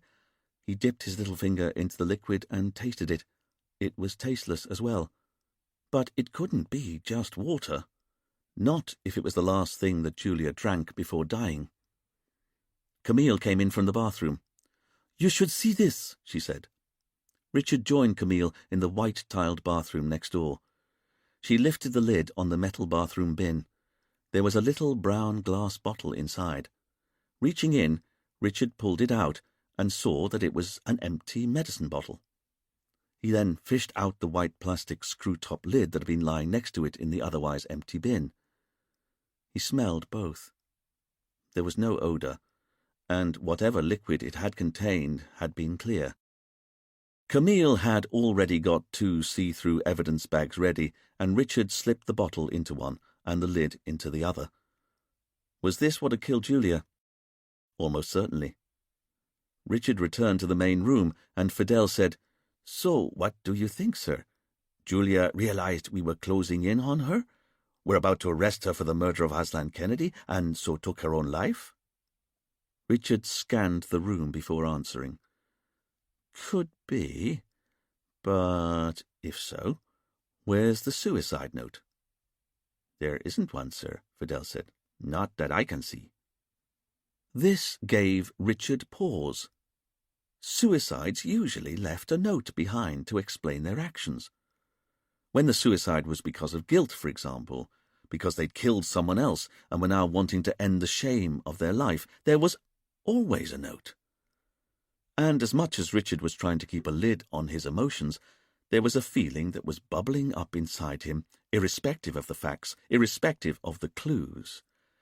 He'd gone for a nocturnal walk with Julia, and although he was prepared to admit that maybe she'd been trying to manipulate him, whatever her motives, she hadn't acted like someone who was about to take her own life. In fact, as Richard ran his mind back over the short time he'd spent with her and how uncluttered her mind had so obviously been, he realized that she wasn't someone who'd even remotely been contemplating suicide. So, no suicide note, and no indication of a disturbed mind either. And there was something else. How come the notebook had reappeared just before her death? After all, Richard and his team had only arrived at Julia's room because they'd worked out that the list of names for Aslan's murder had been written out by her, and they only found the notebook because someone had put it back on its nail on the notice board. Was it Julia who'd put the notebook back herself before she took her own life? It was a possibility, Richard supposed, but it didn't seem very likely. There were surely more direct ways of confessing to your guilt. For example, like writing a suicide note, which Julia had so patently failed to do. Richard went over to the window and looked out over the sparkling Caribbean Sea, deep in thought. And what he kept coming back to was the fact that he only really considered that Julia was the killer because the notebook had reappeared on its nail on the notice board. Didn't he? And in the excitement of working out that it was Julia who'd written out the incriminating list of names, he jumped to all sorts of conclusions. That Julia had the wit to plan such an involved murder as Aslan's, that she'd knife someone to death 5 times over using her weaker hand, and As Richard's thoughts ranged over Julia's death, he allowed an ice-cold rage to clutch at his heart, because there was one thing he began to realize above all others. He was still being manipulated, wasn't he? Manipulated by the real killer. Julia didn't kill Aslan any more than she'd just killed herself. She was never a likely murderer. But so clever was the real mastermind behind Aslan's murder that he or she knew that all they'd have to do was return the missing notebook to its nail, and the police would soon come to the conclusion that Julia was maybe Aslan's killer, and when her body was found dead from an overdose, they'd then, no doubt, believe that she'd just committed suicide because of the guilt she'd felt since killing Aslan. The more Richard considered his theory, the more he realized that he was almost certainly correct. Julia hadn't killed Aslan. One of Paul, Anne, Saskia, or Ben had killed Aslan, and now they'd also killed Julia Higgins. But of the 4 remaining witnesses, who was their killer? Richard turned to his team and said, "This is a murder scene, and I don't care how you do it, but I want you to work out how Julia was killed." 10 minutes later, Ben Jenkins, Saskia Philby, and Paul and Anne Sellers were waiting for Richard on the hotel's veranda. As Richard approached with Camille at his side, he tried to gauge the suspect's mood. Ben was looking tanned, relaxed, and wearing a Hawaiian shirt, shorts, and cheap flip-flops. Saskia was looking entirely demure in a plain cream top and simple olive green skirt, but she looked worried, nervous even. As for Paul, he wasn't sitting near his wife and was instead on his own with his smartphone in his lap, his typically impeccable comb-over, polo shirt, slacks, and deck shoes all correctly in place. And that left only Anne, who had come to the interview dressed in a typically flamboyant kaftan. But Richard once again noticed how she was looking a lot more sombre than she used to, more watchful even. Mind you, considering the circumstances, it was perhaps understandable. "Is it true?" Saskia asked as Richard approached. "Is what true?" Richard dead-batted back. That poor girl, Julia. Dominic saying she committed suicide." Richard now understood why Saskia was looking so nervous. "At the moment, we're trying to establish the cause of death, but we're not ruling anything out." Anne stood up, her hand going to her heaving breast. "You mean it might have been murder?" "I think it was." Richard was watching as carefully as he could, but all of the witnesses seemed equally shocked by this news. Paul recovered first. "But it has to be suicide." "And why'd you say that?" "Because it's obvious. Julia killed Aslan. Well, that's no surprise. We all saw her with the knife standing over his body. And, come on, man, she even confessed to the murder, and now, racked with guilt, she's taken an overdose of drugs." Richard finished the sentence for Paul, and was pleased to see the colour drain from his face. "You know what sort of drugs?" Paul asked after a moment. "Not yet," Richard said. "But you're a pharmacist, Paul. What do you think it could be if the liquid that killed her was odourless, colourless, and tasteless?" Paul looked at the police like a landed fish. "You're not suggesting I had anything to do with this, are you?" "I'm not suggesting anything, Paul. But when Aslan was killed, we know the witnesses were all drugged with gamma-hydroxybutyric acid, the very same drug you've been stealing from your pharmacy in the form of Xyrax, and now here's another drug turning up in the context of another death." "But it's a coincidence. It must be," Ben said. "And that's where I'm pretty sure you're wrong," Richard said. "Because in my experience, when it comes to murder, there's no such thing as coincidence." "But it has to be suicide," Ben said again, even more insistently. "And what makes you say that?" Camille asked. "Because if Julia's been murdered, then that kind of suggests that she wasn't the person who killed Aslan." "Ah," Richard said, "I see that you now understand." "And that means that one of us 4 must have killed Aslan, and has now killed Julia." "My thoughts exactly," Richard said. But that's not possible, Ben said. Because I can imagine one of us four wanting to kill Aslan. Don't get me wrong. I don't think any of us did it. But maybe I'm wrong and one of us did. But Julia? What did any of us have against her? We didn't even know her. Richard looked at Ben and noticed how he seemed to have taken over as spokesperson for the group. Paul was looking like a little lost boy. Saskia was looking introverted and worried, and Anne was trying to look bland. But Richard knew better. She was watching like a hawk, but staying silent. The police had already discovered that Julia was last seen at breakfast that morning at 8 a.m., after which time she apparently went back to her room upstairs and hadn't been seen since, not until her body had been found. So Richard asked the four witnesses if they'd seen Julia at any time that morning. Perhaps unsurprisingly, they all said they hadn't. Under further probing, though, Richard was able to establish that none of the four witnesses had a watertight alibi from 8 that morning until the time Julia's body had been found. Anne had been on the beach on her own during that time, or so she said. Paul had been on the balcony of his room reading a book, or so he said. Saskia said she'd been by the spa pool, and Ben had gone for a long walk along the coast. None of the four could categorically prove that they hadn't slipped up to Julia's room at some time after breakfast and offered her a drink laced with poison. As for the missing notebook that had suddenly reappeared on the notice board, the witnesses denied all knowledge. They said they hadn't noticed it, and they had no idea who might have put it back up on the board. Richard tried to put his frustration at their answers to one side, but without any properly incriminating evidence against any of the witnesses, and no proof yet that Julia had categorically been murdered, he had no choice but to release them and let them get on with their day. He and Camille stood in the shade as they watched the witnesses leave. Saskia, Ben, and Paul all went off together, talking, united by their recent experiences, whereas Anne made her excuses and went into the main body of the hotel on her own. Was she shunning the other three? Or were they perhaps shunning her? Once the police were back at the station, Camille picked up on Richard's mood. "You all right there, sir?" Richard had been sitting at his desk, not doing anything for the last few minutes. Sorry," he said, returning his attention to the room. "You seem quiet."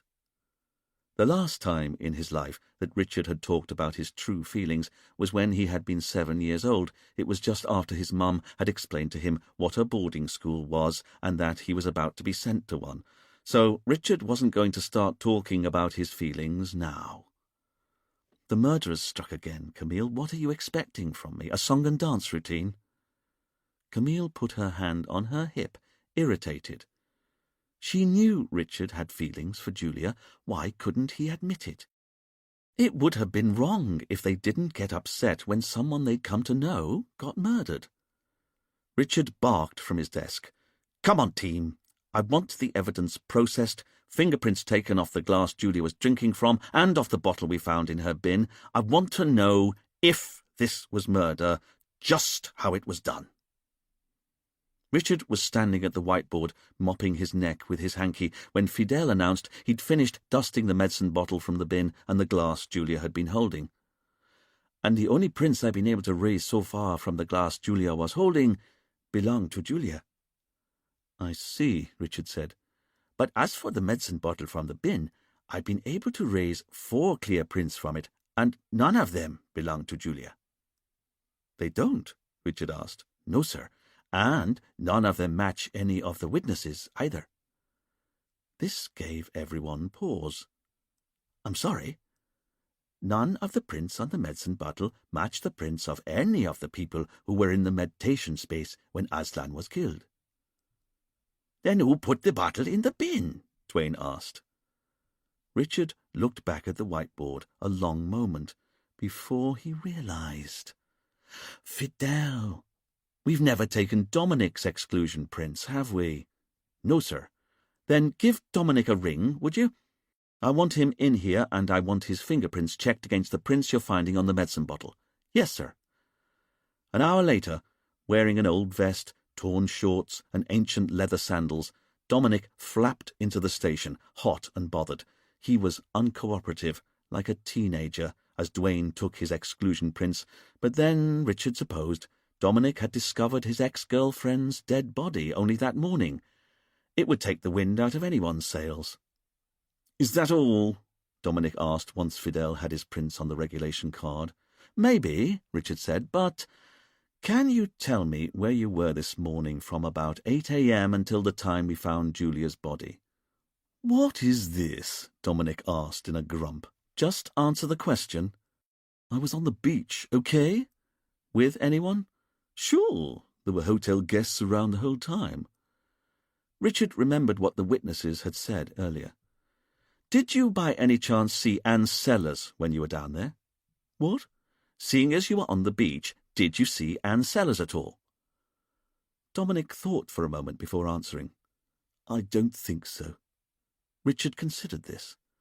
After all, Anne had said she'd been down at the beach on her own the whole morning. Was it likely that Dominic wouldn't have seen her? Richard continued. "Then can you tell me what you were doing on the beach this morning?" "There'd been a storm out at sea a few days ago. Debris had been washing up, so I spent a couple of hours this morning clearing seaweed and driftwood from the shoreline." "And you didn't slip away, even for a few minutes, at any time?" "No. You just asked the guests. I was there the whole time, and it was only when I was coming back from the beach that I bumped into you lot and took you to Julia's room." "How convenient," Richard said. "What is this? I don't need an alibi. I'm nothing to do with this." "I'm not so sure about that," Fidel said, turning to Richard. "Because, sir, I've already found a match." Richard went over to Fidel's desk where he'd been matching the exclusion prints Dominic had just given against the prints Fidel had been able to lift from the medicine bottle they'd found in the bin in Julia's bathroom. "Wait! What's that doing here?" a horrified Dominic said, looking at the little brown medicine bottle in its evidence bag on Fidel's desk. "Why don't you tell us?" Richard asked politely. Dominic started to bluster. "But that's what I'm saying. That looks like one of my medicine bottles, you know, from my lab at home. If you're saying my prints are on that—" Dominic trailed off as he realized the implications of what he was saying. "Where did you find that bottle?" he eventually said. "In the bathroom of Julia's room." "But that's not possible. I've not been in her room for ages. You know we're not going out with each other anymore." "Now, it's funny you'd bring that up," Richard said. "Remind me, how did you feel when Julia told you it was over between you both?" Dominic looked at Richard and was briefly speechless. "It's a fair question," Camille said, "seeing as your prints are on the bottle that contained the poison that almost certainly killed your ex-girlfriend." "I told you at the time," Dominic said, but Richard noticed how nervous Dominic was looking. "It was fine. It happens." "Really?" Richard asked. "All right. Then if you must know, I was pretty upset. Okay? But it's not the end of the world. There are other fish in the sea. And do you really think that if I killed my ex-girlfriend, I'd leave a bottle covered in my fingerprints at the murder scene?" As Dominic said this, he got increasingly agitated. "In fact, if you ask me, it's obvious what happened. That bottle's what was stolen in the burglary I told you about, and now it's being used to set me up as Julia's killer. Do I have to do all your work for you? You know you're pathetic."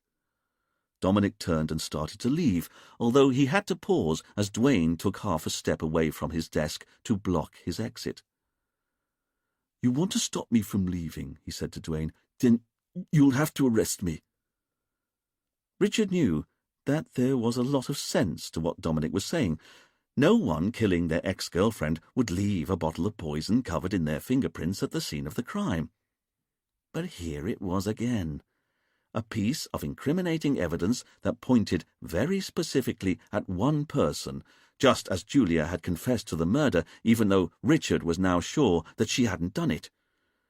Richard sighed to himself. Once again, he felt as though he was looking at jigsaw puzzle pieces that came from completely different jigsaw puzzles. Richard nodded once for Duane. He stepped aside, and Dominic left, shaking his head at the police's incompetence. No one spoke for a few moments, but then Richard went over to the board, saying as he went, "Come on. Julia was murdered, I'm sure of it, murdered by the same person who killed Aslan. We must have found some evidence, either in Julia's room or on her body, that suggested it was murder." "I'm sorry, sir," Fidel said. "Not yet. Maybe the autopsy will pick something up." Richard gritted his teeth in frustration, picked up a board marker, and crossed out the details they'd so far collected on Julia Higgins. When he'd done that, he took a moment to steady himself, and then he turned back to his team. Julia didn't kill Aslan Kennedy, nor did she commit suicide. And Dominic's right. If he killed Julia, he wouldn't leave a medicine bottle with his fingerprints on it at the scene. "Unless it was a double bluff, sir," Fidel offered. "Agreed, Fidel," Richard said. "But that's some double bluff, and I don't think Dominic's capable of such bravery. No, this case has always been about the people who were in the meditation space with Aslan when he was killed, and with Julia now dead, that leaves us with only 4 possible killers: Saskia Philby, Ben Jenkins, Paul Sellers, or Anne Sellers. So which one of that lot's our double murderer?" The murder of Aslan. 5 guests go for a swim. Paul hands out robes. Aslan prepares the tea. 5 guests plus Aslan go into meditation space. Aslan locks it down from the inside. Someone laces tea with GHB or Zyrax, a sedative. Drink tea, all cups turned over. 10 to 15-minute window for murder. 8 to 8:10, 8:15. Right-handed killer. Investigation. Leads. Why killed in paper house? 3 drawing pins in the meditation space, used to pin the murder weapon to a pillar. No prints on any of them. Another drawing pin in the cellar. Who was in Aslan's office the night before at 6 p.m. shouting, "You're not going to get away with it"? The notebook reappeared before Julia's body was found. Why? What's the burnt paper in the furnace? The murder of Julia Higgins. She wrote out the names for the sunrise healing in the notebook. Took overdose? Murdered? But no suicide note. Outside the meditation space. Rianka Kennedy, wife, knew Aslan when he was David, but left Aslan when he was convicted. Took Aslan back 15 years ago when he came to the island. Dominic DeVere, ex-hypnotherapist, now handyman, sacked by Aslan, argued with Aslan, caught returning to scene of crime, has drugs lab in his house, could have manufactured GHB. His bottle, fingerprints found at murder scene of Julia. Inside the meditation space. Aslan Kennedy, victim. Everyone says he's nice. Real name is David Kennedy. Ex-con man, ran art lease Ponzi scheme, stole £2 million. Went to prison 20 years ago, served 5 years. Still a crook? Admitted to Ben he was still on the con, but is that true? Julia Higgins, worked at the retreat last 6 months, confessed to murder, but drugs in blood and lack of real motive, and left-handed. All crossed out. Anne Sellers, housewife, married to Paul, arrived on Ireland 7 days before murder, lost £20,000 in Ponzi scheme. Her fingerprints are on the murder weapon, but she dried knife the night before. Had her dreams as a singer ruined when she lost £20,000.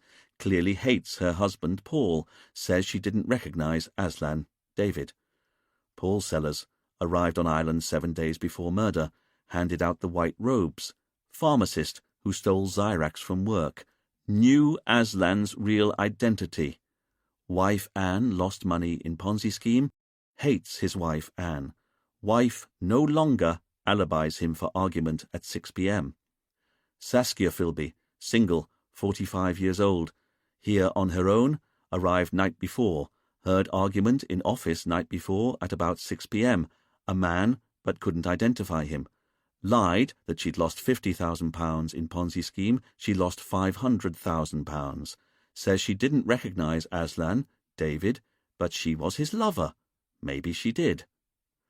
Ben Jenkins, arrived on Ireland 4 days before murder.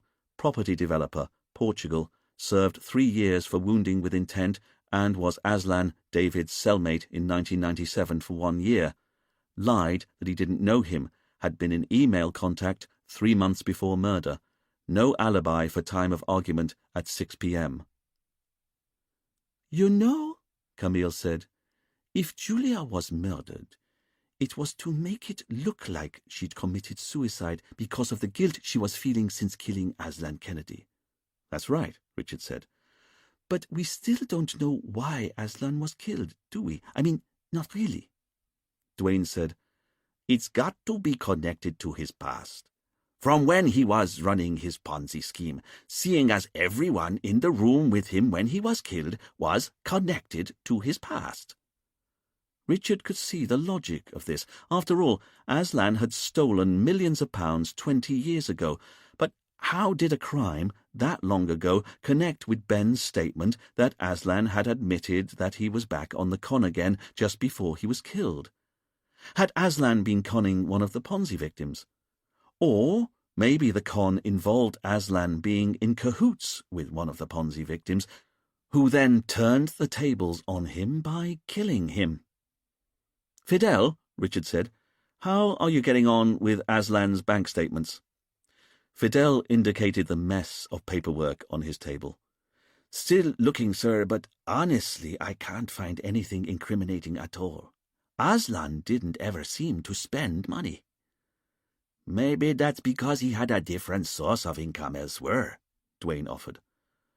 Richard turned back to the board and kept on thinking.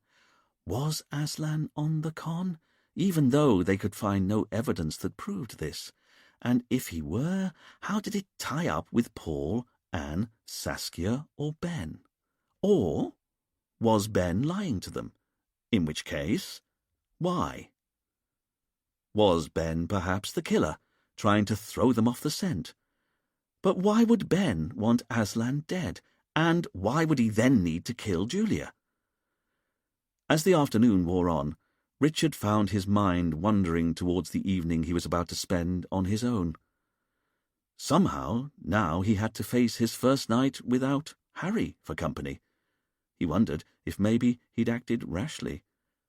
Of course, he still resented how Harry would walk around the shack as though he owned the place, but there was no denying that he was at least someone else in the shack that Richard could interact with, even if that interaction was furious frustration.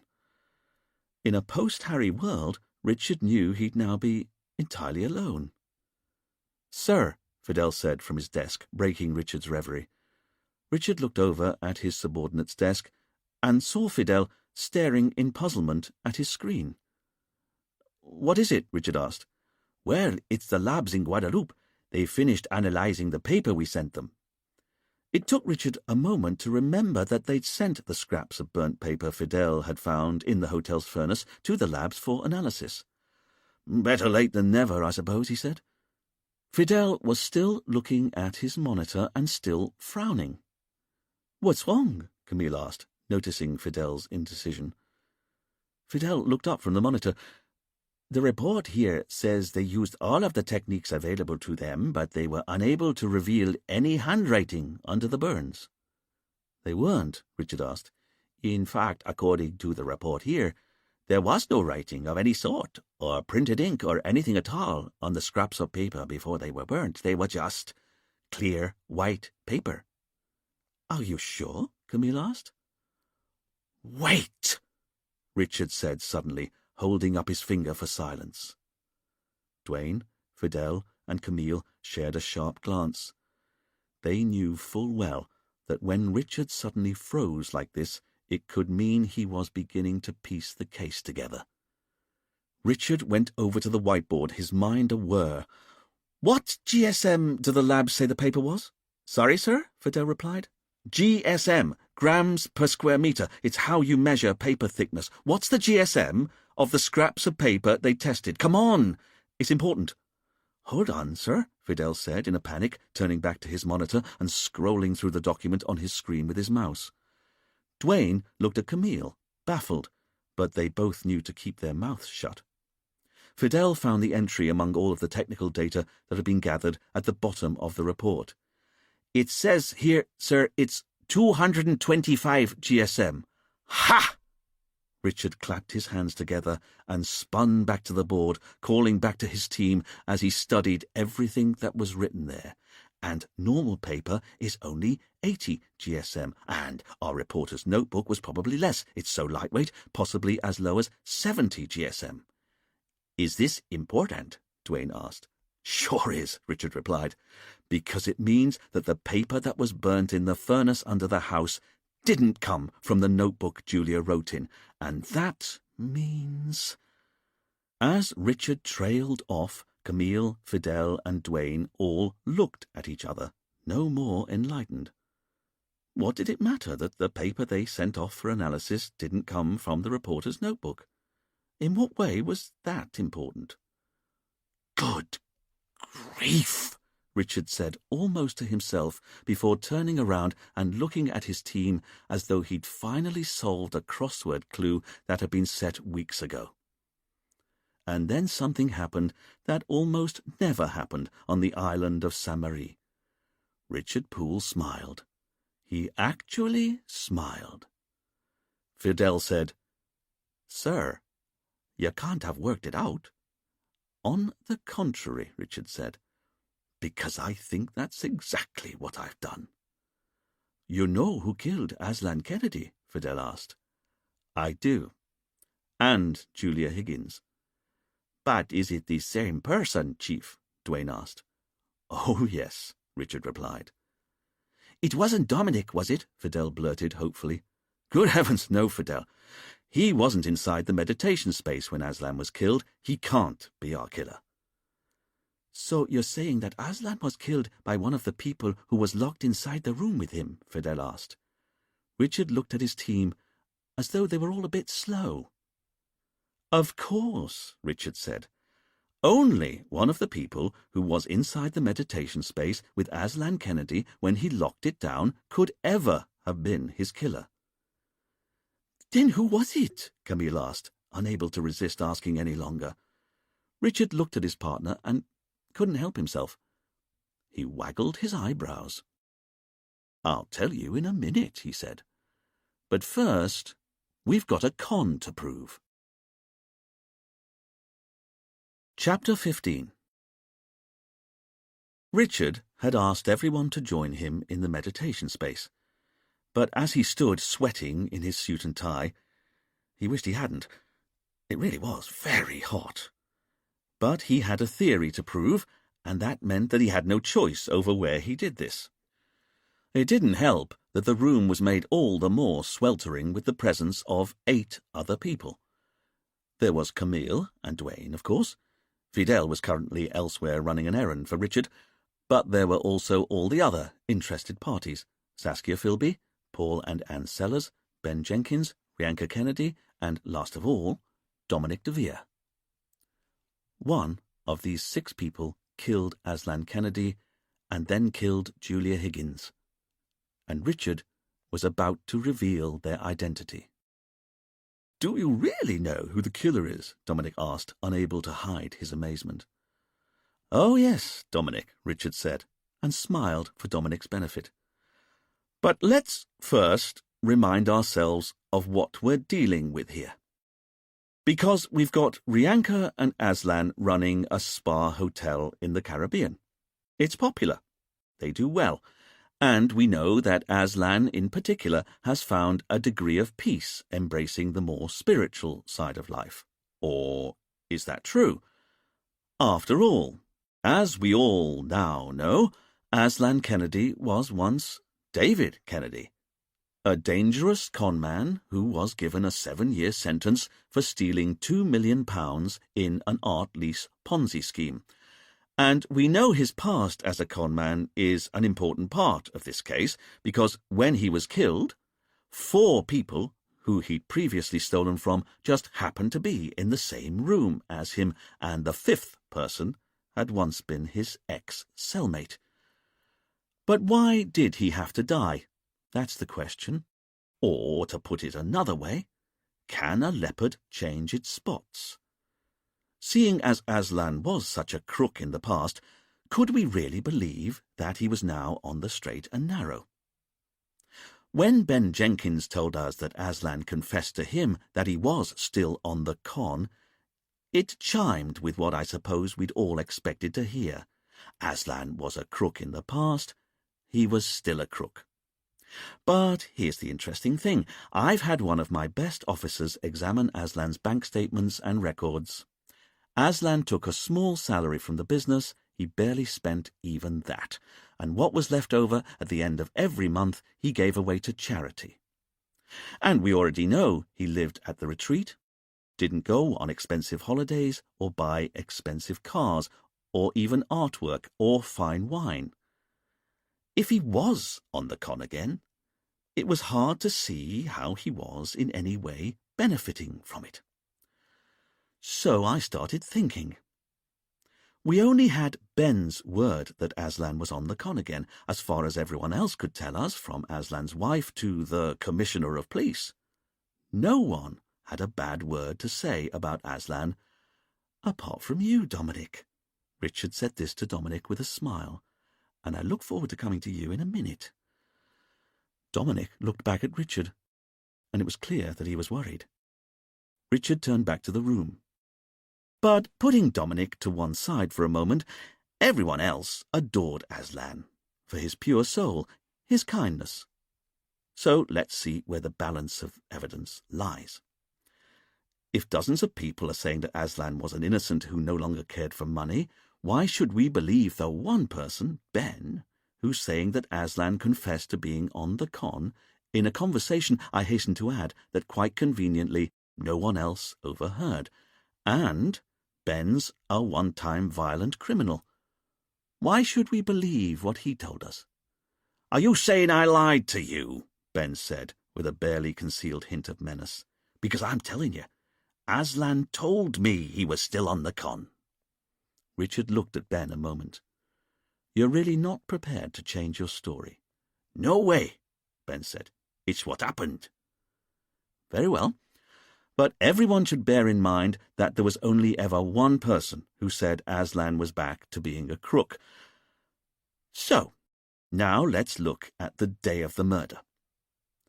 Aslan Kennedy locks himself inside a wood and paper structure with 5 other people. The door's not opened at any time, but when it's unlocked 20 minutes later, Aslan is dead. So who killed him? Well, let's see what we know. The tea was drugged with a mild sedative to make everyone docile and less responsive, so that when everyone started to drift off, they really drifted off. As you all know, you were all a touch woozy when you woke up, weren't you? Richard could see that Paul, Anne, Saskia and Ben all agreed with his assessment of the situation. Except for the fact, Richard clarified, the killer, no doubt, took their dose of sedative-laden tea after they'd committed the murder. After all, you wouldn't want to knife someone to death while drugged up, would you? Richard held the 4 suspects' attention for a moment before continuing. And as for the knife that was used to kill Aslan, well, it was obvious from the drawing pins we found at the scene of the crime that the killer had previously set the knife behind a pillar and was able to get to it while the rest of you were lying down wearing eye masks and headphones. And yet, none of what I've just said is in any way true. The killer didn't take their dose of sedative-laden tea after they'd committed murder, and that's not how the knife was hidden in the room before the murder. This got everyone's attention. "Come on," Dominic interrupted. "Just tell us who did it." "Very well," Richard said, "because now we come to the only 4 people who could ever have killed Aslan, the people who were inside the room with him when it was locked down." Here Richard looked at Saskia, Ben, Paul and Anne. "And because Aslan had stolen from 3 of you in the past, and the 4th of you was in prison with him, it's easy to imagine you all having motives. Starting with you, Saskia. You lost the most to Aslan in the Ponzi scam 20 years ago, by some distance. $500,000 up front. And that alone would be enough to commit murder. But that's not what interested me, because I was always much more impressed with the $500,000 you then spent trying to get that first $500,000 back, which shows how you don't forgive or forget. What's more, it made it quite clear, to me at least, that you were prepared to risk everything to get back what you felt was yours, even though you've always made sure you came across to us as demure, timid even. But that can't have been the whole story. A timid person wouldn't have pursued their lost money for so long and to such a ruinous extent. Everyone could see that Saskia was looking anxious at Richard's words. You don't understand, she tried to say. I understand too well, Richard cut back, so don't even think about denying it. Underneath your quiet exterior, your prim secretarial exterior, you're prepared to go to the ends of the earth to get revenge, aren't you? Saskia didn't dare say anything. But did you do it? Richard continued. That's the question. After all, you only arrived on the island the night before Aslan was killed, so even if you'd already worked out that Aslan was David Kennedy, I don't see how you could have staged such a complex murder by 8 a.m. the following morning. You don't think I did it? Saskia asked, hope desperately flashing into her eyes. Richard looked at Saskia. That's right. I don't. Saskia gulped, and then frowned, and then bobbed her head in appreciation to Richard. For his part, Richard next turned to Ben Jenkins. So, let's look at you, Ben Jenkins, Richard said. Because Aslan's murder was so violent, surely we needed look no further than the only person here who already had a history of violent crime to unmask our murderer. I served my time, Ben said with a sort of edge that suggested he hadn't quite put his violent past as far behind him as he'd have liked people to believe. But you're still consorting with other criminals, as your friendship with the ex-con Ratty proves. I told you all about him voluntarily. Hardly, Richard said. You were trying to make sure you didn't get arrested for murder at the time. I think you were throwing us a bone to distract us, just as I think you were trying to distract us when you told us Aslan confessed to you that he was on the con again. But that's what he told me, Ben said, no longer able to keep the anger out of his voice. Richard tilted his head to one side, as though he were an art expert deciding if a painting was fake or not. Again, interesting. Richard turned back to address the room. It was also true that you were the person in the murder room who'd known Aslan's true identity the longest. In fact, you'd worked out that Aslan was David a whole 3 months before he died, as you were forced to admit when you showed us your email correspondence with him, which I can't help noticing was weeks and weeks before Aslan decided to invite all the Ponzi victims out to the Caribbean, a stark change in his policy. Was it you who told him to invite Paul, Anne, and Saskia out here all at the same time? But you saw my emails to him, Ben said. I tried to make contact, but his emails kept bouncing back to me. Richard replied darkly. There are ways of communicating other than via email, Ben. And seeing as you knew you'd eventually have to explain to us how you ended up on Sainte-Marie, perhaps you created the email trail to Aslan to give yourself a plausible cover story. This doesn't even remotely stack up, Ben said. A man with a violent past who's known Aslan's real identity for long enough to dupe the victim into inviting the others out here, and who's the only person on the whole island who's been saying that the victim was still up to no good, it sure looks to me like you're our most likely suspect. But why did I want him dead? Ben asked through gritted teeth. Richard held Ben's gaze a long moment. And there you have me, Richard conceded. Maybe it's something to do with your time you spent in prison with Aslan. or the confidence trick he's now apparently trying to pull off? Richard was looking hard at Ben to see if a moment of fear would slip into his eyes like had happened before. It didn't. And that's the thing. Because you're right. Although you'd have been the most likely person to carry out a violent crime like this, I've never been able to uncover a single reason why you'd want Aslan dead, so I don't see how you could be the killer. You don't? Ben asked, somewhat stunned by Richard's sudden change of direction. That's right. I don't think you killed Aslan Kennedy. This took a moment to register with Ben, and then he briefly threw his hands up in the air with a sudden exhalation of contempt for the police in general and Richard in particular.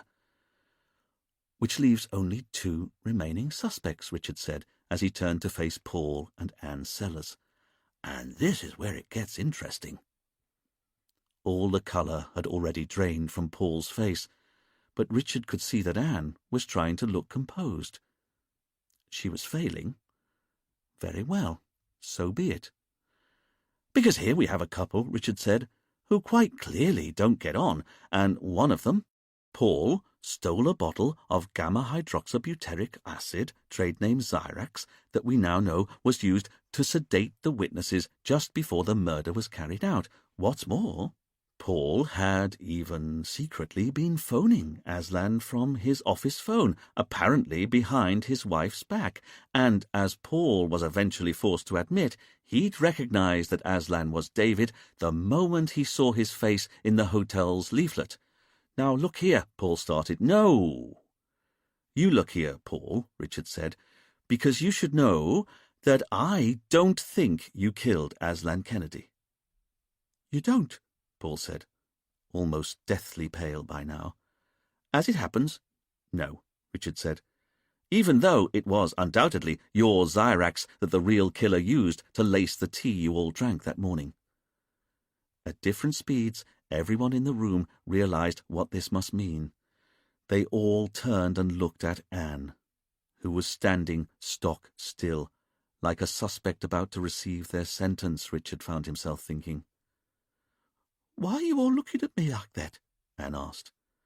Because, Richard said, only someone locked in the meditation space with Aslan could have killed him, and it wasn't Julia, Saskia, Ben, or your husband, so, by a simple process of elimination, that leaves only you. Good time Anne, who wears wild clothes, obviously has a good laugh wherever she goes, if only as an antidote to living with her turgid husband. And yet, let's stop and think what these last 20 years must have been like for you. Because, as you eventually had to admit to us, you once had a dream. A dream you were realizing when you were studying to be a singer, and that's what shattered when Aslan stole the £20,000 you'd set aside to pay for your fees. I didn't kill him, Anne said, horrified. You didn't? No. Richard looked at Anne a long moment, and then his face softened. I know, he said. This got a reaction from the witnesses. You mean, Anne asked, you don't think I killed Aslan Kennedy?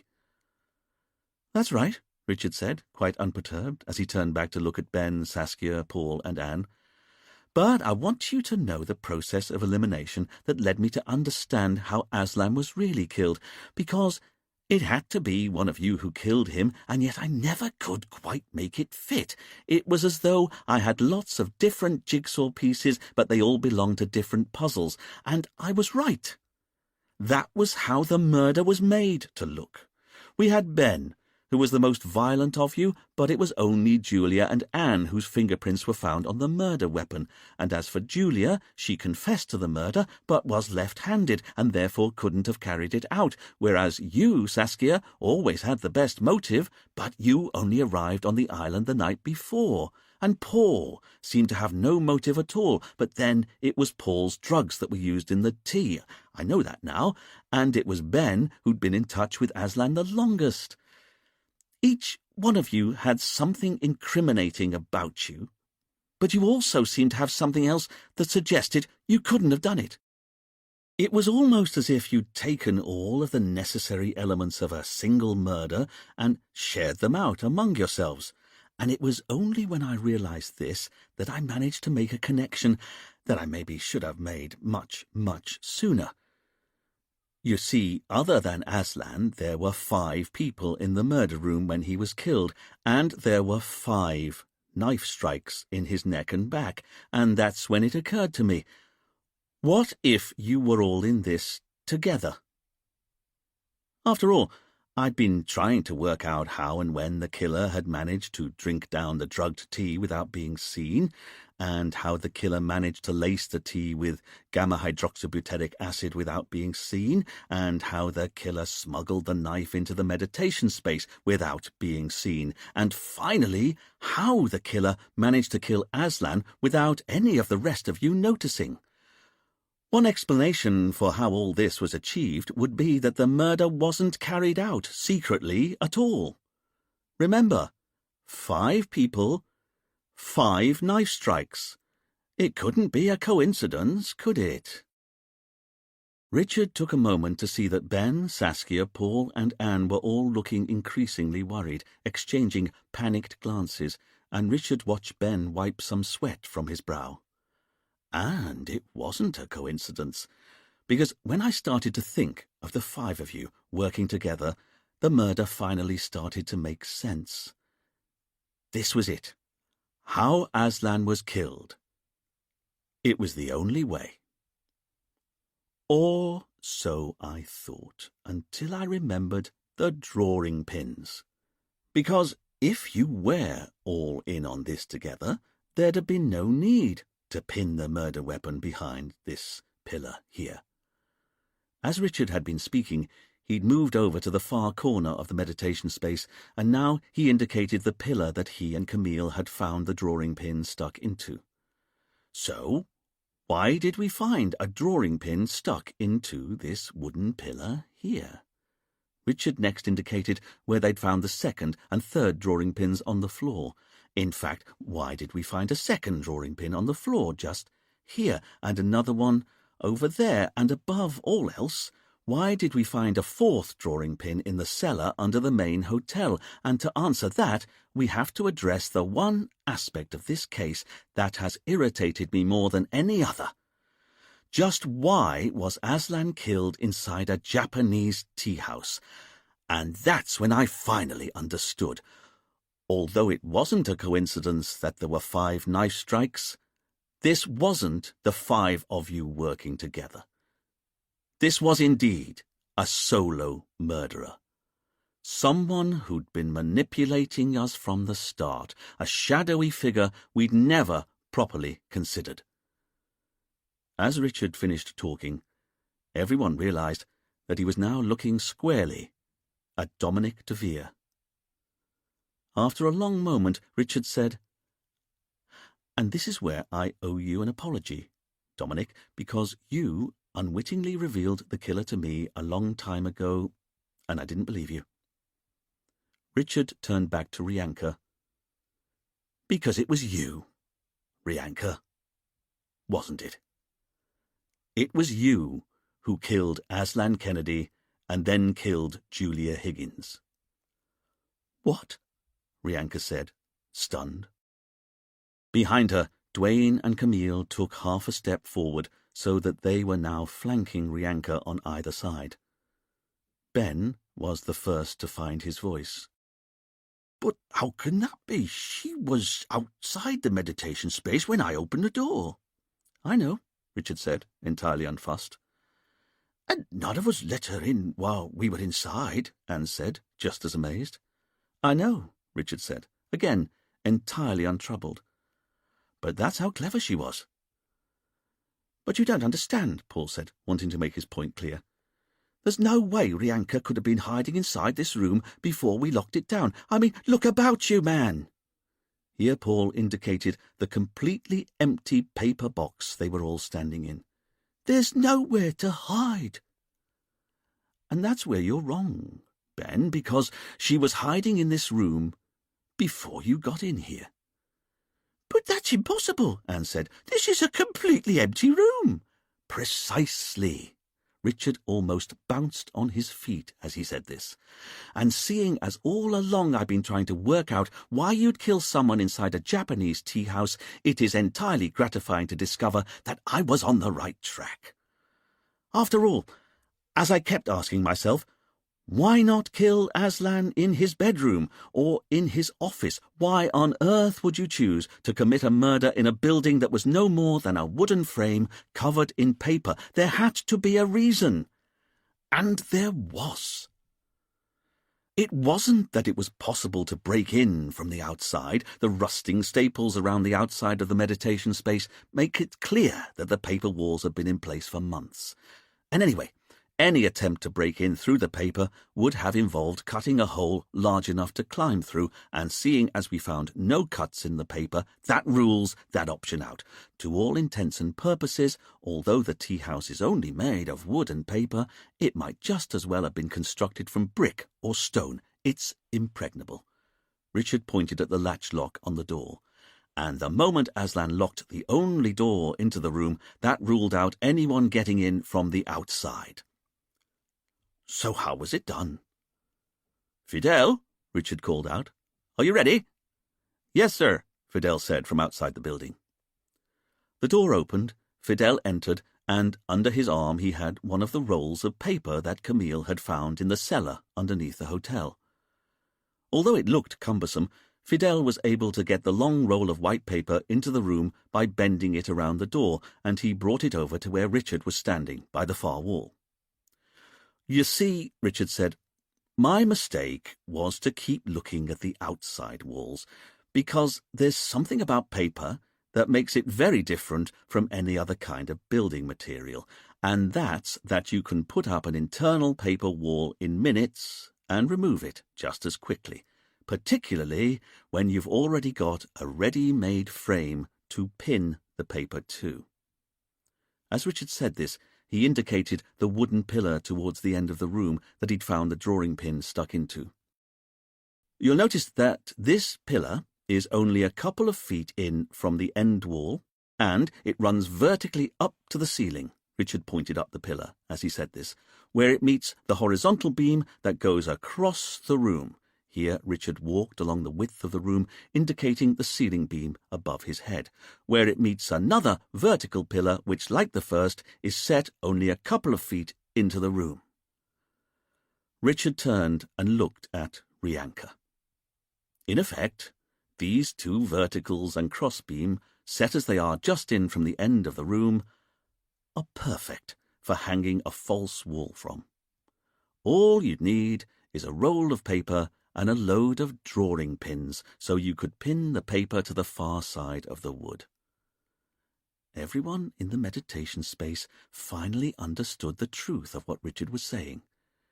If a paper wall had been hung towards the end of the room attached to the pillar and crossbeam, would anyone have noticed that the room was a couple of feet shorter than it should have been, or that there were now only 11 vertical pillars visible along each side of the paper box when there should have been 12? And while the cavity that Rianka would have created would have been only a couple of feet deep, it would have been just enough for her to hide inside. "And now everything begins to make sense," Richard said, turning to Ben. "It was indeed your initial email to Aslan that started the clock ticking, but it wasn't Julia who intercepted it, as we'd originally thought. It was Rianka.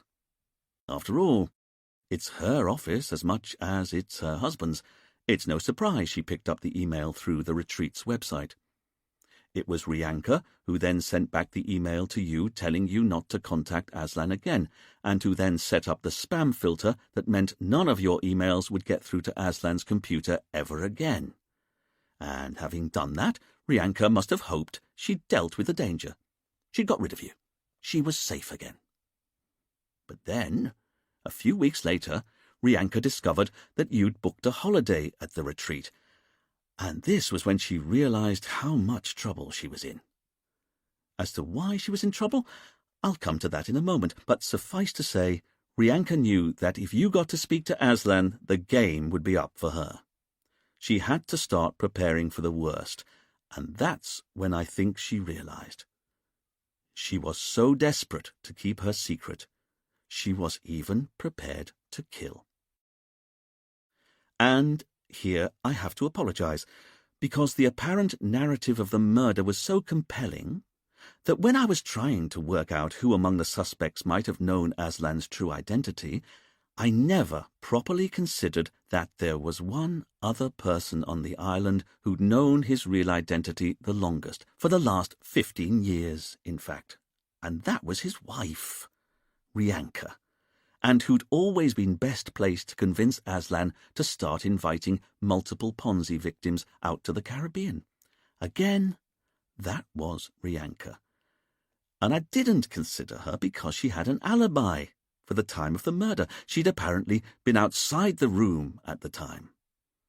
And all along, I'd been trying to work out why the killer had been happy to commit murder inside a locked room in front of a load of potential witnesses.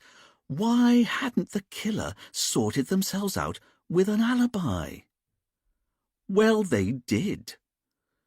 Rianka made sure that her husband was killed inside a locked room that contained a load of people, all of whom would swear on oath that she wasn't inside the room with them at the time of the murder.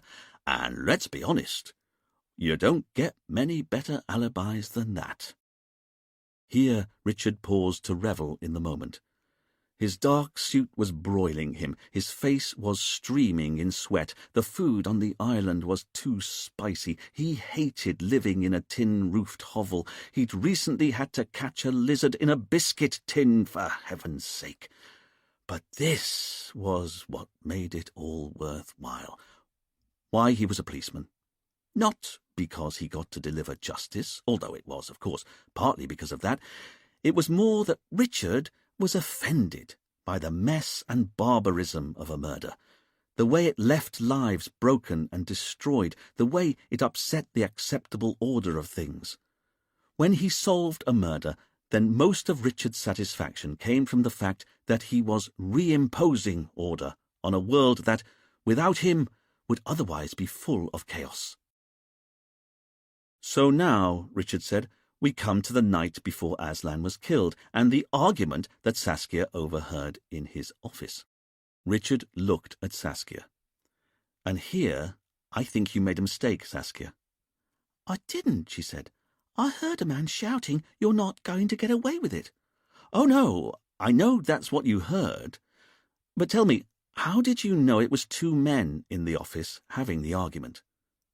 Well, Saskia said, puzzled, it was Aslan's office. I heard a man shouting, and then a few seconds later Aslan came out, and he was looking upset. And that's where you made your mistake, Richard said.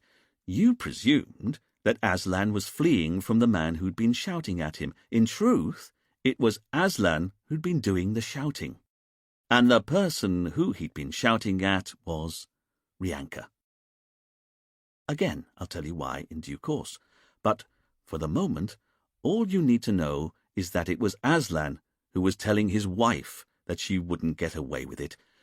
But with those words, Aslan was, inadvertently, signing his own death warrant. Richard turned to address Rianka. Not that your husband knew at that point, of course, and I bet you made all sorts of promises to him later on that night to buy yourself time.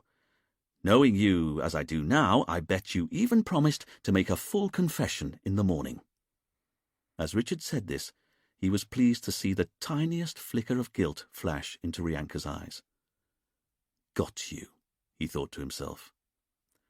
Thought so, he said to her, knowing that Rianka now knew that she'd shown the first chink in her armour. But all that mattered to you that night was that you bought yourself time until the following morning, which you self-evidently did, and that allowed you to put your plan into action, because you'd already lined up your chess pieces, hadn't you? That's what you were doing when you convinced Aslan that it would be fine to invite out a few more Ponzi victims, and all at the same time. You were making sure you had an insurance policy, and once you knew that the game was up for you, you decided it was time to put it into action. So, following your argument with Aslan, you got hold of Julia and asked her to write out a new list of names for the sunrise healing session, a list of names that you'd chosen. And I'm sure Julia was only too glad to help, partly because she was a trusting soul, partly because I bet she was thrilled when you told her she could add her name to the list, but mostly, if I'm honest, because it was her job to offer you secretarial support. That was the condition of her staying at the hotel for free, wasn't it? And what could be more secretarial than writing out a list of names for one of your bosses? As for how Rianka got hold of the murder weapon, I don't think that was hard either. Anne, here Richard turned to Anne, was Rianka one of the people doing the washing up with you the night before Aslan was killed? Anne looked at Rianka, her memories slowly coalescing as she thought back to the night in question. "You know what?" Anne eventually said. "She was. In fact, it was Rianka who suggested I come and help with the washing up in the first place. I remember now." "Which we should have realized sooner," Richard agreed. "Because after you told us you'd done the washing up, we rang Rianka to find out if it was true, and it was Rianka who confirmed that you had indeed been doing the washing up the night before her husband's death. And when you think about it, how could she have confirmed that piece of information unless she herself had also been doing the washing up at the same time?" "So," Richard said, "Rianka was standing at a sink that night, wearing marigold gloves and washing carving knives that she then handed to you to dry and get your fingerprints all over. Am I right?" Anne didn't need to say anything. It was obvious that what Richard had said was true. "As I've been saying all along," Richard continued, "our killer was an arch manipulator. She managed to get Julia implicated when she wrote out the replacement list of names, and she managed to implicate you, Anne, when she got you to dry the kitchen's carving knives. As for implicating Paul, that was even easier, because when you stay at any kind of spa or health farm, you have to fill in a form saying what sort of medicine you're on. It wouldn't have been hard for Rianka to discover that the Zyrax that Paul listed was a brand name for gamma-hydroxybutyric acid and a sedative. And nor would it have been hard for her to use the hotel's passkey to liberate some of the Zyrax from Paul's bottle of pills. And it would have been easy for her to then leave out the teapot and cups on a tray, all ready for her husband to pour water into the following morning. An act of kindness, or so it appeared on her part. But Aslan wasn't to know that his wife had crushed up a load of Paul's Zyrax pills and mixed them in with the tea leaves at the bottom of the teapot, all ready for him to activate when he poured in the boiling water the following day. So that was Paul, also implicated in advance. As for Saskia and Ben, you weren't able to pin anything directly to them, but you weren't too worried about that. Saskia was already the person who'd lost the most money to Aslan's con 20 years ago. Surely that was implication enough. And Ben was an ex-convict who'd shared a prison cell with her husband. No one could appear more like the murderer than someone who'd already done time for actual bodily harm. Here Richard took out his hanky and mopped his brow. He could see that Ben and Paul were looking impressed with him, as though they were both finally acknowledging that maybe Richard wasn't such a waste of space after all. As for Anne and Saskia, Anne was watching events unfold with slack-jawed wonder, and Saskia was clearly just as astonished, but she didn't need to bob her head around to follow proceedings, as Anne did. As for Rianka, Richard noted that she'd taken to staring straight ahead in silent horror. She was guilty as hell, and she knew that Richard knew it. "So now we come to the day of the murder," Richard said. "And now I'm going to tell you how Rianka killed her husband." Chapter 16. Aslan got up with the sun, Richard said. "We know he didn't like alarm clocks." He then went down to the kitchen, where he found a teapot and cups had already been set out for him on a tray. He maybe thought it was a peace offering from his wife following their argument the night before, Or maybe he thought it had been laid out for him by the ever-thoughtful Julia, but it hardly matters. He put the necessary boiling water in, never knowing that he was inadvertently making a drink that was laced with a sedative. Now, I imagine that Rianka had already got the spare roll of paper wall into the meditation space before that morning, but whether she'd already started to hang it the night before, or did it all that morning while Aslan was making the tea and the unsuspecting guests were on the beach stretching and swimming, Rianka slipped into the meditation space and finished pinning up the paper wall so no one would know she was hiding behind it. Fidel, if you would. As Richard went over to the end wall, Fidel stood the roll of paper up by the vertical wall pillar that Camille had found the second drawing pin pushed into. As he did this, Fidel made sure that the trailing flap of paper was running flush up against the vertical post. The roll fitted the height of the building perfectly. Of course it did. It had been designed for the building. Fidel then got out a little box of drawing pins from his pocket and started to push a few drawing pins through the edge of the paper and into the vertical beam. As he did this, Richard continued speaking. And here I have to admit to a failing, because I should have realized that a roll of paper had been used in the murder of Aslan Kennedy much sooner. When Camille found the spare rolls of paper in the hotel cellar, it was Rianka who told us that they were all present and correct, but she said this even though there were only 4 rolls. Because, think about it, the meditation space doesn't just have 4 walls, it actually has 4 walls and 1 roof. There should have been 5 rolls in the cellar that day, but Rianka's quick thinking distracted us from the truth that it was her who'd used the 5th roll of paper in the murder of her husband. Thank you, Fidel. If you'd now brick me up.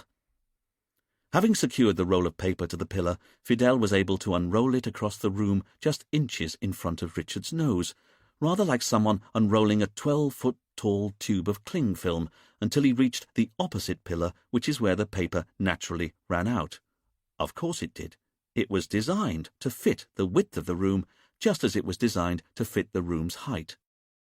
From everyone else's viewpoint, Richard and Fidel were now hidden behind the fake wall at the end of the room. And because Fidel had pinned the paper on the far side of the wooden posts, it wasn't even possible for anyone inside the meditation space to see any of the drawing pins. In fact, from everyone else's point of view, the end of the room looked entirely normal. It was just the usual wooden frame with a paper wall attached to the further side of it. But there was now a narrow cavity at the end of the room that Richard and Fidel were hiding inside, although their bodies could still be seen as dim shadows through the translucent paper. Richard called out from behind the paper, "And while you can, no doubt, see our shadows on the fake paper wall, that's because this is the westernmost wall of the room, and the sun is beginning to set behind us. But think about it. When the murder was carried out, the sun was still only just rising in the east. Whatever shadow Rianka cast that morning would have gone behind her and wouldn't have shown up on the internal wall at all. In fact, all Rianka had to do was wait silently in here until the room was locked down and everyone was lying down and drifting off. Then she removed the drawing pins that were holding the paper up." As Richard said this, Fidel magically reappeared as he started to roll the paper back across the end of the room, turning the flat sheet of paper back into a tall roll. Halfway across, Richard was revealed. And with the others in the room already sedated, lying down and listening to the sounds of the deep on headphones whilst their eyes were shut behind eye masks, Rianka was able to roll the wall back and get it ready to remove from the scene of the crime. And this is the other advantage a house constructed from paper has over a house constructed from brick or stone, because not only can you hang a fake internal wall in 2 seconds flat, you can also fold it up when you're done with it and carry it out of the room with you. As Richard said this, Fidel finished rolling the paper up and detached the drawing pins from where they'd been holding it to the pillar. He then folded the roll of paper over so that the tube became flat and half the length it had previously been. He then folded it over one more time, so that although it was now thick, maybe about the thickness of a shoebox, it was only 3 feet long, and throughout the whole process Fidel had managed to be almost entirely silent. As long as the others kept their eye masks and headphones on, they'd have failed to realize there was someone else in the room with them. After the murder, Richard said, when Aslan's body was found and the meditation space was opened up, Rianka was sitting on the veranda with her sewing basket entirely innocently. Or so it looked. But I think she had her sewing basket with her that morning because it's what she'd used to smuggle the murder weapon and a pair of gloves into the meditation space. In my imagination, the gloves she wore that morning were the same marigolds she'd used to do the washing up the night before. But the sewing basket also allowed her to smuggle the fake wall out of the room once the murder was done. And it was also the perfect receptacle for the drawing pins as she removed them from the wooden pillars, although we now know that one of the drawing pins had got stuck so far into the pillar that Rianka was unable to remove it, and another 2 drawing pins rolled away and got lost entirely. But then, they were only drawing pins. I'm sure Rianka presumed the police wouldn't be able to make much of them. Richard smiled at this. "But what if one of us had woken up?" Ben asked. "That would have been unfortunate," Richard said. "But remember, while she was removing the paper wall, she'd not committed any crime yet, and I'm sure Rianka would have just laughed off her hiding behind a fake wall as a silly prank she was about to play on her husband. But the key point is, no one did wake up, or hear her, or see her, not in their sedated states. So, still wearing her gloves, Rianka got the knife from her sewing basket, right-handed, of course she did, she's right-handed. She then approached her husband as he sat directly in front of her in a lotus position on the floor, his back already turned to her, his headphones on, his eyes hidden behind a mask. And only now that she's sure that no one's even realized she's in the room does she commit the crime. She stabs her husband 5 times in the neck and back. Another piece of circumstantial evidence she knew might later point the finger of suspicion at the 5 other people who'd been in the room when he was killed. She then puts the knife down. And this was Rianka's final stroke of genius, because although the room was locked down from the inside, it was only a latch lock, a common or garden Yale lock, such as you'd find on any front door anywhere in the world. And she knew that although no one could get in from the outside while it was locked down, there was nothing stopping her from unlocking it from the inside, and once she'd slipped out of the meditation space and closed the door behind herself, the lock would lock itself behind her again. And here Rianka displayed nerves of steel. She had to leave the meditation space as though she were entirely innocent. But then, if anyone saw her, what in fact would they have seen? The owner of the hotel, calmly leaving one of the treatment rooms with her sewing basket under her arm. Would they really recognize the significance of the wad of white paper in the basket, or know if this was before or after Aslan had gone inside? Or before or after Aslan was slain? Because I think Rianka presumed that the sedative she'd put in the tea would knock everyone out inside the meditation space for long enough that it would later on prove almost impossible to pin down the exact time when Aslan had been killed. As it happened, no one saw Rianka leave, and this allowed her to take the folded-up paper to the cellar under the house and burn it in the hotel's furnace. In the process, she dropped one of the drawing pins she'd used. A small clue, perhaps, but it was enough to make me realize that the killer had possibly been in the cellar under the house, and that's what made me ask Fidel here to sift through the ash of the furnace. A furnace I now remember, Richard said, turning to Rianka, that you didn't want us to shut down. Of course you didn't.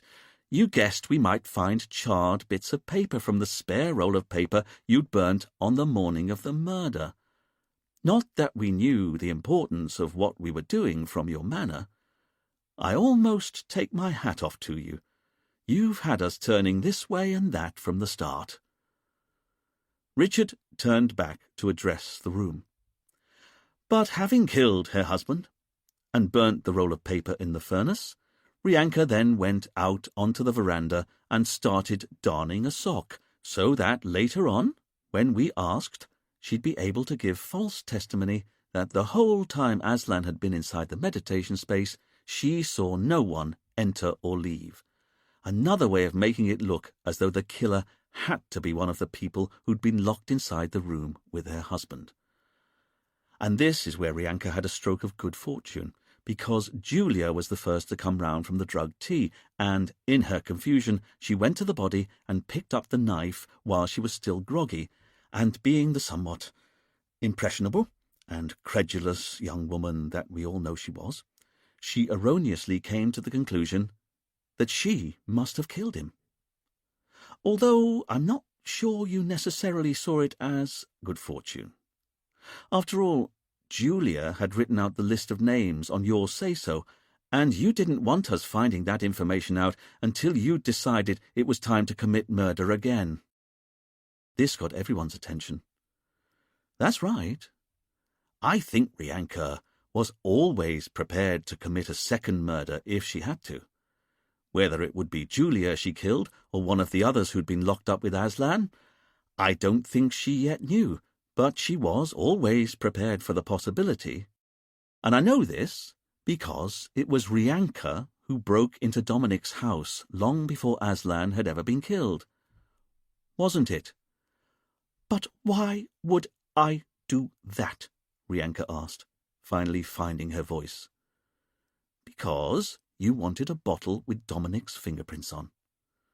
Remember, we know your modus operandi now. You sow confusion by implicating others indiscriminately, and you don't care who goes down for your crimes as long as it isn't you. So yes, it was you who stole Dominic's bottle. The autopsy report will show whether you also stole some of his poisons as well, and it was you who killed Julia with a drink she no doubt received from you without even the first hint of suspicion that it was laced with poison.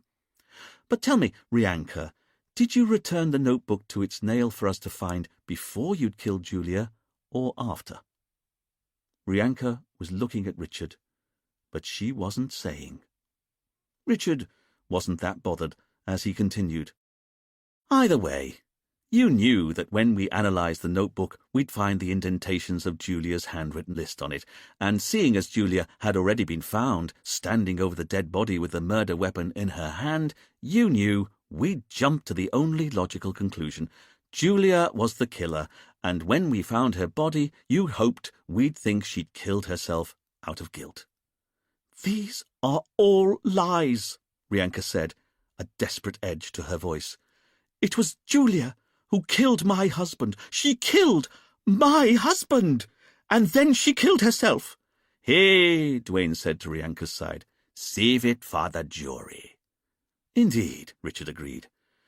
But you should know I already have enough evidence to convict you for the murder of your husband, but I'm not going to rest until you're also convicted for the murder of Julia Higgins as well. Do you understand? Richard looked at Rianka with an intensity that was frightening. But she had to know. She was going down for both murders, not just for one. But I don't understand, Anne interjected, unable to keep silent any longer. Why did she do it? Why did she kill her husband? Richard turned to look at the witnesses and sighed. Ben, you heard in Portugal from your old mate Ratty that Aslan was on the con again. But how could this be? Everyone said how Aslan wasn't interested in money anymore, and his bank account confirmed as much. But tell me, when you confronted Aslan, he was shocked at first, wasn't he? Sure, Ben said. In fact, he denied being on the con, didn't he? Yeah, he denied it a lot. That's right, Ben still agreed. And then there came a moment when he changed his mind and seemed to accept what you were saying. That's it, exactly. It was like he didn't want to disagree with me anymore.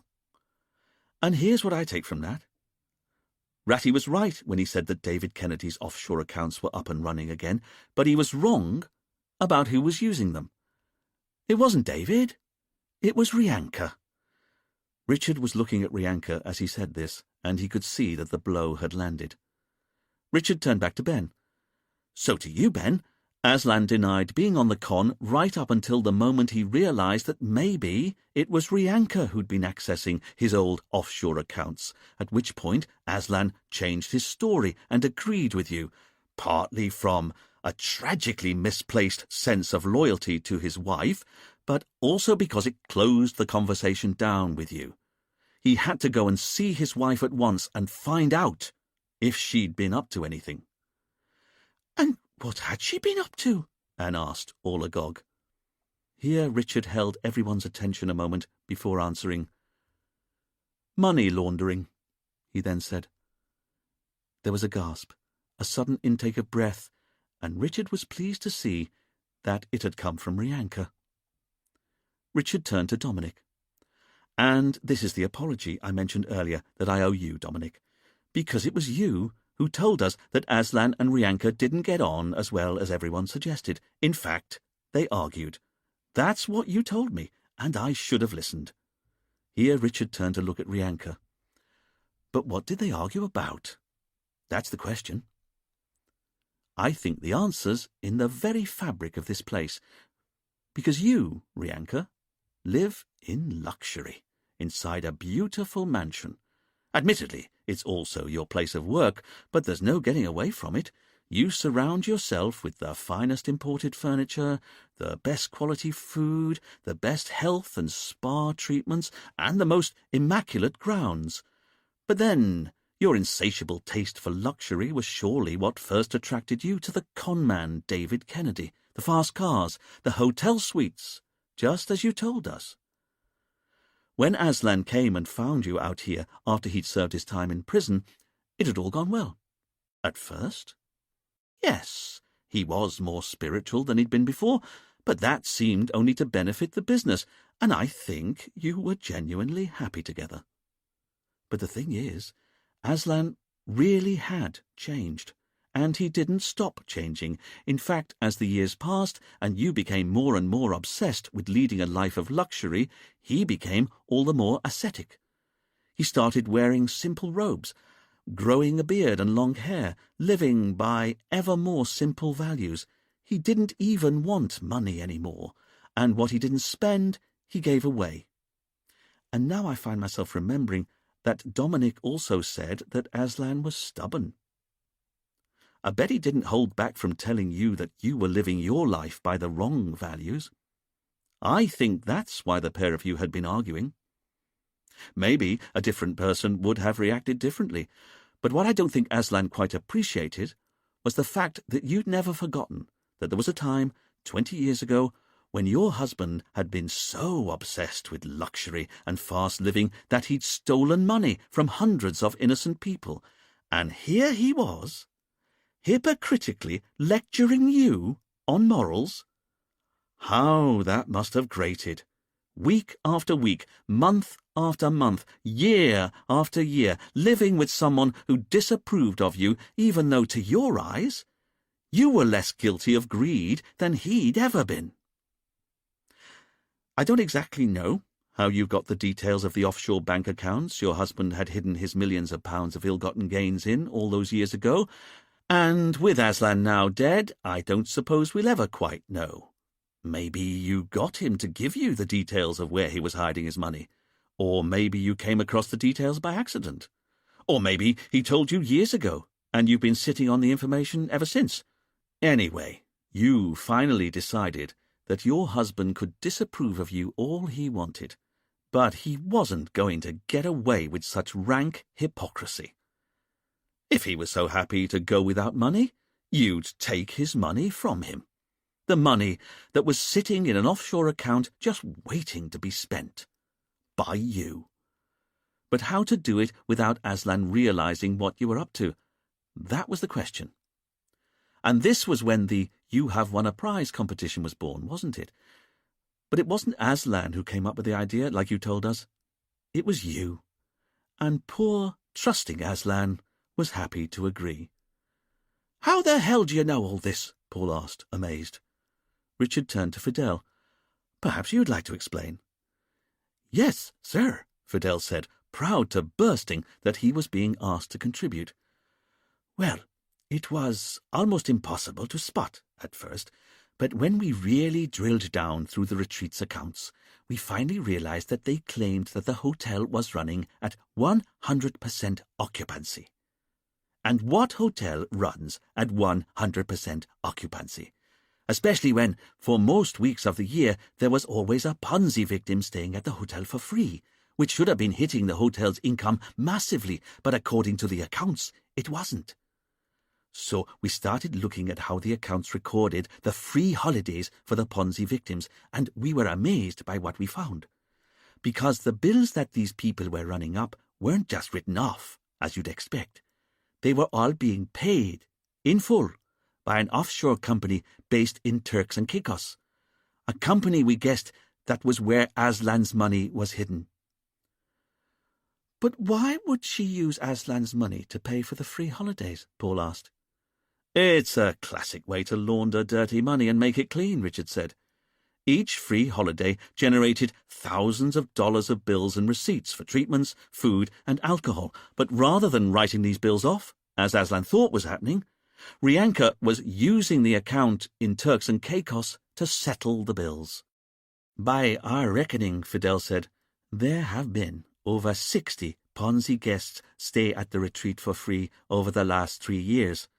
But by getting the company in Turks and Caicos to settle all of their bills, Rianka's been able to wash over $450,000 from Aslan's offshore account into the hotel's bank accounts. And how would the tax office ever know? Year after year, the hotel's income perfectly matched the bills that the business was apparently generating." "It was such a clever con," Richard said, again to Rianka.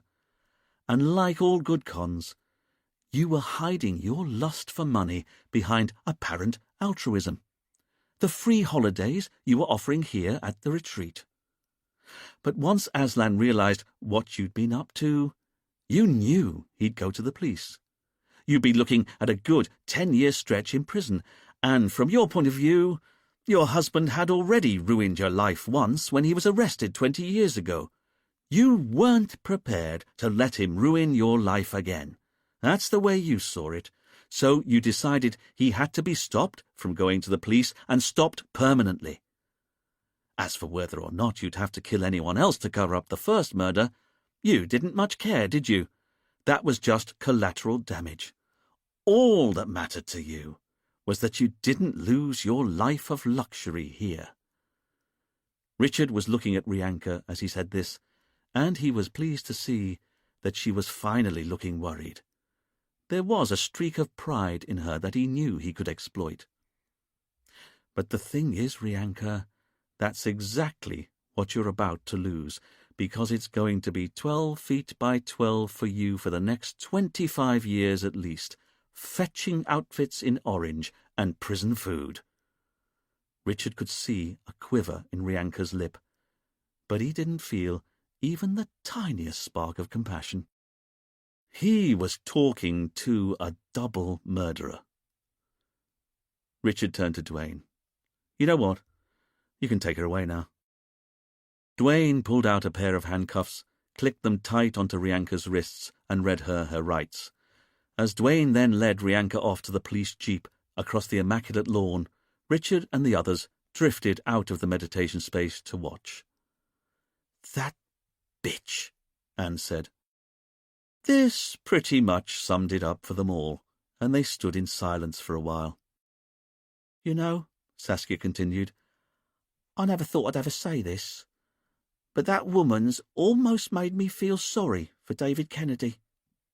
Everyone turned and looked in surprise at Saskia, so she clarified. "Almost."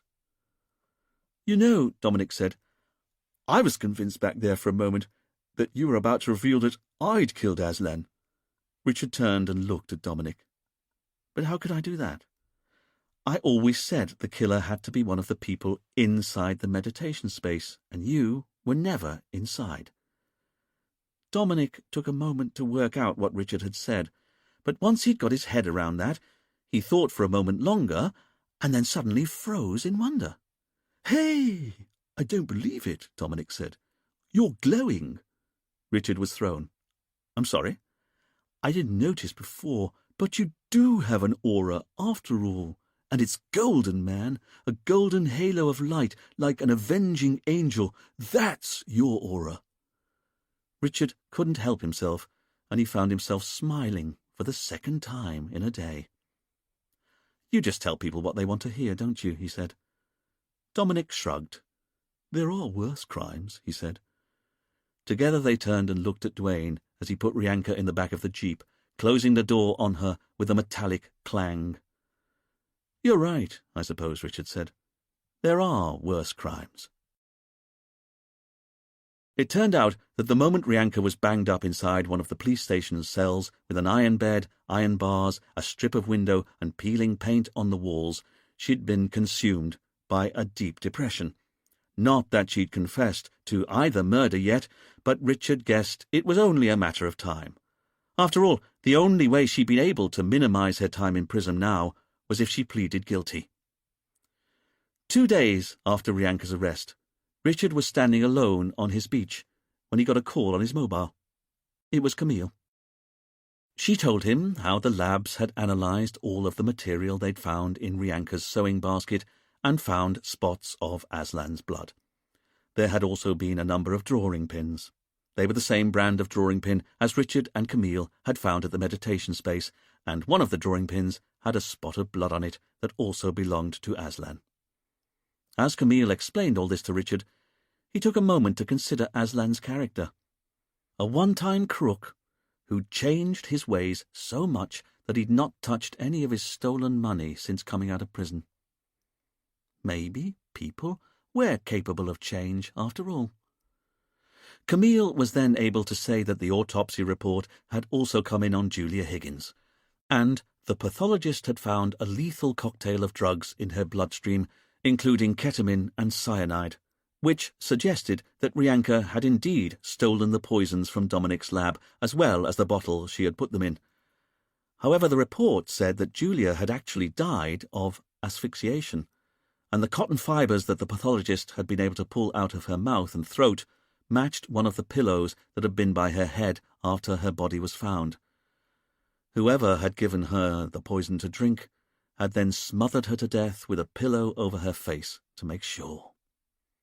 Camille said, "So I just confronted Rianka with all this new evidence." "You did?" Richard asked, his interest finally coming into focus. "And she broke down and confessed to everything, to killing Julia, to killing her husband. She's currently making a full statement to Fidel." Richard didn't say anything.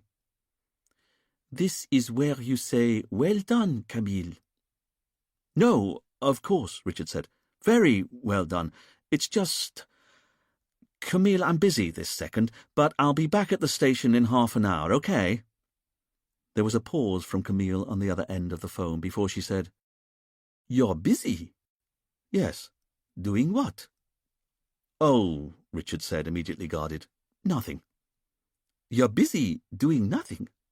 "That's right. But thank you for all your work on this case. It's been excellent. As ever." After a moment, Camille said, "Thank you, sir," accepting the tiny olive branch she was being offered. "And you should know, Duane's organizing a big party down at Maman's bar tonight. You know, now that Rianka's confessed to both murders, and the commissioner's going to be there too, everyone's coming."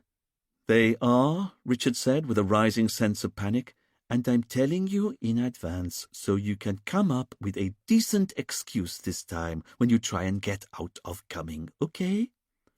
Richard couldn't help himself and smiled. "Thank you, Camille."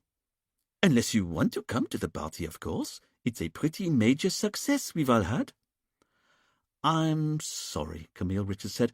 "I'd love to, really, I would, but I've already set aside tonight to rewire my bedside lamp."